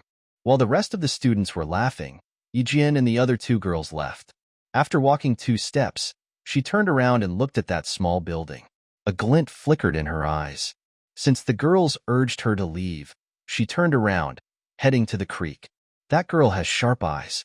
I was so scared that my heart missed a beat, said Han Jing, patting his chest with one hand while holding a telescope in the other. Hiding under the railings, he seemed dumbstruck. She doesn't look like a teenage girl. Where did you find your young bride? There must be numerous women from notable families in the capital city who admired Major Xia.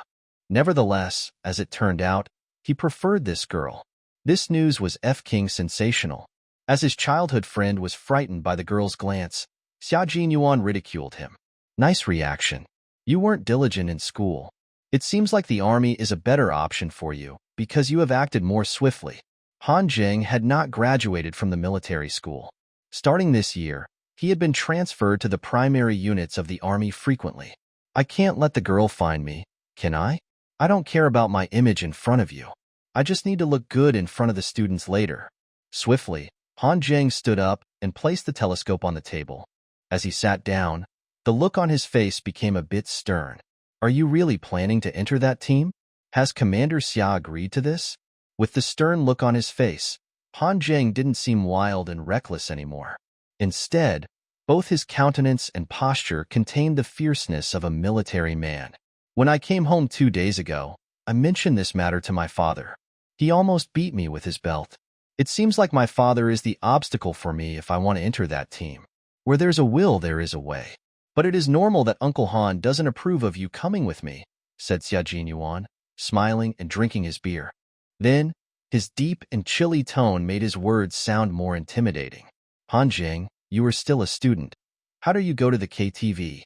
Despite his low-pitched tone, his words were alarming like thunder.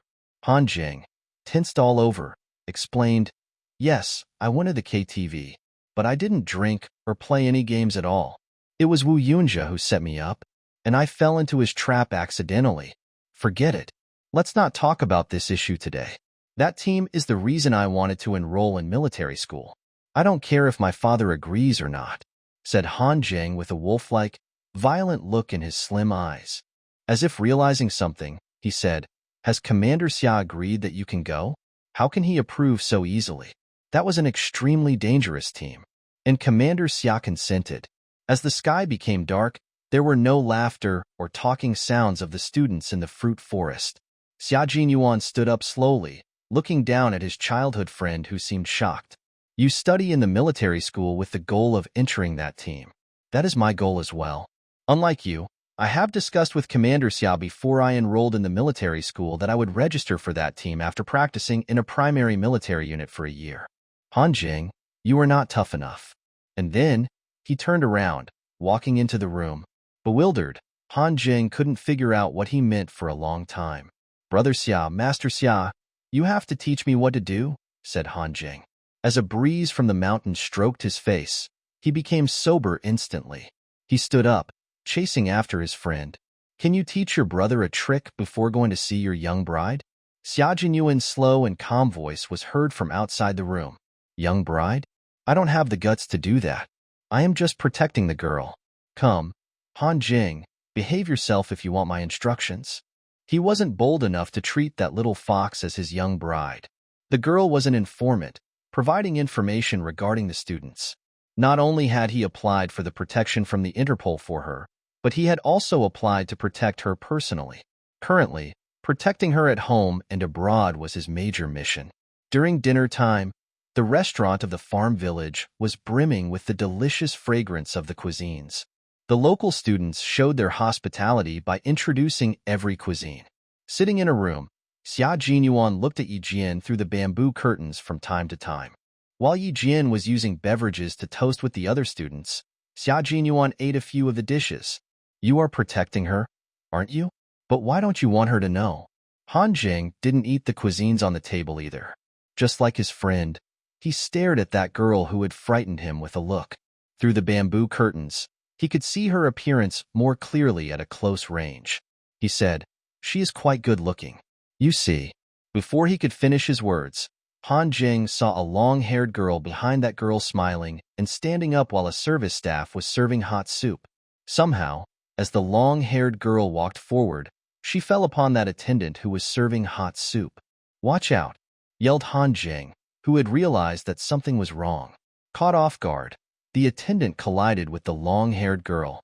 The hot soup spilled from the bowl, burning the attendant's hands, while the bowl flew towards the back of the girl sitting on another table. Although the attendant was behind Yijian, it seemed that she had been ready for this accident. While someone was yelling behind the bamboo curtains, Yijian moved sideways and stood up. Meanwhile, she used her slender hands to grab the back of her chair. As Ying looked at her gloatingly, she deftly lifted the chair to block the bowl. This catastrophe was supposed to befall Yijian. As the chair blocked the bowl, in the blink of an eye, the large bowl collided with the chair. The attendant screamed in horror. Bang! Clang! The bowl shattered into pieces. This scenario happened so fast that before Ying, who was grinning maliciously, could put up her guard, a bowl of hot soup had poured onto her legs. She screamed at that very moment. As her pupils shrank, she saw Yijian mocking her, as if telling her that she was already aware of what she was up to. Not all of the soup poured onto her legs. Due to Yijian's sneer, Ying hunched over, squatting on the ground while crying in pain. Ying was the creator of the catastrophe, but she ended up being the victim. Ying was the creator of the catastrophe, but she ended up being the victim. How did Yijian avoid the calamity? All the students in the restaurant stood up. It was not until this moment that both the students and teachers realized a series of accidents had happened. The two people preparing to rush out from the bamboo curtains retreated in secret. Seated in his chair, Han Zheng said with surprise, "Very fast reactions. Has she received training?" "She has. Not bad, right?" Xia Jinyuan poured a cup of tea for himself. As he lowered his head to sip the tea, he hid the cold look in his dark eyes. That bowl of hot soup would have spilled on Yijian if she was not alert. Ying was indeed very vicious.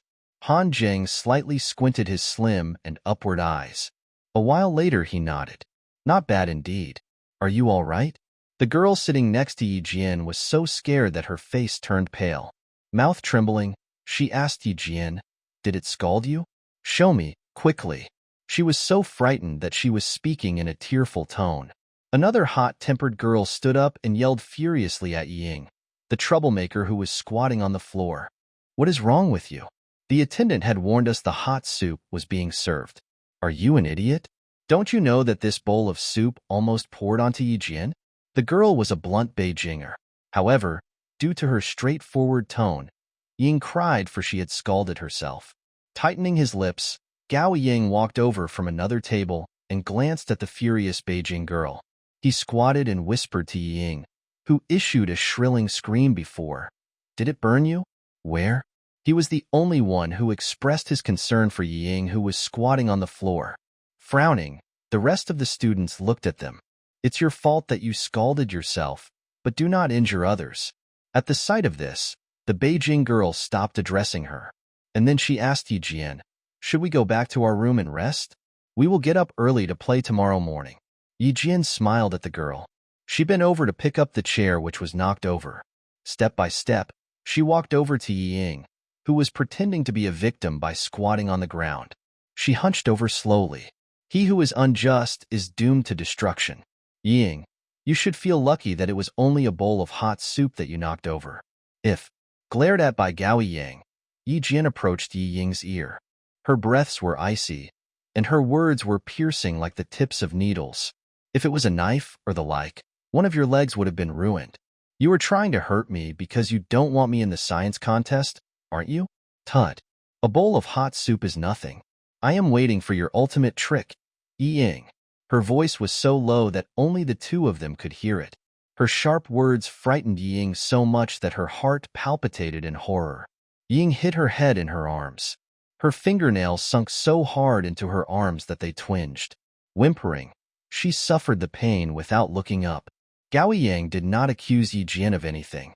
Instead, he said in a low voice, "Return to your room and soak your legs in clean water. Otherwise you will have blisters." And then, he held up Ying, heading to the lodge. "Attendants, fetch a flask of ointment for scalded wounds." Mrs. Zhu walked over from the table for teachers. Instead of chasing after Gao Yang, she walked towards Yijian and patted on her shoulder. "Go back to your room and rest. Let me take care of the matter here. How unfortunate that such an accident occurred during the feast." She should go check up on Yi Ying's scalded wound. All right, I will come over if you need me for anything, said Yi Jian, bowing slightly. There was no trace of panic on her face. Sorry to make you worry, teachers. Mrs. Zhu and the teachers of several schools comforted Yi Jian before heading to the room to visit Yi Ying.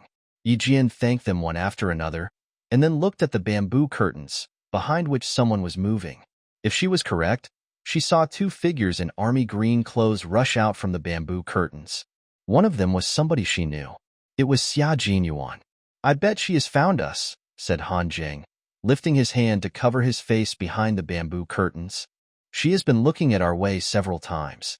Master Xia, your secret protection plan has failed. Xia Jinyuan had started to enjoy his meal slowly. As he smiled at his friend's words, his natural good-looking face became as elegant and brilliant as a blooming rose. But she won't reach out to me. So, it doesn't matter if she is found out. After hearing this, Han Jing sensed that something was wrong, but he wasn't sure what went wrong. That girl didn't want to see the notable Master Xia, did she? That was why Master Xia protected her in secret. Control your expression. Do you have to be so shocked? Said Xia Jinyuan, knocking the table twice with his slender fingers. With composure, Xia Jinyuan let his childhood friend realize that Yi Jian didn't like him. That's why I say this girl is intriguing. So far, no one had given him a cold shoulder, except for this girl. And no one had aroused his interest so much as this girl had. He would like to see to what extent she would intrigue him, and he was hoping to aid her whenever she needed help. Han Jing's mouth was open in shock. Then, he closed his mouth. With a stern look on his face, he stuffed some vegetables into his mouth. Brother, don't blame me for saying this, but you might become obsessive if you go on. What does the girl know? You must not do anything stupid. Holy cow. He was truly concerned for his friend. No one would worry about Han Jing getting obsessive if he were to have a crush on a girl. He would not dwell on one flower. But Master Xia was different. He came from a family that was loyal in love.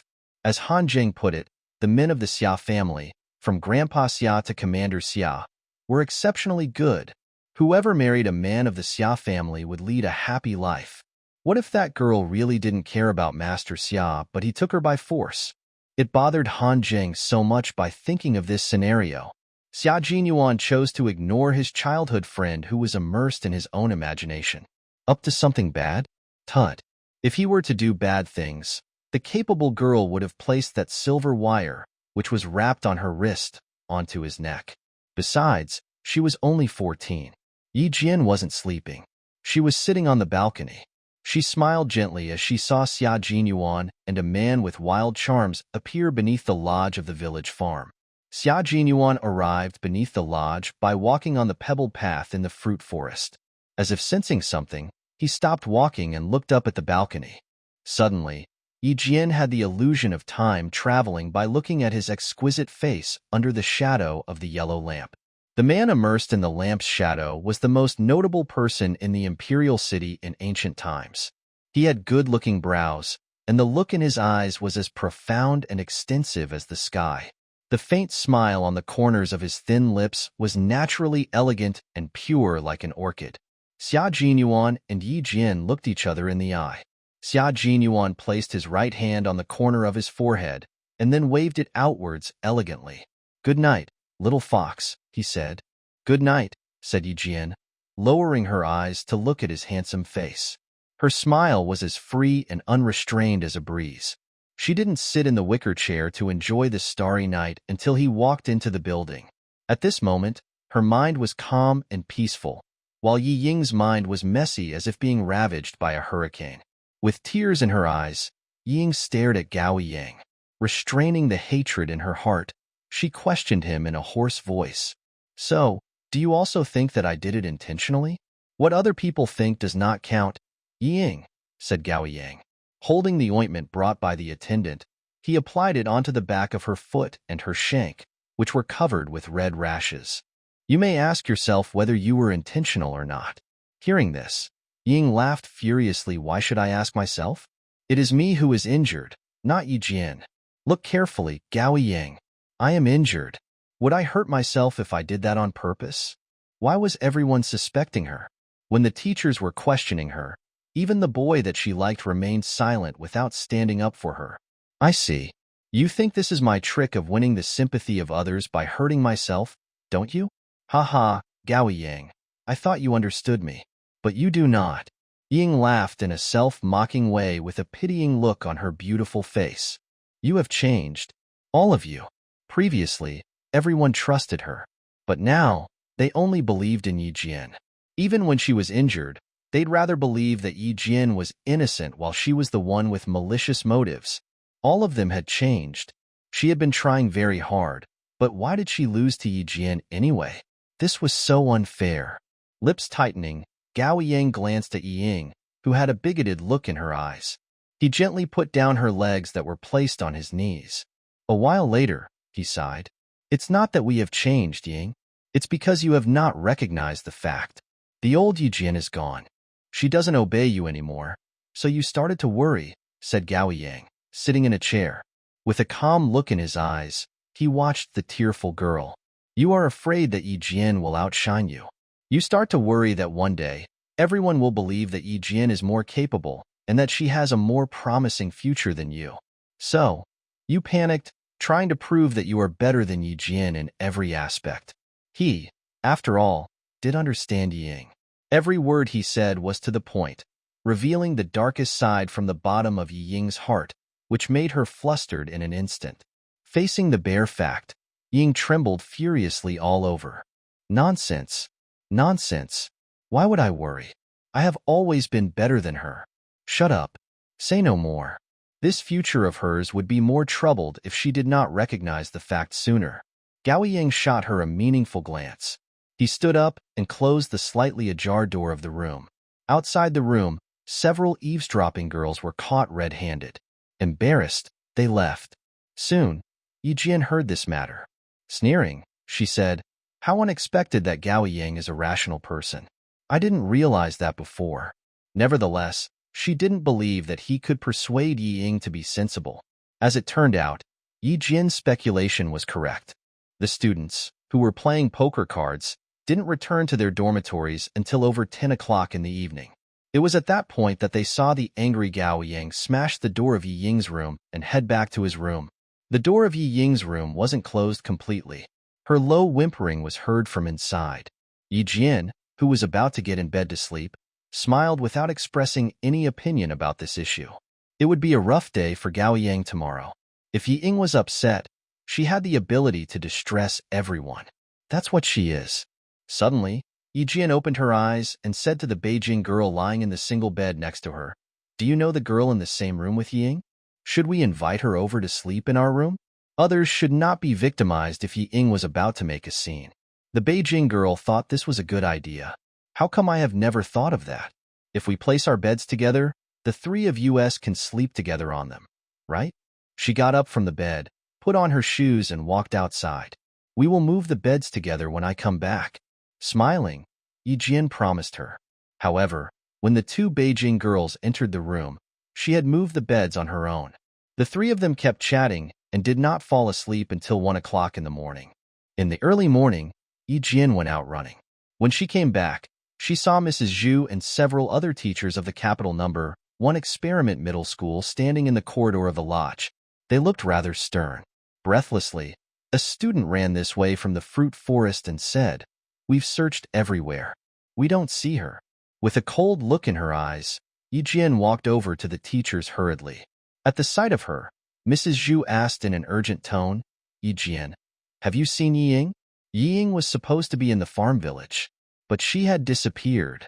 Just like Yi Jian had put it, if Yi Ying was upset, she would find a way to distress everyone. None of the items in her room had been used. The bed sheet and quilts were tidy without any wrinkles as if no one had slept in the bed. Neither the disposable slippers nor the items in the bathroom had been used. It seemed like no one had ever been in this room.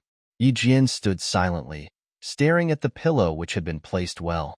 With beads of sweat on both his temples, Gao Ying dashed onto the second floor intimidatingly, ignoring the teachers yelling. Realizing that something was wrong with him, Mrs. Zhu followed him.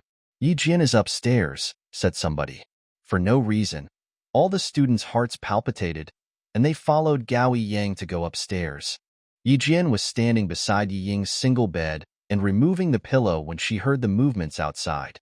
With a cold look on his face, Gao Ying entered the room and questioned her. "She went to see you last night, didn't she? Aren't you the last person who saw her last night, Gao Ying?"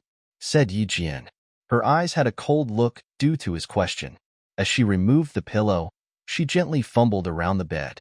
With a frosty look in his eyes, Gao Yang approached Yi Jian and put water bottles in front of her. "I found 2 bottles by the creek. One was yours, and Ying drank the water from the other one. By the time I left last night, Ying had not finished the water in her bottle, and you had not drunk up your water on the dining table as well." Several students had entered the room after him. Discontentedly, they said, "Hello? What's wrong with you? What can the 2 bottles that you found by the creek prove?" If he did find these bottles by the creek, it was evident that Yi Ying and I met in private last night, said Yi Jian in a calm voice. It's normal for Gao Yang to make this speculation. Pointing at the mineral water bottles in his hands, she said, "One of the bottles was supposed to be in my possession, while the other should be in Yi Ying's hands. Now that they were both found by the creek, it is reasonable for people to assume that both Yi Ying and I went to the creek in the middle of the night. After all, she and I almost had an accident last night. Someone had orchestrated an easy trick. In this case, Yi Jian wouldn't be able to explain this matter. Although there were 2 girls who could prove that Yi Jian was in the same room with them last night, they could not tell if she was still with them after they fell asleep. She was up all night, and she is missing now," said Gao Yang with a straight face. "Yi Jian, what have you? She was up all night? Did you see that personally?" Yi Jian smiled brightly. "2 things you need to understand. First, the fact that the 2 bottles were together didn't mean that I was with her because you didn't see us together. Second, you can't be sure whether she was up all night, because you weren't there. Likewise, my roommates cannot confirm whether I went out after they fell asleep. Since you did not witness it with your eyes, everything you accuse me of doing is invalid." The students present were wise enough to understand Yi Jian's words. She had stated clearly that she did not necessarily meet with Ying, despite the fact that their bottles were placed together. Nevertheless, Yi Jian did not have the evidence to prove that she was not with Ying. Hence, it was reasonable for Gao Yang to assume that Ying and Yi Jian met by the creek last night. Similarly, Gao Yang could not confirm that Ying was up all night in her room. The principle was the same. There were no witnesses. The teachers were under great pressure to stay with this group of highly intelligent students. Regarding this matter, the teachers and the students were on the same page. Yi Jian found a few strands of black hair at the head of the bed. She walked over to Director Li and Mrs. Zhu. "These are Yi Ying's hair. They can at least prove that she laid in the bed. As for why she tidied up the room, we won't know until we find her." The implication in Yi Jian's words was that, although Yi Ying had slept in the bed, she wanted to make everyone believe that she hadn't.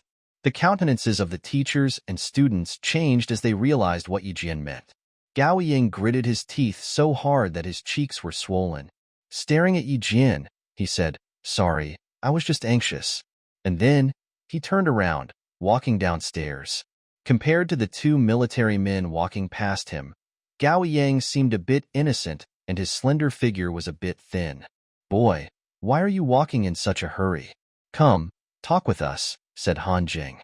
As they were walking past each other, Han Jing placed his hand onto Gao Yang's shoulder to stop him with undeniable power. "We will go together later. You need to take us to the creek," he said, smiling. Wearing the military uniform which had concealed his casual and wild charm, he seemed very formidable. Gao Yang wanted to struggle. As he calmed down, he saw Xia Jinyuan beside that man. He was a bit bewildered. Wasn't he the young major that Yi Jian knew? Xia Jinyuan glanced at the boy and said to Han Jing, "You guys go to the creek first. Yi Jian and I will be there later." Han Jing made the okay gesture with his hand. And then, he forced Gao Yang to go with him, without giving the boy any chance to escape. Yi Jian had no intention of finding Yi Ying. In her opinion, Yi Ying's disappearance was nothing more than a trick orchestrated by herself. But the teachers did not think so. They decided that if Yi Ying could not be found within 3 hours, they would call the police. "I will go to the creek. You guys can search other places." Yi Jian had to help find Yi Ying, even though she didn't want to.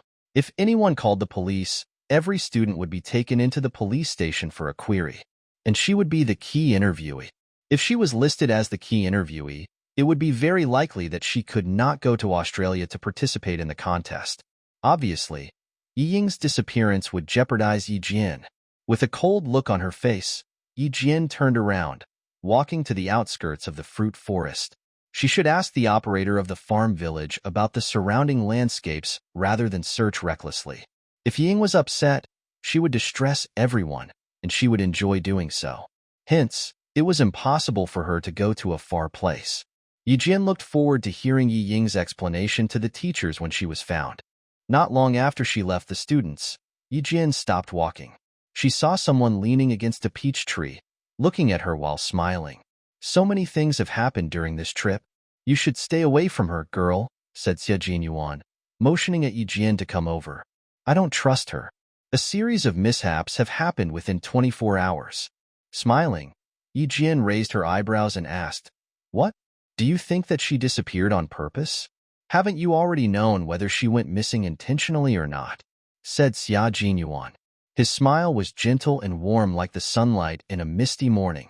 Go on. Find her in 1 hour and let your teachers discipline her.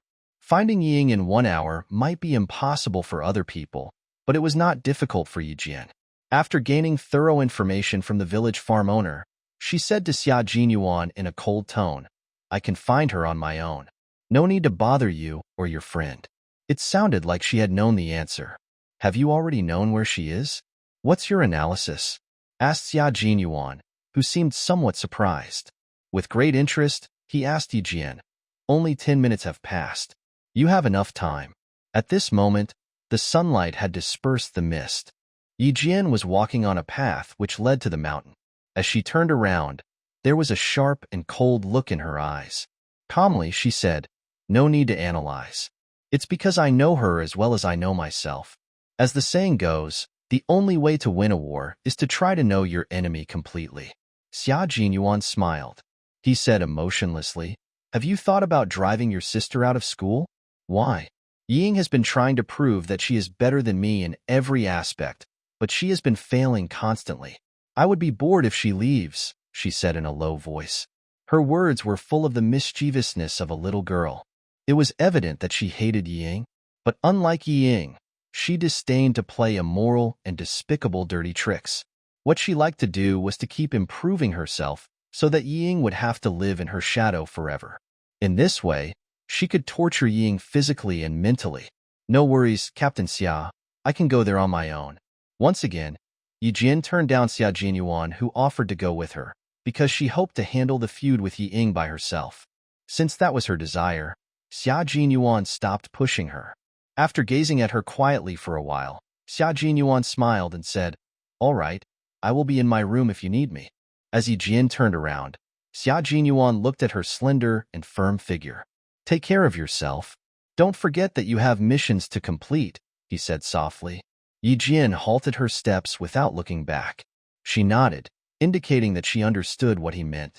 As she climbed the mountain via the path, she saw a booth, in which the climbers could rest. To the left of the booth, there was a mountain god temple, and only the locals knew about it. On her way, Yi Jian saw small branches that were snapped recently. The grass on the roadsides was bent, which showed the trace that someone had walked this way. She sneered, walking towards the mountain god temple. Hiding among the branches and leaves behind her, a figure in army green clothes didn't leave right away. His brows furrowed, and there was a look of confusion in his eyes. Something was wrong with the girl just now. As Xia Jinyuan heard students talking from not far away, without hesitation, he turned around and strode off to the source of the talking sounds. The so-called mountain god temple was nothing more than a natural small cave which could only shelter 3 people at most. The cave must have been serving as a temple for quite some time because its walls were pitch black due to the smoke of the incenses. It took Yi Jian 20 minutes to reach the mountain god temple because she walked very slowly. But as she arrived, she didn't enter it immediately. She saw Ying stick her head out of the mountain god temple to peep at the road from time to time. A look which was sharp as a sword appeared in Yi Jian's black eyes. In the forest, the birds were chirping merrily on the branches. No one was here in this quiet environment, except Yi Ying and her. Yi Jian smiled silently. It was the perfect timing for her to finish off Yi Ying once and for all, wasn't it? A murderous look started to appear in her eyes. Who would know if she did kill Yi Ying? Her right hand was grabbing her left wrist, where there was a string of silver wire which seemed like a bracelet. Hiding behind the leaves, Yi Jian had an intense feeling to murder. As soon as she took a step forward, a pair of warm and powerful hands grasped her shoulders. No rush. Wait a bit longer. At some point, Xia Jinyuan had appeared. There was a mysterious look in his profoundly dark eyes. He grabbed Yi Jian, preventing her from walking out. He had controlled the strength in his hands very well. It seemed like he was just telling her to bide her time. It was not until this moment that Xia Jinyuan sensed that Yi Jian had an intense desire to kill. What bewildered him was that why would a 14-year-old girl want to kill her peers so much? When Yi Jian was touching the silver wire on her wrist, Xia Jinyuan tightened his eyes and made the branches rustle intentionally. However, the rustling sounds didn't alarm her. In the end, he had to show up to stop her. The instant that Xia Jinyuan grabbed her shoulders, Yi Jian closed her eyes gently. A few seconds later, she concealed her intention to murder. Of course, it was impossible to kill Yi Ying here because there were too many witnesses and evidence. She would destroy herself if she murdered Yi Ying. With composure, Yi Jian turned around to look at the handsome man who had a stern look. With a wry smile, she said, "What? Do you really think I would do something perilous to myself? Impossible. I was just holding grudges for a moment, that's all." Xia Jinyuan was a military man with acute instincts and sharp observation. He must have noticed something before he reached out to stop Yi Jian. In this case, there's no need for Yi Jian to hide. Speaking out her mind would better diminish his suspicion of her. It's normal for people to hold grudges momentarily. But I believe that you are smart enough not to let down Grandpa Jin or Uncle Chen because of someone unimportant, said Xia Jinyuan. He was relieved to see that Yi Jian did not have a gloomy and depressed expression anymore. He stopped grasping her thin shoulders. With a gentle smile, he said, "Whoever has made mistakes will be punished. Although the punishment might be trivial, it will make everyone realize what kind of a person she is, which is a good thing for you." Yi Ying wanted to compare with Yi Jian in every aspect, didn't she? In this case, she might as well experience humiliation and what it felt like to be detested by everyone. Like a wake-up call, his words dispelled the shadow in Yi Jian's mind. As she narrowed her eyes, she exhaled subtly. She nearly lost herself just now. "I'm all right. Captain Xia, please hide because I don't want to explain too much to her. After all, she asked Liao Jian to spy on us," said Yi Jian.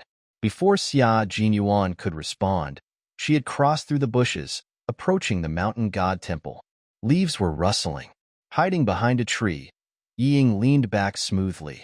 And then, she crept towards the back of the mountain god temple to hide. "You fell intentionally and you disappeared on purpose. Yi Ying, how many tricks you are going to play?" Suddenly, a voice was heard from behind, which made Yi Ying freeze all over. There was a panicked look in her eyes. With a faint smile, Yi Jian looked at the panic-stricken Yi Ying. "You've made tremendous efforts to frame me by placing my water bottle by the creek, but your hiding place was so close to the village, which was not challenging at all for me to find you." A myriad of footsteps was heard from below. The teachers were telling the students to be careful while climbing the mountain. Obviously, they were heading to the mountain god temple. Terrified, Yi Ying glared at Yi Jian with her reddened eyes, which were brimmed with intense hatred. "I did these on purpose? Ha, you are good at talking nonsense." She didn't retreat anymore. Instead, she went forward and stood beside Yi Jian. Arrogantly, she lifted her chin. "Why would I do these on purpose? It was me who fell over and was scalded. Disappeared? I am right here." From the corner of her eye, Yi Ying vaguely saw the teachers and students behind the green trees. Heart racing, she blinked. "Yi Jian, why are you stalking me? What are you up to? Aren't you satisfied that I was scalded because of you last night? What else do you want?" she said in a trembling tone as if she was scared. "Yi Ying, explain why you fabricating meeting Yi Jian last night," said Mrs. Zhu, who had arrived by stepping on the bushes. She glared at Yi Ying with an extremely stern look. "As for the reason why Yi Jian has come to this place, As a teacher, I can explain that to you. Tens of students were standing behind Mrs. Zhu. Everyone was frowning while watching Yi Ying, who had told a series of lies. From the look in their eyes, they were doubting Yi Ying's character. Mrs. Zhu's question and the students' hostility made Yi Ying's face turn pale in an instant. In the school, because of Yi Zhifan, the teachers would more or less take care of Yi Ying. And thanks to her good academic performance, the teachers were very lenient with her. When they had to criticize Yi Ying, they would praise her in advance so that she would know that the teachers were still on her side. As time went by, Yi Ying started to get confused on how she should treat teachers. She had gotten used to the teachers standing up for her and criticizing other people, rather than the other way around. Now that she was being questioned by Mrs. Zhu, which was something she had never experienced before, all she could think of was to uphold her dignity. She pretended to be calm by raising her chin stubbornly. She argued irrationally in a trembling voice, "Mrs. Zhu, what do I have to explain? My only mistake was that I didn't inform anyone before I left the farm. That is my explanation. Believe it or not, it's up to you," said Yi Ying. Tears started to swell up in her eyes. She looked at Mrs. Zhu as if she had been wronged. She was hoping that the teachers could be on her side, just like the teachers in the township middle school. The students loathed her reaction. How could she be like this? Not only did she deny her mistakes, but also she felt she had been wronged. Some students shot Yi Jian a pitying look. It must be rough for her to handle someone like Yi Ying. How could she be so shameless? The look on her face suggests that she won't change anything about herself. I feel so sorry for Yi Jian. What has she done to deserve such a bad classmate? Since the teachers were here, the well-behaved students were whispering among themselves to express their disapproval of Yi Ying. No matter how low their voices were, Yi Jian could still hear them. As she heard what they said, she gave a faintly discernible smile.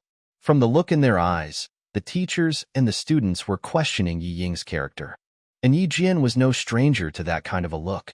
She had the impulse to laugh. What goes around comes around.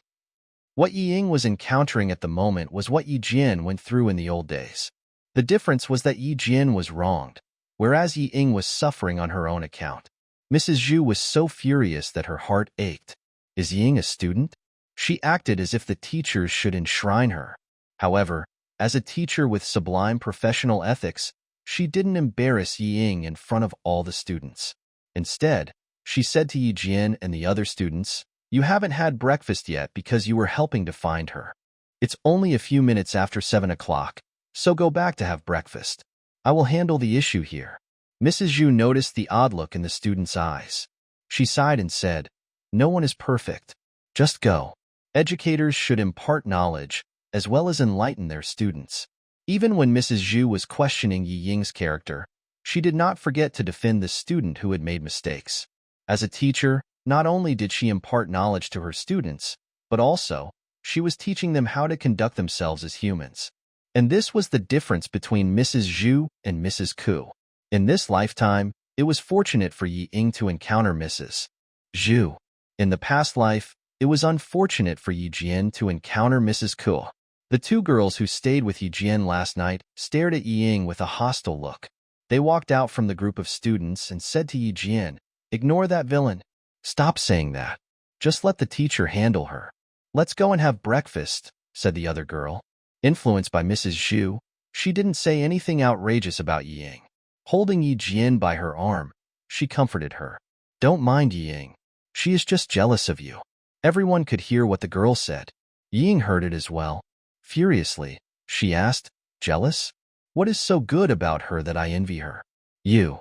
Excuse me, but I don't want to talk to someone like you who is flawed in character. Besides, whatever I said is none of your business," retorted the blunt northern girl. "If you don't want to feel upset, let me kindly remind you to not assume that I was talking about you." The students, who despised Yi Ying's behaviors, started to mock her. Previously, they doubted Yi Ying's character. Now, they were certain that she was problematic. In the crowd, Gao Yang remained silent while clenching his fists. He had never known that Yi Ying was such a deplorable person in private. Was the image she presented in front of him fake? Then, he gazed at Yi Jian, whom he had always believed to be problematic in character. Nevertheless, when Yi Ying framed a case against her, she still maintained her composure. Instead of defending herself, she let Ying orchestrate this nasty farce on her own. By remaining silent, Yi Jian was way better than Yi Ying. She approached Yi Ying and said plainly, "Ying, I hope you can remember that we are representing the Fujian Town Middle School. Please behave yourself and stop blemishing our school." Yi Jian's behaviors would win herself more and more respect from other people. Gao Ying walked out from the crowd with heavy steps. He approached Yi Jian and lowered his head, which he had always been holding up proudly. Slowly and clearly, he said, "Apologies for being so superficial all the time. Yi Jian, I am really sorry. I thought I was correct, but the reality has slapped me in the face harshly. I have realized that what I saw was not necessarily the truth. Yi Jian, I am very sorry." He didn't ask Yi Jian to forgive him. He took a deep bow to Yi Jian before standing up straight. Although Yi Ying was hoping he could help her, he didn't look at her anymore. Instead, he turned around and left. "Gao Ying, come back!" screamed Yi Ying, but he didn't turn back to look at her. Just like in her past life, she had misjudged some people. Moments ago, Yi Ying could pretend to be calm. However, as the boy left, the panic-stricken Yi Ying burst into tears. No one knew if she was crying because of the departure of Gao Ying or the teacher's question. Yi Jian didn't care why she cried. What she did care was that, from now on, Yi Ying would not lead a life which was as smooth and successful as her past life. Standing in a dark place, Xia Jinyuan observed this episode through the gaps of the leaves. He slightly curled up his mouth. The little fox was rather brilliant. The way she handled this issue had won her the respect of the teachers and students. That was the girl he knew. Yi Ying was still crying, but Xia Jinyuan never looked at her. As Yi Jian walked away, he left quietly as well. Tonight, he and Yi Jian would take the same flight to Australia. Yi Jian had no idea that she and Xia Jinyuan would take the same flight. After the accident involving Yi Ying, although Yi Jian and the rest of the students still enjoyed their trip, the teachers could not put their minds at ease. The trip was supposed to end at noon. However, it ended at 9 in the morning. At 3 o'clock in the afternoon, Mrs. Zhu left with several students of the township middle school. Yi Jian didn't see Yi Ying with them. Where had she gone? Even Gao Ying remained silent without asking this question. Not long after Mrs. Zhu left, Yi Jian and the other students boarded the bus, heading to the airport. They checked in for the flight at 8:30 p.m. Within half an hour after the plane took off, most of the passengers began to fall asleep. After chatting with Yang Yi, the girl next to her, for a while, Yi Jian fell asleep as well. Yi Jian didn't know for how long she had been sleeping before Yang Ye's murmuring woke her up. As she looked at the time, she saw that it was 1 in the morning, which was 6 hours before landing. Yi Jian picked up Yang Ye's blanket and helped put it on her. She got up gently and went to the bathroom. Someone politely knocked the door twice while Yi Jian was washing her hands in the bathroom. She drew out some paper to wipe her hands and opened the door. A black shadow with the deftness of a leopard squeezed himself into the small bathroom. Yi Jian reacted swiftly as well. As she discovered something was wrong with the man, she lifted her right leg, kicking the man on his knee. "This is the way you greet me? I am flattered," said the man slowly in a mocking way. Yi Jian was familiar with this voice as well as his faint mint smell. The mint smell was low-key and refreshing, just like the person who was carrying it. Yi Jian's right leg was aiming at his knee. As she moved her leg sideways, it stroked his shank. And then, she took it back. Yi Jian moved aside so that Xia Jinyuan could squeeze himself further in the bathroom and that she could close the bathroom door. As soon as he stepped inside, Yi Jian regretted it. The bathroom on the plane was a small space which could shelter one person only. After he came into the bathroom, it became so crowded that Yi Jian was considering to stand on the toilet lid. As if Yi Jian had blocked the disgusting smell of disinfectant, every breath she drew in, all she could smell was the scent that belonged to him. As a person with a sensitive sense of smell, Yi Jian couldn't help but slightly hold her breath. She felt a bit awkward to be with him alone, especially in such a small space. On the other hand, Xia Jinyuan was fine with the narrow space. He found it amusing when he saw Yi Jian's expression, which suggested that she was hoping to stand on the toilet lid. "Girl, you went to sleep within half an hour after the plane took off. I would have to come over to wake you up if you were still asleep," said Xia Jinyuan. He gazed at Yi Jian with a stern look in his black eyes. Read these documents in 2 minutes before handing them back to me. The documents were pictures. They were the pictures of 4 people, including 2 foreign men in blonde hair and blue eyes, a dark-skinned Vietnamese man from the Canlo city, and a man from China. Detailed introductions of the men was attached below the pictures. Yi Jian fixated her eyes on the picture of the Vietnamese. Tightening her eyes, she said, "Mercenary?" He was a soldier who participated in the battle to defend South Xinjiang. After he retired from military services, he became a teacher in school, but he was caught patronizing hookers later. And he has been a mercenary since then, said Xia Jinyuan. He took over the picture handed over by her and put it in his pocket. His code name is Red Scorpion, and he has the experience of fighting on battlefields. He has killed 4 soldiers sent by the Vietnamese government. It is said that he has a pair of piercing eyes which can see through a person. Hence, he can tell whoever is sent by the government. 2 female frontier patrolling police officers sent by the Chinese government were almost caught by him. It was necessary for Yi Jian to know this kind of fact which should not be hidden from her. She must realize in advance what kind of a dangerous person she was about to face. It had never occurred to Yi Jian that she would take such a difficult task in her first cooperation with the army. Nevertheless, she subtly curled her lips. It seemed as if there were flames flickering in her black eyes. "I think I understand why you need me, a student, to cooperate with you." "That's correct. That's why we need you," said Xia Jinyuan, smiling. He knew this brave girl would not flinch. "Don't be afraid. You are a student and a candidate in this competition. It's impossible for him to think of every possibility no matter how alert he is. Our plane will arrive in Sydney around 8 tomorrow morning, and you will arrive at the hotel around 11:30 local time. The man in the picture is among the group of Vietnamese students, while the Chinese will come to his aid." And what Yi Jian should do was to report to Xia Jinyuan in time regarding which people the Vietnamese man had contact with. It was a drug gang using students to traffic their drugs. From purchase to transportation to bribery, the gang had established a rigorous and successful drug trafficking chain in the cities of Vietnam and the Laos-Vietnam-China borders. The Chinese government had caught 2 informants of the drug trafficking chain. According to the tips, the Chinese man, who was aiding the Vietnamese man, was one of the heads of the gang cooperating with the international drug-dealing cartel. Xia Jinyuan's targets were the Chinese man and the Vietnamese man. Once again, someone was knocking the bathroom door. Yawning, the person said, "Excuse me." Yi Jian froze a bit. Staring at Xia Jinyuan, she pointed at him and then at herself, hoping he could tell her what to do. What if someone found that they, a male and a female, were in the bathroom together? The toilet didn't work? "We are very sorry, sir. We will fix that right away." The flight attendant apologized. Because the toilet was broken, a gentleman offered to help the girl.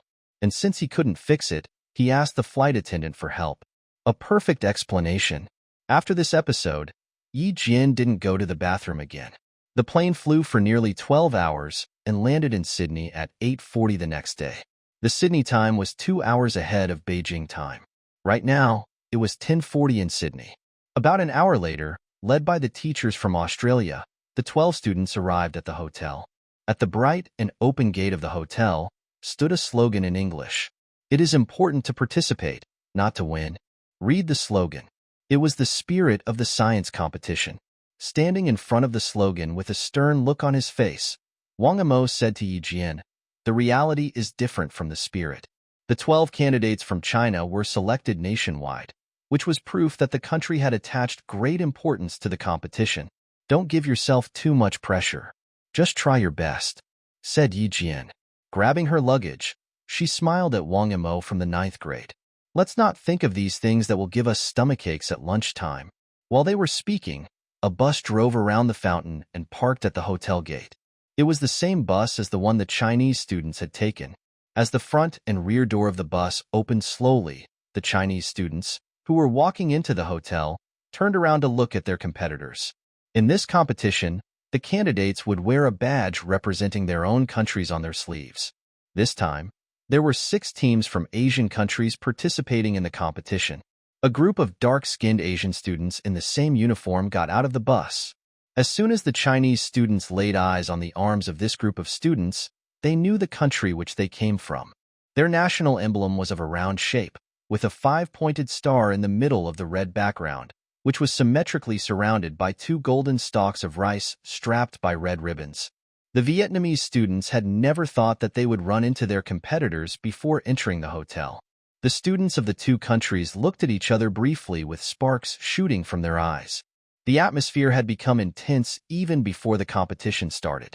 Yi Jin nodded and smiled at a student, who seemed to be the leader of the Vietnamese team. She laughed at Wang Amo. Your eyes are about to pop out. If people knew what's going on here, they will know that you are watching the pretty girls. If some people are unaware of the situation here, they might think you are going to murder someone. They are staring at me. I'm just returning the favor, said Wang Amo, giggling. Just like Yi Jin, he smiled at the Vietnamese boy who was staring at him. But I think we'd better be nice to them. Yi Jin giggled. Her giggling was inexplicably pleasing to the ear. Come on, Wang Amo, we need to have lunch. The talking sounds of the Vietnamese students came from behind, but Yi Jin didn't pay attention to what they were saying because she didn't understand their language. The students in the front were lining up to get their room keys. All the students had provided their information to the hotel before checking in. They could go to their rooms when they got their room keys. He said me instead of us.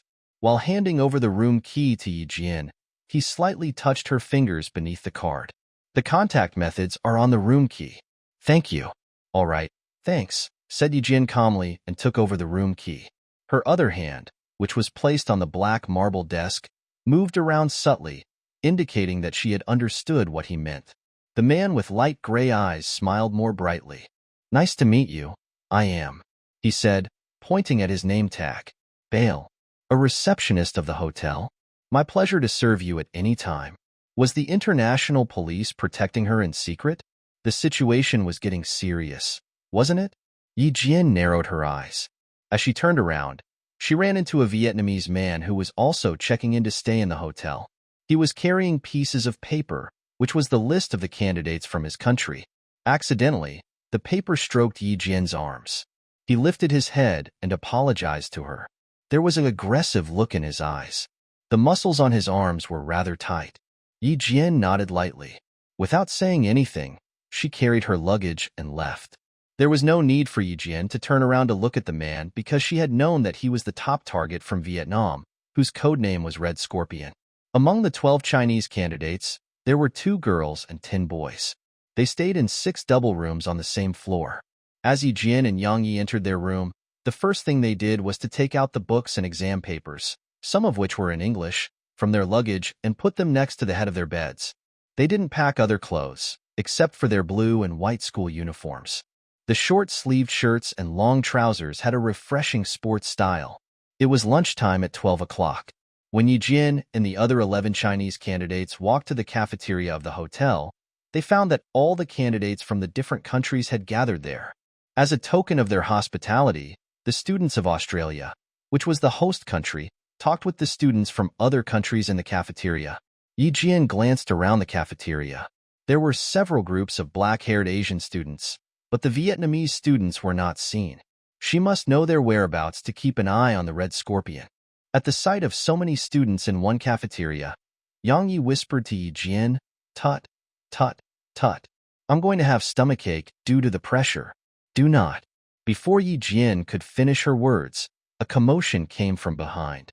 And then, she heard Gu Fan, a Chinese candidate, saying in a deep voice, "You need to apologize." All the students participating in the competition spoke fluent English, and Gu Fan spoke standard American English. Yi Jin knew it was him by listening to him speak. As she turned around, she saw a Vietnamese boy glaring at Gu Fan. There were several books scattered on the floor. Gu Fan brought them over from China. "Why should I apologize?" said the Vietnamese boy in a fierce tone. Sneering, he continued, "This is a public place, and you have blocked our way by standing here." The viciousness of the boy and the hatred in his words were a bit absurd, and the other Vietnamese students were just like him. It seemed as if the Chinese students in front of them were their enemies. "You are a group of impolite invaders. I will not apologize to you," said the boy, escalating a simple matter to the conflict between the two countries. All of a sudden, the Chinese students shot sharp and fierce glances at the Vietnamese students. Invaders? How dare he claim that the Chinese were invaders? Yi Jian had a calm look on her face, but her black eyes were shooting a sword-like gaze at the Vietnamese student. She approached the stone-faced Gu Fan and whispered to him, "Go and get the teachers. Let's not argue with them about this kind of matter." If these Vietnamese students wanted to discuss the conflicts between China and Vietnam in the past 30 years, she wouldn't mind talking with them. Gu Fan lowered his head to look at his books, which were knocked over on the floor. He thought that now that he was in Australia, he should not have disputes with the students of other countries. As he bent over to pick up his books, Yi Jian grabbed him by his wrist. Smiling, she said, "They should apologize and pick up your books. It has nothing to do with international conflicts. We don't need to treat these people of ill manners kindly." She spoke in English with composure in her tone, but the look in her eyes was fierce. "I will go and find the teachers. Boys, help Yi Jian. Don't let anyone bully her," said Yang Yi sternly. She had realized that the Vietnamese were provoking them intentionally. "I don't believe they have the guts to play any tricks in this place." It was the best way to handle this issue by asking the teachers to come over.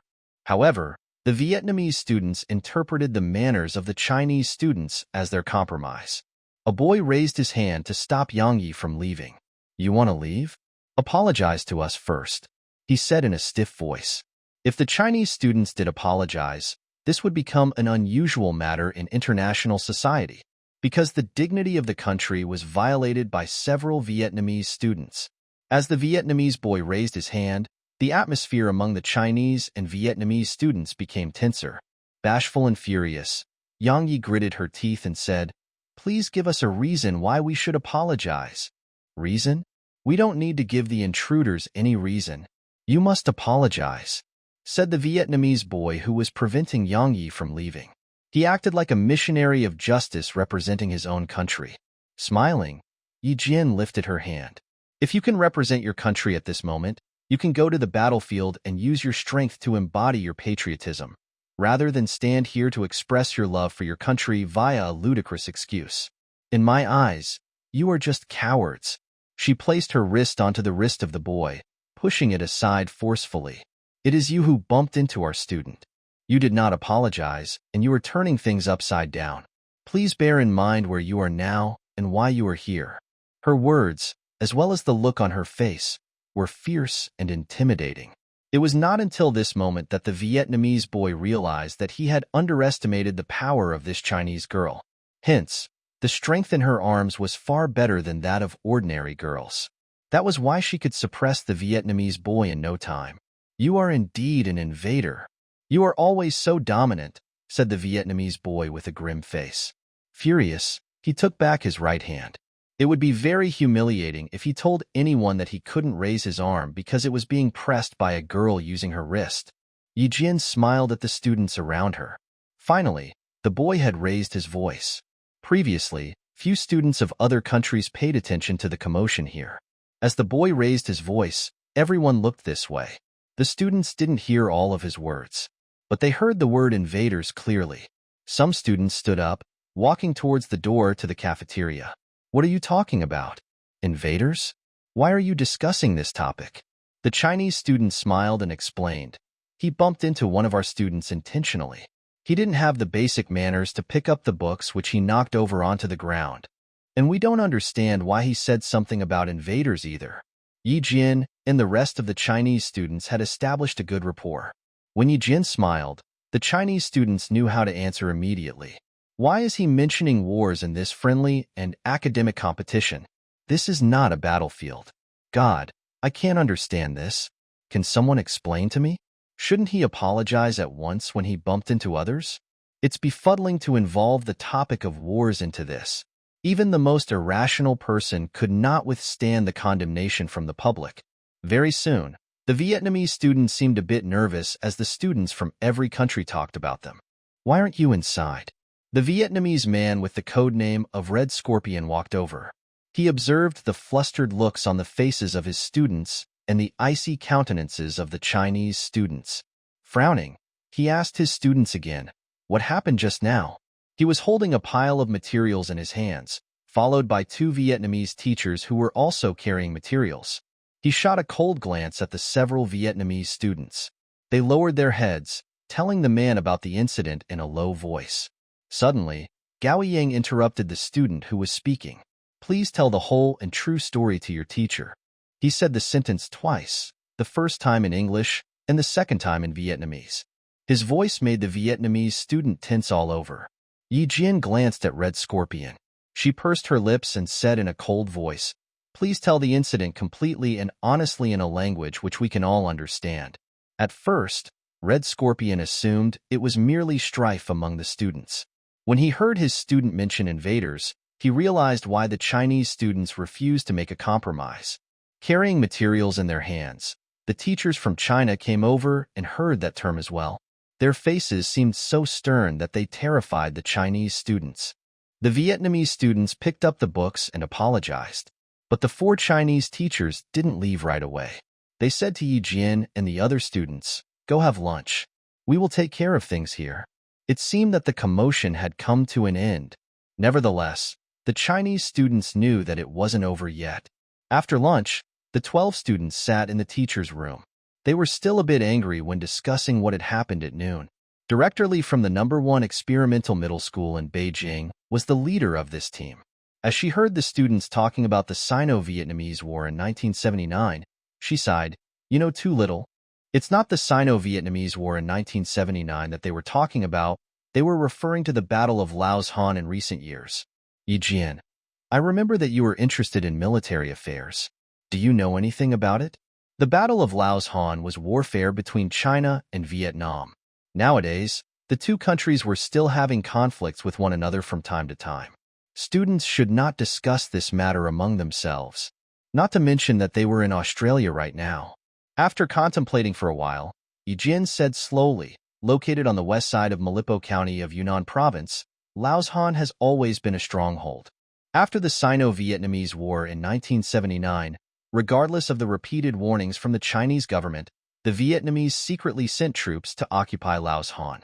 Taking advantage of the complicated landscapes there, they built large numbers of tunnels, trenches, bunkers, wire fences, and traps. The violation of the territories of a country is absolutely unacceptable. On the early morning of April 28, 1984, the 40th Division and 49th Division of the 14th Battalion of our Army launched attacks on the Vietnamese Army on Laos Han and Dien Bien. After 18 days of brutal battling, the frontier forces of our country finally took back Laos Han and Dien Bien. Yi Jian had a clear, cold, and deep voice.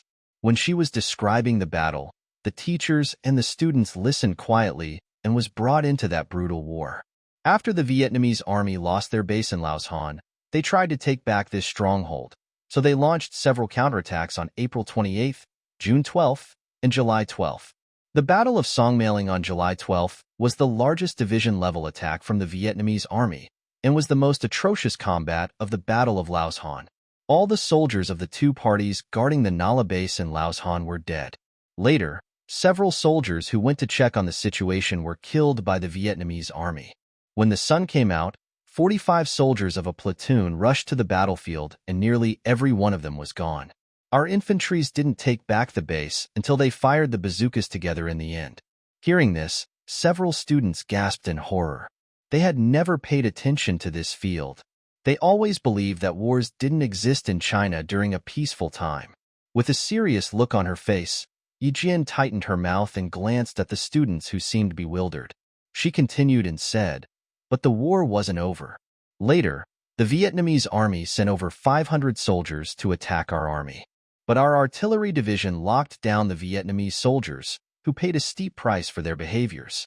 This battle took place not long ago, but many students and adults did not know it.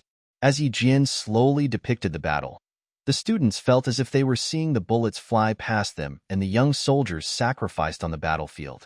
To protect their country, the soldiers faced their deaths unflinchingly. Even when they were fatally injured, they fought till the last minute of their lives. When Yi Jian mentioned the broken limbs and scattered blood in the woods, grasses, and bushes, the students immersed themselves into the battlefield. Someone was sobbing. It was Yang Yi who had burst into tears. She was crying for the soldiers who had sacrificed themselves bravely during that battle. Tears also welled up in the eyes of Director Lee and Mrs. Yu and the other two teachers. For a long while, No one spoke after Yi Jian finished narrating. It was so horrible. But why do we know so little about it? Asked a student in a deep and grieving tone. The teachers should answer this question. Director Lee gave a heavy sigh, saying, "We hope our next generation can stay away from wars and enjoy peace and happiness forever. Although you are away from wars, you must learn about and understand them. As students, you should know that wars mean the loss of peace and happiness, and they mean danger, death, and brutality." Director Lee shot Yi Jian another glance and became more impressed by the girl. Few students knew about the Battle of Laoshan. From Yi Jian's account, Director Lee believed that she had truly paid attention to it. Sitting in a corner, Gao Yang lowered his head to conceal the complicated look in his eyes. It seems that Yi Jian was much more knowledgeable than the rest of the students. In another room of the hotel, Red Scorpion sat by his bed with a gloomy face. He shot an extremely cold glance at the several boys. "I didn't take you here so that you can discuss battlefield with the Chinese students. You must behave yourselves for the sake of your families and for my missions. I don't want to see another stupid thing. If you cross me, none of you will go back home." The three boys kept their heads low and their shoulders shivered. No one dared to look at Red Scorpion. It was evident that they were scared of him. There was no one who was not afraid of him, and the three boys feared that their teacher might end their lives at any minute. Terrified, they kept their heads low, left the room quickly and entered another room across the corridor. "No way. Their room is next to ours," said Yang Yi uncomfortably as she saw three figures walk past her. "Dear, can we request a change to another room? There must be a mistake." The Vietnamese boys were only one wall away from them, but Yi Jian didn't feel surprised. Instead, she felt relieved because it was convenient for her. It seemed that Xia Jinyuan had made a detailed arrangement for her. It must be very challenging to approach Red Scorpion, and that was the reason her room was so close to his. Smiling calmly, she said, "Don't mind them. If we don't stay here, other students would have to. Dear, we should go back to our room to have some sleep. My suggestion is that you should put some ice on your eyes before going to bed, otherwise they will become puffed when you wake up." Where is the ice? What should I do if I get ugly?" yelled Yang Yi, who cried before. It was not until she calmed down that she became concerned about her appearance. Pretty and intelligent, Yang Yi had an oval face with curved and slim eyebrows. Yi Jian swiped the room key to open the door. Hands rested on Yang Ye's shoulders. She shoved her into the room. "Get inside, pretty girl. I will ask the service staff to bring ice to you." Xia Jinyuan had promised to contact her when he arrived in Australia, but she had not heard from him yet. Was he here or not? If she went out to have a walk, perhaps this mysterious man would reach out to her. When she was about to push the button of the elevator, it opened. Inside was a tall hotel server with a bright and clean dining cart. He nodded at Yi Jian and smiled, and then he pushed the dining cart and walked out of the elevator. Yi Jian smiled at him and moved aside. She didn't push the button until the tall server had walked past her. The server stood in front of the room, from which the three Vietnamese boys escaped terrifyingly before. He knocked and said, "Excuse me." The elevator door opened and Yi Jian went inside. As the door closed slowly, a sharp look appeared in her eyes. That was one of the foreign men whom she had seen in a picture, and he was standing in front of the room of Red Scorpion. The targets had gathered. Bale was still at the front desk. After Yi Jian stated her purpose, Bale said to her joyfully, "Okay, follow me." And then, he said to his colleagues, "I will be back in 5 minutes." He saw Yi Jian use her fingers to give secret signals on the marble desk while she was speaking. "You saw him? Oh God, I need to contact my colleagues." "When did he get in?" said Bale shockingly. He pulled out the intercom from his waist. Why has he become the room service staff? In the blink of an eye, Yi Jian reached out her hand to shut off the talk button. She spoke to Bale in English like a native speaker. "Bale, I advise you to see if the real waiter is all right because I didn't smell blood on that man." Yi Jian acted so swiftly that she shocked Bale. With a surprised look in his light gray eyes, he gazed at Yi Jian. Was she a Chinese student? But from her reaction speed, she didn't seem quite like a student. After the surprise, with a calm and stern look on his face, Bale said, "Yes, your advice is very good. I should find the real waiter. May God bless him to be safe and sound." Yi Jian stopped grabbing the intercom. She looked at Bale grimly. But you have to prepare for the worst. There are numerous ways to kill a person without making him bleed. Besides, you should figure out why the criminal suspect could enter the hotel and whether he has companions here. Bale, you are a policeman. I think you know what I mean. I don't want you to put yourself in danger or alarm his partners, if any, in the hotel. After all, I just met him. For the brutal criminals, they would rather kill 100 innocent people than to jeopardize themselves.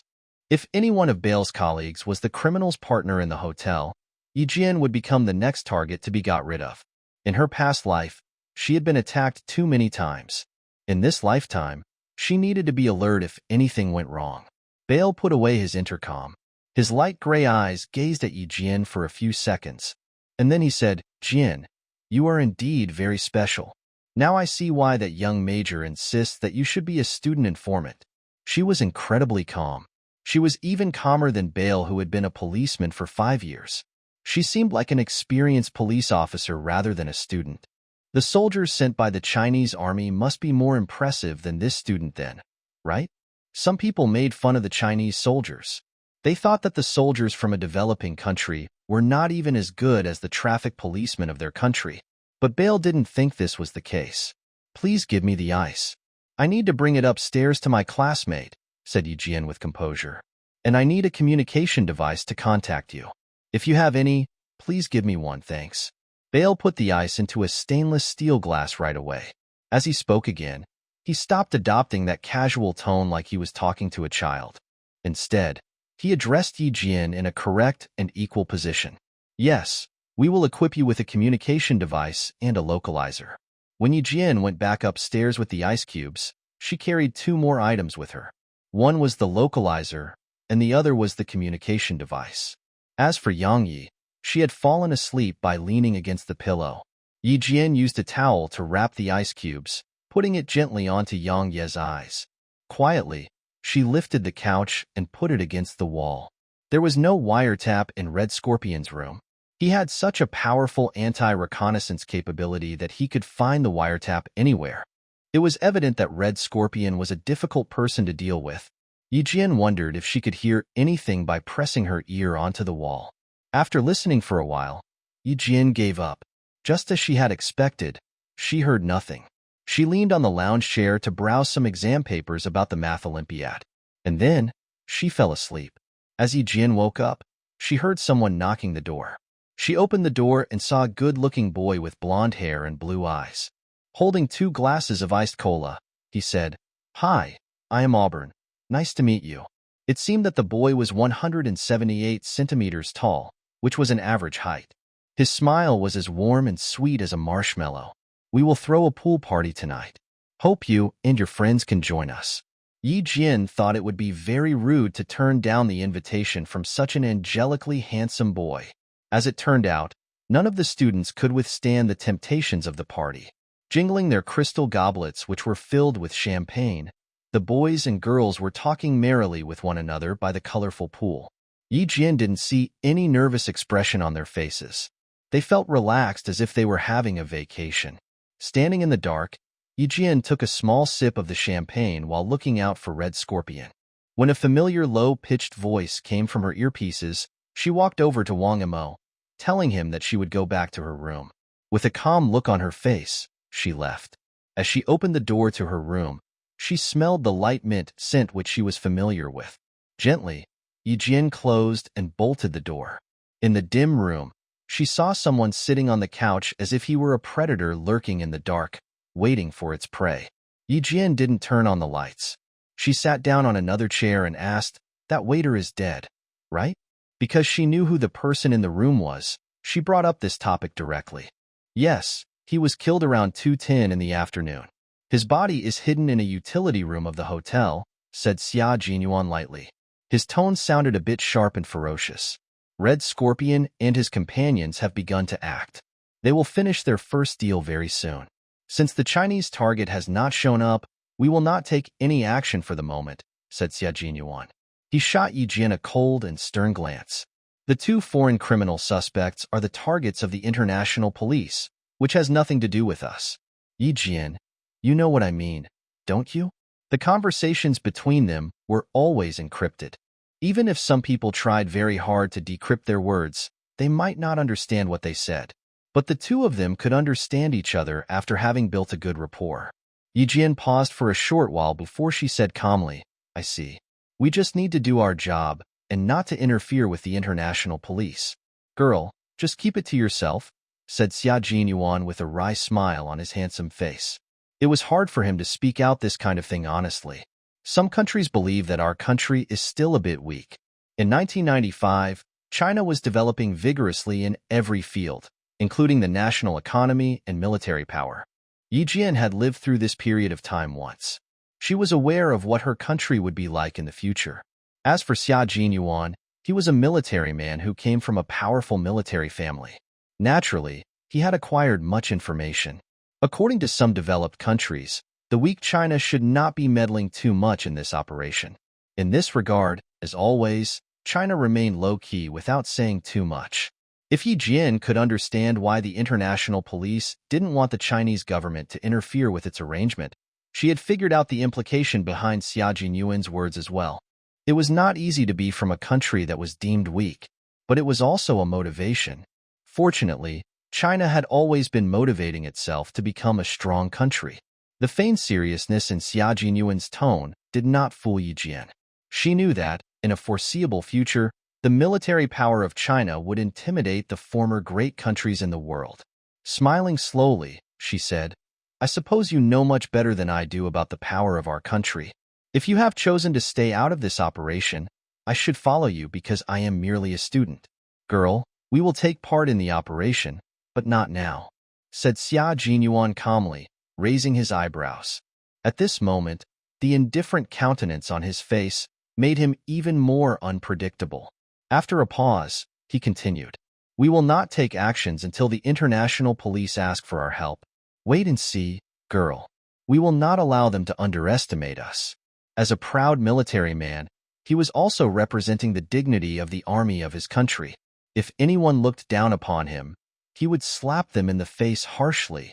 I very much look forward to that day, said Yi Jian, smiling.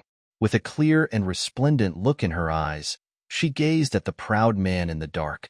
I hope I can be a witness to that scenario, Captain Xia. Her words made Xia Jinyuan smile merrily. He stood up from the lounge chair. His slender figure was as sharp and fierce as a sword. Rest assured, girl. You will grow as time goes by, and as you go through more and more trials. He looked forward to her growth, and in this process, he would try his best to lay the most solid foundation for her. The party downstairs didn't end until 10 in the evening.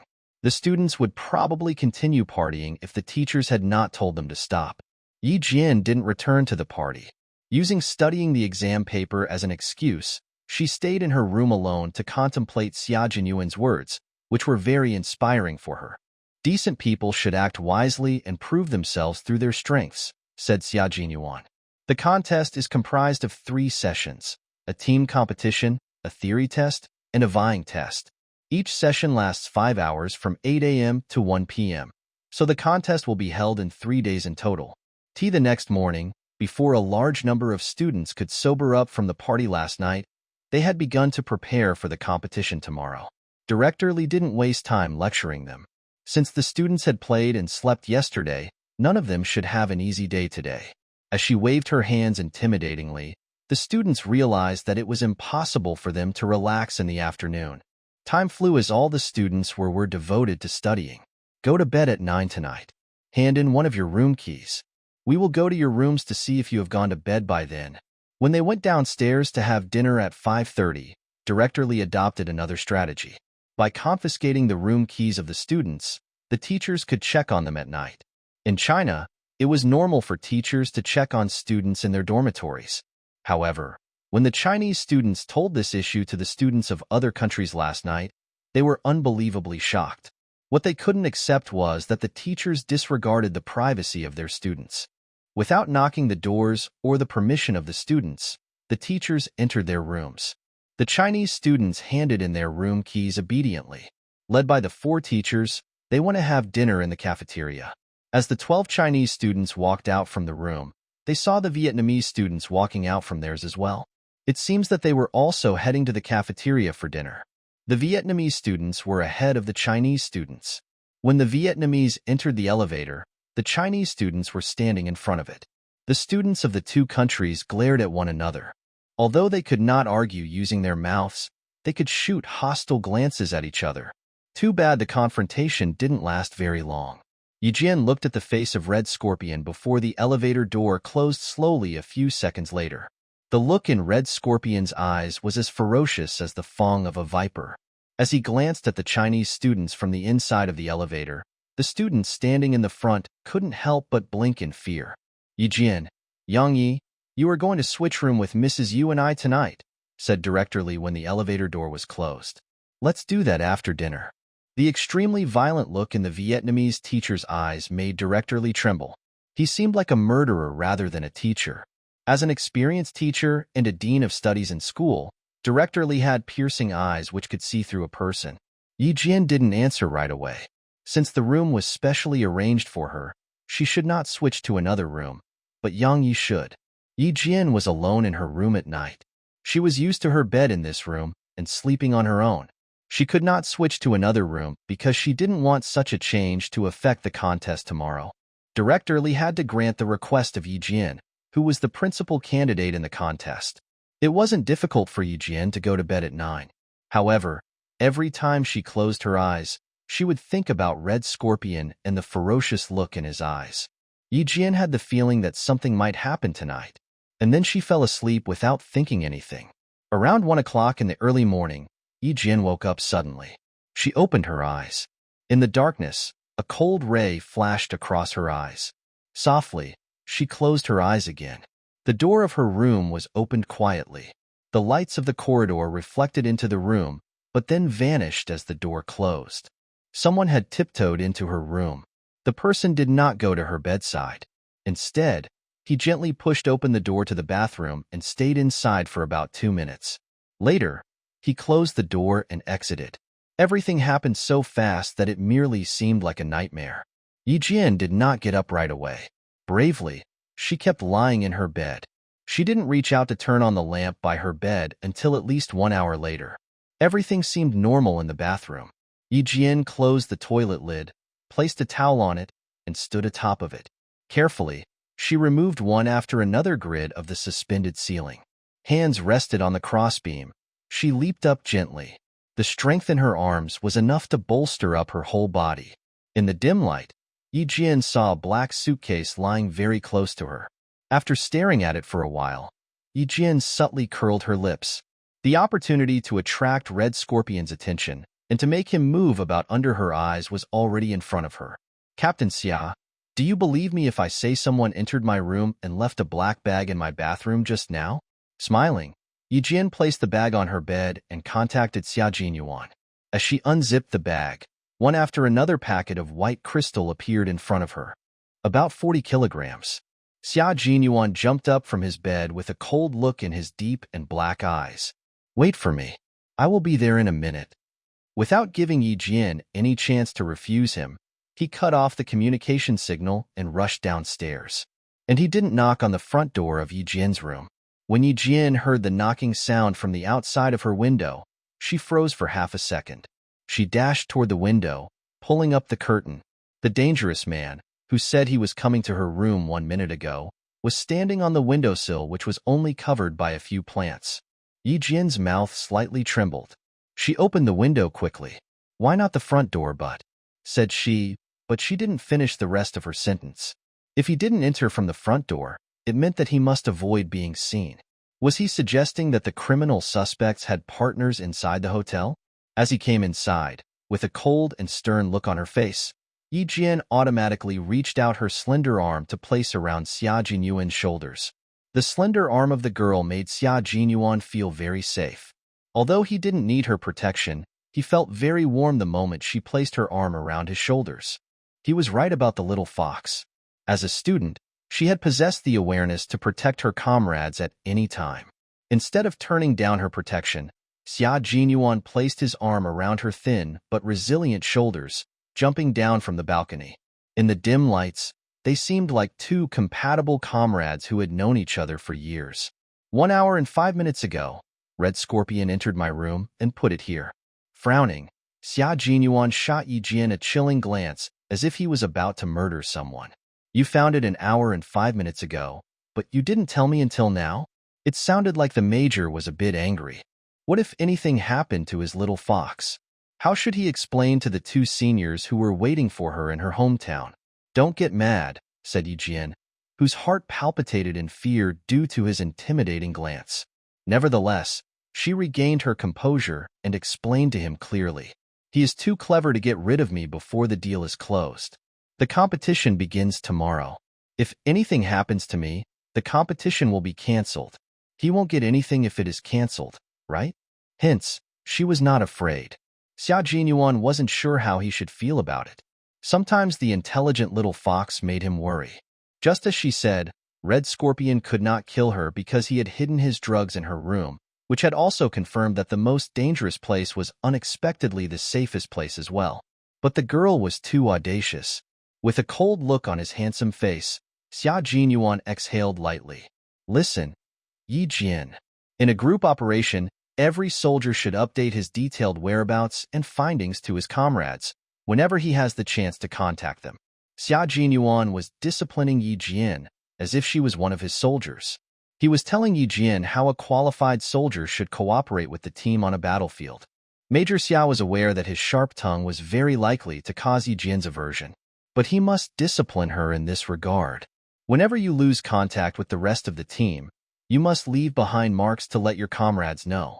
You should not act alone or make decisions on your own. Hearing this, Yi Jian stopped smiling. She was ready to accept criticism and education. She assumed what she did was correct, but she had no idea that her action would make others worry for her. The guilty look on the girl's face made her seem like a small bunny, which made Xia Jinyuan feel a bit of a headache.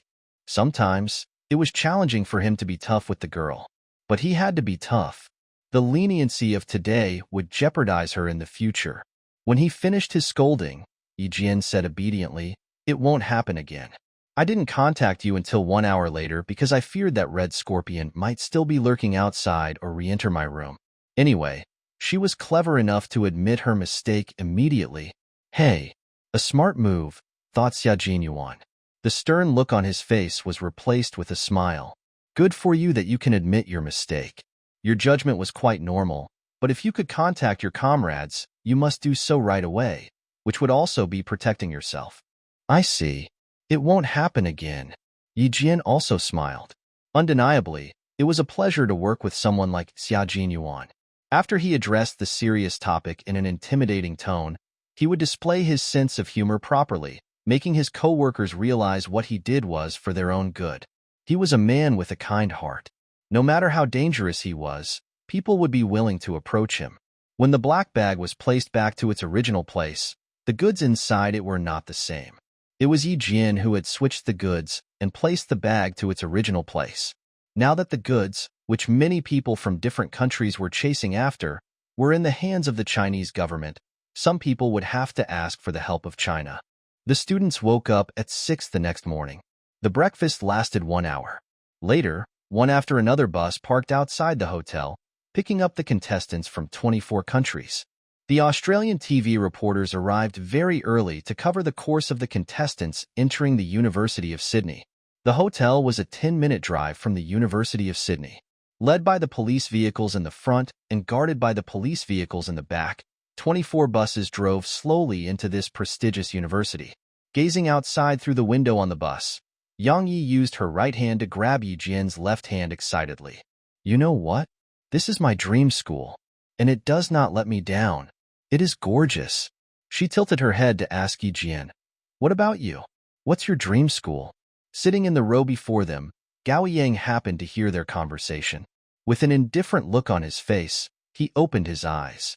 He tilted his head to look at the campus of this renowned university. It was his plan to study abroad. Did Yi Jian have such a plan? I have my dream school, but it is definitely not a foreign one, answered Yi Jian, smiling.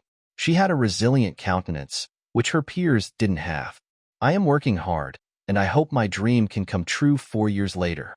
Yang Yi tilted her head. After contemplating for a while, she said, Your scores are very good. If you don't want to study abroad, you may enter one of the top universities in China. I'm different. My family wants me to study either in the United States or Australia. Wherever we are in the future, let's work hard together, said Yijian. She had no intention of discussing which university she would be going to. Pointing outside and smiling, she said, "That is so beautiful. What is that place?" Now that the topic was back to the University of Sydney, which Yang Yi followed with interest, she stopped asking Yijian questions. Her eyes brightened up as she looked at the direction which Yijian was pointing at. It is the Central Tower, the landmark building of the University of Sydney. Built in 1850, the University of Sydney was deemed as one of the most beautiful universities. It was essential to the politics and economy of Australia, and it had cultivated a myriad of politicians and millionaires. The buses parked beneath the Central Tower, the most iconic architecture of the school. The tower was exquisite and majestic like a royal palace in Europe, and the gorgeous sculptures on the top of the tower were the embodiment of the long history of this renowned school. The contest lasted from 8 in the morning to 1 in the afternoon. Afterward, the students could tour around the campus freely. Right now, few students were lingering on the views. As soon as they got off the buses, they headed to the main teaching building. In the main teaching building, there was a large hall which could host hundreds of people. Inside the hall, there were 288 desks. Each desk was 90 centimeters long and was far away from each other. Students must sit in the middle of their desks, which was a convenient way to prevent cheating and facilitate surveillance. As everyone sat down, Yijian sensed that numerous people in all directions were monitoring all the students. A famous politician who graduated from the University of Sydney and participated in the Science Olympiad twice gave a brief speech to encourage the students. As the bell of the bell tower began to toll, the theory test started. The hall was in complete silence after the exam papers had been handed out. Every student was immersed in the complicated puzzles of the Math Olympiad. The test was comprised of 5 sessions in total, including algebra, geometry, and math theory. Each session contained smaller parts. The more puzzles the students solved, the more challenging it would be in the following questions, and the more time it would take them to finish the questions. All the teachers were outside the exam room. Through the massive display screen, they could see how their students were faring. The international police focused the camera lens one after another on the students, trying to find out which of them had been controlled by the international drug cartel. In the office, Xia Jinyuan fixated his eyes on the 3 Vietnamese boys, whom Yijian had told him about. 3 hours after the exam began, a Vietnamese boy stood up, placing his exam paper into a file pocket. With his head low, he walked past the other students. "Here, zoom in." Xia Jinyuan pointed at the screen as the Vietnamese boy walked past one desk. His hand moved subtly, which was hard to notice. He took several screenshots and zoomed in for multiple times. A black and small ball of paper slipped from the boy's hand. As he switched to the next picture, he saw the ball of paper on a student's desk, and the student covered it with a piece of scrap paper. At the sight of this, 2 international police officers gave Xia Jinyuan a meaningful look. They took out their intercom to inform their colleagues, who were disguised as the school guards, to pay attention to the whereabouts of the Vietnamese student. Outside the hall, Red Scorpion looked at his student who was walking towards him. Vigilantly, he looked around. "Done?" he asked the student in their native language. Even if someone could understand their language, they would assume that he was asking whether the student had turned in the exam paper. The boy seemed a bit pale. Nodding, he said timidly, "Done." "Teacher, you don't need me to do anything else, do you?" I have not finished my exam." "The exam? Do you want to continue taking the exam?" "Child, your sister is in their hands. Your father is in prison, and your mother is waiting for you to go home. Are you sure you are still thinking about the exam?" Red Scorpion sneered, raising his hands to pat on his student's shoulders. "A clever child knows how to choose. Go on, visit this university." The detecting head of the wiretap focused on the teacher and the student in the corner. As Xia Jinyuan heard the intermittent and subtle voices, he wrote down "kidnapped sister," "imprisoned father," and "mother is waiting for her son" on a piece of paper. He picked up the paper and read it for a while. And then, he translated it into English before handing it to the international police. "Important clues," he said. "Okay," said a European police officer. He took over the paper, waved it, and glanced at it with a haughty look on his face. He gave a scornful laugh. I don't think we need these so-called important clues. All right, dude, you can go aside to rest. We will take care of things here from now on. His laughter was so sarcastic, as if he was holding the scribbling of a child rather than clues. Okay, and I hope everything goes well with your work, said Xia Jinyuan with confidence and composure. As he turned around, he said to another comrade in casual clothes, now that they are monitoring the targets, we can go back to rest for a while. They should definitely get some sleep to conserve their strength. The European police officers continued mocking them. God, I have never seen such useless military men like them. They behave like kids. What a headache. All right, dude. For God's sake, shut your mouth. They are very unfortunate already. No need to frustrate them, said another tall and strong man with brown eyes. He glanced at the two soldiers as they walked away. God, they were so slim, he thought. Xia Jinyuan had walked to the door. As he opened the door, he turned around to look at the man. The bloodthirsty and ferocious look in his eyes made the man palpitate in fear. However, when the man looked at Xia Jinyuan again, all he saw was a gentle and refreshing smile on his handsome face. The man wondered if what he had seen was just an illusion.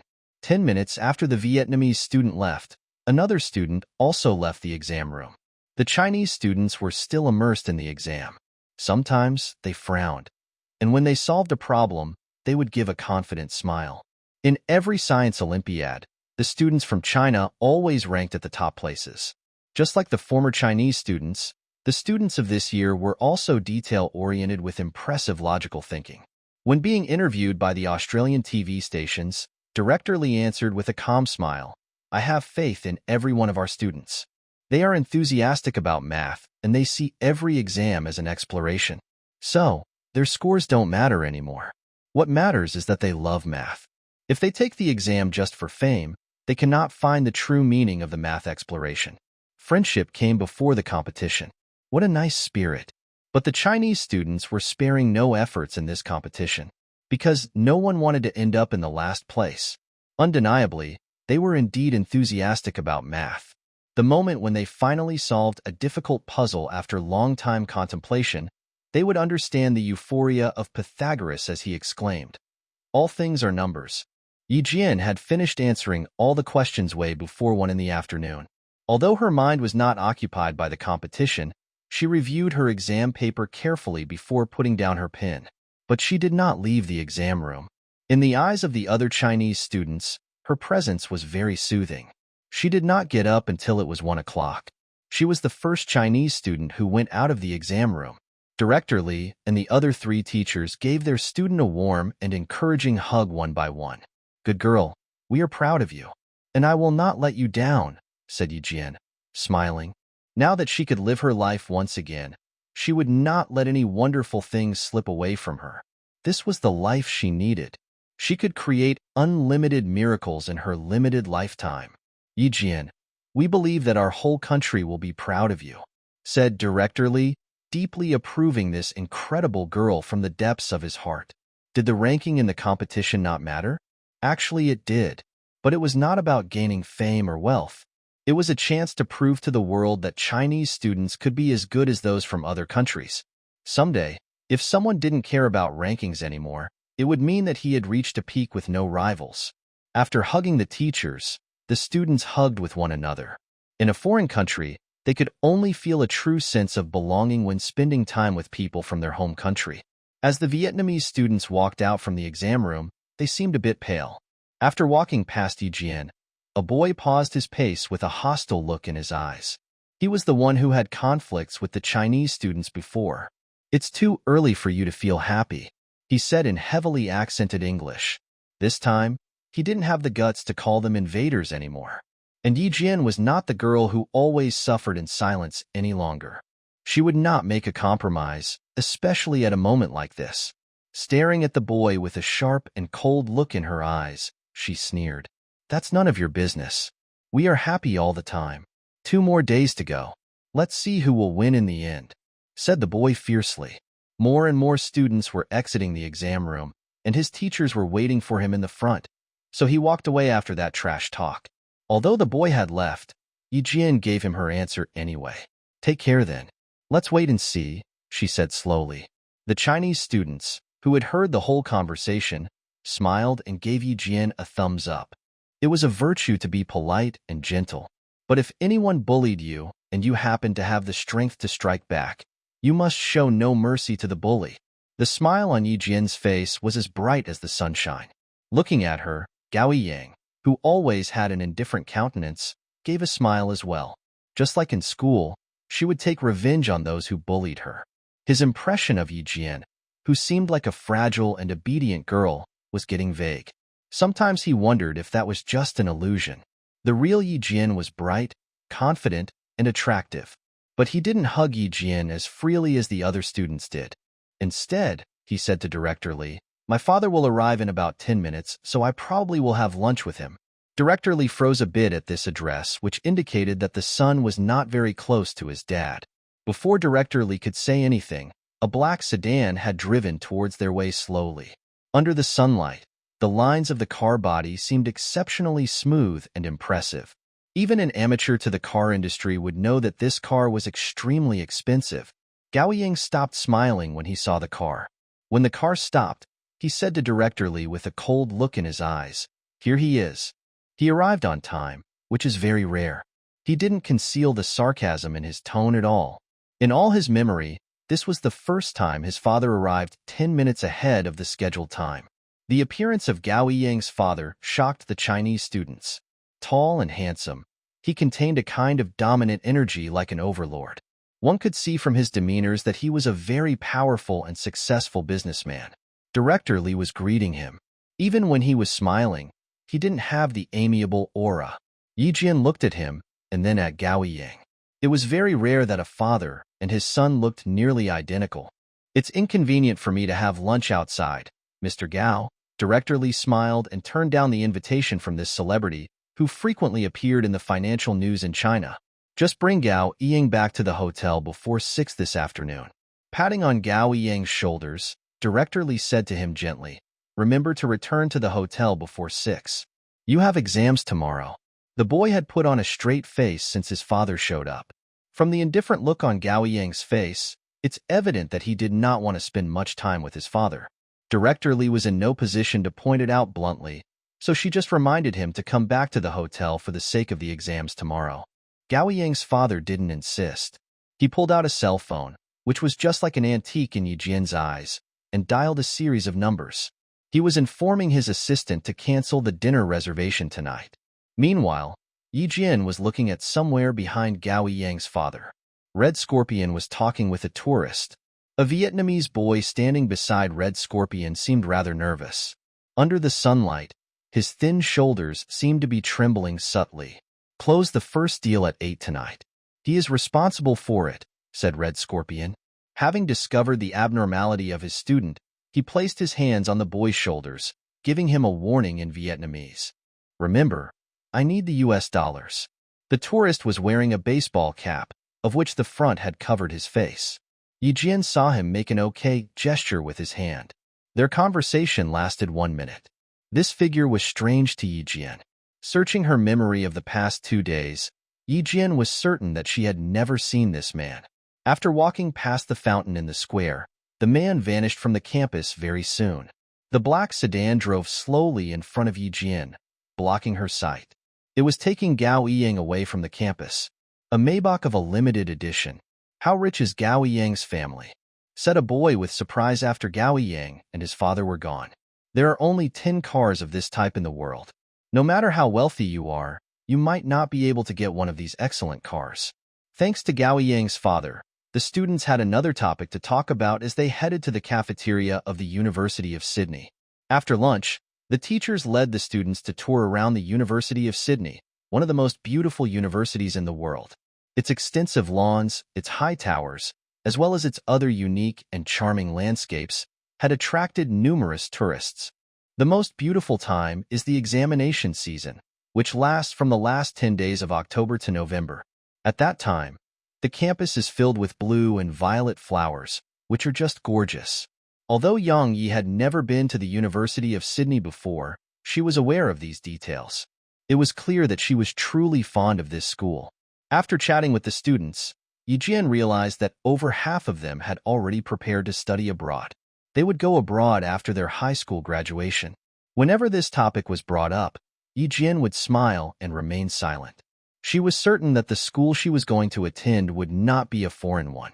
Even if an overseas university gave her an offer, she would not accept it. A silver sedan drove into the campus. Yijian saw Red Scorpion and 3 boys get in it. Claiming that she was tired, Yijian went back to the hotel with several boys in advance. These were the students who had no intention of studying abroad. The 4 of them went back to the hotel together.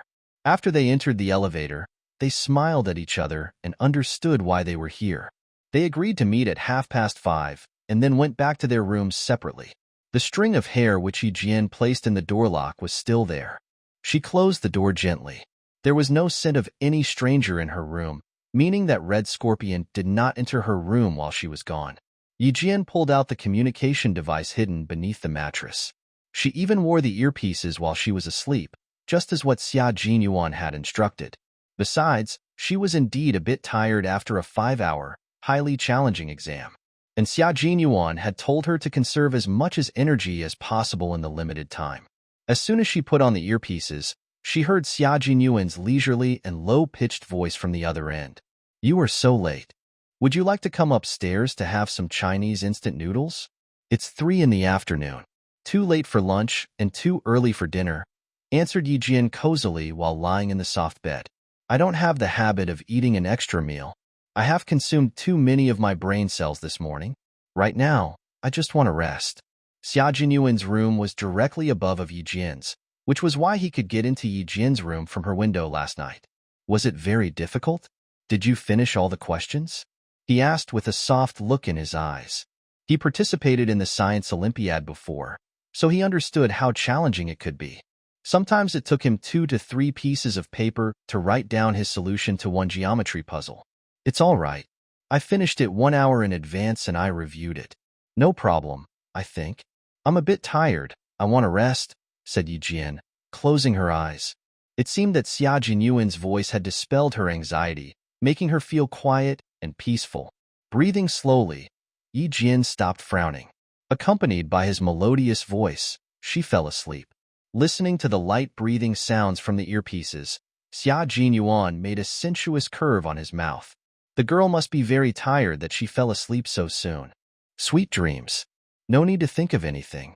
I am right here," he said softly with a gentle smile, which was no less than a miracle in the eyes of his comrade, Suyu. Bewildered, Xia Jinyuan tilted his head to look at the strange expression of his comrade. "What?" asked Xia Jinyuan. "You." Suyu seemed a bit serious. He paused to reorganize his words. And then, he continued, "I know who you were talking to just now. If anyone doesn't know about the situation here, they would assume you were talking to your girlfriend." Xia Jinyuan and Suyu did not serve in the same military unit. Suyu was a border defense armed police officer in Yunnan province and had cooperated with Xia Jinyuan twice in border patrol. It was not until they met each other that they realized they were both in this operation. Raising his eyebrows and leaning against a soft pillow on the bed, Xia Jinyuan said, "She's a very interesting girl. I would consider seeking her to be my girlfriend if she were a bit older." Jaw-dropping, Suyu said, "Hold on. The military law forbids you to do so. 14 years old. You are a monster." During private times, they could talk about some topics freely. "Suyu, I would consider it when she grows older," said Xia Jinyuan, bursting into laughter. She was too young right now. Xia Jinyuan would not take any action until she turned 18 at least. Another thing was the girl had no idea of romance at this age, which was good for her. She needed to spend her time studying rather than flirting. "You scared the Hades out of me. You must be aware that you are a monk and you should act like one," said Suyu, relieved. These soldiers, who executed deadly missions on a daily basis, liked calling themselves monks. And as monks, they should abide by the rules and regulations and discipline themselves. A soldier serving in such a dangerous military unit might not be able to see the sunrise of tomorrow. Hence, there's no need to waste the time of the girl. Xia Jinyuan gave a wry smile. "It's not that I dare not date her. I am just waiting for the right timing." When that moment arrived, and she thought he was a not bad person. He would give it a try. Glad that you have understood. Don't have any desire until you turn 35. Suyu was 7 years older than him. Basically, the soldiers fighting at the frontier, such as themselves, would transfer to other positions or retire from the army before 35. Therefore, they dared not waste time on the girls before they settled down. It was not an easy topic. Since Xia Jinyuan had organized some clues, the two of them started to discuss the operation very soon. After dinner, Director Li, frowning and seemingly concerned, went outside and back to the hotel several times. Gao Yang, who agreed to be back at the hotel by 6, did not come back on time, making Director Li a bit worried. Trying to contact Gao Yang's father, Director Li realized that he did not leave his contact methods. Yi Jian and Yang Yi were on their way back to their room when Director Li waved at them. Yi Jian, come over here. Yang Yi, go upstairs. The rest of the Chinese students were behind them. Feeling concerned, Director Li added, stay in your rooms and do anything you like. If you need help, call Mrs. Yu. At a moment like this, she must make sure that every student's whereabouts were under control. When the rest of the students had gone upstairs, Director Li looked at Yi Jian and sighed. Do you have the contact methods of Gao Yang's family in China? He gave me 2 phone numbers, but no one has answered the phone. It's almost 7 o'clock, and he has not returned. What if he has had an accident? What a teacher feared the most was that an accident occurred to any student when they were taking examinations abroad. The consequences would be unimaginable.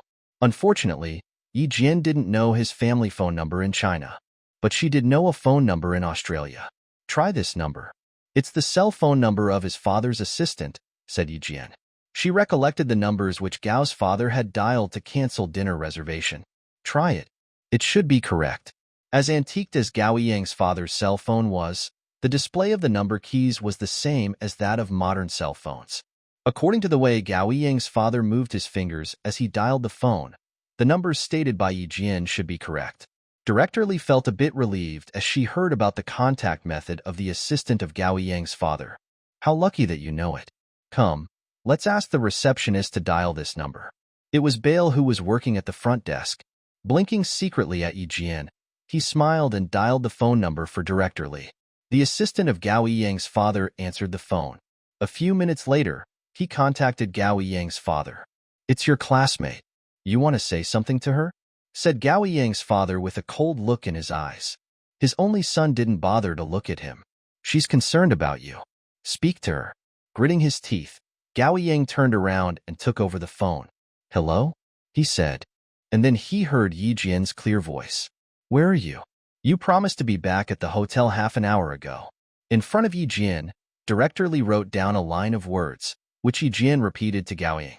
Sorry, I am on my way, said Gao Yang. He didn't expect it was Yi Jian who called him, but his tone became less indifferent. I will be back at the hotel in 10 minutes. Bye. He hung up the phone. Swiftly, Yi Jian put the speaker back onto the landline phone. He said he would be back in 10 minutes. Don't worry, just go have dinner. As soon as she put down the phone, it rang again. This time, the receptionist answered it. Excuse me, said Bale to Yi Jian politely. It's your friend. She said it was an emergency. It was an urgent call from Yang Yi, who asked Yi Jian to go to the supermarket immediately. Director Li didn't know where the supermarket was. Bale led Yi Jian to the supermarket. Since Yi Jian needed to buy female products, she turned down Bale's company, indicating that she had known the way back to the hotel. Alone, she went into the supermarket to purchase underpants and tampons for Yang Yi. The time was past 7 o'clock. Just like the cities in China, the street lamps in Sydney had lit up and the traffic was very busy. The sidewalks were a bit dimmed as the street lamps were blocked by the tall trees alongside the streets. The figures of a few pedestrians were vaguely visible. Carrying a weightless bag, Yi Jian walked back to the hotel. About 1 kilometer from the hotel, she saw Gao Yang in front of her. Pacing slowly, he seemed absent-minded. Yi Jian stopped walking and pursed her lips. But in the end, she decided to chase after him. Excuse me, apologized Gao Yang. When Yi Jian was a few meters away from Gao Yang, she saw the preoccupied Gao Yang bumping into a boy who was running while holding something in his arms. Splash! The items in the boy's arm fell onto the ground between them. Both of them were shocked, and they both bent over. Yi Jian had moved aside. The boy Gao Ying ran into was none other than the Vietnamese boy. "Tell your classmate to leave, Yi Jian," said Xia Jinyuan sternly from the earpieces. Yi Jian's plan was to keep hiding until the Vietnamese boy walked away. After she heard Xia Jinyuan's instruction, she walked out from the dark with a serious countenance. The Vietnamese boy looked pale and his body exuded a death-like desperation. Getting a few steps closer with a heavy heart, Yi Jian felt the hair on her back bristle against the night wind. "Danger! Danger! There's danger!" A voice was yelling incessantly from the bottom of Yi Jian's heart, telling her to stop walking forward as there could be a danger, a fatal danger. "Why are you still here? The teachers are waiting for you to return." Turning and walking away from danger was definitely not her approach. As she stepped closer, she saw the Vietnamese boy's eyes brightening up like fireworks as if he had sensed hope upon her and Gao Yang's presences. The Vietnamese boy and Gao Yang both grabbed onto one handle of the black bag. Gao Yang, however, did not sense anything peculiar, turned his head and asked, "Yi Jian, why are you here?" Surprised by Yi Jian's sudden appearance, Gao Yang did not notice anything unusual with the Vietnamese boy. Nevertheless, Yi Jian did. She saw the boy abruptly jerking on the bulging bag. Splash! As Gao Yang turned around, several packets fell out from the open zipper. It was the Vietnamese boy who unzipped the black bag. As Yi Jian withdrew her vision, she could sense tremendous desperation from the Vietnamese boy even from several meters away. "Wait a second," said Gao Yang to Yi Jian. Realizing that he had torn apart the bag, Gao Yang bent over and tried to pick up the items from the ground. Just before Gao Yang could touch the items, two figures suddenly appeared from behind the dark pavement and covered his mouth. Immediately, the figures dragged Gao Yang toward a parked car next to the roadside. Everything happened so fast that Yi Jian had no time to think, but to start chasing after him. "Fall back, Yi Jian." Xia Jinyuan's harsh voice came through the earpiece. "Too late, Captain Xia," said Yi Jian rapidly as she saw someone dashing toward her. It was the Vietnamese boy who unzipped the bag. "They've got Gao Yang. I have to get him back." In the darkness, Xia Jinyuan's handsome face looked cold. "I will go find you, Yi Jian," he promised solemnly in a deep voice. He knew that Yi Jian's action was correct. Someone must know the whereabouts of Gao Yang, and Yi Jian was their only choice. "I have never doubted," said Yi Jian in a gentle voice. As she retreated in horror, she yanked off the earpieces which were hidden behind her long hair and stuffed them into the bag that contained tampons and underpants. "I have never doubted your loyalty or your commitment because you are a fearless military soldier. You are the spear of your country and the shield of your people. What are you doing? Help! Help!" As the kidnappers covered her mouth, her voice became muffled. Feigning a horrified look, she stared at the people quickly approaching her. And the next thing, she was pushed into the car parked next to the dark roadside which had few pedestrians. Yi Jian's voice vaguely came through the earpieces until it gradually became inaudible. In the end, it turned dead silent. Calmly, Xia Jinyuan said to Su Yu, "Stick to our plan. Leave the kidnapped student to Yi Jian." Su Yu's palms were covered with sweat. "I believe in you. Therefore, I believe in Yi Jian as well." In a moment like this, Su Yu knew very well that he had to treat Yi Jian as his comrade. With faith comes hope. Much unlike the international police, who only felt hopelessly doomed as they realized that two students participating in the Science Olympiad contest had been kidnapped. In their opinion, the kidnap would inevitably result in the loss of two lives. There was no way to keep an incident like this from Director Li. Right now, Director Li and three other teachers were sitting in a room with ashen looks on their faces. "So now, is waiting all that we can do?" Director Li inquired with the international police. "Yes, sir. All we can do is wait," said Bale, the hotel server, who was also an international police. He gazed at Director Li, and his words were hopeless. "We can't operate right away because Jin and the boy are in the hands of a very complicated criminal gang." Director Li felt dizzy. He must contact the embassy. Immediately, two Chinese students had fallen into the hands of a dangerous criminal gang, and even the international police seemed helpless. Could he trust them? No. He could only trust his own people. Director Lee got the phone number from the Chinese embassy when they provided reception for the 12 candidates representing China. The Chinese military had already reached out to the embassy 5 minutes after Yi Jian was kidnapped. Director Lee made his phone call 10 minutes after the kidnap incident and was told that the Chinese military was already on the move. Standing during the phone call, Director Lee finally lost strength in his knees and collapsed onto the bed. Thank God. In a crucial moment like this, only his home country was trustworthy. In the car, Gao Yang finally calmed down after struggling a bit. When he saw Yi Jian had also been kidnapped, he realized that struggling was futile. The kidnappers were tall and strong foreign men. Their thick, full beards made them look almost identical. Disregarding the students they had kidnapped, they started chatting recklessly in a heavily accented Australian English as soon as they got in the car. Thanks to their negligence, Gao Yang and Yi Jian could conveniently communicate in private.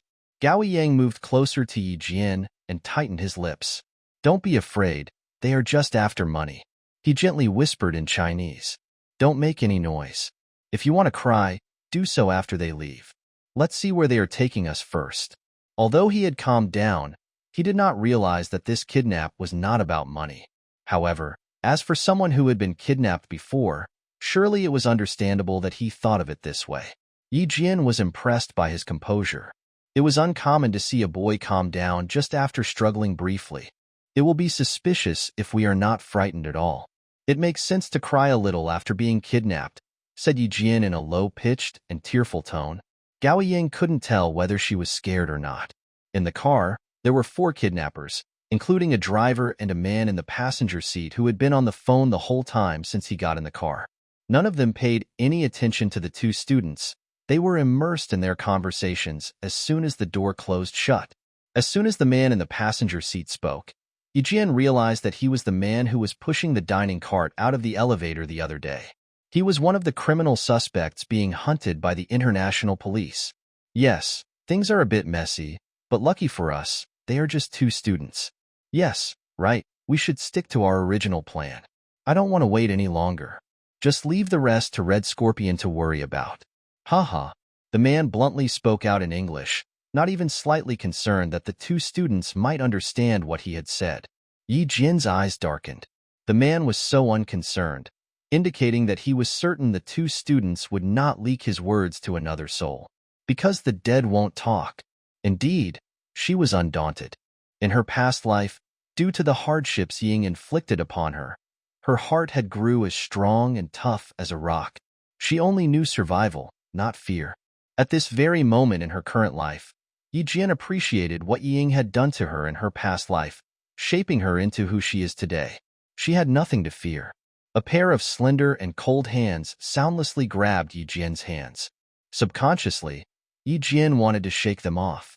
Instead, the cold hands held on even tighter that she could feel the sweaty palms on the back of her hands. It's not money that they want, said Gao Yang. Even in a muffled voice, Yi Jian could sense the trembling in his voice. The 15-year-old boy became scared despite how calm he tried to be, because he too now understood why the man talking on the phone was so unscrupulous. Yi Jian sighed in her heart and stopped pulling her hands away. She did have problems with him in school, only because he accused her of upsetting Yi Ying so much that Ying had to be hospitalized. Later on, though they had some more misunderstandings, he had still apologized when he realized it was Yi Ying who played the tricks. Considering these aspects, Gao Yang was at least a boy who could tell right from wrong. Congratulations, your speculation is correct. All we can do is wait for the right timing, said Yi Jian very lightly. Sighing, she slowly pulled away her hands, as she found it uncomfortable being held by others. Let's see where they are taking us. At least we are not in danger right now. The man said they would stick to their plan, which meant that the deal was going on as usual. Prior to closing the deal, no clever men would want any complications, such as killing 2 candidates participating in the Science Olympiad in Australia. With everyone in Australia focused on the Science Olympiad, no matter how arrogant the criminals were, they would not murder the students while conducting their filthy business in private. Money was their priority while the 2 lives in their hands were easily disposable at any time. Gao Yang tightened his lips into a straight line. He sensed that this kidnap had something to do with the Vietnamese boy earlier. If this was the case, then he had implicated Yi Jian in this. He glanced at Yi Jian, whose countenance was covered by her long hair, and could not make out her current thoughts. The only thing he knew was that Yi Jian was not frightened at all. The moment she pulled away her hands without hesitation, he knew that she didn't need his consolation. Yi Jian's behaviors were new to Gao Yang, who had just realized how calm she was. The night was dark as usual. It didn't change because of anyone or anything.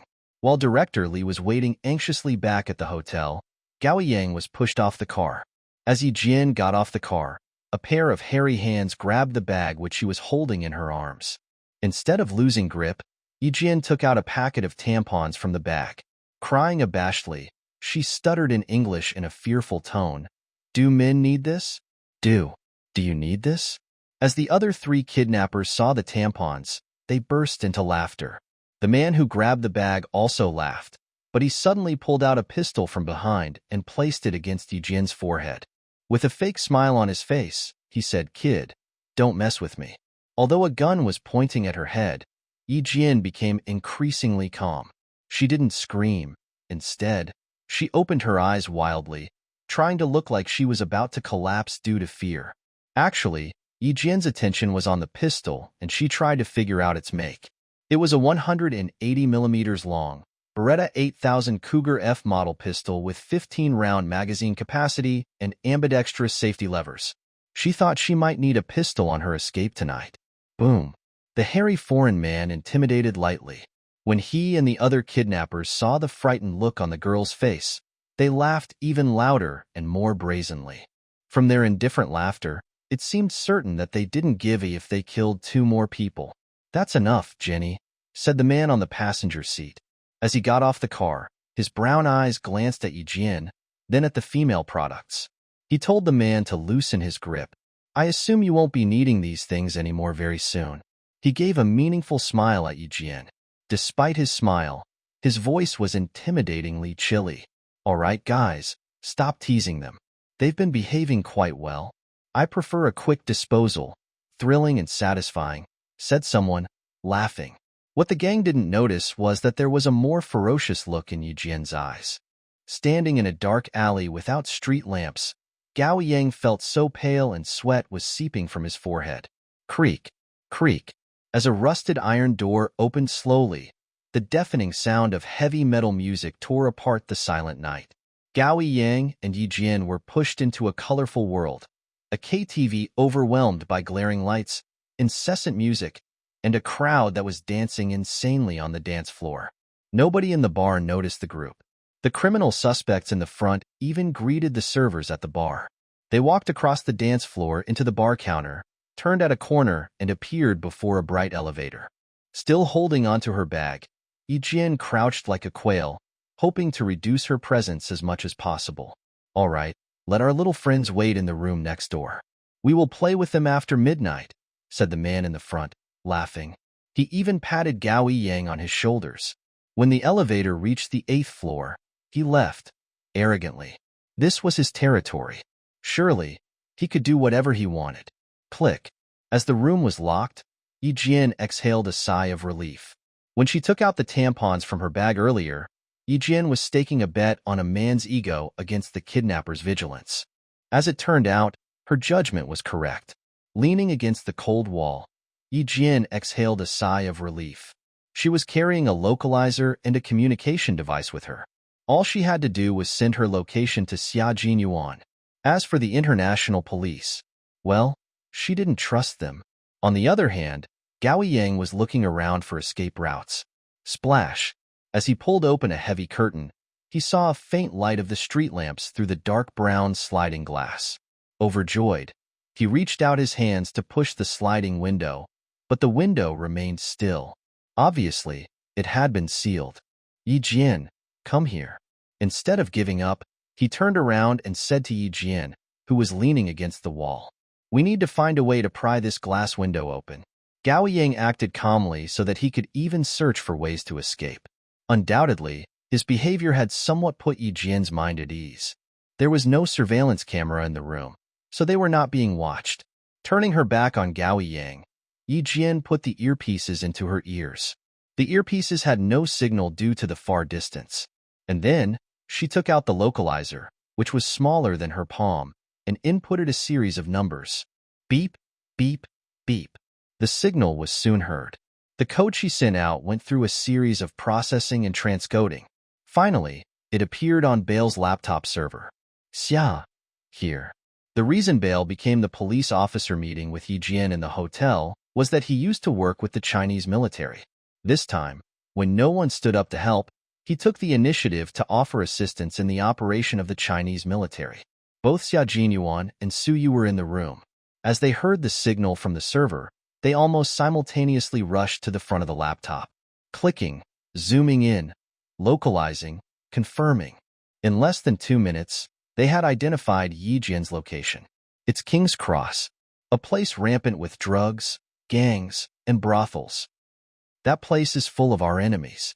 It's a bit difficult to rescue Jian, said Bale angrily. He slammed the table after he saw the location clearly. Xia, you need to catch Red Scorpion. Leave Jian to us. Xia Jinyuan felt relieved as he confirmed Yi Jian's location. He said to Su Yu, we are leaving in 3 minutes. And then he said to Bale, thanks, my friend. We can take care of this issue. But right now, let's get rid of Red Scorpion first. Bale was not a frontier mission policeman, so he could not go with Xia Jinyuan. Worried, he said, be careful. The Sydney police had made so much effort to control that place, but they had failed. He pondered for a moment and pulled out a pistol from under his pillow on his bed. Take it, pal, you will need it. Xia Jinyuan and Su Yu both had guns, but Yi Jian didn't.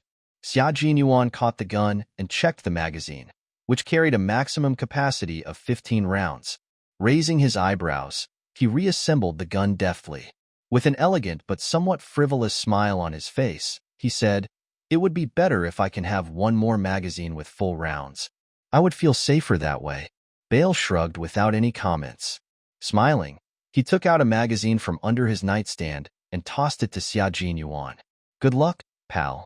The night was young with various groups of men and women flirting on the King's Cross Street. There were men who wore very little clothing and women who dressed seductively. Even the office workers in suits and leather shoes were also flirting with the beautiful women. Instead of drinking, people here gulped down one glass of beer after another. Soon, the street became full of drunkards. Though they were singing, screaming, and even hugging trees and wiggling, nobody made fun of them. This was the famous red light district, where any kind of oddity would be tolerated. The rooms inside the building had excellent sound insulation. No matter how noisy the outside world was, the inside remained quiet. After sending out the signals, Yi Jian quietly waited for Xia Jinyuan's further instructions. Now that he got her address, he would come to save her. That was how much she trusted him. Take a break. There's no rush for that, said Yi Jian plainly to Gao Yang, who was still trying to pry open the window. After the fourth failed attempt to open the window, Gao Yang did as told and sat down. Instead of sitting next to Yi Jian, he sat in front of her, face to face. Frowning, he stared at Yi Jian and said in a deep voice, you don't seem scared at all. Neither do you. Yi Jian smiled gently. She had always been absolutely calm and composed. There's no need to feel frightened for the things that already happened, because there is still hope. And there's no need to feel scared for the things that have not yet happened. For the numerous questions Gao Yang had in mind for her, her speech was the answer to them all. After a long silence, Gao Yang gave a self-mocking smile. You are right. It's me who didn't understand the situation here. Sarcasm swept through Gao Yang's indifferent look as if he suddenly remembered something. Then he returned to silence. Hands in the paper bag, Yi Jian didn't respond.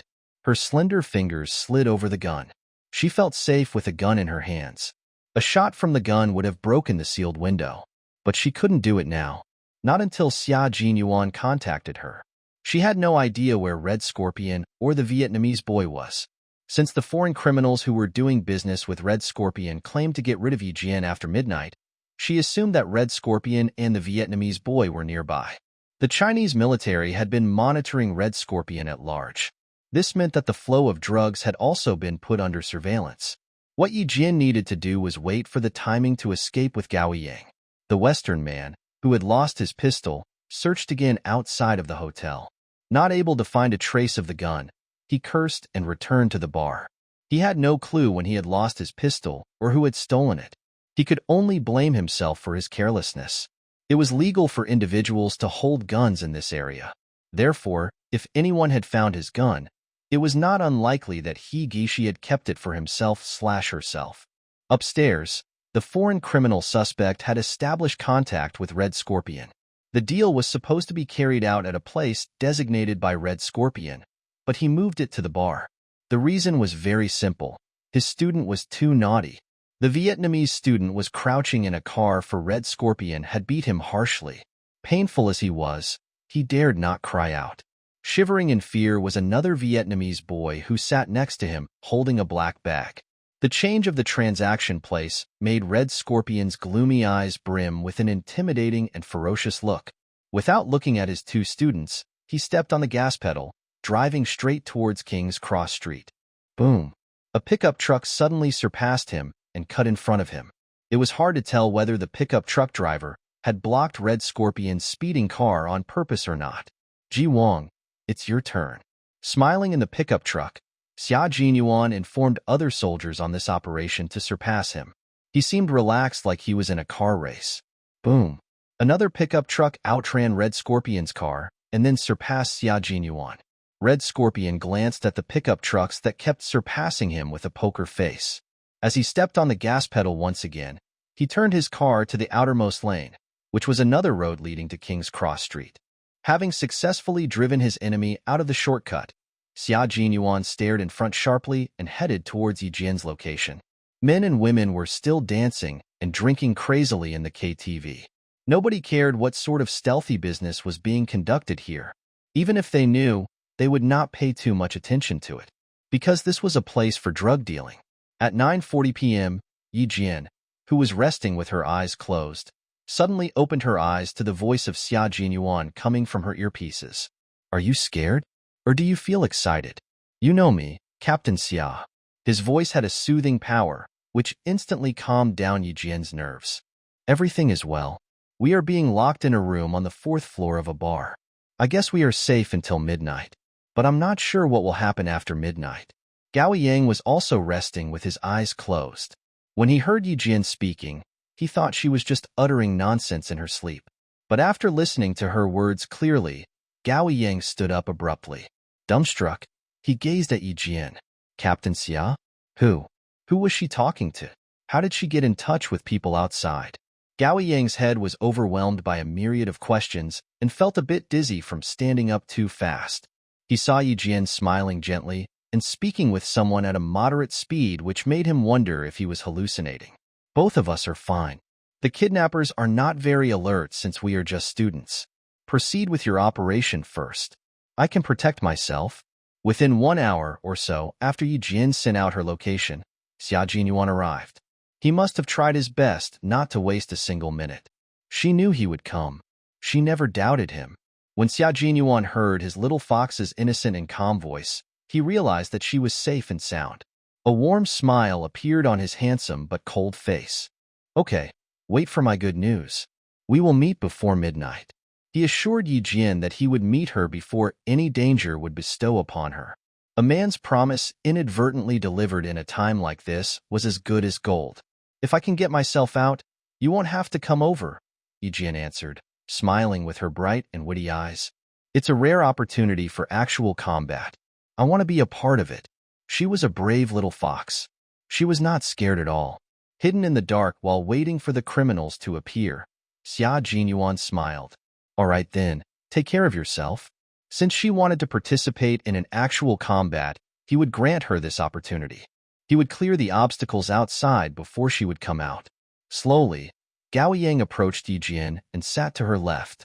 Gazing at her ear, he said, You can contact the people outside. It was an affirmative sentence. Yes, I can. Yijian pulled up her long, black hair, revealing the tiny black earpieces. They are the soldiers of the Chinese military and they are outside right now. They will solve the problems outside before midnight and rescue us. Shivering, Gao Yang closed his eyes. When he opened his eyes again, he tried to hide his self-mockery and said, So, we are just waiting now, right? But what did she mean by "I would get myself out if I could"? Gao Yang wanted to ask her, but he couldn't. She had established contact with the people outside 1 hour ago, but in the past hour of suffering, she remained silent and kept it from Gao Yang. What did it mean? She didn't trust him? Or she didn't bother to talk to him? Gao Yang felt deeply frustrated. The boy sounded a bit angry and upset. Yi Jian narrowed her eyes and looked at him calmly. Smiling, she said, "I didn't tell you about this earlier, because you would become more unsettled if I didn't hear back from them. And I am being honest with you now, because I am sure someone is going to rescue us. All we need to do is wait." She paused as she saw the boy trying to conceal his changing emotions with an indifferent look. Her smile became brighter. "If no one contacts me, that means this communication device is useless." Did she mean that it would be better for him if she didn't give him hope in the first place? Because if hope was lost, he would be the one to get hurt eventually. Gao Yang's expression froze. He lowered his eyes and shoulders feebly. There was nothing he could say. Yi Jian was far more considerate than he was. She took care of his feelings at such an unbearable moment. Burying his head in his arms, Gao Yang let out a bitter smile. Just like what his father had said, his so-called intelligence and inviolable self-esteem were nothing but a joke to others. Since he stopped asking, Yi Jian stopped explaining. Her explanation was clear enough. Whether Gao Yang could understand or not was his problem. Time passed away slowly. At 10:30 p.m., Red Scorpion appeared near the KTV, along with a trembling student walking beside him. "Walk through here. Remember, deliver the goods and get the money. Without the money, don't bother coming back." The boy moved his lips, trying to say something. As he saw the fierce look on Red Scorpion's face, he held the black bag tightly and marched toward the sinful place. He could not look back. Red Scorpion, who never conducted deals in person, did not allow him to look back. "He's here. Nick." Someone closed the window and informed Nick, who was waiting for his goods in the KTV. Nick was also the #1 target pursued by the international police. As usual, Red Scorpion sent his student to deliver the goods. Showing a violent look on his rough face, Nick took a large puff of his cigar. The green beast tattoos on his arms were revealed as he folded his muscular arms in front of his chest. "Tell him that I don't have much patience." What he implied was that Red Scorpion should deliver the goods personally. Just like vipers, the criminals quietly exposed themselves and revealed their fangs. Stealthily making every move, they left no trace behind so as to not be caught. Due to an accident caused by the Vietnamese student, Nick did not want a third party to be involved in this deal. As for Red Scorpion, he did not want to leave evidence behind or lose his goods. The heavy metal music continued to play as people came and left the KTV. Xia Jinyuan and Suyu made their way into the crowd. The scent of sweat and perfume had interwoven into the decadent music dance floor. Red Scorpion was right in front of them with his student standing beside him. It seemed that few people noticed that an underage boy had entered the adult world. Outside, the international police had been on the move. 2 minutes after Red Scorpion walked into the bar, Xia Jinyuan appeared in the rear kitchen. Like a leopard hunting on the prairie, he quietly knocked out a strong pastry chef wearing a tall and white chef hat. Xia Jinyuan quickly changed into white chef clothes by wrapping a white apron around his waist and putting a tall and white hat on his head. He went inside the kitchen. Gently, he patted on the shoulder of a chef who was arranging a plate of desserts. "Hey, is this all set?" "Yes." Just like that, another pastry chef had been knocked out. Soon, the fire alarm went off as thick smoke came out from the rear of the kitchen. Several pastry chefs were lying on the floor, waiting to be dragged away by the international police. All clear. In the kitchen, Xia Jinyuan changed out off the clean chef hat and clothes, crumpled them up and threw them into a large pot filled with boiling water. It was a good way to sanitize and destroy the evidence. As he tossed out 2 smoke bombs, the fire alarm in the kitchen rang. Subsequently, all the fire alarms in the KTV started to blare. The heavy metal music could not cover the ear-piercing alarm. An alcohol-soaked towel was lit up and thrown out onto the passageway leading to the kitchen door. The dancing crowd started to react to the alarm and smell the burning scent. Screaming, the crowd descended into chaos. The undercover international police officers acted like customers with extensive escape experience and guided the crowd to safely evacuate. A bodyguard of the bar rushed to the rear kitchen where the alarm went off in the first place. Before he could take out his pistol, Xia Jinyuan and Suyu had knocked him out deftly. Upstairs, Nick was in the middle of his deal when he received a call from his bodyguard. Fire? Are you sure? Red Scorpion was ready to hand over his goods. Upon hearing this, he swiftly withdrew his bag. Without any hesitation, he rushed toward the door. He acted like an extremely vigilant viper, which would retreat to its cave instantly upon sensing the slightest sign of disturbance. Outside, the blaring police sirens broke the flashy extravagances on the streets of King's Cross, warning the criminals that they had been surrounded. However, the police sirens took the Chinese soldiers by surprise. They reached out to Xia Jinyuan immediately. Huang, the international police is acting on its own.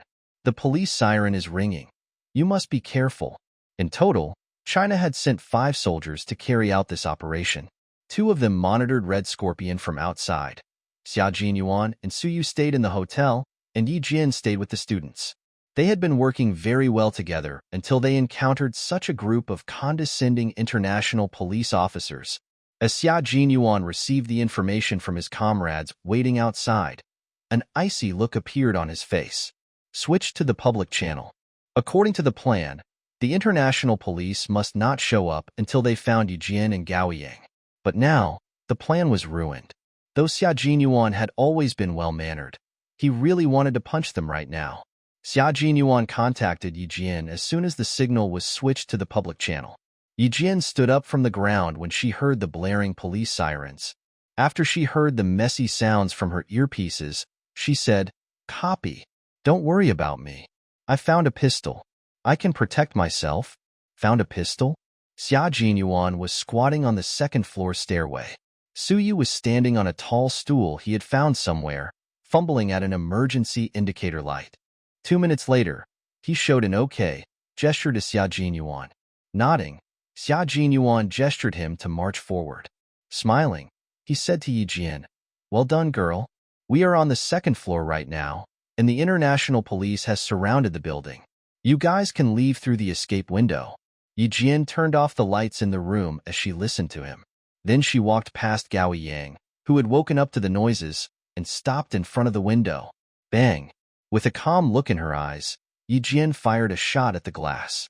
Penetrated by the bullet, the glass started to shatter and was soon covered by the spiderweb-like cracks. Gently, Yi Jin lifted her leg and kicked on the glass. When a footprint appeared on the cracked glass, Yi Jin turned around and said, "Take off your shirt and give it to me. Hurry." She wasn't sure if anyone was downstairs, so she had to pull back the glass into the room using her bare hands. Gao Yang had been completely dumbfounded since Yi Jin fired that shot. He had no choice but to obey Yi Jin's stern instruction. He took off his short-sleeved school uniform and gave it to her. Wrapping her hand with the shirt, Yi Jin put one finger through the bullet hole and pulled the glass back into the room. Splash! Splash! Without using much strength, Yi Jin had shattered the entire glass inside the room, leaving behind a window frame wide enough for one person to go through. Unlike the rooms in China, the rooms here were not equipped with security nets. The blinking police lights were shining into the room. Gao Yang did not move, so Yi Jin yelled, "Quick! Jump through the window and leave." Gao Yang was still shocked by the sound of the gunshot. Yi Jin's yelling sobered him up. Shuddering, he rushed to the window. "Okay, follow me. Put on your clothes." Yi Jin tossed his shirt back to him. "Move quickly and don't panic. The people outside are with the international police." Suddenly, footsteps were heard from outside of the room, following which 2 shots were fired, and the lock fell from the door. Sensing that something was wrong, Yi Jin loaded her pistol with all the bullets, dragged Gao Yang and hid behind the door. A murderous figure kicked open the door, dashing into the dark room. He rushed to the front of the window frame and glanced downward. "Fouquet," he cursed. Then, he turned around and yelled at his partner standing at the door. They ran away. While he cursed on and dashed out of the room, the man at the door raised his hand and pointed at the space behind the door. When his fingers counted to 3, he switched on the power abruptly. Brightness was restored to the previously dark room.